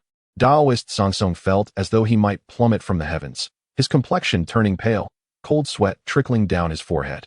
Carrying a demon emperor with him? This was too outrageous. Who exactly is this young man? Flee. At this moment, Daoist Sangsong could no longer concern himself with the blood-devouring pearl. He was utterly terrified by Su Sheng. Without a moment's hesitation, he turned and fled into the distance in a panic. Is it not too late to escape now? Su Sheng's lips curled into a cold smile as he transformed into a streak of light, shooting upwards like a meteor. Whoosh! Under Daoist Sangsong's control, the black mist in the sky surged violently once more, the 2-yard blood-poisoned banner trembling fiercely, and the ghastly spirit re-emerged, charging towards Su Sheng. Su Sheng did not even cast a glance at the apparition, flicking his finger slightly, invoking the star-plucking finger. A pinpoint of light darted silently through the air, colliding with the specter. Buzz! The pinpoint detonated, transforming into a myriad of brilliant white rays that engulfed the ghastly figure within. Moreover, the multitude of white beams penetrated the vast black mist as if a sun had been cast into it. In the blink of an eye, the apparition vanished, and the black mist dissipated, restoring clarity to the world. What? Daoist Sangsong's pupils constricted violently, his face betraying immense shock. The blood-poisoned banner was so effortlessly destroyed by the opponent. Furthermore, it hadn't even managed to impede the adversary in the slightest. Even a fraction would have sufficed. Yet, the opponent's speed showed no signs of diminishing. It truly seemed as if he had merely flicked his finger. Clang! In that fleeting moment of Daoist Sangsong's astonishment, the Tiangang 7-star sword had already slipped from Su Sheng's grasp, transforming into a rainbow as it slashed towards Daoist Sangsong. Its speed was such that it reached him in the blink of an eye, leaving Daoist Sangsong no chance to evade. Chapter 75, Daoist Jinren What? As he felt the terrifying might radiating from the Tiangang 7-star sword, Daoist Sangsong's pupils shrank in horror. In that instant, every hair on his body stood on end. From that sword, he sensed a profound threat of death. It was a sense of peril he had not encountered in ages. A colossal crisis of life and death. No longer able to afford even a moment's distraction, Daoist Sangsong turned to face the terrifying sword strike, channeling every ounce of his celestial energy into a single, desperate counterattack. Roar! As Daoist Sangsong unleashed his strike, the world fell silent, as if only his sword remained in existence. A distant dragon's roar echoed, accompanied by the ethereal silhouette of an azure dragon rushing towards Su Sheng's Tiangang 7-star sword. The sword-summoning azure dragon technique. This was the pinnacle sword technique of the Qingyan sect. Above the ground, Master Puji, who had just awakened, was drawn to the fierce battle in the sky. He gazed upward with a solemn expression, murmuring to himself. Suddenly, with a resounding clash, the Tiangang 7-star sword collided violently with the immortal sword of the Sangsong Daoist, unleashing a wave of ferocious energy. The entire Caomiao village felt a tumultuous upheaval. In that fleeting moment, the azure dragon unleashed by the Sangsong Daoist shattered like porcelain under the might of the Tiangang 7-star sword. A piercing sound echoed as the Sangsong Daoist was violently shaken, as if struck by a colossal hammer. He spat out a mist of blood, plummeting from the sky like a kite with severed strings, crashing to the ground at the entrance of Xiaomiao village. A single sword strike had grievously wounded Sangsong? Who could have dealt such a blow? A look of astonishment crossed Master Puji's face. Could it be that Dao Xianjinren had learned of the Sangsong Daoist situation and arrived to settle scores? Yet, that sword strike did not resemble the techniques of the Qingyun sect. Are you all right, great monk? Just as Master Puji pondered, he sensed the fluttering of garments and heard a familiar voice. Turning his head, he was relieved to see Xiangling approaching, accompanied by another demure woman clad in blue, along with an adorable little dog closely trailing behind them. Long Kuei had nearly frightened Zhang Xiaofan into a panic upon seeing the Qinglang Tianyao, prompting the request for it to transform into a small puppy.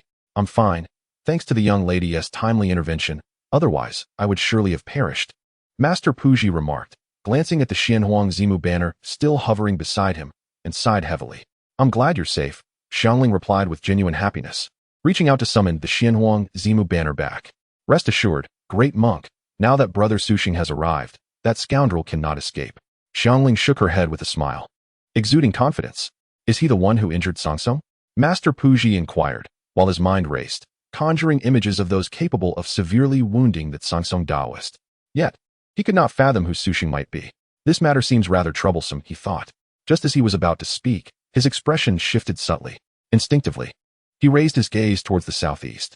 At that very moment, the Qinglang Tianyao on the ground also directed its attention toward the same direction, clearly sensing something amiss. Suddenly, two streaks of light flashed across the sky, vanishing in an instant. The onlookers blinked, and there, in the southeastern direction where the Sangsong Daoist had fallen, two figures had materialized.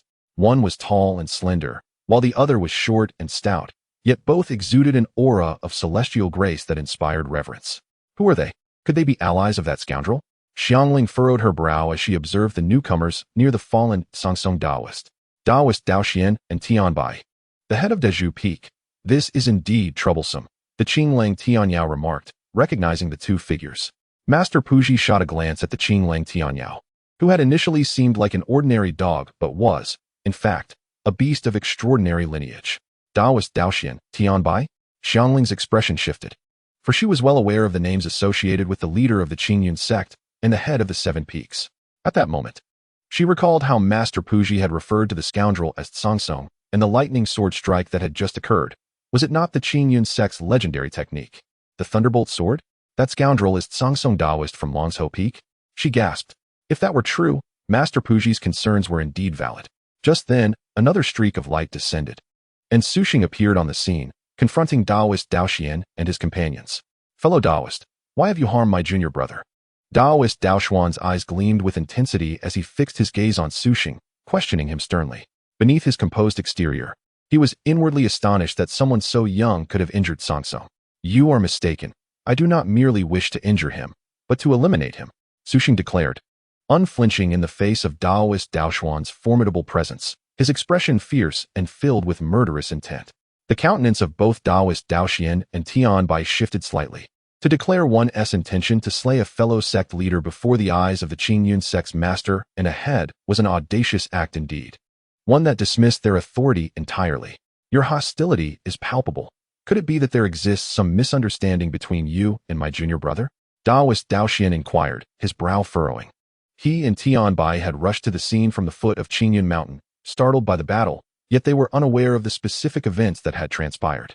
However, seeing Sangsong Daoist clad in black suggested a deliberate concealment of his identity, prompting Daoist Daoxuan's suspicions. Misunderstanding? Sangsong Daoist sought to seize Master Puji's blood-devouring pearl, slaughtering dozens of innocent villagers in Xiaomiao village and nearly killing my kin. How could this possibly be a misunderstanding? Sushing retorted sharply, casting a furious glance at Sangsong Daoist. You're spewing nonsense, Tianbai interjected angrily. To claim that Sangsong Daoist would seek such a vile object and harm innocent villagers is utterly absurd. Nonsense.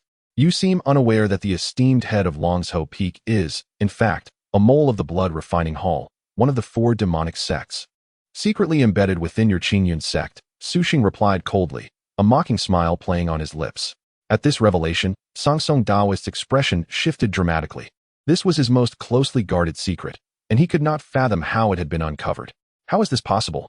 He thought, tumultuous waves of panic crashing within him. The change in Sangsong Daoist demeanor did not escape the keen eyes of Daoist Dao Xian and Tian Bai, filling them with deep suspicion. What could possibly lie beneath Sangsong Daoist's reaction? Of course, Daoist Dao Xian and Tian Bai, being longtime brothers of Sangsong Daoist, would not take Su Sheng's claim at face value. The notion was far too absurd. Fellow Daoist, you persist in slandering our sect's leader. What is your true intention? Tian Bai demanded sharply. Your words are so outrageous they are difficult to believe, Daoist Dao Xian added, shaking his head. Believe it or not, that is your choice. I merely wish to explain my reasons for wanting him dead, nothing more. Su Sheng let out a cold snort, unwilling to engage in further idle chatter with Dao Xian Zhenren and the others. To speak of killing in front of the leader of Qingyun sect and the chief of Deju Peak, wasn't that a touch too presumptuous? Tian Bai chuckled derisively, declaring, I will kill him. You cannot protect him. With a cold huff, Su Sheng commanded, Celestial Wolf Demon. Boom. A colossal figure descended from the heavens, crashing heavily before them. It was the Celestial Wolf Demon, restored to its true form. Demon Emperor. Dao Xian Zhenren and Tian Bai's expression shifted, sensing the extraordinary nature of Su Sheng. This individual bore with him a Demon Emperor, clearly not to be trifled with. Celestial Wolf Demon. You are to confront Dao Xian Zhenren, Su Sheng instructed casually. Master, this old Daoist is the most formidable of Earth immortals. I fear I may not withstand him. The Celestial Wolf Demon replied, beads of sweat forming on its brow. It lacked the courage to face even the likes of Bai Zihua and the other 5 immortals, let alone the terrifying Dao Xian Zhenren. Su Sheng remained silent, producing a diamond-shaped crystal from his hand and tossing it to the Celestial Wolf Demon. Crack, crack, crack. Amidst the dazzling holy radiance, the crystal split into countless small scales that adhered to the Celestial Wolf Demon, forming a resplendent armor. Is this the Holy Dragon armor? Dao Xian Zhenren's brow furrowed in concern. It was said that the Holy Dragon armor was crafted from the scales of a divine dragon, making it the most indestructible armor in existence, incapable of being shattered even by the sword of extermination. A demon emperor clad in the Holy Dragon armor could withstand Dao Xian Zhenren for a time, with the Holy Dragon armor shielding him. The Celestial Wolf Demon charged towards Dao Xian Zhenren without hesitation. Clang! Dao Xian Zhenren swung his sword, sending the Celestial Wolf Demon flying. Yet it returned to the fray almost instantaneously. Boom, boom, boom. The battle raged on between man and demon, with the Celestial Wolf Demon enduring a fierce onslaught, yet managing to restrain Dao Xian Zhenren. Do you think restraining the sect leader will suffice? You underestimate me, Tian Bai. Tian Bai shouted angrily, drawing his immortal sword. Swish. Before he could finish, a striking red figure appeared. Long Kuei, holding a jade bow, shot an arrow towards Tian Bai. Clang. Tian Bai blocked with his sword, but the force knocked him back. Young master, leave this to me, the red-clad Long Kuei declared to Su Sheng, unleashing several arrows towards Tian Bai, forcing him to retreat. In a fleeting moment, Su Sheng easily dismantled the 2 supports of Sangsong Daoren, stepping forward with the Tiangang 7 Stars sword in hand, advancing towards Sangsong Daoren. The latter's expression darkened to an extreme, his eyes wide with shock, consumed by a singular thought. Who on earth is this young man? His own strength, deemed monstrous, felt feeble against Su Sheng, whose prowess rendered Sangsong Daoren's 8-fold earth immortal cultivation as weak as that of an infant, utterly incapable of resistance. Moreover, this individual was not alone. He bore a demon emperor who referred to him as master. The powerful earth immortal who had hindered Tian Bai addressed him as young master, indicating a clear allegiance. And that troublesome girl who had repeatedly opposed him, thwarting his attempts to seize the blood-devouring pearl from Master Puji, also referred to him as brother. Her relationship with him was painfully obvious. 2 earth immortals and a demon emperor, all were under his command. The depth of his backing was astonishing. When had the cultivation world seen such a figure? These thoughts flickered in Sangsong Daoren's mind as he hastily summoned the last remnants of his celestial power, uttering no more words, and fled on his sword. Su Sheng merely cast a cold glance at the fleeting figure of Sangsong Daoren in the sky, choosing not to pursue. With a gentle flick of his wrist, the Tiangang 7 Stars sword flew from his hand, disappearing from sight. Swish! A streak of light flashed across the sky before vanishing. The Tiangang 7 Stars sword silently returned to Su Sheng's grasp. Swish! A burst of crimson erupted in the sky, and Sangsong Daoren's body plummeted from the heavens. Unbelievable! You killed brother Sangsong. Tian Bai, locked in combat with Long Kuei, let out a furious roar upon witnessing this. Junior brother. Dao Xian Zhenren also roared in anger, delivering a powerful strike that sent the celestial wolf demon flying. Clang! Without allowing the celestial wolf demon to recover, Dao Xianxia severed half of the mountain peak with a single swing, causing countless boulders to tumble down, burying the celestial wolf demon. Whoosh! In a moment of distraction, Dao Xianxia appeared directly before Su Sheng, so swiftly that Su Sheng couldn't react or even perceive his movement. The overwhelming pressure emanating from Dao Xianxia rendered Su Sheng breathless. Dao friend, do you truly believe there are no defenders in Qingyun sect? Dao Xianxin's presence radiated a palpable threat. Long Kuei instinctively sensed danger, swiftly moving to Su Sheng's side, as if preparing for battle. Xiang Ling mirrored her actions. Holding the Do Tian Huan Qin mirror in one hand, and the Xian Huang Zimu flag in the other, positioning herself beside Su Sheng. Confronting Dao Xianxin and the arriving Tian Bai. Old Taoist, do not presume your seniority grants you the right to bully us. We fear you not. Xiang Ling retorted defiantly. The atmosphere was thick with tension, on the brink of eruption. Amipa. In this oppressive moment, a calm voice resonated. Dao Xianxin turned to see Master Pu Ji, bloodied and disheveled, approaching with labored steps. Master Pu Ji, what has happened to you? Dao Xianxin exclaimed, momentarily forgetting Su Sheng and the others as he rushed to greet him. Master, do not misunderstand this young benefactor. Master Pu Ji quickly implored Dao Xianxin. What do you mean? Tian Bai asked, bewildered. Ba, truly a calamity. Master Pu Ji sighed heavily, recounting in detail the series of events surrounding Song Dao Ren's attempts to seize the blood-devouring pearl, leaving both Dao Xianxin and Tian Bai in stunned silence, rendered speechless for a long while. Yet, given Master Pu Ji's status, it was clear that such claims could not be false. Moreover, this matter was easily verifiable. The divine sword of thunder possesses an immense presence, and undoubtedly, many villagers from Caomiao village have witnessed it. The traces of malevolent arts, such as the seven-tailed centipede and the poisonous blood flag, must also be evident on the body of Taoist Sangsong. Taoist Daoxian nodded at Tian Bai, who understood the implication and, after exchanging a brief greeting with Master Pu Ji, vanished from sight. Everyone was aware of his purpose, yet no one inquired further. Shortly after, Tian Bai returned, his expression grim, and nodded at Taoist Daoxian. It was clear that he had verified the truth of Master Pu Ji's words. Taoist Daoxuan's demeanor also darkened, filled with shock and profound shame. As the head of the Qingyun sect, Taoist Sangsong's actions had brought disgrace upon the entire sect. Chapter 78. Zhang Xiaofan comes to be a disciple with the truth of Taoist Sangsong's deeds laid bare. Taoist Daoxian did not press Su Sheng any further. He even extended an apology to Su Sheng for the actions of Taoist Sangsong. One must acknowledge that, as the leader of the Qingyun sect, Taoist Daoxian exhibited impeccable cultivation and demeanor in every aspect. It is of no consequence, esteemed elder, since you too have been deceived by Taoist Sangsong. We shall hold no grudges, remarked Xiangling with a hint of disdain. Thud. Before she could finish, Su Sheng lightly tapped her on the head, causing her to cradle her head in mock despair. Why did you hit me, brother Su Sheng? She complained. Such disrespect towards Taoist Daoxian is unwarranted, Su Sheng replied, somewhat exasperated. Previously, when the group had been at odds with Taoist Daoxian, it was due to misunderstandings. Now that he had personally apologized as the sect's leader, continuing to act arrogantly would be inappropriate. It is but a term of address, no offense taken, Taoist Daoxian chuckled, regarding Xiangling as a younger generation, finding her innocence endearing rather than taking offense. By the way, young brother Su, you previously mentioned that my wayward junior brother is affiliated with the Blood Refining Hall. Was that merely an expression of anger, or is there truth to it? Taoist Daoxuan's expression shifted to seriousness as he fixed his gaze on Su Sheng. Initially, they had dismissed Su Sheng's assertion as slander, but now Taoist Daoxuan's perspective had transformed. Do you consider me a mere fabricator of lies, esteemed elder? Su Sheng replied with a slight smile. Taoist Daoxian immediately understood that Su Sheng's words were likely grounded in truth. He refrained from inquiring how Su Sheng came by this information and solemnly stated, the Qingyun sect owes you, young brother Su, a debt of gratitude. If what Su Sheng said were indeed true, it would be a grave matter. The demonic sect had infiltrated the Qingyun sect with an undercover agent reaching such a high position. It was a chilling thought. After exchanging pleasantries with Taoist Daoxian and conversing briefly with Master Pu Ji, Su Sheng finally departed with Xiangling and Long Kuei, parting ways with the others. Naturally, the Qingling Tianyao followed suit.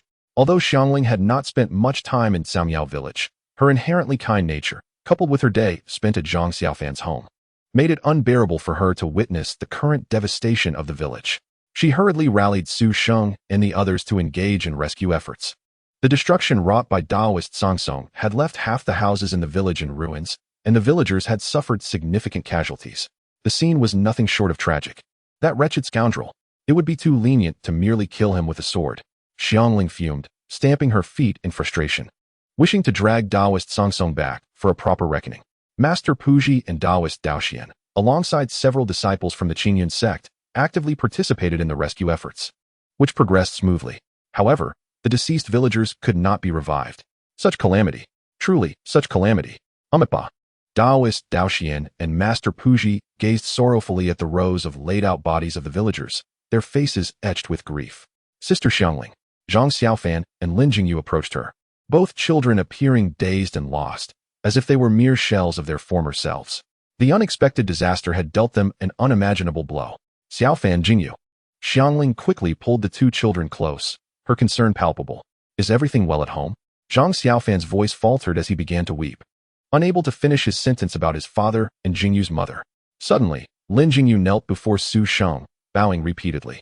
Master, I wish to learn the art of immortality. Please grant me this boon.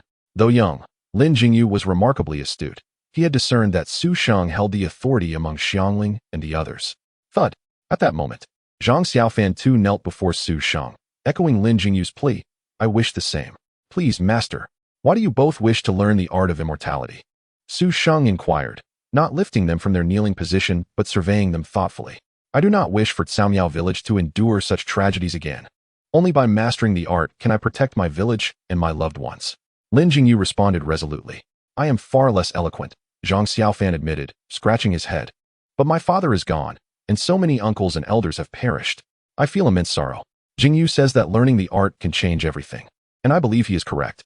Brother Su Sheng, please take them back to Mount Shu, Xiangling urged, her heart aching for Zhang Xiaofan and Lin Jingyu. Unbeknownst to her, Su Sheng had already intended to accept them as disciples. Zhang Xiaofan was undeniably a child of destiny, akin to Han Yunxi and Hua Qinggu in terms of fortune. Though Lin Jingyu's luck was not as strong, he was certainly not inferior to Feng Guangma, with both children eager to join his tutelage. Su Sheng had no reason to decline. Chapter 79. Zhang Xiaofan and Lin Jingyu enter Mount Shu. You too may rise. Su Sheng addressed them with a gentle smile, meeting their hopeful gazes. Master, have you agreed or not? Zhang Xiaofan asked earnestly, scratching his head. Fool, quickly express your gratitude to the master. Lin Jingyu interjected, bowing once more to Su Sheng. Realizing Su Sheng had indeed acquiesced, Zhang Xiaofan beamed with joy and bowed repeatedly. Su Sheng accepted their gratitude with grace. Prepare yourselves and return here. We shall wait for you, he instructed as they stood. Lin Jingyu bowed once more to Su Sheng, then took Zhang Xiaofan's hand and hurried back. Xiangling, will you return to Mount Shu for some rest, or will you continue your search for your parents? Su Sheng inquired. I will find my parents first, then return to Mount Shu to find you, brother Su Sheng, Xiangling replied after some contemplation. Very well. Su Sheng nodded in agreement, finding no issue with her decision.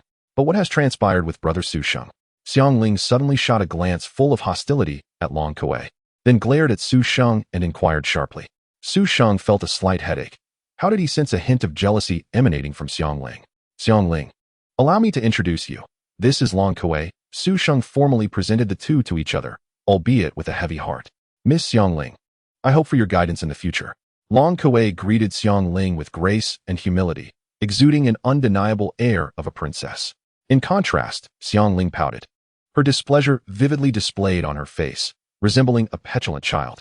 Nonetheless, their initial meeting was surprisingly pleasant. Master, those two children. The one named Lin Jingyu is indeed a promising talent, but the one named Zhang Xiaofan seems rather lacking in aptitude. The blue wolf demon could no longer contain its thoughts. As a former demon king, it could clearly discern the potential of both Zhang Xiaofan and Lin Jingyu. While Lin Jingyu was undoubtedly a raw gem, Zhang Xiaofan was a true treasure.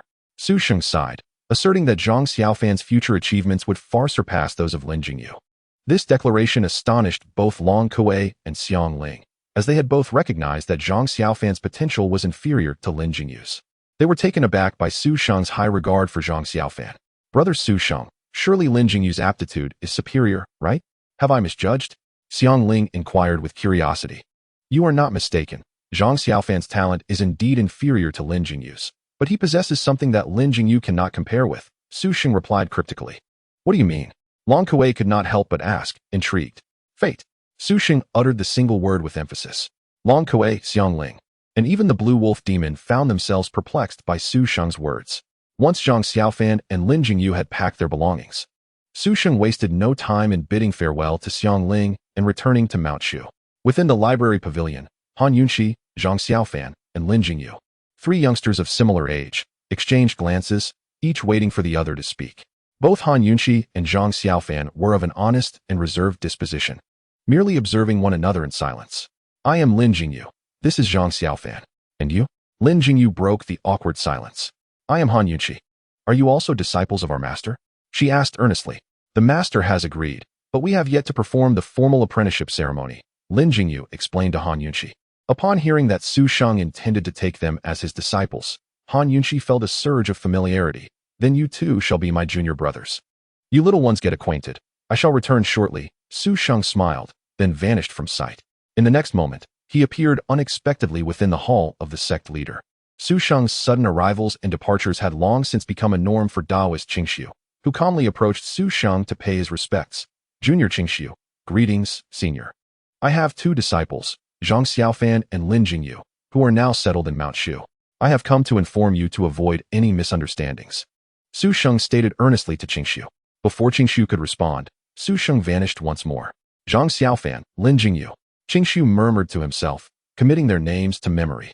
To be chosen as disciples by a senior personally, these 2 children must surely be rare talents. Qingshu couldn't help but think to himself.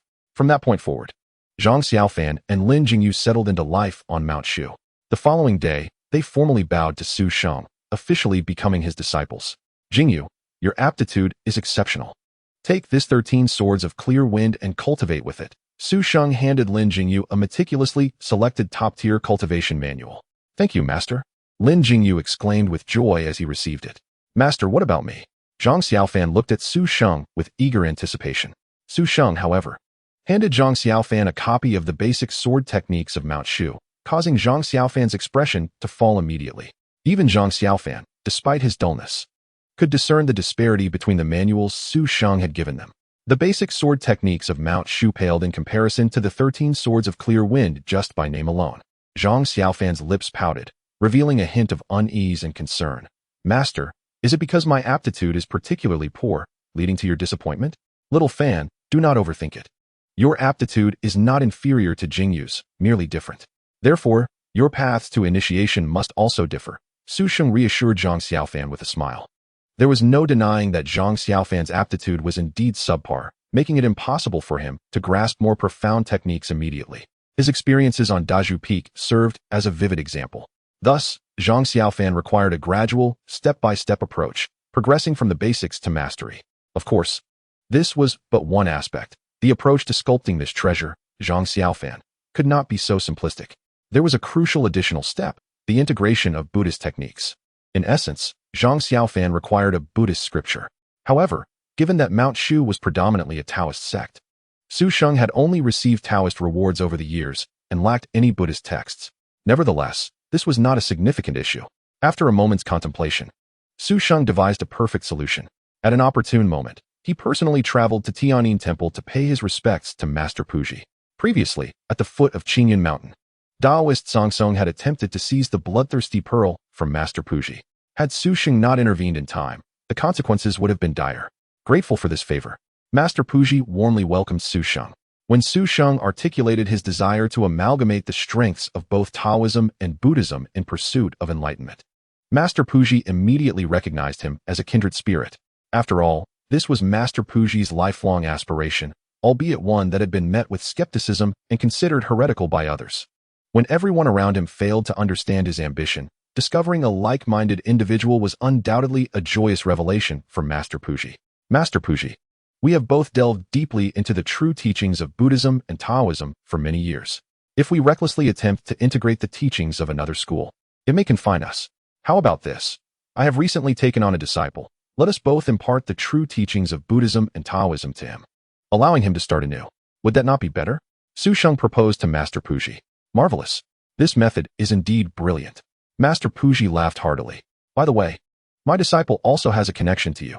Do you remember the child who brought you food in Xianxia village? Sheng added with a smile. Is it that child? Master Puji was momentarily taken aback, and then he couldn't help but chant a Buddhist verse, his smile growing ever wider. He felt increasingly convinced that imparting the true teachings of Buddhism to that child was destined by heaven. After swiftly attending to his affairs, Master Puji wasted no time. Descending the mountain toward Mount Shu. What did you say? Master Puji from Tianyin Temple has come to pay his respects? Upon hearing the report from Yunin, Taoist Qing Su was utterly astonished.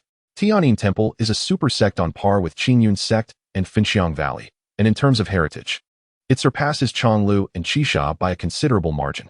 Master Puji is the most revered monk of Tianyin Temple, holding a status in the martial world that is equal to Taoist Zhen Yuan, the leader of Qingyun Sect. He is undoubtedly a figure of immense stature. In the present day, Shushan is merely a second-rate immortal sect, hardly worthy of Tianyin Temple's attention. Why would such a person suddenly come to Shushan? No need to panic.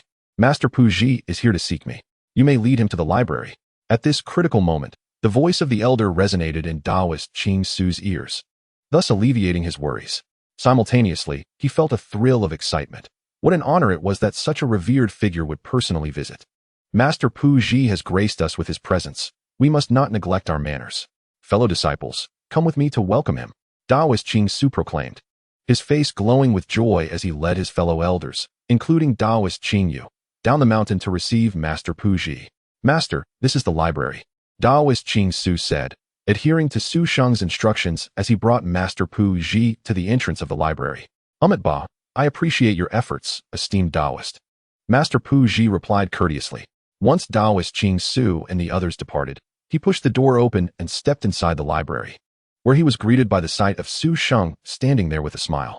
Besides Su Sheng, the young woman who had previously subdued Tian Bu Yi with her bow and arrow was also present, now dressed in a blue attire. Esteemed elder, I have been awaiting your arrival, Su Sheng said with a smile, beckoning Zhang Xiaofan over. Xiaofan, come meet the master. Old monk, it's you. Zhang Xiaofan exclaimed in surprise upon recognizing Master Puji. It is rare that the young benefactor remembers me, Master Puji said with a gentle smile, expressing his fondness for the kind-hearted boy. Without further delay, after exchanging pleasantries, Master Puji imparted the profound teachings of Buddhism to Zhang Xiaofan. From that moment on, Zhang Xiaofan diligently practiced both the Shushan and Buddhist teachings, making remarkable progress that left Lin Jingyu far behind. Chapter 81. Taoist Qing Wei breaks through to human immortal Shushan.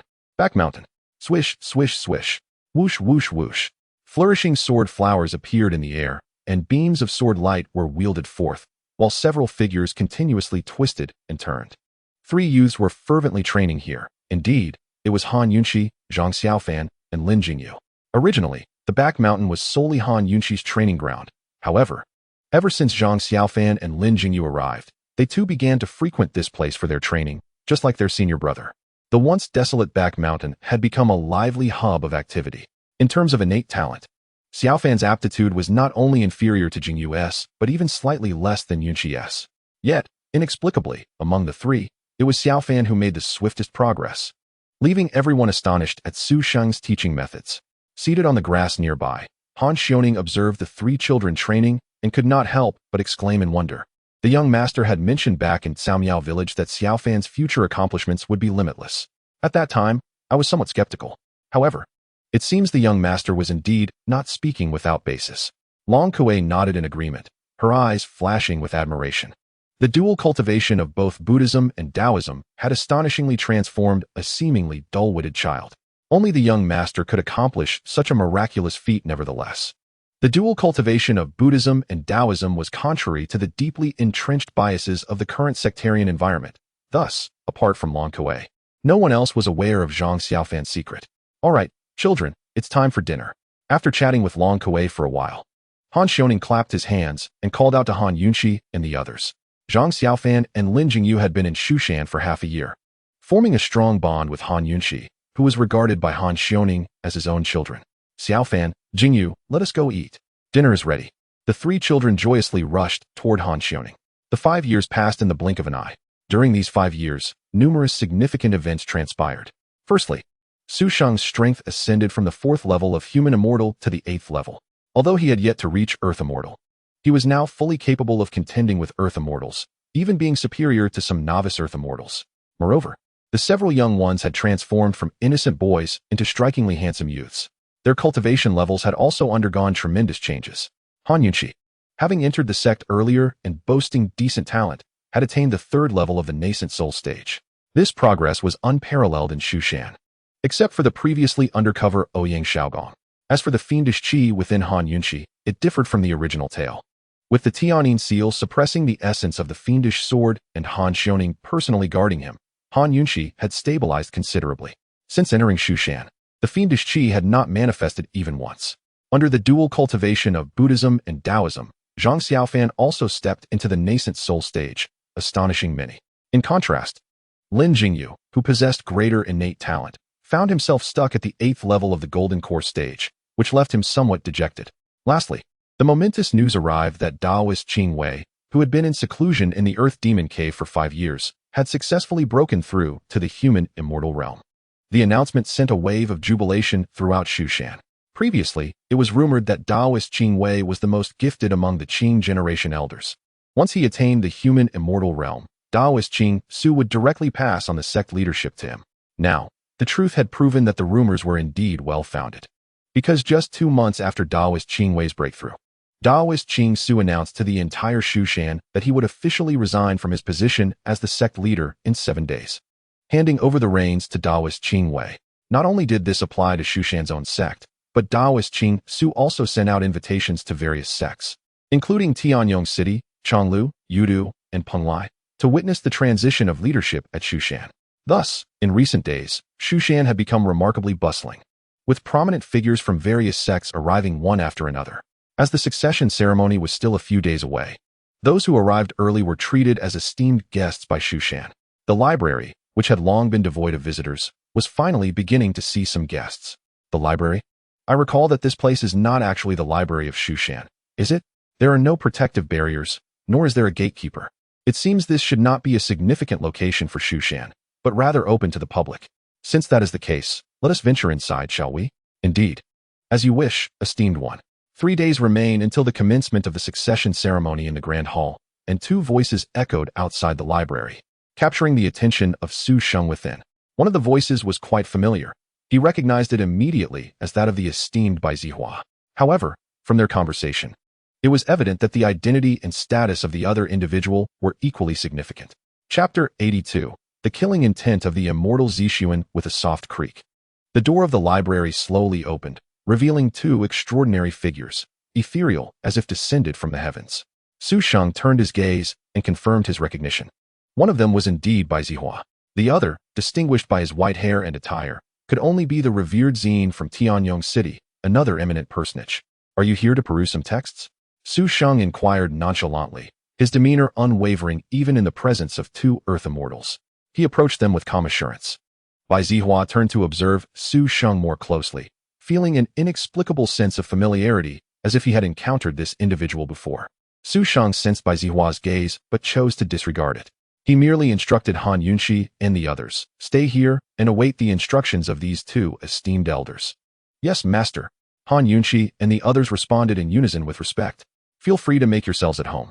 Should you require anything, you may communicate with them." After casually relaying his message to the Earth Immortals, Su Sheng entered the inner chamber. How intriguing, Bai Zihua mused, watching Su Sheng's retreating figure with keen interest. Given his and Zine's esteemed statuses, they were accustomed to being treated with utmost reverence wherever they went. Yet here was a mere golden elixir disciple, exhibiting such casualness, merely summoning a few young ones to keep himself company. Indeed, over the years, Su Sheng had deliberately maintained his facade as a golden elixir cultivator, lest he attract undue suspicion for stagnating in his progress, especially considering the length of his stay in Shushan. Yunqi? Zine's attention was piqued upon hearing Han Yunqi's name. He approached her and scrutinized her closely, noting that her age was entirely fitting. He could not help but inquire, "Child, is your name Yunqi? What is your surname?" "My surname is Han Yunqi," she replied. Han Yunqi. Zine's expression shifted slightly. "Are you the daughter of the great shaman Han Xiaoning from Wuming Spirit Valley?" Years ago, when Wuming Spirit Valley was annihilated, Zine had reported this to the sect leader, Hansu, who subsequently dispatched his eldest disciple, Lingyue, to investigate. Unfortunately, they returned empty-handed. leaving Ziyin to lament the fate of the valley. He never expected to encounter the daughter of the great shaman here years later. Do you know my mother? Han Yunqi's face displayed her surprise. Ziyin introduced himself and recounted the events of the past, inquiring about the current situation of Wuming Spirit Valley. Han Yunqi shared her own experiences, revealing that after the tragic downfall of their valley, her mother had brought her to Shushan. Upon learning that Han Xiaoning was still alive, Ziyin felt a surge of astonishment and joy. He promptly left Bai Zihua in the library and accompanied Han Yunqi to reunite with her mother at Chong Lou. In the Heartless Hall, how could Master leave me behind for such an event? Hua Qinggu grumbled softly to herself as she dusted the furniture within the hall. The day of the new sect leader's succession was nearing, and disciples from various sects would gather at Shushan, promising an exhilarating spectacle. Hua Qinggu had wished to accompany Bai Zihua, but he forbade her, leaving her in a state of discontent. How dare you trespass into the Heartless Hall? A sudden cold snort startled Hua Qinggu, causing her to turn sharply, her heart racing at the sight of the revered Zixuan, one of the 5 immortals alongside Bai Zihua. Having been at Chong Lou for several years and now a coveted disciple of Bai Zihua, Hua Qinggu had encountered Zixuan before. Yet, for reasons unknown, Zixuan harbored a deep-seated aversion towards her. When Bai Zihua was present, Hua Qinggu felt emboldened, but alone with Zixuan, she felt a surge of trepidation. Are you here to seek Master? He has gone to Shushan and is not currently at Chong Lou. Hua Qinggu managed a nervous smile, glancing at Zixuan. I am aware of where Zihua has gone. You need not inform me, Zixuan retorted with another cold snort. I have come to see you. A sense of foreboding washed over Hua Qinggu. Zixuan, what business do you have with me? Do not feign ignorance. I know you harbor feelings for Zihua. Zixuan's voice turned icy, causing the atmosphere to chill palpably. In Chong Lou, it was against the rules for disciples to develop romantic feelings for their master. And Hua Qinggu had already transgressed this law, warranting severe punishment. Moreover, Zixuan was aware that Hua Qinggu was the life and death tribulation of Bai Zihua, and her intent to protect him had long since seeded in Zixuan's heart a desire to eliminate Hua Qinggu. However, Bai Zihua had always opposed such actions. Upon learning that Hua Qinggu had indeed developed feelings for him, Zixuan could no longer restrain herself and resolved to act against her. Seizing the opportunity while Bai Zihua was away in Shushan, Zixuan sought out Hua Qinggu. Hua Qinggu could acutely sense Zixuan's murderous intent. In a panic, she retrieved the jade pendant given to her by Su Sheng. Chapter 83. The Remarkable Sword in the Library. Bai Zihua walked quietly among the rows of bookshelves, while Zhang Xiaofan and Lin Jingyu sat nearby, quietly engrossed in their reading, ready to heed Bai Zihua's summons and entertain any other visitors to the library. Meanwhile, Su Sheng was idly passing time in the inner chamber. Suddenly, Su Sheng's expression shifted. He staggered slightly as a flash of light darted through the inner chamber, causing him to vanish without a trace. Bai Zihua, absorbed in his reading in the outer hall, felt a faint ripple of spiritual energy, so subtle that he could hardly discern whether it was merely a figment of his imagination. After a moment's contemplation, he set aside the scroll and, hesitantly, extended his consciousness to probe the inner chamber. To his surprise, the window in the inner chamber was ajar, yet no one was in sight. A flicker of suspicion crossed Bai Zihua's face. Could that barely perceptible ripple of spiritual energy have been caused by the library attendant who had just entered? Yet, to elude his detection, it would require a formidable practitioner of similar strength. However, that attendant was clearly just a golden elixir disciple. Suddenly, a spark of realization ignited in Bai Zihua's mind as he recalled the familiar sensation he had felt upon first encountering this individual. Remembering how a mere golden elixir disciple had treated 2 earth immortals with such disregard, he recalled witnessing the mysterious adept from Mount Shu rescuing the descendants of Nuwa, triumphing over the formidable killer Sha Qianmao. Could this be the same enigmatic master? Bai Zihua pondered in disbelief. In the Long Lu, the atmosphere within the grand hall had grown increasingly cold and oppressive. The fairy Zixuan had revealed her fangs, leaving no pretense behind. She slowly raised her hands, her celestial power beginning to surge forth, an immense pressure quickly enveloping the entire hall. Fairy Zixuan, I can assert that I have never wronged you. Why then, do you harbor such deep-seated animosity towards me? Asked Hua Qinggu, activating her jade pendant with her celestial energy. Should I not loathe you? Zixuan replied, her voice tinged with emotion. Ever since you appeared, Zihua's gaze has been solely upon you. Despite all I have sacrificed for him, he remains oblivious. His eyes only see you. Zixuan's desire to eliminate Hua Qinggu was partly driven by the need to save Bai Zihua. But the jealousy among women played a significant role as well. Upon hearing Zixuan's words, Hua Qiangu suddenly felt a pang of sympathy for her adversary. Having long harbored feelings for Bai Zihua herself, she could empathize with Zixuan's plight. However, understanding did not equate to retreat. Hua Qiangu had never contemplated stepping aside, even against an opponent as formidable as Fairy Zixuan. This was Hua Qiangu, seemingly soft-hearted, yet possessing an unyielding spirit. But today, everything would come to a close. Zixuan's chilling voice resonated, signaling her decision to cease any further dialogue with Hua Qiangu. She transformed into a streak of light, charging towards her. Clang! At that moment, a flash of sword light erupted before Zixuan, a fierce sword intent enveloping her entirely. In an instant, Zixuan felt as if a blade was poised at her throat, igniting a surge of alarm within her. Her expression changed dramatically as she beheld a simple, yet weighty sword spinning before Hua Qiangu, blocking Zixuan's path. The strike she intended to land on Hua Qiangu instead met the blade's surface. Buzz! A tremendous force erupted from the sword, causing Zixuan to feel as if she were a fragile boat upon a turbulent lake, violently tossed by the waves. The overwhelming power sent her careening backward. Yet, despite its might, the force was not tyrannical. It merely repelled Zixuan without inflicting harm. Thud, thud, thud. Zixuan staggered several steps back before managing to steady herself, her face a mask of shock. Who is this person who can drive me back with just a sword? She wondered. Could it be that Zihua returned? Zixuan abruptly turned to see a remarkably handsome young man stepping into the hall, her face contorted in disbelief. Could this young man truly be the one who had just intervened? Impossible. He appeared to be merely in his 20s. Yet that sword strike was evidently of celestial-level prowess. How could he possibly be the one? Fairy Zixuan, you are one of the 5 supreme immortals. Yet you dare to act against the only disciple of the master in his absence. Is this truly wise? The young man stepped into the hall with confidence, addressing Zixuan calmly. Zixuan's brows furrowed tightly, her beautiful eyes scrutinizing Su Sheng as she demanded, "Who are you?" In response, Su Sheng remained silent, merely gesturing lightly. Clang! The sword that had blocked Zixuan's path flew back to his hand, as if animated. Zixuan's pupils constricted, struggling to comprehend that the one who had acted was indeed this young man. "Brother Su, you have arrived," Hua Qiangu exclaimed in delight, her tension dissipating upon seeing his familiar visage. "Are you unharmed?" Su Sheng asked casually as he held the sword. Hua Qiangu shook her head, grateful. "Fortunately, you arrived in time to fend off Fairy Zixuan. Otherwise, I might have met my demise. Now that I am here, no one can harm you." Su Sheng replied with a smile, exuding an air of complete disregard for Zixuan. This was not arrogance, but rather an acknowledgement of Zixuan's relatively mediocre strength among the 5 supreme immortals, significantly inferior to Bai Zihua.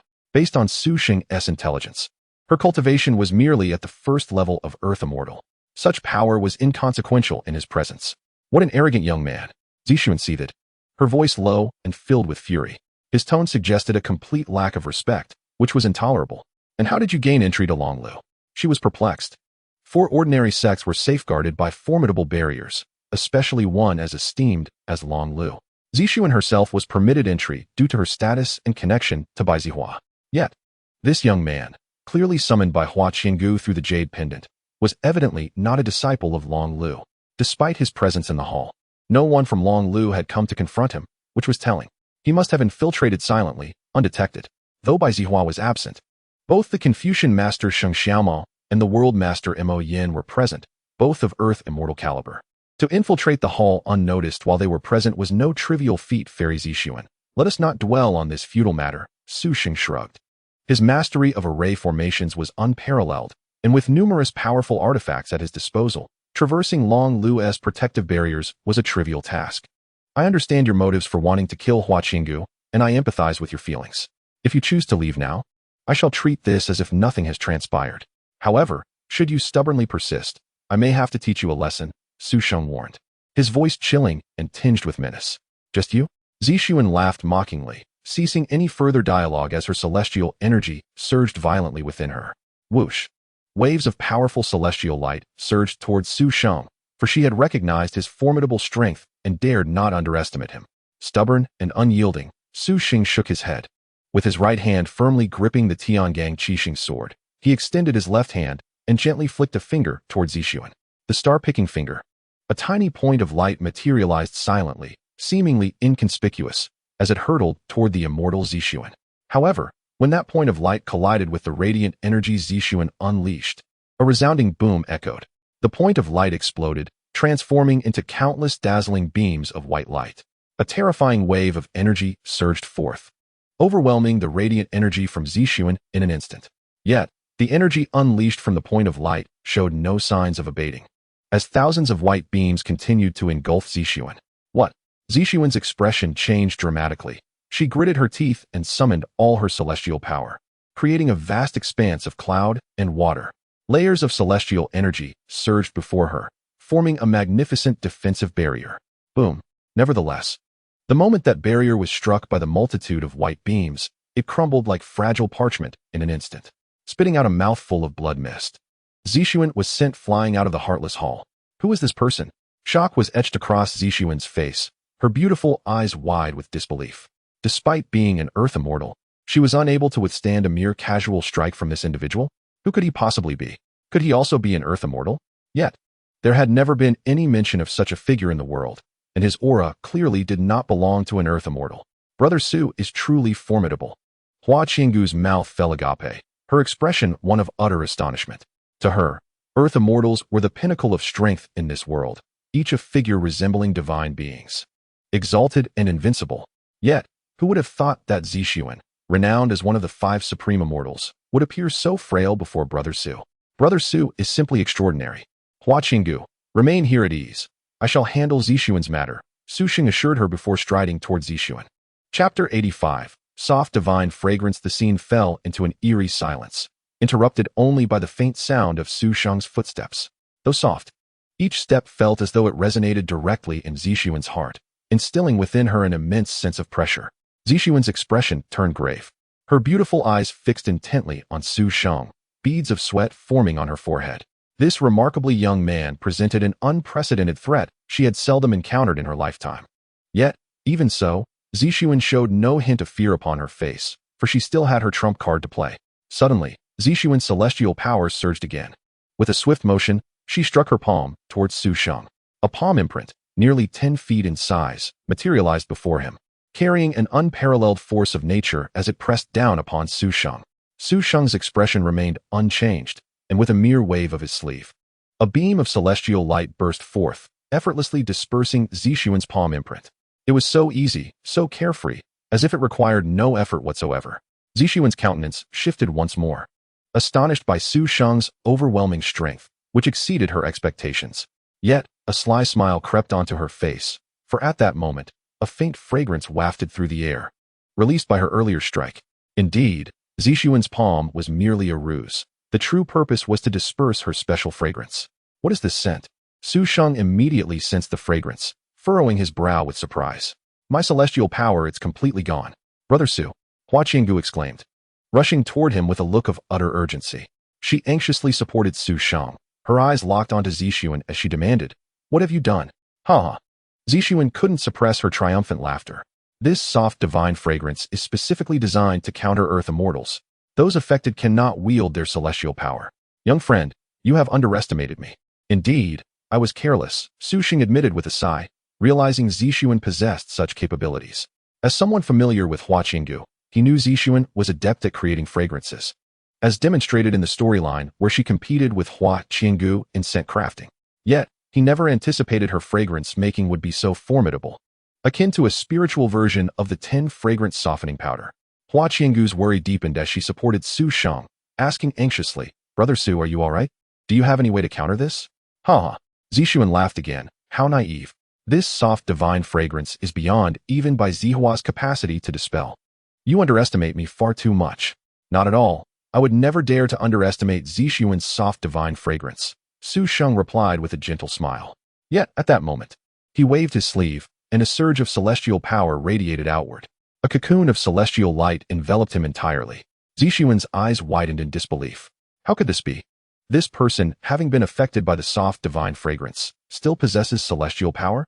Su Sheng's right hand reached out, and a silent stream of airflow swirled in his palm, coalescing into a small pink orb, forming a miniature vortex that danced in his hand. How could this be? This is impossible, Zixuan exclaimed in astonishment.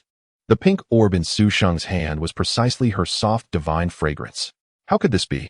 Zixuan's cries echoed as disbelief flooded her mind. Once affected, one could not wield celestial power, Not even someone like Bai Zihua could find a solution. How could this person have dispelled it so swiftly? Brother Su, you're all right. This is wonderful. Hua Qiangu cried out in joy. Brother Su is fine. You need not worry.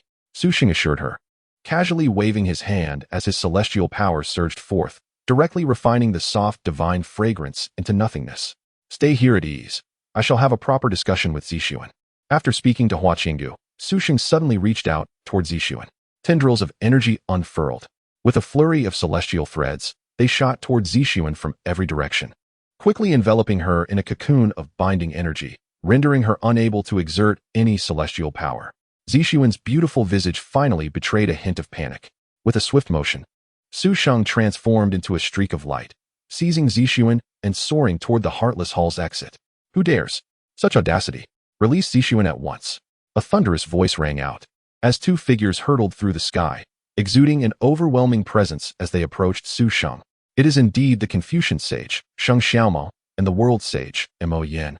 Among the three sages of Chong Lou, when Su Sheng stealthily infiltrated Chong Lou, he did not attract their attention. However, his confrontation with the fairy Zi Sun ultimately stirred the two of them.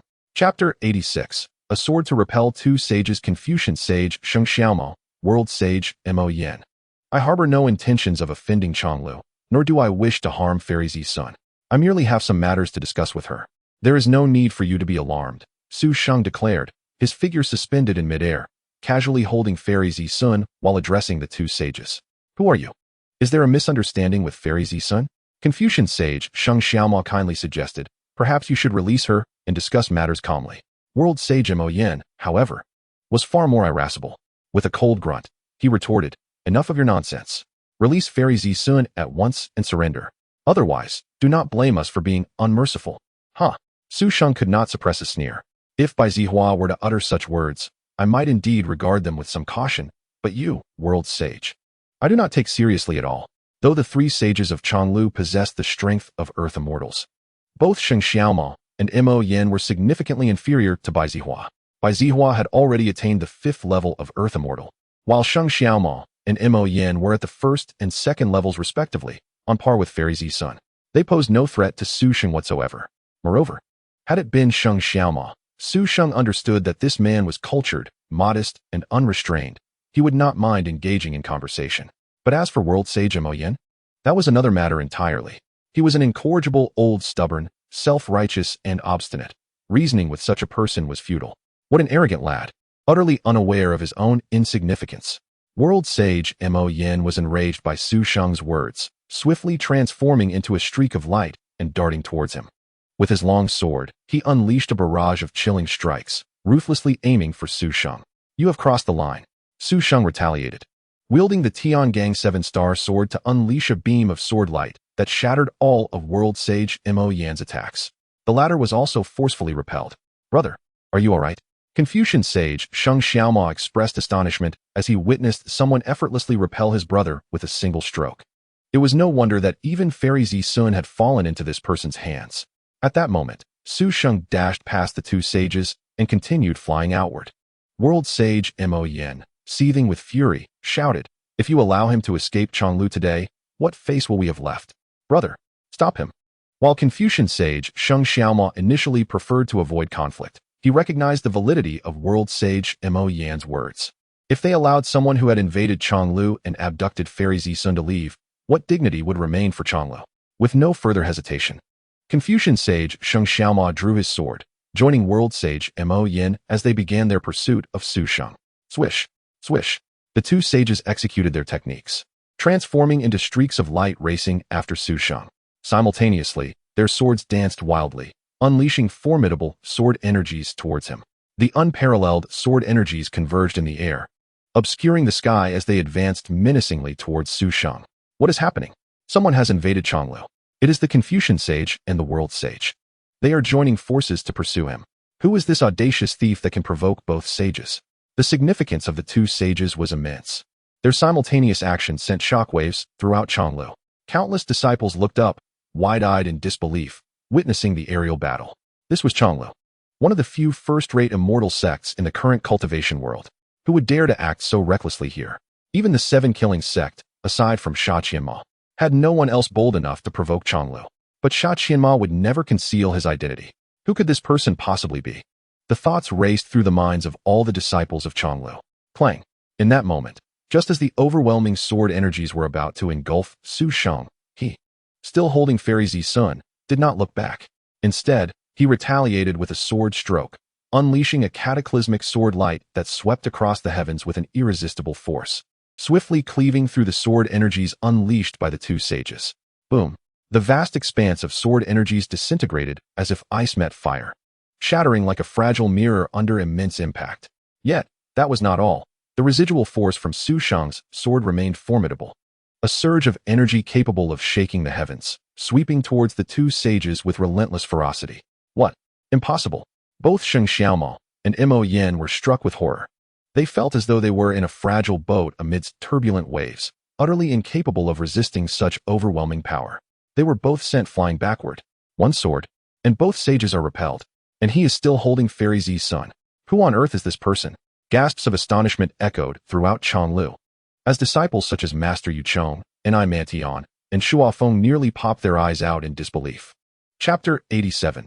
The 12 Palaces of the Heavenly Killing Formation. What formidable cultivation! Who is this person? Having been repelled by Su Sheng's sword, Sheng Xiaomao and Mo Yen exchanged glances, each reflecting the shock in the other's eyes. Chase! We cannot let him escape. World Sage Mo Yen decisively commanded. Utilize the protective mountain formation of Chong Lou to trap him. With a cold, serious expression, he beckoned to Sheng Xiaomao and once again pursued the direction Su Sheng had taken. Sheng Xiaomao said nothing and similarly took flight, following World Sage Mo Yen. As he flew, he produced a formation disc, alongside several formation flags, which glimmered with radiant and sacred immortal light, swirling around him. These items were designed to control the protective mountain formation of Chong Lou. Like World Sage Mo Yen, Sheng Xiaomao believed that the only way to detain Su Sheng was through the protective mountain formation of Chong Lou. Given their respective powers, they were incapable of accomplishing this alone. World Sage Mo Yen, like Sheng Xiaomao, produced a formation disc and flags, his expression grave as he instructed, Junior brother, activate the 12 Palaces of the Heavenly Killing Formation. Brother, must we resort to such a deadly formation? Sheng Xiaomao was taken aback. The 12 Palaces of the Heavenly Killing Formation was the pinnacle of Chong Liu's protective formations. Are you not concerned that Fairy Zi Sun may perish within it? Junior brother, heed my words. We absolutely cannot allow this person to leave Chong Lou today, otherwise, Chong Lou will be the subject of ridicule throughout the world. Worry not for Fairy Zi Sun. She is among the top 5 immortals and is not so inept. The venerable Mo Yen sternly called out to Sheng Xiaomao, not waiting for a response before manipulating the formation and flags to actively activate the lethal array within the protective mountain formation. Sheng Xiaomao shook his head and sighed deeply. Since the esteemed Mo Yen had initiated the killing array, he had no choice but to assist from the sidelines. Buzzing. Under the control of Mo Yen and Sheng Xiaomao, Su Sheng, standing before the protective array, witnessed the once simple defensive formation begin to tremble violently, emanating a chilling aura of impending slaughter. With a thunderous roar, the original protective array vanished, and an endless expanse of dense white mist enveloped Su Sheng. In that vast white mist, 12 armored figures, striking in appearance, formed a circle around Su Sheng, rotating continuously. The 12 Palaces Divine Killing Array? Su Sheng recognized the deadly formation activated by Mo Yen and his companion at a glance. This was a first-level killing array of Chong Lou. Escape was impossible.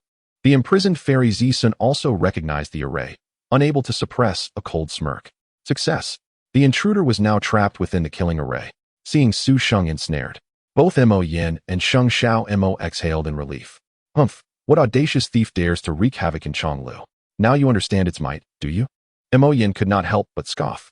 Once trapped in the 12 Palaces Divine Killing Array, there was no chance of escape. With a cold demeanor, Mo Yen declared, Disciple, let us confine him for half an hour. Senior brother. Sheng Xiaomao's expression shifted. Half an hour, and that man would likely perish. Better he dies than continue to terrorize Chong Lou. Mo Yen replied mercilessly. Buzz. At that moment, the once tranquil white mist suddenly began to swirl ominously. Whoosh. Simultaneously, the 12 figures arranged themselves into 2 neat rows, like sentinels. A straight pathway emerged, revealing itself. Impossible. How can this be? Mo Yen exclaimed in disbelief. In the blink of an eye, the 12 Palaces Divine Killing Array had been dismantled? I refused to believe it. After a moment of shock, He frantically tried to manipulate the formation to crush Su Sheng, but regardless of his efforts, the array remained utterly unresponsive to his commands. Senior brother, we have lost control over the 12 Palaces Divine Killing Array, Sheng Xiao Mo murmured in astonishment, unable to comprehend the unfolding events. Esteemed ones, thank you for your hospitality.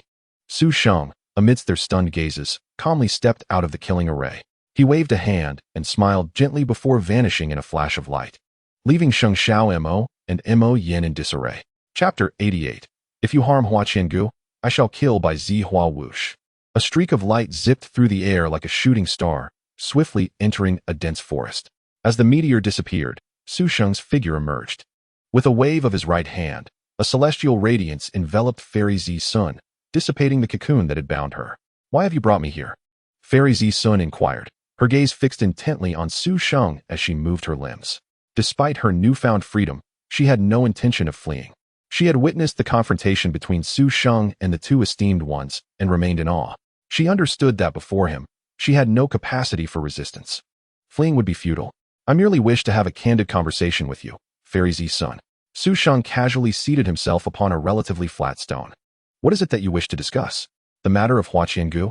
Fairy Zi Sun retorted, her demeanor shifting from relaxed to tense. Indeed, Fairy Zi Sun, you are quite astute. Su Sheng nodded. I share a significant connection with Hua Qiangu and cannot idly stand by while you continue to target her. Fairy Zi Sun scoffed. Is that meant to be a threat? I, Xia Zi Sun, am not one to fear death. I well understand that you are not afraid of death, but I also recognize your willingness to do anything for Bai Zihua, even at the cost of your own life. However, Su Sheng paused deliberately, his words laden with meaning. What if it is you who brings harm to Bai Zihua? Nonsense. I would sacrifice everything for Zihua. How could I ever harm him? Fairy Zi Sun seethed with anger. If you persist in your obsession with Hua Qiangu, I shall kill Bai Zihua, Su Sheng stated calmly, as if discussing trivial matters. Fairy Zi Sun's expression changed dramatically, and she shouted in fury. What does this have to do with Zihua? You are utterly unreasonable. How could it not be related? Are you not intent on killing Hua Qiangu because of Bai Zihua? Therefore, if I were to kill Bai Zihua to protect Hua Qiangu, what would be wrong with that? Su Sheng rose to his feet, his previous casual demeanor replaced by an air of cold authority. I have said my piece. If you do not care for Bai Zihua's life, you may continue your assault on Hua Qiangu, he reiterated icily. Do you truly believe you can kill Zihua? Fairy Zi Sun began to laugh mockingly. You may attempt it, Su Sheng replied, leaving those words hanging in the air before vanishing without a trace, leaving Fairy Zi Sun alone, lost in thought. Though Fairy Zi Sun had previously exhibited unwavering confidence in Bai Zihua's strength, it was merely a fade. The power Su Sheng had demonstrated was formidable. Not only had he repelled the two esteemed ones with a single sword strike, but he had also silently dismantled the soft divine incense and effortlessly breached the 12 Palaces Divine Killing Array, feats even Bai Zihua could not achieve. By threatening Bai Zihua's life, Su Sheng had indeed struck a nerve with Fairy Zi Sun. Hua Qiangu, your fortune is remarkable to have such a powerful protector. She mused bitterly before departing the scene, consumed by vengeful thoughts. Unbeknownst to her, Su Sheng's threats were merely bluffs. Ultimately, he was not one to kill without cause. After all, someone like Fairy Zi Sun, who would sacrifice everything for Bai Zihua, had proven her weakness. Su Sheng was confident that his threats would resonate with her deeply rooted feelings. Certainly, Hua Qiangu is one of the few fated children in this realm, a wielder of great fortune. Su Sheng believes that even without intervening himself, Zishu and Fairy would not be able to harm Hua Qiangu. Nevertheless, even under such circumstances, gaining a measure of Hua Qiangu's goodwill to enhance his own fortune is certainly worthwhile. Lost in this train of thought, Su Sheng found himself at Mount Shu before he knew it. The mountain's protective array seemed non-existent to him. He slipped in quietly and returned to the library just as silently. Upon returning, Su Sheng sensed a divine presence sweeping over him. Bai Zihua? Su Sheng was taken aback. It appeared Bai Zihua had noticed his discreet departure. Indeed, this individual is worthy of being one of the 5 immortals. What might Bai Zihua have uncovered? Su Sheng pondered. Yet he did not concern himself too much. With his current strength rivaling that of an earth immortal, even if his identity were exposed, it would not matter much. Chapter 89. Grown-up Feng Qingxue as before, a faint, almost imperceptible fluctuation of aura. Had he not been previously alerted, he would not have noticed the arrival of this person at all. Such profound and elusive movement. This young apprentice in the library is indeed an expert. Mount Shu truly harbors hidden talents. In the main hall, Bai Zihua, engrossed in his reading, could not help but display a look of astonishment. For a fleeting moment, he considered investigating Su Sheng's identity to verify whether he was indeed the enigmatic figure who had once borrowed the eternal flow chain to retreat from xianxia. However, he quickly dismissed the thought. Regardless of who this library apprentice might be, the choice to conceal his identity surely held significance. It was best not to intrude. Ha! Brother Su, I, Feng Guangma, have arrived. Come out and greet me. Just as Bai Zihua was lost in his musings, a hearty laugh echoed from outside the library. Creak. The door of the library swung open unceremoniously, revealing none other than the spirited Feng Guangma. Accompanying him was a graceful and elegant young woman, his sister, the current spirit maiden of Yudu, Feng Qingxue. Today seems quite lively. Feng Guangma was slightly surprised to find several people within the library. Does the esteemed one also have the leisure to read? Upon noticing Bai Zihua, Feng Guangma adopted a rare serious demeanor and offered a respectful greeting. Oh, it is Yudu's Wu Xian. Bai Zihua set aside his scroll and rose slightly to return the gesture. I chanced upon this library and on a whim decided to take a look. Brother Feng, it's been a while. Just as Feng Guangma and Bai Zihua exchanged pleasantries, Su Sheng emerged from the inner chamber. No, I am well. But you, Feng Guangma praised Su Sheng, noting the considerable changes since their last encounter. When he first met Su Sheng, he was merely a tender youth. Now, years later, Su Sheng's appearance and aura had transformed significantly. Brother Su, guess who I am? At that moment, Feng Qingxue emerged from beside Feng Guangma, playfully swaying in front of Su Sheng with an expectant expression. That requires no guessing. I recognized you at first glance. Su Sheng replied with a smile, and Feng Qingxue beamed back at him. You are none other than that Suihua. The moment Su Sheng uttered those words, Feng Qingxue's smile froze. What Suihua? Who is Suihua? That name is far too vulgar. Feng Qingxue retorted, visibly displeased. Brother Su, you truly cannot recognize me? Su Sheng scrutinized Feng Qingxue closely, his brow furrowing slightly. I must admit, I did not recognize you. By the way, who are you, Qingxue? For the first half of his statement, Feng Qingxue genuinely thought Su Sheng had forgotten her, her lips pouting in indignation. However, upon hearing her name mentioned, she realized he was teasing her. Brother Su, you've turned mischievous. Feng Qingxue pouted. Ha ha. Feng Guangma erupted in laughter. After some light banter, Su Sheng introduced his two disciples, Zhang Xiaofan and Lin Jingyu, to Feng Guangma. Han Yunxi had accompanied Xin Zhenren to seek Han Xiaoning and was not present. Long Kuei, finding the library too lively these days, had temporarily returned to the demon sword. As a creature of the demon race, Qinglang Tianyao found it inconvenient to remain in the library, so Su Sheng had also sent him away for the time being. The arrival of old friends was naturally a joyous occasion. Su Sheng did not linger in the library, after entrusting its management to Zhang Xiaofan and Lin Jingyu. He accompanied the Feng siblings on a tour of Mount Shu. Brother Su, I truly did not expect you to be a human immortal. On the winding path, Feng Qingxue gazed at Su Sheng with astonishment, admiration, and awe. Feng Guangma had informed Feng Qingxue of Su Sheng's true cultivation after rescuing him from Ouyang Shaogong. Thus, she was aware of Su Sheng's genuine prowess. It was precisely for this reason that she felt an overwhelming sense of astonishment. In Yudu, only her grandmother was a human immortal. But how many years has grandmother cultivated? I am merely fortunate. Su Sheng waved his hand dismissively, maintaining a calm demeanor. Feng Guangma and his sister assumed Su Sheng was being modest, unaware that he was speaking the truth. Without the stroke of luck that bound him to the system, he would be nothing. Brother Su. As the group conversed merrily, Yanin hurriedly approached Su Sheng, his expression urgent. What is it, Brother Yan? Is there some pressing matter? Su Sheng inquired with curiosity. Master Puji from Tianyin Temple has also arrived and is currently in the library. He appears to be looking for you. Yuan informed Su Sheng in haste. Master Puji? Feng Guangma gasped in surprise. He was a truly significant figure at the pinnacle of power. He gazed at Su Sheng, wide-eyed, realizing that his friend had connections with such a renowned personage. Chapter 90. The foundation of Xianjian 3 at Mount Shu is fully established. Brother Feng, Qingxue. Since Master Puji has come, we should return to see him, Su Sheng said without hesitation. Given that Master Puji had arrived, he could not be neglected. While Yunin speculated that Master Puji was seeking Su Sheng was absolutely certain of it. He not only surmised that Master Puji was looking for him, but could also guess the purpose of the visit, merely to assess Zhang Xiaofan's current cultivation level. Indeed, Feng Guangma, being a sensible person, nodded in agreement. Master Puji, a legendary monk, is revered even by grandmother. Feng Qingxue gazed at Su Sheng in awe. You know such a person? Just a fortuitous encounter. Su Sheng waved his hand nonchalantly. Brother Su, you are too modest. Opportunities arise for everyone. But only those with strength can seize them, Feng Guangmo remarked thoughtfully. Upon returning to the library pavilion, they found Bai Zihua solemnly conversing with an elderly monk. Exuding a demeanor of utmost respect, entirely embodying the role of a junior disciple. The old monk was undoubtedly Master Puji. Ba, it has been years since we last met. I trust you have been well, my young friend, Master Puji remarked, a glimmer of light flashing in his eyes as he rose to greet Su Sheng with a smile. It was evident that the sight of Su Sheng had lifted his spirits considerably. Bai Zihua was taken aback. Master Puji was treating this youth from Mount Shu as an equal. The siblings, Feng Guangmo and Feng Qingxue, exchanged astonished glances.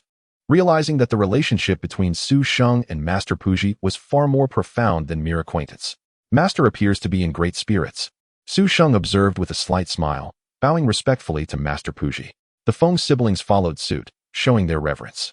After exchanging pleasantries, Bai Zihua and the Feng siblings discreetly excused themselves, recognizing that Master Puji had come specifically to see Su Sheng and would not wish to intrude. Su Sheng led Master Puji to the inner hall, where the master revealed the true purpose of his visit. He wished to see Zhang Xiaofan. Just as Su Sheng had surmised.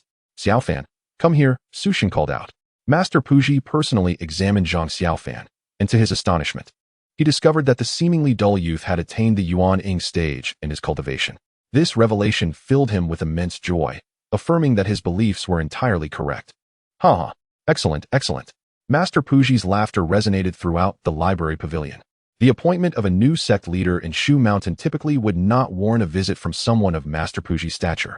However, since he was already present, it would be inappropriate for him to depart at such a critical moment, as it would reflect poorly on Shu Mountain.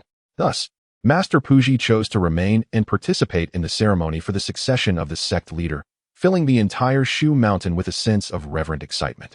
3 days later, at the Wuji Plaza, all disciples of Shu Mountain gathered in unison, joined by prominent figures such as Master Puji, Bai Zihua, and Xianxia from various sections. Under the watchful eyes of all present, the current sect leader, Qingshu Daoren, announced his formal resignation. The next sect leader, Qingwei Daoren, would take over. Furthermore, the previous leader Qingshu and Elder Qingyu retired due to their advanced age, stepping down from all official roles. The disciples Canggu, Jingming, Yuxian, and Yang, due to their profound cultivation and extensive experience, were promoted to new elders of Shu Mountain. The transition of power between the old and new sect leaders was thus completed amidst the witness of many celestial sections. Su Sheng stood unnoticed in a corner of the plaza, observing the 5 figures on the high platform, reflecting on how no one could truly comprehend the emotions he felt upon witnessing their ascendance. Years later, when the demon realm and the realm of evil spirits united to invade the human world, it would be these 5 individuals who, in order to repel the invaders, would purge their inner demons through forbidden techniques, ultimately leading to the creation of the malevolent sword Immortal that wrought havoc across the 6 realms. The succession ceremony proceeded smoothly under the gaze of the crowd, marking the beginning of a new era for Shu Mountain. Congratulations poured in from various celestial sections. After the ceremony, the 5 elders mingled with their peers for a while before the guests gradually departed from Shu Mountain. Qingwei Daoren then took residence in the main hall to manage various affairs. 800 years prior, the righteous forces had engaged in a great battle against the blood refinement hall of the demonic sect at Kongsang Mountain, annihilating the hall entirely. Nevertheless, rumors persisted within the cultivation community that hidden treasures from the blood refinement hall remained concealed within the Wanfu ancient cavern. Recently, unrest had stirred at Kongsang Mountain, with remnants of the demonic sect seemingly plotting something. Thus, Qingyun's sect, Burning Incense Valley, and Tianning Temple sent disciples to investigate. Consequently, the former sect leaders chose this ancient cavern as the site for the upcoming trials. What directives might the new leader have? In the main hall, the eldest disciple, Yanin, began reporting to the new sect leader, Qingwei Daoren. I have no objections. Let us proceed as the former leader suggested. Qingwei Daoren nodded in agreement. Chapter 91, Identity Exposed? After confirming the trial location as Kongsang Mountain, Qingwei Daoren conferred with several elders to discuss finer details. Ultimately, the 5 elders of Shu Mountain resolved that the first major event under Qingwei Daoren's leadership would be a grand competition for the young disciples of Shu Mountain. This event would serve both as a means for Qingwei Daoren to establish his presence and as a selection process for disciples to participate in the Wanfu Ancient Cavern Trials, which bore a sense of rivalry with other sections. Naturally, only the most exceptional disciples would be sent forth. Once Yun announced this competition, excitement swept through Shu Mountain. All disciples under 30 were elated, seeing this as a once-in-a-lifetime opportunity. Securing a place within the top 10 would not only yield substantial rewards, but also allow them to represent Shu Mountain in competition against other sects, making their names known. The atmosphere surrounding this young disciple competition was fervent, capturing the attention of the entire Shu Mountain. News of the event spread swiftly, reaching the ears of Han Yunqi and her companions. Having devoted themselves entirely to training at Shu Mountain without venturing beyond its borders, they found themselves stirred with anticipation. Senior brother, I am eager to venture to the Wanfu Ancient Cavern for training, Lin Jingyu exclaimed, seated with Han Yunqi atop the grassy hillside. Jingyu, you simply wish to seize the chance to descend the mountain, don't you? Zhang Xiaofan quipped, unmasking Lin Jingyu's true intentions. Having spent considerable time with Han Yunqi and Lin Jingyu, Zhang Xiaofan's disposition had grown somewhat more amiable. I too believe this is an opportunity, Han Yunqi concurred, recognizing that mere cultivation without practical experience was futile for genuine growth. Rising to her feet, she declared, if you both agree, let us seek out our master. I certainly agree. Xiaofan, what about you? Lin Jingyu turned to Zhang Xiaofan for his thoughts. Although such matters were of little consequence to Zhang Xiaofan, he nodded in agreement upon seeing the eagerness in his companion's eyes. The three friends thus reached a harmonious consensus. Soon after, Han Yunqi led her two junior brothers to the library pavilion to express their desire to train at Kongsang Mountain. Kongsang Mountain, Wanfu Ancient Cavern. Su Sheng was momentarily taken aback, as the location felt strikingly familiar. After a brief contemplation, he realized that this was the very place where Zhang Xiaofan and his companions embarked on their training after the Seven Pulse Martial Assembly in Zhuxian. It was here that Zhang Xiaofan first encountered Bai Yao and discovered the first volume of the Celestial Scripture.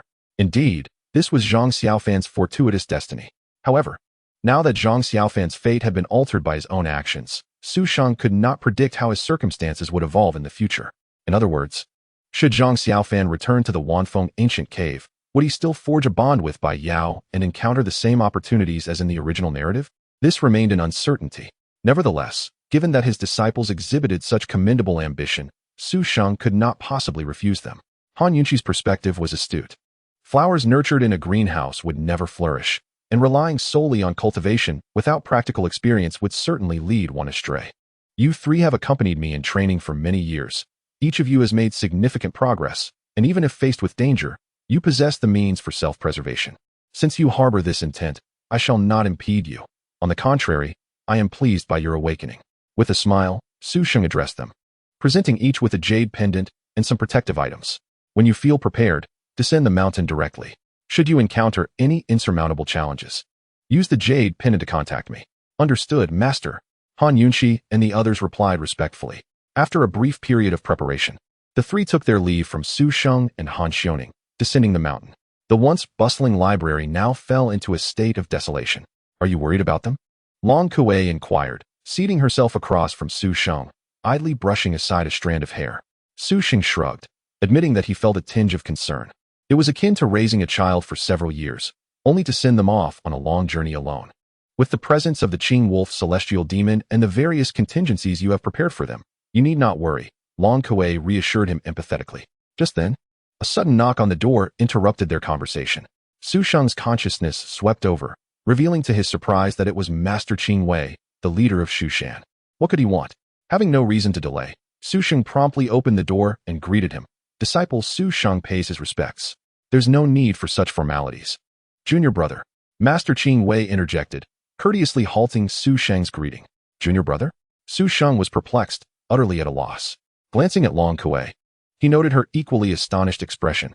What was Master Qing Wei playing at? Why would he refer to him as junior brother? At such a juncture, are you still concealing your identity? Master Qing Wei inquired, his gaze piercing as he scrutinized Su Sheng. Su Sheng fell silent. Surely, Shushan must have discerned his unusual nature long ago. Could it be that Master Qing Wei intended to confront him today? However, this held little significance for Su Sheng. If his secret had been unveiled, there was no longer a need for concealment. For quite some time, Shushan has sheltered a mysterious elder, known only by whispers, the vanquisher of the Howling Moon Demon King, the savior of Nuwa's descendants. The one who vanquished the myriad paths and defeated the holy envoy of the Azure Dragon, has repeatedly intervened to rescue Shu Shan from peril. Junior brother Su Sheng. If I am not mistaken, you must be the disciple of that esteemed elder? Master Qing Wei's gaze was earnest as it settled upon Su Sheng, brimming with conviction.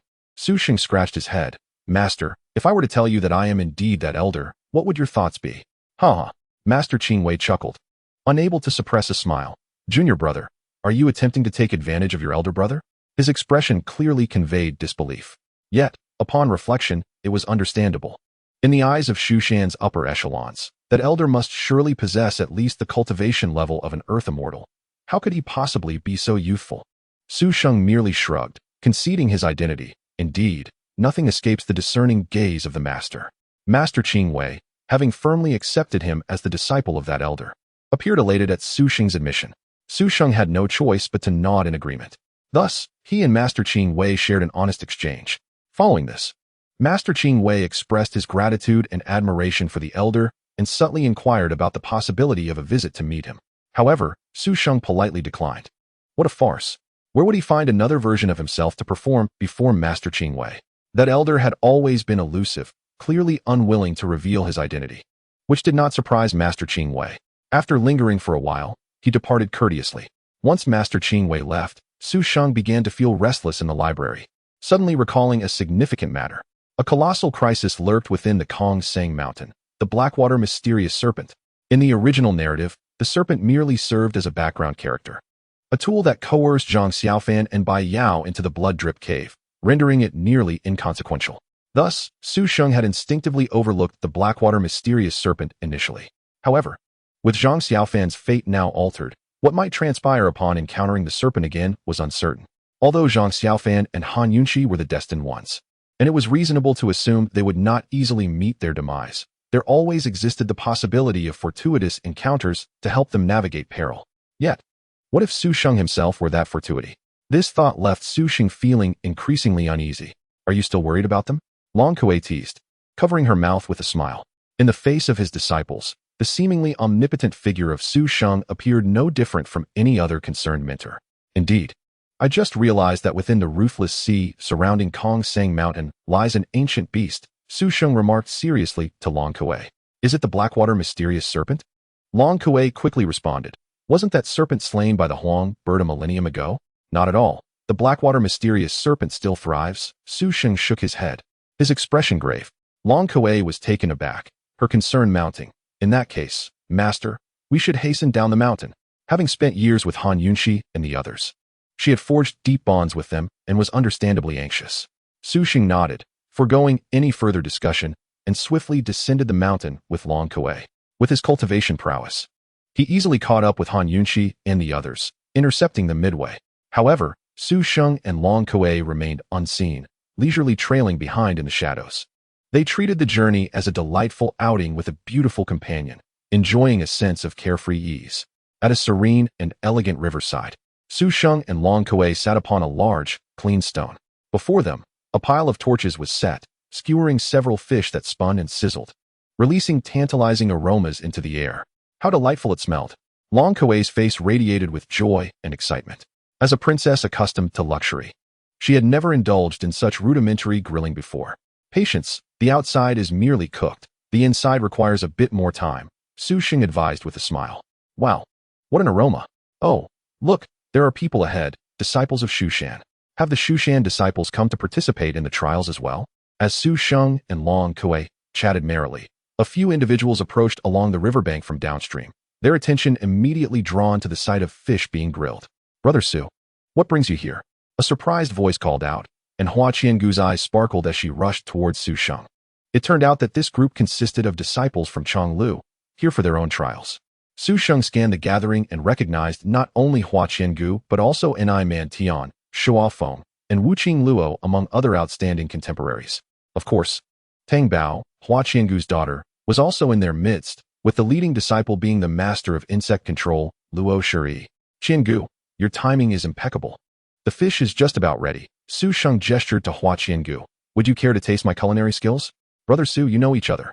Tang Bao, like a little shadow, clung closely to Hua Qiangu, glancing curiously at Su Sheng and Long Kuei as she inquired. Tang Bao, this is Brother Su Sheng. Much like an elder brother to me. Hua Qiangu replied joyfully. Such familiarity. Tang Bao's eyes widened in curiosity as she scrutinized Su Sheng. Aside from her father, Dongfang Yuqing, she had never encountered anyone so intimately connected to Hua Qiangu. You heard Qiangu, right? Henceforth, you shall call me uncle, understood? Su Sheng teased, smiling at Tang Bao. I refuse. Tang Bao shook her head vigorously, like a rattling drum. Chapter 93. In the blink of an eye. Rivers divide and seas part. Qiangu. So you are acquainted with this friend from Shushan? Luo Shi observed the familiarity between Hua Qiangu and Su Sheng. Approaching to greet him. Since Su Sheng was clad in Shushan robes, Luo Shi immediately recognized his sect. Senior brother Yi, this is brother Su Sheng. Hua Qiangu warmly introduced both parties. They exchanged polite greetings. We have traveled a fair distance. Let us rest here for a moment. Luo Shi proposed after a brief contemplation, addressing the Chong Lou disciples. The Chong Lou disciples began to disperse, seeking places to rest. Brother Su, how did you end up here? Are you also here for trials at Shu Mountain? Hua Qiangu inquired with genuine warmth and concern, resembling a sister to Su Sheng. If their first encounter at the foot of Shushan, where Su Sheng resolved Hua Qiangu's fragrance dilemma and revealed her origins, had sparked her affection for him, then saving Hua Qiangu from Sun Xianzi had solidified her recognition of him as an elder brother. I have other matters at Shu Mountain, not for trials. Su Sheng smiled at Hua Qiangu. With my strength, do I still require trials? Indeed. It would be somewhat unfair if you were to undergo trials. Hua Qiangu chuckled, lightly tapping her forehead in realization. It was her mistake to often regard the youthful Su Sheng as an ordinary disciple. Qiangu, while everyone is gathering firewood and fishing, is it appropriate for you to merely sit and chat? A female disciple, holding several sticks of firewood, spoke coldly to Hua Qiangu. Su Sheng glanced at her. Recognizing her as Nai Man Tian, the daughter of the former head of Peng Lai, a spoiled and narrow-minded woman. She had initially been close to Hua Qiangu but later, consumed by jealousy of Hua Qiangu's affection from others, began to target her. Nai Man Tian's constant nitpicking and underhanded tactics had led to Tang Bao's misfortune as well. Su Sheng held no fondness for her whatsoever. Nai Man Tian. Qiangu is conversing with a family member. What is wrong with that? Wu Qing Luo couldn't bear it any longer and spoke up for Hua Qiangu. Qing Luo, what does it matter to you if I am speaking with Hua Qiangu? Nai Man Tian retorted coldly, turning her head. Are you provoking me? Enough, Qing Luo. Hua Qiangu gently intervened. Nai Man Tian has a point. Everyone is busy, and I should contribute as well. Brother Su, I will come find you shortly.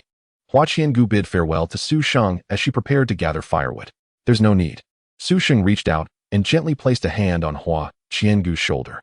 Qiangu, you should cherish this rare reunion and stay here with your brother. But isn't that inappropriate? Hua Qiangu hesitated, her expression uncertain. Qiangu, it's best to stay with your elder brother. After all, Shushan is nothing significant to you. Nai Man Tian continued her sardonic remarks from the side. Isn't it just gathering firewood, fishing, and hunting? Su Sheng smiled slightly, interjecting Hua Qiangu's words. Before he could finish, he suddenly extended his hand, gently waving towards the nearby sea. As Nai Man Tian, Wu Qing Luo, and the others wondered what Su Sheng was doing, a resounding sword energy erupted. The sword energy, boundless and formidable, stretched 1,000 feet into the sky, splitting the heavens asunder. Boom! The 1,000-foot sword light descended upon the sea. With a tremendous crash, waves towering hundreds of meters surged, extending for thousands of feet. The scene beyond description. 2 rows of 100-meter-high waves cascaded forth, side by side. Once the colossal wave subsided, the previously gentle sea surface was inexplicably parted by an unseen force. The seabed emerged before everyone's eyes, revealing a passage stretching 1,000 feet. The waters on either side churned continuously yet could not breach the threshold, filling the 1,000-foot passage. The scene fell into a profound silence. No, silence could not adequately describe the atmosphere. Deathly stillness would be far more accurate. Each individual, including Hua Qiangu, stood with mouths agape and eyes wide open, utterly astonished by the 1,000-foot passage before them. What unfolded before my eyes was utterly unbelievable. A single sword cleaved a passage through the sea, stretching 1,000 fathoms wide. Was this truly the work of a mortal? Even the esteemed Bai Zihua would scarcely achieve such a feat, would he? Qiangu, why do you linger? So many fish lie stunned at the seabed. Hasten and collect some. The serene voice of Su Sheng broke the suffocating silence, prompting everyone to instinctively turn their heads. Beneath the chasm, a multitude of fish of various sizes and species lay motionless. The onlookers were so astonished that they nearly collapsed. To rend the sea for the sake of catching fish? Was that not an exaggeration? Xiangu, go. While the fish are still alive, gather some, urged Long Kuei with a smile, adding that once they perished, they would lose their freshness. Oh, Flower Xiangu, still dazed, complied and leaped into the depths of the sea, not to fish, but rather to collect. Chapter 94. The Pitiful One. Ishio Jun as Flower Qiangu plunged into the depths. The shore was enveloped in silence, not a sound to be heard, save for the intermittent crackling of burning branches. Even after Su Sheng's earth-shattering strike had long resonated, the crowd remained in profound shock, unable to regain their composure. Uncle Su, I never imagined you were so formidable. After a long while, the innocent and adorable Tang Bao finally snapped back to reality. Her wide eyes filled with awe as she gazed at Su Sheng, admiration etched on her face. Goodness! Su Sheng, taken aback, nearly stumbled.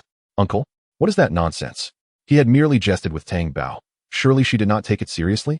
This individual was truly extraordinary. Far too intimidating. Meanwhile, Mantion trembled slightly, cold sweat drenching her. The assembled crowd was not naive.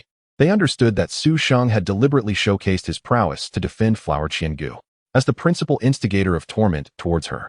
Mantion could hardly suppress her fear upon realizing the formidable ally at Flower Qiangu's side. With a swish, Flower Qiangu surfaced, cradling numerous fish. As she reached the shore, the previously parted waters surged and coalesced once more, the surface returning to its tranquil state as if nothing had transpired.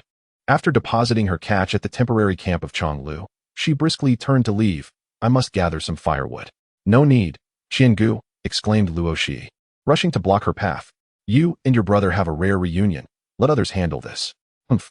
I fear some might utter disparaging remarks. Bone. I think it best to have Uncle Su assist with chopping more firewood. Tang Bao called out provocatively towards Mantion. Clang. Just as Tang Bao's words fell, the Tiangang 7-star sword at Su Sheng's side soared into the air, as if poised to commence chopping. Mantion's face flushed with fright as she waved her hands. And no, we can manage. Without lingering any further, she retreated in haste, akin to a mouse fleeing from a cat. Yet, Flower Qiangu remained undeterred. After exchanging pleasantries with Su Sheng, she joined her fellow disciples in labor. Indeed, her kind-hearted nature made her susceptible to being taken advantage of. Observing her industriousness, Long Kuei sighed, noting that with this public backing from the young master, life for Qiangu at Chong Lou would likely improve. Su Sheng casually responded, but suddenly turned his gaze towards the southwestern hillside, casting a knowing glance. Young master, have you noticed something? Long Kuei inquired, following his line of sight, though she perceived nothing amiss. Just a pitiful soul, Su Sheng replied, shaking his head. Unbeknownst to Long Kuei, the two were indeed being watched by two earth immortals. At that very moment, concealed within the dense woods of the hillside, stood two figures. One donned a cerulean robe, face obscured by a gray mask resembling coral, while the other, shrouded in an oversized hood, revealed only half a face in shadow. These two were no ordinary beings. The masked individual was none other than the renowned leader of the Ishio Jun. Beside him stood Donghua, one of the 5 supreme immortals, who had long vanished from the cultivation world. Years ago, Donghua had traversed the realm, slaying Ishio Jun's father, and Ishio Jun's life mission had since been to avenge this loss. Flower Qiangu, being the pivotal pawn in Ishio Jun's scheme against Bai Zihua, drew his utmost attention, effectively placing her under constant surveillance. The commotion from Su Sheng's daring rescue of Flower Qiangu from the clutches of Zisun could not escape Ishio Jun's awareness. Moreover, Ishio Jun possessed an ancestral ability to know all, thus even without Su Sheng revealing his identity, Ishio Jun was already aware of who he was. His descent from the mountains was solely to confront Su Sheng. With such a formidable ally at her side, Flower Qiangu represented a significant variable for Ishio Jun. A sword that cleaves the sea, how does his strength compare to yours? Ishio Jun queried Donghua. Indeed, Donghua had long since succumbed to Ishio Jun's influence, becoming a mere tool. Among the 5 of us, aside from Zihua and Wugu, the rest of us would likely fall short against him. Is his power truly so formidable? Ishio Jun's masked visage betrayed a flicker of surprise. Before he could finish speaking, he suddenly noticed Su Sheng lifting his gaze, locking eyes with them across the distance. That calm, unassuming glance traversed the expanse of several kilometers, striking Ishio Jun squarely. In that fleeting moment, Ishio Jun felt as though every secret had been laid bare before Su Sheng's penetrating gaze. A suffocating sensation accompanied an inexplicable pressure, compelling him to avert his gaze. though he managed to suppress the impulse. How could he possibly perceive us? Who is this individual? Xiaojun murmured in astonishment. Chapter 95, Two Fingers. Blocking an earth immortal very well. Since we have been discovered, Xiaojun said, regaining his composure after a moment of surprise. He glanced at Donghua beside him and commanded, "You shall go now and eliminate Flower Qiangu. You are fully aware that with him present, I cannot possibly kill Hua Qiangu. What purpose does your action serve?" Donghua Xianxing could not help but shake his head. "I am indeed cognizant that you cannot eliminate Hua Qiangu. Yet I can seize this opportunity to draw him into the fray. How utterly fascinating." A hint of madness crept into Xiaojun's voice. The power of the five xians is formidable, especially that of Bai Zihua, whose strength renders Xiaojun utterly helpless. Thus, to extinguish Bai Zihua's life, Xiaojun must employ various schemes and intricate plotting. From the moment Hua Qiangu's father met his demise, leading her to ascend Shushan to fulfill her pact with Qingshu Daoren from 16 years ago, she has unwittingly fallen into Xiaojun's web. Yet, this alone is far from sufficient. Hua Qiangu's current strength is exceedingly meager. With the emergence of other formidable forces to exploit, Xiaojun would undoubtedly seize the opportunity. This individual possesses such extraordinary talent that he can now rival U5 Xians, although his current power does not match Bai Zihua's. It is entirely plausible that he will surpass him in the future. I intend to use Hua Qiangu to ensure that this rising star becomes your adversary. Perhaps, in the future, it will be this very person who buries U5 Xians. Ha! Xiaojun unabashedly revealed his scheme before Donghua Xianxing, laughing maniacally. "You have succumbed to madness." Observing Xiaojun's demeanor, Donghua Xianxing felt not anger, but only sorrow and heartbreak. Xiaojun emitted a cold snort, suddenly extending his right hand to grasp at the air, a flicker of azure light emanating from his palm. Simultaneously, a corresponding luminescence flickered around Donghua Xianxing, causing him to writhe in immense agony, as if being devoured by a multitude of insects. This was the restraint Xiaojun had placed within Donghua Xianxing, the heart demon induction. With but a thought, Xiaojun could subject Donghua Xianxing to the most excruciating torment imaginable or even extinguish his life. Remember your place. At present, you are merely a dog at my side. What right do you have to admonish me? Xiaojun bellowed at Donghua Xianxing, commanding him to eliminate Hua Qiangu immediately. Yes, Donghua Xianxing gasped heavily, acquiescing as he shed his robe, revealing a more ethereal and graceful appearance of an immortal. Whoosh! In an instant, Donghua Xianxing vanished from sight. The next moment, he appeared abruptly before the disciples of Chong Lou.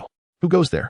The sudden arrival of this uninvited guest startled everyone present, their expressions shifting to one of vigilance. Although they did not recognize him, they all felt an almost suffocating pressure emanating from him. Clearly, the newcomer was no ordinary individual. Donghua Xianxing? A look of shock and confusion crossed Luo Shi's face. The young disciples did not know who Donghua Xianxing was, but Luo Shi recognized him immediately, leading to his astonishment. Donghua Xianxing had been missing for quite some time. What? He is Donghua Xianxing, one of the five xians, renowned alongside the master? Why has Donghua Xianxing suddenly arrived? Upon uttering his name, Luo Shi ignited a commotion among those present. No one could remain composed. For these young cultivators, figures like the five xians were akin to lofty idols. He is indeed the Donghua Xianxing, renowned alongside my master. Hua Qiangu's eyes sparkled with admiration and excitement, resembling a starry-eyed fan. The moment Donghua Xianxing appeared, he instantly became the center of attention. Seemingly oblivious, Donghua Xianxing's gaze instinctively swept over Hua Qiangu, a flicker of reluctance passing through him. Yet, he felt compelled to obey Xiaojun's command. Hua Qiangu, you should not be at Chong Lou. Ultimately, Donghua Xianxing gritted his teeth and uttered this warning to Hua Qiangu before soaring away, his sword aimed directly at her. Clang! A chilling sword intent enveloped the entire area, causing the hairs on everyone's body to stand on end. Though Donghua Xianxing was not targeting them, they still felt an imminent threat to their lives. This was the might of Earth Immortals. A chorus of gasps erupted from the crowd, all astonished by this unforeseen development. Who would have anticipated that the five xians would suddenly turn their blade upon Hua Qiangu? Hua Qiangu herself was rendered utterly dumbfounded, unsure of how to react. Whoosh! Just then, Donghua Xianxing suddenly perceived a flicker before his eyes. The individual he and Xiaojun had been observing, Su Sheng, appeared before Donghua Xianxing, as if conjured from thin air. He extended his hand and, with two fingers, effortlessly clasped Donghua Xianxing's celestial sword. The radiant, razor-sharp blade halted mid-air, unable to advance an inch further. What? This is impossible.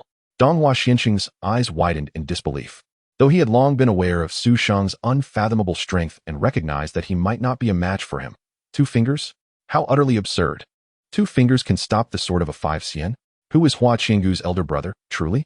How can he be so young yet possess such power that eclipses even the 5 xians? This is simply monstrous. Luo Shi, Ni Mantian, Wu Qing Luo, and the other disciples of Chong Lou nearly had their eyes pop out in astonishment. 2 fingers can hold back Donghua. Is this truly your might? Observing from a distance. Ichio Jun's voice brimmed with astonishment as well. He had always known Su Sheng was extraordinary, yet he had not anticipated the extent of his prowess. Chapter 96. Who on earth are you? Donghua Xianxing. You actually dare to strike at Qinggu. This is truly beyond my expectations. Su Sheng, with 2 fingers halting Donghua Xianxing's sword, fixed his piercing gaze upon him. Your eyes seemed to penetrate the very depths of Donghua Xianxing's soul. It was Ichio Jun who commanded you to do this, wasn't it? Donghua Xianxing was taken aback, his pupils constricting as he regarded Su Sheng with a grave expression. He had been absent from the cultivation world for so long, and it stood to reason that no one would have any knowledge of him. Yet, this individual seemed to possess an intimate understanding of him. It appears that my assumptions were correct. Observing Donghua Xianxing's astonishment, Su Sheng knew his deductions were accurate. Very well. Engaging with you is merely a waste of effort. Shaking his head, Su Sheng suddenly flipped his right hand and struck the body of Donghua Xianxing's sword. Ding! A crisp metallic ring resonated as Donghua Xianxing felt an overwhelming force erupt from his sword in that instant. He could no longer restrain himself. The celestial sword flew from his grasp. Clang! The sword, propelled away by Su Sheng, spun in the air before embedding itself in the mountainside. Boom! A ferocious burst of energy erupted, sending countless fragments of rock scattering in all directions, creating a truly terrifying spectacle. Gulp! The sweat began to bead on Donghua's forehead as he realized the chasm between himself and this individual was far greater than he had anticipated. To casually swat away my celestial sword. Was even Zihua capable of such feats? When did the realm of cultivation produce such a prodigy? Donghua thought in utter astonishment. After swallowing hard, he gritted his teeth, disregarding the displaced sword, transforming into a whirlwind as he charged towards Su Sheng. Star-picking finger. Su Sheng, however, remained remarkably calm, merely flicking his finger at Donghua. A silent star-like point struck Donghua directly. Boom! A terrifying explosion of energy erupted, sending Donghua hurtling backward like a cannonball, crashing into the mountainside. Rumble! A massive crater was formed by Donghua's impact, causing boulders to tumble down as if the very mountain were collapsing. The scene fell into a profound silence. Every onlooker was left in utter shock, their eyes nearly popping from their sockets. What manner of prodigy was Qiangu's elder brother? He was a celestial being of the highest order, renowned throughout the cultivation world, a figure of immense stature. Yet now, before Qiangu's elder brother, he seemed to have been brushed aside with a mere flick of a finger, akin to swatting a little lamb. Did this not imply that Qiangu's elder brother surpassed even the celestial beings in power? Please, continue. I shall converse with Donghua. Su Sheng spoke as if this were an inconsequential matter, bidding farewell to the crowd. He then stretched forth his hand toward the chaotic rubble, unleashing a torrent of celestial energy. Rumble! Countless boulders were swept aside. Donghua, buried beneath the debris, was drawn towards Su Sheng as if caught in a celestial pull. Just as Donghua was about to reach Su Sheng, the latter's mind surged, and celestial energy transformed into a great hand, seizing Donghua and whisking him away in an instant. The hidden figure of Ichio Jun sensed trouble, for Su Sheng was heading directly toward him. Whoosh! In the blink of an eye, Su Sheng appeared before Ichio Jun, holding Donghua captive. To subdue a celestial being with but a flick of your hand is truly commendable, Ichio Jun remarked, regaining his composure, his expression devoid of emotion. Do you not feel the need to explain yourself? Su Sheng nonchalantly tossed Donghua to the ground. I do not comprehend your insinuations, Ichio Jun feigned ignorance. Although Su Sheng had noticed him standing alongside Donghua, it was impossible for him to discern their relationship or know that Donghua had been sent to eliminate Hua Qiangu. Let us dispense with the charade, Dongfang Yuqing, Su Sheng retorted with a cold smile, his gaze piercing as if penetrating Ichio Jun's very soul. Shock flickered across Ichio Jun's masked visage. How did you uncover my identity? He had assumed the guise of Dongfang Yuqing to approach Hua Qiangu, a secret known only to his most trusted confidant, Greenblade, and Donghua. Had Donghua inadvertently revealed his identity? Yet, Ichio Jun had observed closely and noted that Donghua had not done so. Is it still relevant to inquire about this now? Su Sheng scoffed. his voice chilling and eyes fixed on Ichio-jun as though he could see through the mask into his heart. I have no interest in the grievances between you and the celestial beings. I can understand your desire for vengeance against them for your father. However, I sincerely advise you to abandon any thoughts of harming Hua Qiangu. While she is indeed entwined in by Zihua's fate, she is simultaneously intertwined with yours. Who could have imagined that Ichio-jun, initially intending to use Hua Qiangu against the celestial beings, would ultimately develop feelings for her, sacrificing his own life for hers? Thus, Su Sheng's earlier words, that Ichio-jun was merely a pitiful soul, held true. Who exactly are you? Ichio-jun exclaimed, removing his mask to reveal a youthful face, albeit one marked by shock and gravity. As the Ichio-jun, he was expected to be all-knowing, yet now, in the presence of Su Sheng, the roles had reversed. He felt as if Su Sheng was omniscient. You are the Ichio-jun, yet you still seek answers from others? Su Sheng smiled gently, observing Ichio-jun's astonishment. A hint of embarrassment colored Ichio-jun's cheeks. It was indeed shameful for one in his position to inquire of others. I hope today's events do not repeat in the future. With that, Su Sheng said no more. Abruptly, he flicked his finger at Ichio-jun's star-picking finger. A tiny star point silently hurtled toward Ichio-jun. Despite its size, it radiated a suffocating pressure that enveloped him. Ichio-jun's expression shifted dramatically. He inhaled deeply, channeling all his celestial energy into a powerful strike against the star point. Boom! In the next instant, a violent wave of energy surged forth. Ichio-jun staggered. His body propelled backward. Spitting a mouthful of blood mid-air, his countenance grew increasingly grave. This was no place to linger. He swiftly landed, producing a ruler from his possession and slicing through the air before him. Space itself seemed to part, and Ichio-jun dove through the opening, vanishing from sight. He fled with remarkable speed. Su Sheng coldly watched Ichio-jun's retreat, muttering under his breath. He then paid no mind to the disheveled Donghua, soaring back to Hua Qiangu and Long Kuei. Earlier, Su Sheng had distinctly sensed that Donghua's strike aimed at Hua Qiangu had been deliberately restrained. Unlike Zi Sun, who genuinely sought to harm Hua Qiangu, Donghua, possessing a kind heart and righteousness, could not bring himself to harm an innocent, even under Ichio-jun's threat. This was the true reason Su Sheng had refrained from taking action against Donghua. Ultimately, Donghua was a good person. Dongfang, you are a good child. Your nature is not inherently wicked. Donghua, the celestial being, stood still, gazing in the direction where Ichio-jun had fled, murmuring softly, only blinded by hatred. I hope this lesson will awaken you.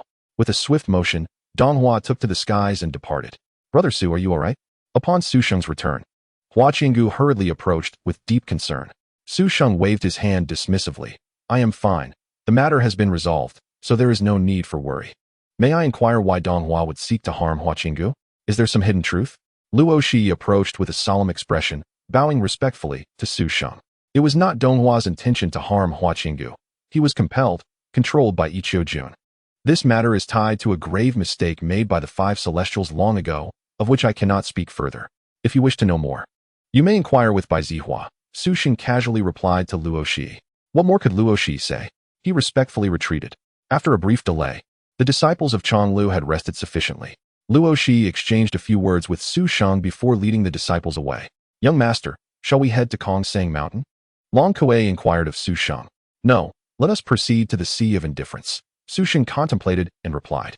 His descent from the mountain was primarily to prevent the black water serpent's interference. He had no interest in the trials of the ancient Batcave. With the prowess of Han Yunxi and Zhang Xiaofan, they stood among the elite of their generation within the realm of cultivation. There is no need for concern.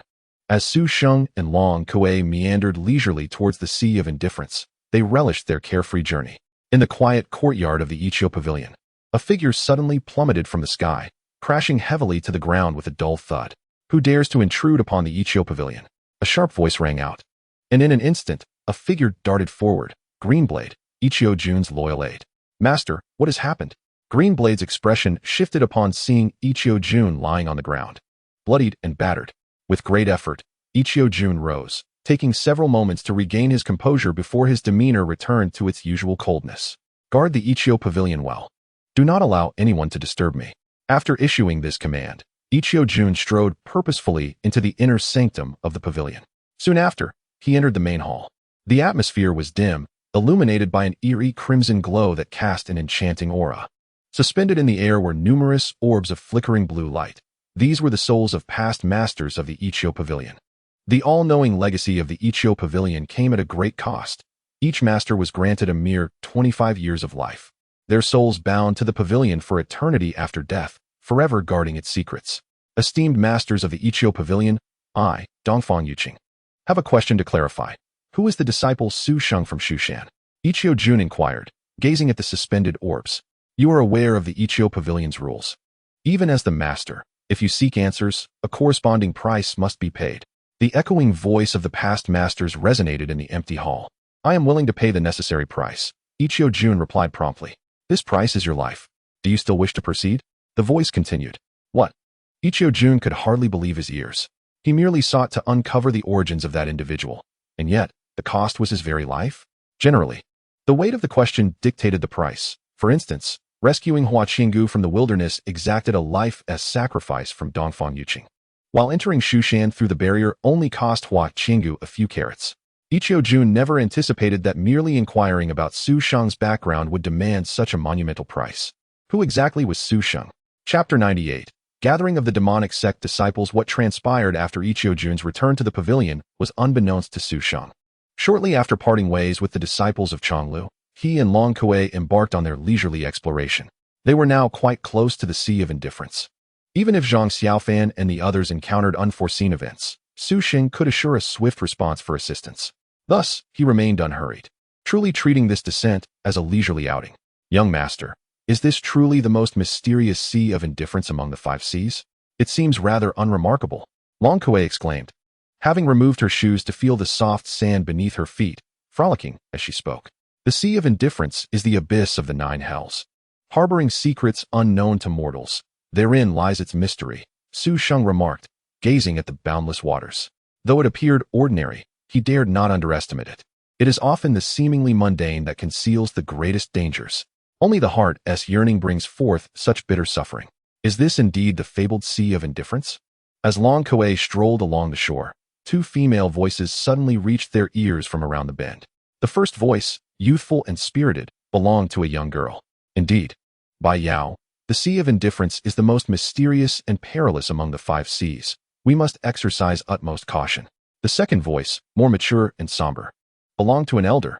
I heard from my father that beneath the Sea of Indifference lies the blood droplet cave. We are nearing our destination. The young girl's tone brimmed with excitement. As the 2 figures rounded the corner, they appeared before Su Sheng and Long Kuei.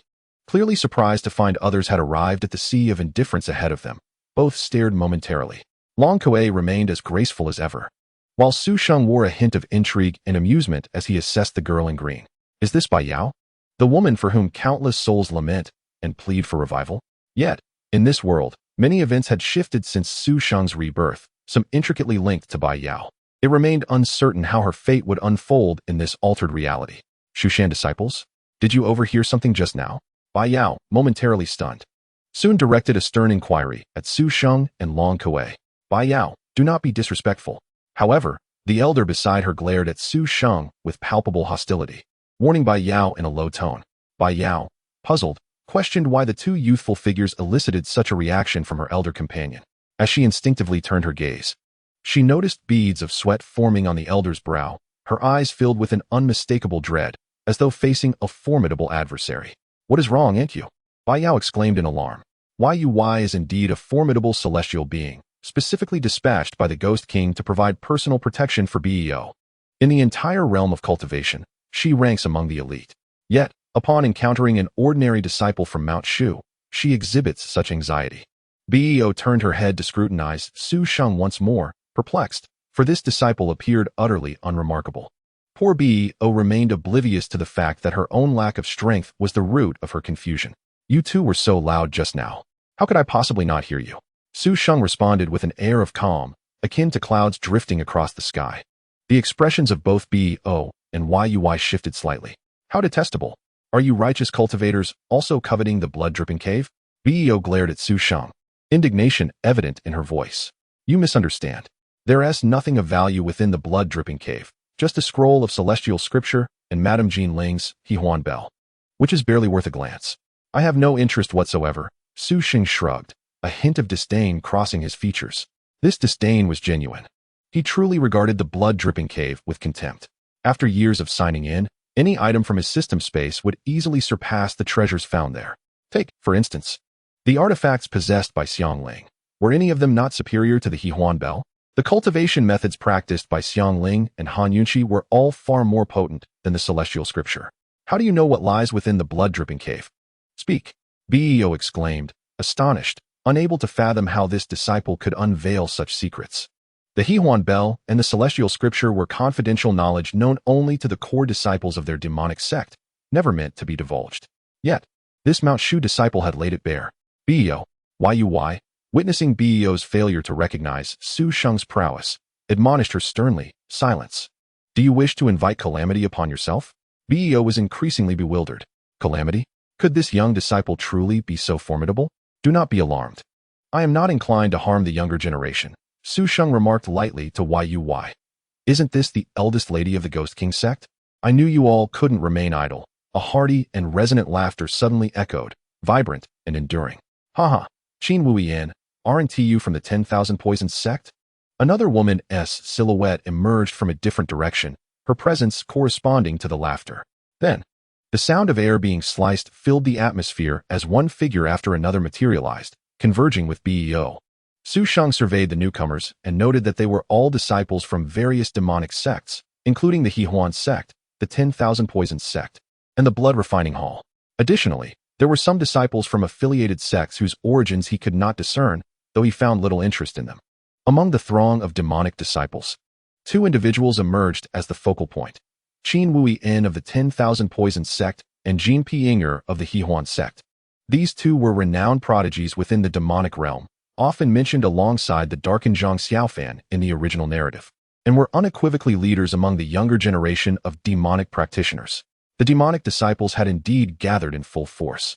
Qin Wuyin, Jin Pinger, it is you.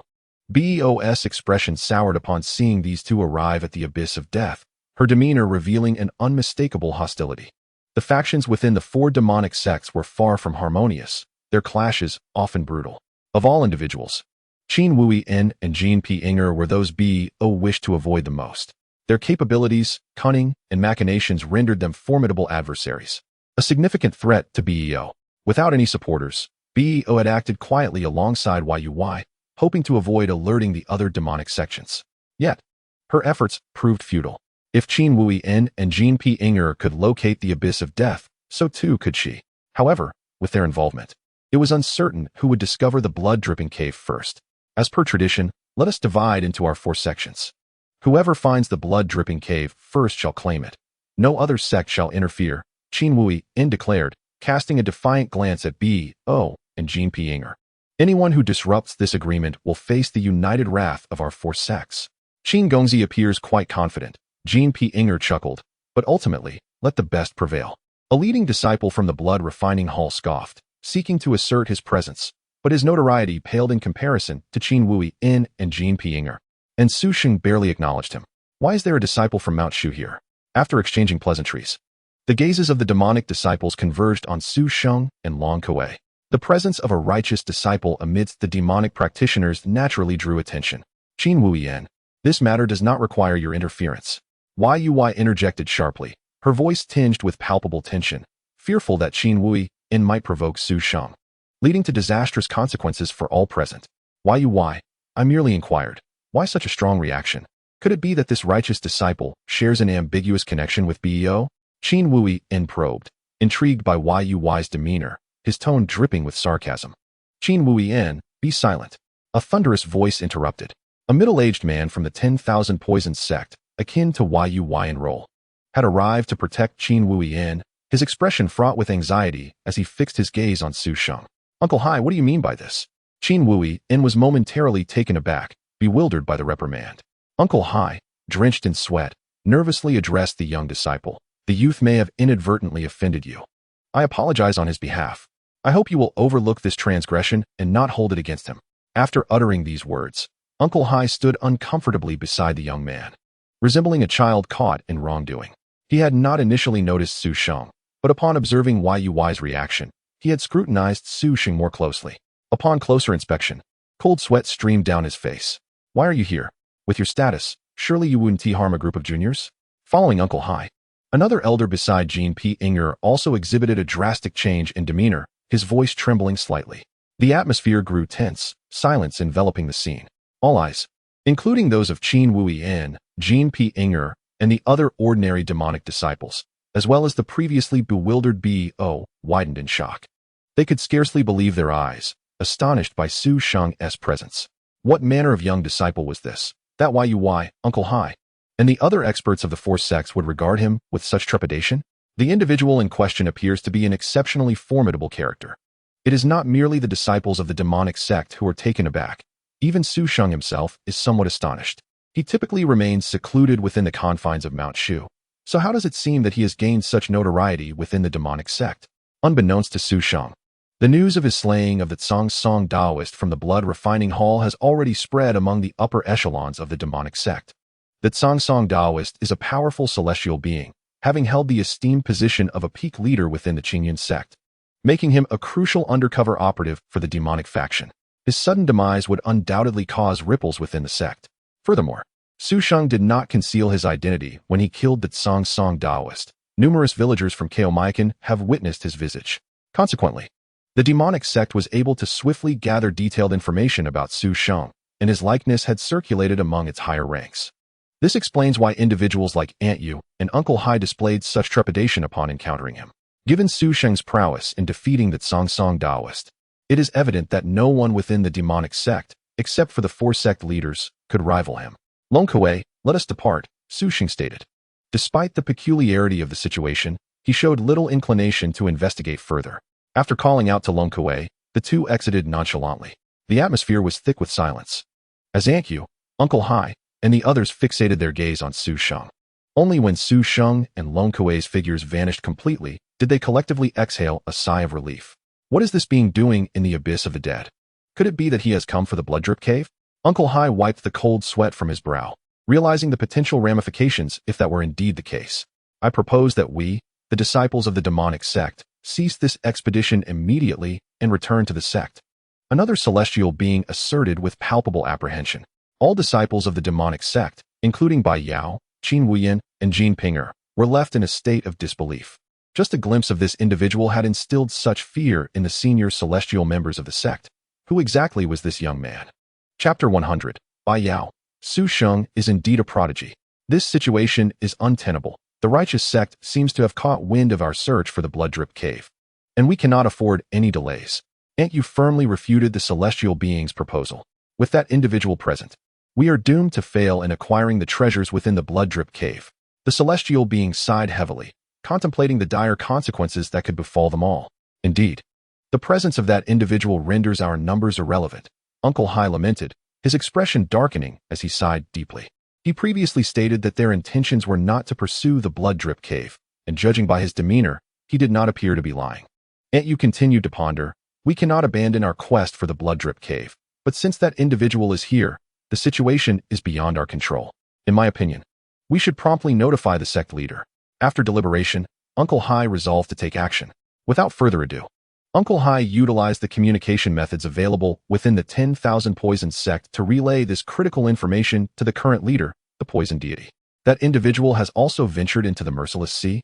Upon receiving this news, the Poison Deity's expression hardened, and he promptly acted without delay. Keep a close watch on his movements. Report any disturbances immediately. I shall personally investigate. After a moment of contemplation, the Poison Deity made this decisive resolution. Concurrently, as Uncle Hai contacted his sect leader, Aunt Yu and other celestial beings from the four demonic sects undertook similar actions. Aunt Yu, ensure that you keep a close eye on Bai Yao. I will arrive shortly. The Ghost King, the leader of the Ghost King sect, responded to Aunt Yu with a grave expression. The leaders of the Blood Refining Hall and the Harmonious Union sect echoed the same sentiments. The leaders of the four demonic sects were compelled to unite and personally attend to this matter due to a young disciple from Mount Shu. This astonishing turn of events left Bai Yao, Qin Wuyin, and Jean Pinger utterly speechless. Is this not a tad exaggerated? Uncle Hai, all the leaders of the four demonic sects are coming just for that one disciple from Mount Shu? Who on earth is he? Qin Wuyin inquired with immense shock. The individual in question is named Su Sheng. On the surface, he appears to be an ordinary disciple of Mount Shu. Yet we suspect he possesses a far more significant identity. However, he is exceedingly dangerous. Our investigations indicate that his strength has ascended to the level of a terrestrial immortal, and he has even caused the Ghost King to suffer a setback. Uncle Hai's countenance grew increasingly solemn. The Ghost King had once faced off against Su Sheng using the Fulong Cauldron, only to be injured by Su Sheng's manipulation of the celestial mechanism 8 Seals, a story that had circulated among the 4 demonic sections. At that time, no one knew the identity of the mysterious figure, only that he had forcibly nullified the Ghost King's soul binding on the Heavenly Wolf Demon. Yet, when Su Sheng killed the Song Taoist in Kaomayakan, the Heavenly Wolf Demon obeyed his commands. It was evident to all that the mysterious figure from before was none other than him. A disciple of Mount Shu is actually a terrestrial immortal? He has even made the Ghost King suffer losses? A chorus of gasps filled the air as the realization dawned on them. This young man, seemingly only slightly older than themselves, was indeed an extraordinary anomaly. At this moment, everyone comprehended why the celestial elders from the 4 sects reacted with such fear upon encountering him. Listen closely, before the leaders of the 4 sects arrive. We must act discreetly and avoid provoking the righteous disciples. Should we inadvertently encounter Su Sheng, we must not display any disrespect. It appears he holds little regard for you younger generations, but if provoked, none can predict the outcome. The celestial elders of the 4 sects began to impart this solemn warning to the young disciples of the demonic sect. The young disciples of the demonic sect, recognizing the gravity of the situation, complied without hesitation. Subsequently, the disciples of the 4 sects dispersed, each employing their own methods to search for the blood drip cave beneath the abyss of the dead. The once lively scene was left with only Bai Yao and Aunt Yu. Aunt Yu, was it Su Sheng who injured my father using the Fulong Cauldron all those years ago?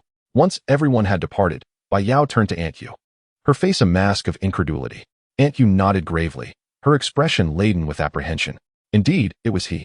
Your father had dispatched the Heavenly Wolf Demon to assassinate him at Mount Shu, but unexpectedly, he managed to break the soul binding placed on the Heavenly Wolf Demon.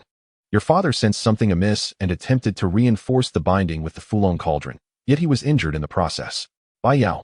The Ghost King seldom regards anyone with such concern, but he is exceedingly wary of this individual. You must exercise extreme caution and refrain from provoking him. I understand. Thank you. Bai Yao replied emphatically.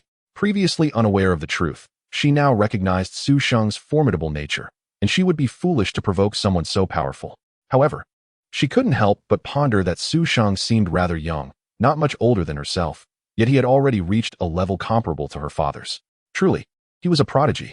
Chapter 101. The unexpected turn in the merciless sea. Very well, Bai Yao, since the sect leader is on his way, let us not dwell on it further. Shortly after Su Sheng's departure, Aunt Yu beckoned Bai Yao. We should expedite our search for the blood drip cave. All disciples of the other demonic sects had arrived, each accompanied by a substantial entourage, while only she and Bai Yao represented the Ghost King sect. The pressure was immense. Bai Yao's expression grew serious, and she ceased any further trivialities. Together with Aunt Yu, they began to meticulously investigate every corner beneath the abyss of the dead. Suddenly, a flash of light appeared, revealing a middle-aged scholar before Bai Yao and Aunt Yu. Sect leader, father.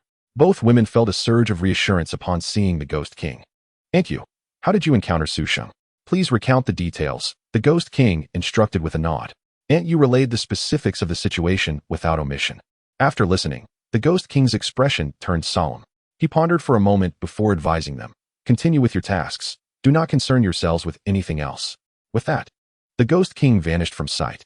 Although he had not elaborated, both Bai Yao and Aunt Yu understood he was likely keeping an eye on Su Sheng. Indeed, after grasping the situation, the Ghost King promptly began to track Su Sheng's whereabouts. Meanwhile, the leaders of the Wan Poison Sect, the Hehuan Sect, and the Blood Refining Hall soon arrived at the abyss of the dead. What had initially been a simple trial among young disciples was now fraught with turmoil due to Su Sheng's presence. The abyss of the dead was not vast, and with all the demonic sect leaders focused on Su Sheng, he quickly sensed their existence. Why are there so many Earth Immortals here? Su Sheng furrowed his brow, feeling a twinge of surprise, for the appearance of these beings seemed amiss. A mere blood droplet cave hardly warranted the attention of such formidable forces. Moreover, he could sense that these Earth Immortals seemed to be targeting him. What troubles you, my lord? Long Kuei inquired, noticing Su Sheng's change in demeanor. I believe I am being watched by some Earth Immortals from the demonic sects, Su Sheng replied with a wry smile. They are likely the leaders of the 4 demonic sections. Long Kuei's expression shifted slightly, revealing her concern. My lord, do not be anxious. I have my own ways to deal with this. However, Sheng waved his hand dismissively, maintaining his calm demeanor. He was not so arrogant as to believe he could overpower those Earth Immortals. In reality, he was far from that level. He could not even contend with one of them, the Ghost King. Yet, this did not mean he was intimidated. If he could not fight, he could always flee. With numerous trump cards at his disposal, even with Long Kuei by his side, escaping from the leaders of the 4 demonic sects posed no challenge. My lord, what should we do next? Seeing Sheng's unshakable composure, Long Kuei felt reassured and gently inquired. Let us act as if those Earth Immortals do not exist. Sheng shrugged nonchalantly. I am curious to see what their intentions are. With that, he and Long Kuei continued their leisurely exploration. Such audacity. The Ghost King, observing from a distance, could not suppress a cold snort. He has clearly noticed us, yet remains so carefree. This boy clearly holds us in contempt. The poison god's expression darkened, feeling insulted. What an arrogant brat. Even that old rogue Dao Xin would not dare to disregard us so. The leader of the He sect regarded Sheng with a glimmer of admiration. It was rare to encounter someone so composed in the presence of the leaders of the 4 demonic sections. Such audacity alone was worthy of respect. However, what could be his true purpose for coming to the abyss of the dead? The leader of the blood refining hall frowned, deep in thought. After a brief exchange, the sect leaders were left puzzled, as Sheng appeared to be merely enjoying himself. Could it be that he is deliberately luring us into a trap, concealing some ulterior motive? After a moment of contemplation, the leader of the blood refining hall voiced his concern. Various conspiracy theories began to circulate, including the Ghost King. They all believed Sheng's presence in the abyss of the dead was far from mere coincidence. He likely harbored other schemes. Yet, despite their speculations, none could provide a reasonable explanation. Enough of this futile guessing. We shall capture this boy and interrogate him. The poison god finally huffed, a fierce glint flashing in his eyes. The Ghost King and the other sect leaders remained silent, content to let the poison god take the lead. With a disdainful sneer, the poison god acknowledged their intentions, aware of their thoughts. However, he was unwilling to pass the buck. After all, he excelled in the art of poison and could act discreetly. Even if the boy had ulterior motives, he would know how to navigate the situation. Yet, just as the poison god was about to employ his tactics against Sheng, the surface of the unfeeling sea nearby began to churn violently.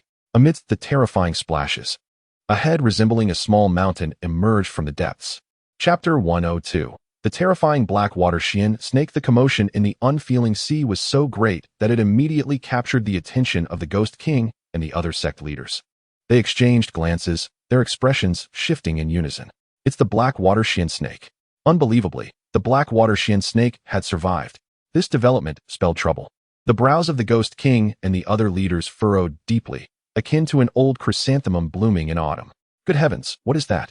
The enormity of the head before them was beyond comprehension. How could such a terrifying creature exist in this world?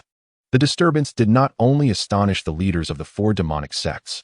Nearly all disciples searching for the blood droplet cave beneath the abyss of the dead were equally alarmed. The black water xian snake was simply too massive, even by the standards of this cultivation world, rendering its size utterly astonishing. Antu, what is that? Yao gasped, staring in horror at the colossal head and turning to Antu for answers. The black water xian snake. Antu uttered through clenched teeth. This is dire, senior brother. That is indeed the black water xian snake. Meanwhile, in a less conspicuous spot within the abyss of the dead, Han Yunxi, Zhang Xiaofan, and Lin Jingyu were also gazing in shock at the exaggeratedly large head. Lin Jingyu stared in disbelief at the massive head, exclaiming to Han Yunxi and Zhang Xiaofan. They may have never descended the mountain, but the library at Mount Shu contains extensive records. The black water xian snake is documented within. Thus, they recognized it at once. Indeed, as the trial progressed to this point, it was not only disciples of the demonic sects present in the abyss of the dead. Numerous righteous sect disciples had also arrived. The trial faced by the disciples of the righteous path was instigated by the frequent appearances of the demon sect at the ancient Bat Cave, in search of the blood refining hall's treasure from years past. The continuous gathering of demon sect disciples at the abyss of the undead naturally drew the righteous disciples into the fray. Not only were Han Yunxi and Zhang Xiaofan involved, but also Qi Hao, Lu Sueki, and several other righteous disciples were similarly attracted, albeit dispersed in various directions. At this moment, every individual was stirred by the presence of the Blackwater mystic serpent. With a cacophony of crashing waves, the surface of the unfeeling sea began to churn violently, giving rise to monstrous waves. These waves towered dozens of meters high and stretched 100 zhang in length, indicating the serpent's colossal length of nearly 100 zhang. Amidst the tumultuous spray, the Blackwater mystic serpent surged toward the shore of the unfeeling sea.